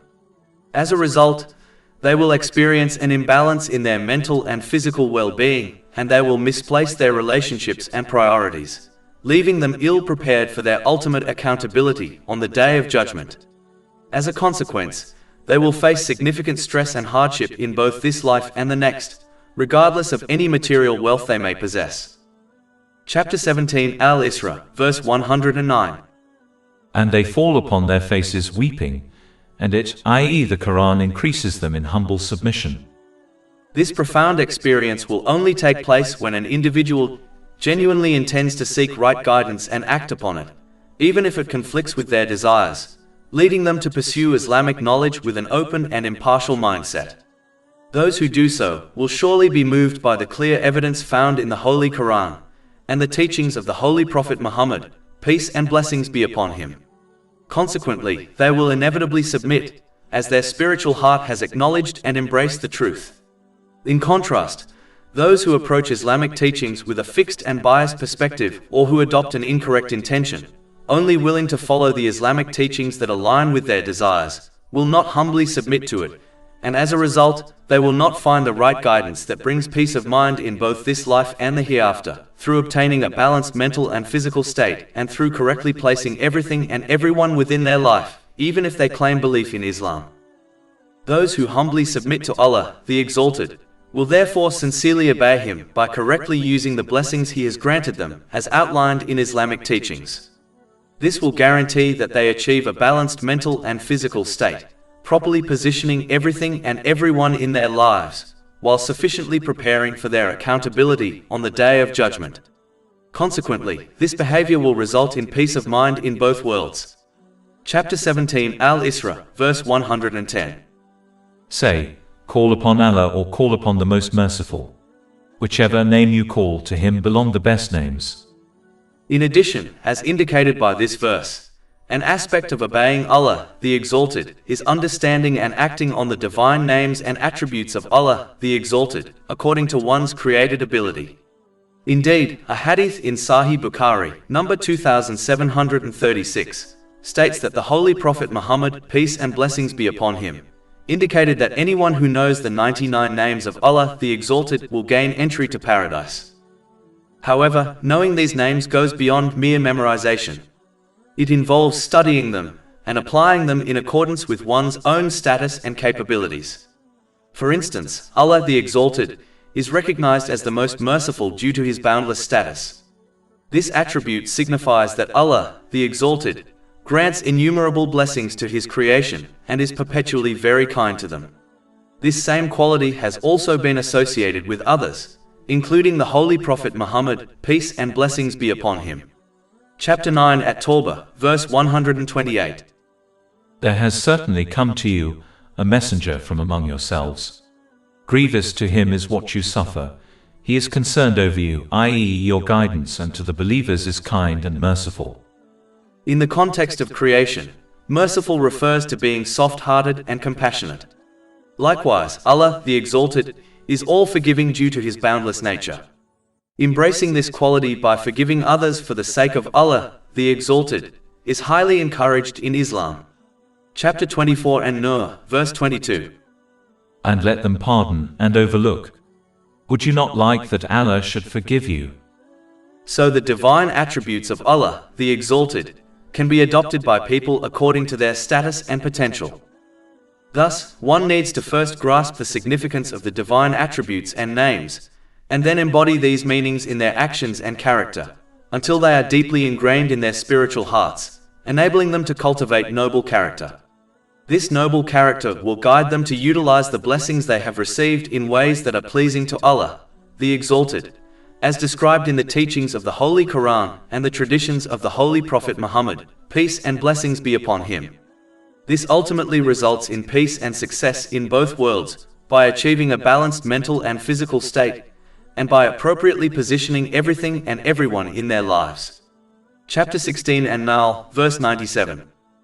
Whoever does righteousness, whether male or female, while he is a believer, we will surely cause him to live a good life, and we will surely give them their reward in the hereafter according to the best of what they used to do. Another fundamental aspect of obeying Allah, the Exalted, is establishing the obligatory prayers. Chapter 17 Al-Isra, verse 110.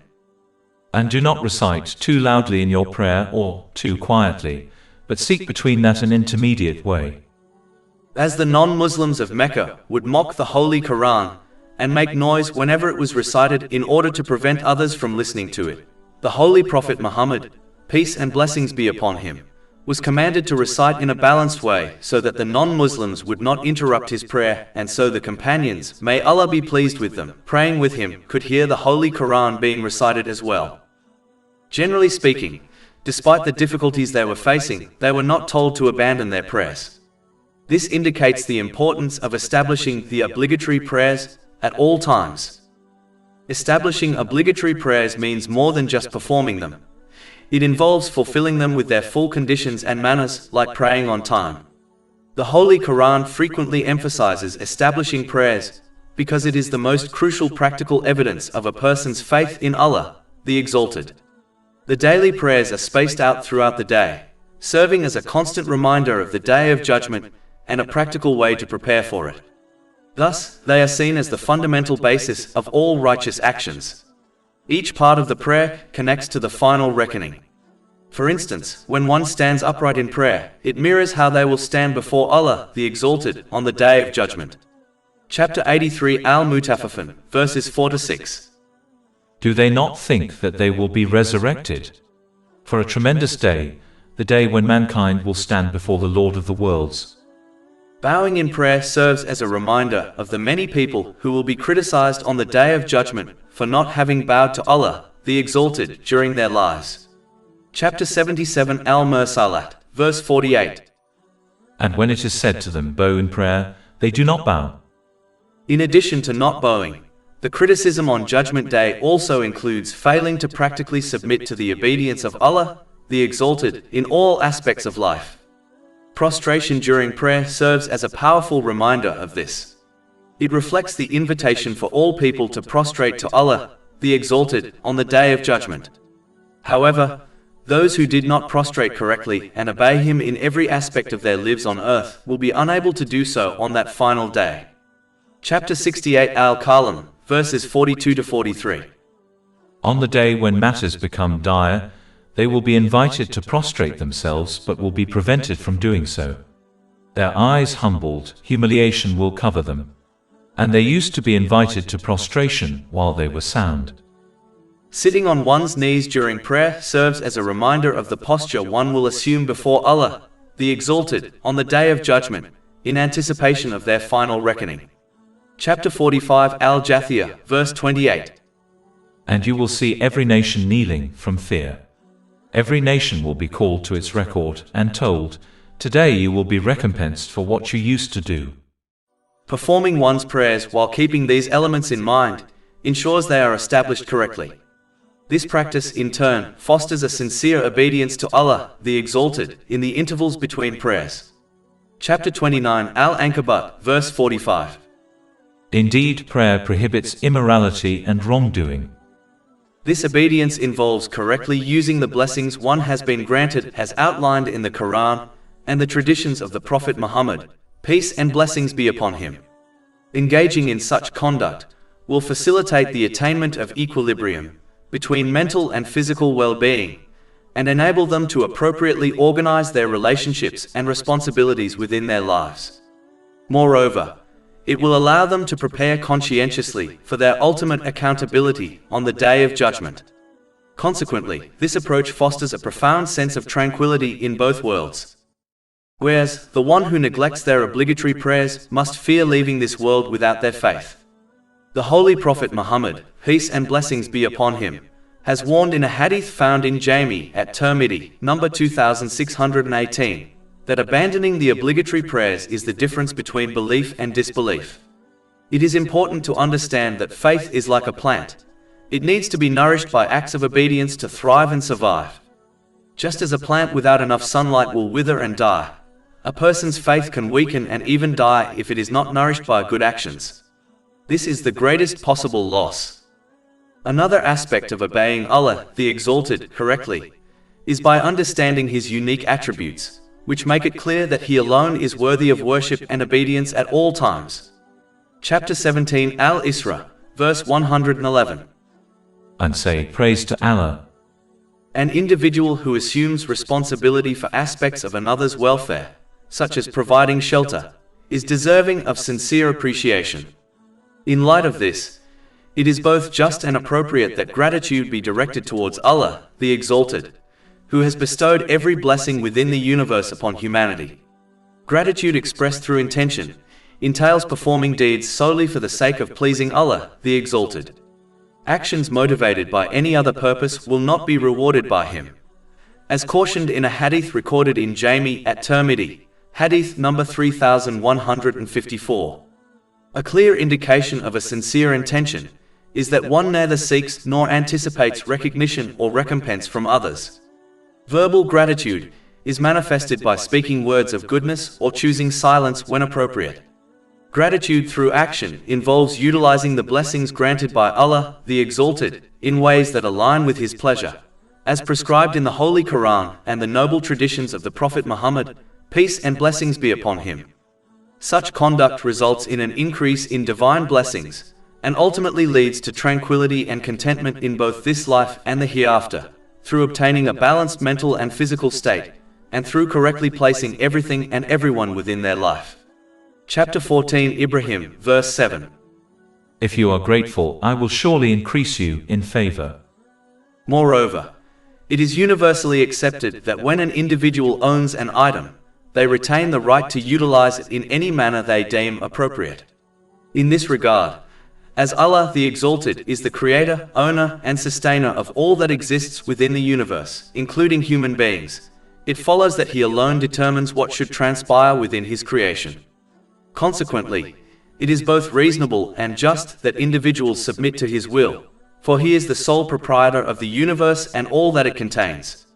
In a similar vein, when a person entrusts their possession to another, it is only equitable that the item be used in accordance with the wishes of its rightful owner. Allah, the Exalted, has bestowed every blessing upon mankind, not as a permanent gift, but as a temporary loan. As with any worldly loan, this divine trust must be repaid. The only means of fulfilling this obligation is by employing these blessings in ways that are pleasing to Allah, the Exalted. In contrast, the blessings of paradise are granted as gifts, and thus, those who receive them will be free to enjoy them without restriction. Chapter 7 Al-Araf, verse 43. And they will be called, this is paradise which you have been made to inherit for what you used to do. A vital part of understanding the divine attributes of Allah, the Exalted, is accepted that He has no offspring or partner in His dominion. Chapter 17 Al-Isra, verse 111. Who has not taken a son and has had no partner in His dominion, and has no need of a protector out of weakness. Generally speaking, the reasons behind the proliferation of false beliefs about the Holy Prophet Isa, peace be upon him, include his miraculous birth, the miracles he performed, and his ascension to heaven while still alive.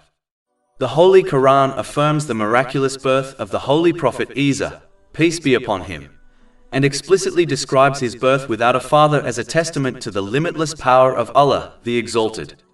Chapter 3 Ali Imran, verse 47. She, Maryam, may Allah be pleased with her, said, "My Lord, how will I have a child when no man has touched me?" The angel said, "Such is Allah, He creates what He wills. When He decrees a matter, He only says to it, 'Be,' and it is." Allah, the Exalted, brought into existence the Holy Prophet Isra, peace be upon him, without a father, similar to how He created the Holy Prophet Adam, peace be upon him, without either a father or a mother. This fact does not imply that they possess divinity. Chapter 3 Ali Imran, verse 59. Indeed, the example of Jesus to Allah is like that of Adam. He created him from dust, then He said to him, "Be," and he was. It is odd that Christians think of the Holy Prophet Isra, peace be upon him, as the son of Allah, the Exalted, since he was born without a father. However, they do not regard the Holy Prophet Adam, peace be upon him, as the son of Allah, the Exalted, despite his being born without either a father or a mother. By their reasoning, the Holy Prophet Adam, peace be upon him, should have a stronger claim to being called the son of Allah, the Exalted, than the Holy Prophet Isra, peace be upon him, yet they do not assert this. It is peculiar how they apply logic and common sense to the case of the Holy Prophet Adam, peace be upon him, but fail to do so in the case of the Holy Prophet Isra, peace be upon him. The miracles attributed to the Holy Prophet Isra, peace be upon him, are confirmed by the Holy Quran. It clearly states that the Holy Prophet Isra, peace be upon him, performed these miracles with the will, permission and command of Allah the Exalted. If the Holy Prophet Isra, peace be upon him, were divine, he would not require the will or permission of Allah the Exalted. Chapter 3 Ali Imran, verse 49. And make the Prophet Isa, peace be upon him, a messenger to the children of Israel, who will say, "Indeed, I have come to you with a sign from your Lord, in that I design for you from clay that which is like the form of a bird. Then I breathe into it and it becomes a bird by permission of Allah. And I cure the blind from birth and the leper, and I give life to the dead by permission of Allah. And I inform you of what you eat and what you store in your houses." Moreover, Christians acknowledge that other holy prophets, peace be upon them, performed miracles as well, like the Holy Prophet Musa, peace be upon him. However, it is peculiar that they do not attribute divinity to these other holy prophets, peace be upon them, despite their miracles. The ascension of the Holy Prophet Isra, peace be upon him, to the heavens while still alive further demonstrates the might of Allah, the Exalted, who took the Holy Prophet Isra, peace be upon him, on this journey. If the Holy Prophet Isra, peace be upon him, were divine, he would have been able to undertake this journey by his own inherent power. Chapter 3 Ali Imran, verse 55. Mention when Allah said, "O Jesus, indeed I will take you and raise you to myself and purify, i.e., free you from those who disbelieve." The Holy Quran informs Christians that the Holy Prophet Isra, peace be upon him, was not crucified, contrary to their belief. The person whose likeness appeared on the cross was not the Holy Prophet Isra, peace be upon him, but rather someone who was made to resemble him. By this time, Allah the Exalted had already elevated the Holy Prophet Isra, peace be upon him, to the heavens. Chapter 4 and Nisa, verses 156 to 158. And for their disbelief and their saying against Mary a great slander. And for their saying, "Indeed we have killed the Messiah, Jesus the son of Mary, the messenger of Allah." And they did not kill him nor did they crucify him, but another was made to resemble him to them, rather Allah raised him to himself. The mistaken Christian belief that the Holy Prophet Isra, peace be upon him, was crucified, which means killed, is inherently odd, since a true divine being cannot experience death. If an entity is capable of dying, it cannot be considered divine. Therefore, their erroneous belief in his crucifixion inherently contradicts their mistaken belief in his divinity. A divine being, by its very nature, is self-sustaining, meaning it does not rely on another for sustenance. If a being depends on another for sustenance, it cannot be divine. Both the Holy Prophet Isra, peace be upon him, and his mother Maryam, may Allah be pleased with her, were not divine beings, as they needed nourishment from Allah, the Exalted, indicating that they were not self-sustaining beings. Chapter 5 Al-Ma'idah, verse 75. The Messiah, son of Mary, was not but a messenger. Other messengers had passed on before him. And his mother was a supporter of truth. They both used to eat food. Look how we make clear to them the signs, then look how they are deluded. Furthermore, no one can assert that the angels can be deemed deities simply because they do not consume food. In truth, they are also supported by Allah, the Exalted, in a different manner, which means they are not self-sufficient. The mere fact that they have been created and will face death, just like all of creation, is sufficient to disprove their divinity. A biological child will invariably possess some traits from their parent. However, in the case of the Holy Prophet Isra, peace be upon him, he does not share any attributes with Allah, the Exalted. In reality, all his traits are common to other humans. He was created, nourished by food and water, and will die and be resurrected just like every other human. His traits alone are enough to refute any claims of divinity. In addition, none of the reasons why a person would desire to have a child apply to Allah, the Exalted, such as protecting and taking care of them in old age, needing someone to inherit from them, or the desire for companionship. Chapter 17 Al-Isra, verse 111. Praise to Allah, who has not taken a son and has had no partner in his dominion, and has no need of a protector out of weakness. The Romans who embraced Christianity introduced the idea of the Holy Prophet Isra, peace be upon him, being divine into their beliefs, concepts they inherited from their previous pagan faith.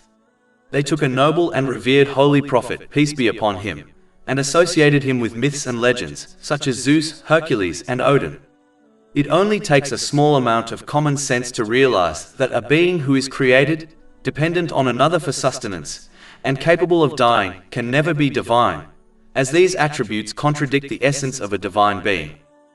Despite the overwhelming evidence supporting the Holy Prophet Isra, peace be upon him, as the messenger of Allah, the Exalted, many Christians continue to cling to their mistaken beliefs about him.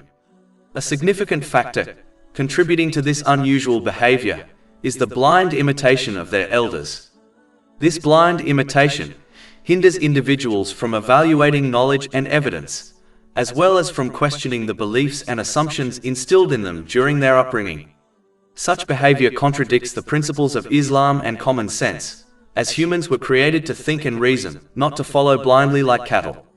Therefore, it is crucial to avoid blind imitation, as it is a primary cause of misguidance.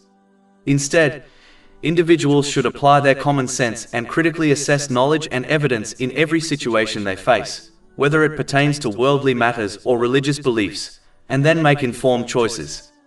Even within Islam, blind imitation is frowned upon, as Allah, the Exalted, desires that people study, comprehend, and act upon Islamic teachings based on understanding, rather than merely imitating other Muslims. Chapter 12 Yusuf, verse 108. Say, this is my way, I invite to Allah with insight, I and those who follow me. Another significant reason Christians persist in their beliefs about the Holy Prophet Isra, peace be upon him, despite clear evidence of his true role as the messenger of Allah, the Exalted, is their desire to satisfy their earthly desires. Numerous Christian teachings promote the idea of salvation in both worlds for those who embrace Christianity, regardless of their actions. This belief system enables them to pursue all their worldly desires while ensuring their salvation in both lives. Consequently, they cling to their Christian faith, as their primary aim in this life is to indulge in their worldly desires rather than adhere to a higher moral standard that would guide them in the proper use of the blessings bestowed upon them by Allah, the Exalted. Chapter 17 Al-Isra, verse 111. And has had no partner in his dominion, and has no need of a protector out of weakness. Historically, many non-Muslims who professed belief in Allah, the Exalted, often attributed human limitations to him, such as fatigue or incapacity. As a result, they perceived Allah, the Exalted, through the lens of worldly monarchy, imagining him akin to a sovereign ruler who, unable to manage the affairs of his dominion alone, appoints aides such as governors to assist in its administration. This conceptual framework led many to worship other beings, such as angels, in the hope of securing divine favor through their intercession. Sadly, this notion has also permeated certain segments of the Muslim community. Some individuals devote considerable time, effort and resources to seeking out spiritual personalities believed to possess a privileged connection with Allah, the Exalted, much like a governor's proximity to a king. Their intention is to earn the goodwill of these figures, believing that such reverence may prompt intercession on their behalf before Allah, the Exalted. This dynamic mirrors the worldly practice of currying favor with a governor through gifts and exaggerated displays of respect in order to gain access to the king. However, this belief stands in stark contradiction to the foundational teachings of Islam. The holy prophets, peace be upon them, never served as intermediaries or gatekeepers between the people and Allah, the Exalted. Rather, they illuminated the path to divine pleasure through guidance, instruction, and personal example, never seeking material compensation or adulation from those they served. Accordingly, a Muslim is encouraged to pursue authentic Islamic knowledge under the tutelage of a qualified and respected teacher, while maintaining appropriate reverence. Yet, it is imperative that one does not fall into the error of worshipping spiritual figures as a means of attaining closeness to Allah, the Exalted. He alone possesses absolute authority over the universe, and is fully aware of all that occurs within it. He requires no intermediaries between himself and his creation, a truth unequivocally affirmed in the Holy Quran. For example, chapter 2 Al-Baqarah, verse 186. And when my servants ask you concerning me, indeed I am near. I respond to the invocation of the supplicant when he calls upon me. And chapter 40 Ghafir, verse 60. And your Lord says, call upon me, I will respond to you. Chapter 2 Al-Baqarah, verse 255.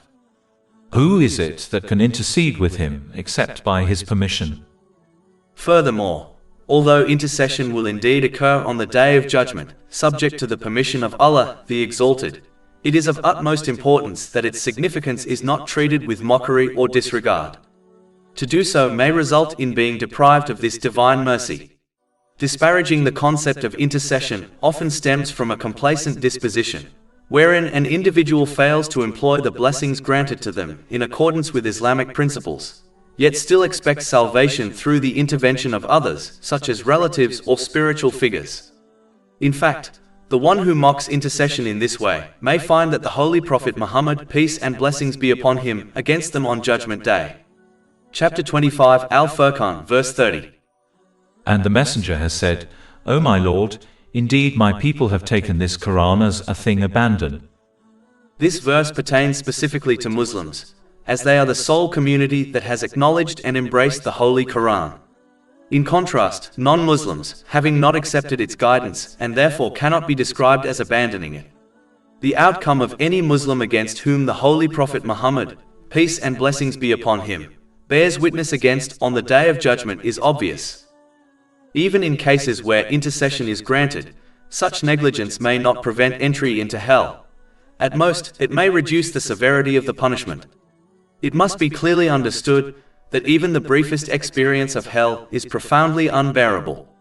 Therefore, genuine hope in intercession must be accompanied by earnest effort, namely, the active and sincere use of the blessings one has been granted in a manner that aligns with the guidance of the Holy Quran and the teachings of the Prophet Muhammad, peace and blessings be upon him. Only then should one hope for intercession on the Day of Judgment, with the understanding that Allah, the Exalted, alone authorizes it. An aspect of understanding the divine attributes of Allah, the Exalted, is magnifying him beyond all other things, such as one's desires, social media, fashion and culture.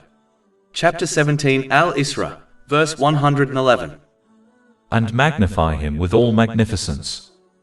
Only by magnifying Allah, the Exalted, above all else, will one remain firm on his obedience at all times, by correctly using the blessings he has granted them, as outlined in Islamic teachings. This will enable them to achieve equilibrium in both mind and body, to assign proper value and position to all aspects and individuals within their life, and to prepare appropriately for their ultimate accountability on the Day of Judgment. Such conduct will consequently result in tranquility and peace of mind in this world and the hereafter. Whereas the one who magnifies other things, such as social media, fashion and culture, will easily obey these things in the disobedience of Allah, the Exalted. This will cause them to misuse the blessings He has granted them. Such an attitude prevents a person from achieving a balanced mental and physical state, and causes them to misplace everything and everyone in their life. Consequently, all aspects of their life, from family and friends to career and wealth, become sources of stress. If they continue to disobey Allah, the Exalted, they will blame the wrong things and people for their stress, such as their spouse. When they cut good people out of their lives, their mental health will deteriorate further, potentially leading to depression, substance addiction, and even suicidal thoughts. This is a common pattern seen among those who misuse the blessings they have been granted, including the rich and famous, despite their worldly luxuries. Since their attitude also keeps them from preparing for their accountability on Judgment Day, their punishment in the hereafter will be far more severe. Therefore, it is incumbent upon an individual to accept and act upon the teachings of Islam for their own benefit, even when such guidance appears contrary to their personal inclinations. Their attitude should resemble that of a wise patient who follows the medical advice of a physician, recognizing it to be in their best interest, even when prescribed bitter medicines or placed on a restrictive diet. Just as this patient ultimately attains sound mental and physical health through adherence to medical counsel, so too does the one who accepts and implements Islamic teachings. This is because the only one who possesses the complete knowledge necessary to bring about true balance in both mind and body, and to enable a person to rightly position everything and everyone in their life, is Allah, the Exalted. Human knowledge of mental and physical states, no matter how extensive the research, remains insufficient to address every challenge an individual may encounter. The advice of society, limited by human knowledge, experience, foresight, and inherent biases, can neither shield one from all forms of mental and physical hardship, nor guide one to properly order their life in its entirety. Allah, the Exalted, alone possesses such knowledge, and He has conveyed it to humanity through the Holy Quran and the traditions of the Holy Prophet Muhammad, peace and blessings be upon him. This truth becomes self-evident when comparing the lives of those who employ their blessings in accordance with Islamic teachings to those who do not. Whereas patients ordinarily accept their physician's prescriptions without comprehending the underlying science, placing blind trust in human expertise, Allah, the Exalted, does not require blind submission. Instead, He invites reflection upon the teachings of Islam so that individuals may personally witness their beneficial impact. Rather than demanding unexamined acceptance, He calls upon people to recognize the truth of Islam through its manifest proofs. Such recognition, however, necessitates approaching the teachings of Islam with sincerity, fairness, and an open mind. Chapter 12 Yusuf, verse 108. Say, this is my way, I invite to Allah with insight, I and those who follow me. Moreover, since Allah, the Exalted, alone governs the spiritual hearts of humankind, the abode of peace of mind, it is He alone who determines who is granted tranquility and who is deprived of it. Chapter 53 and Najm, verse 43. And that it is He who makes one laugh and weep. It is evident that Allah, the Exalted, bestows peace of mind only upon those who utilize the blessings He has granted them, in the manner prescribed by Islamic teachings. Chapter 16 and Nahl, verse 97.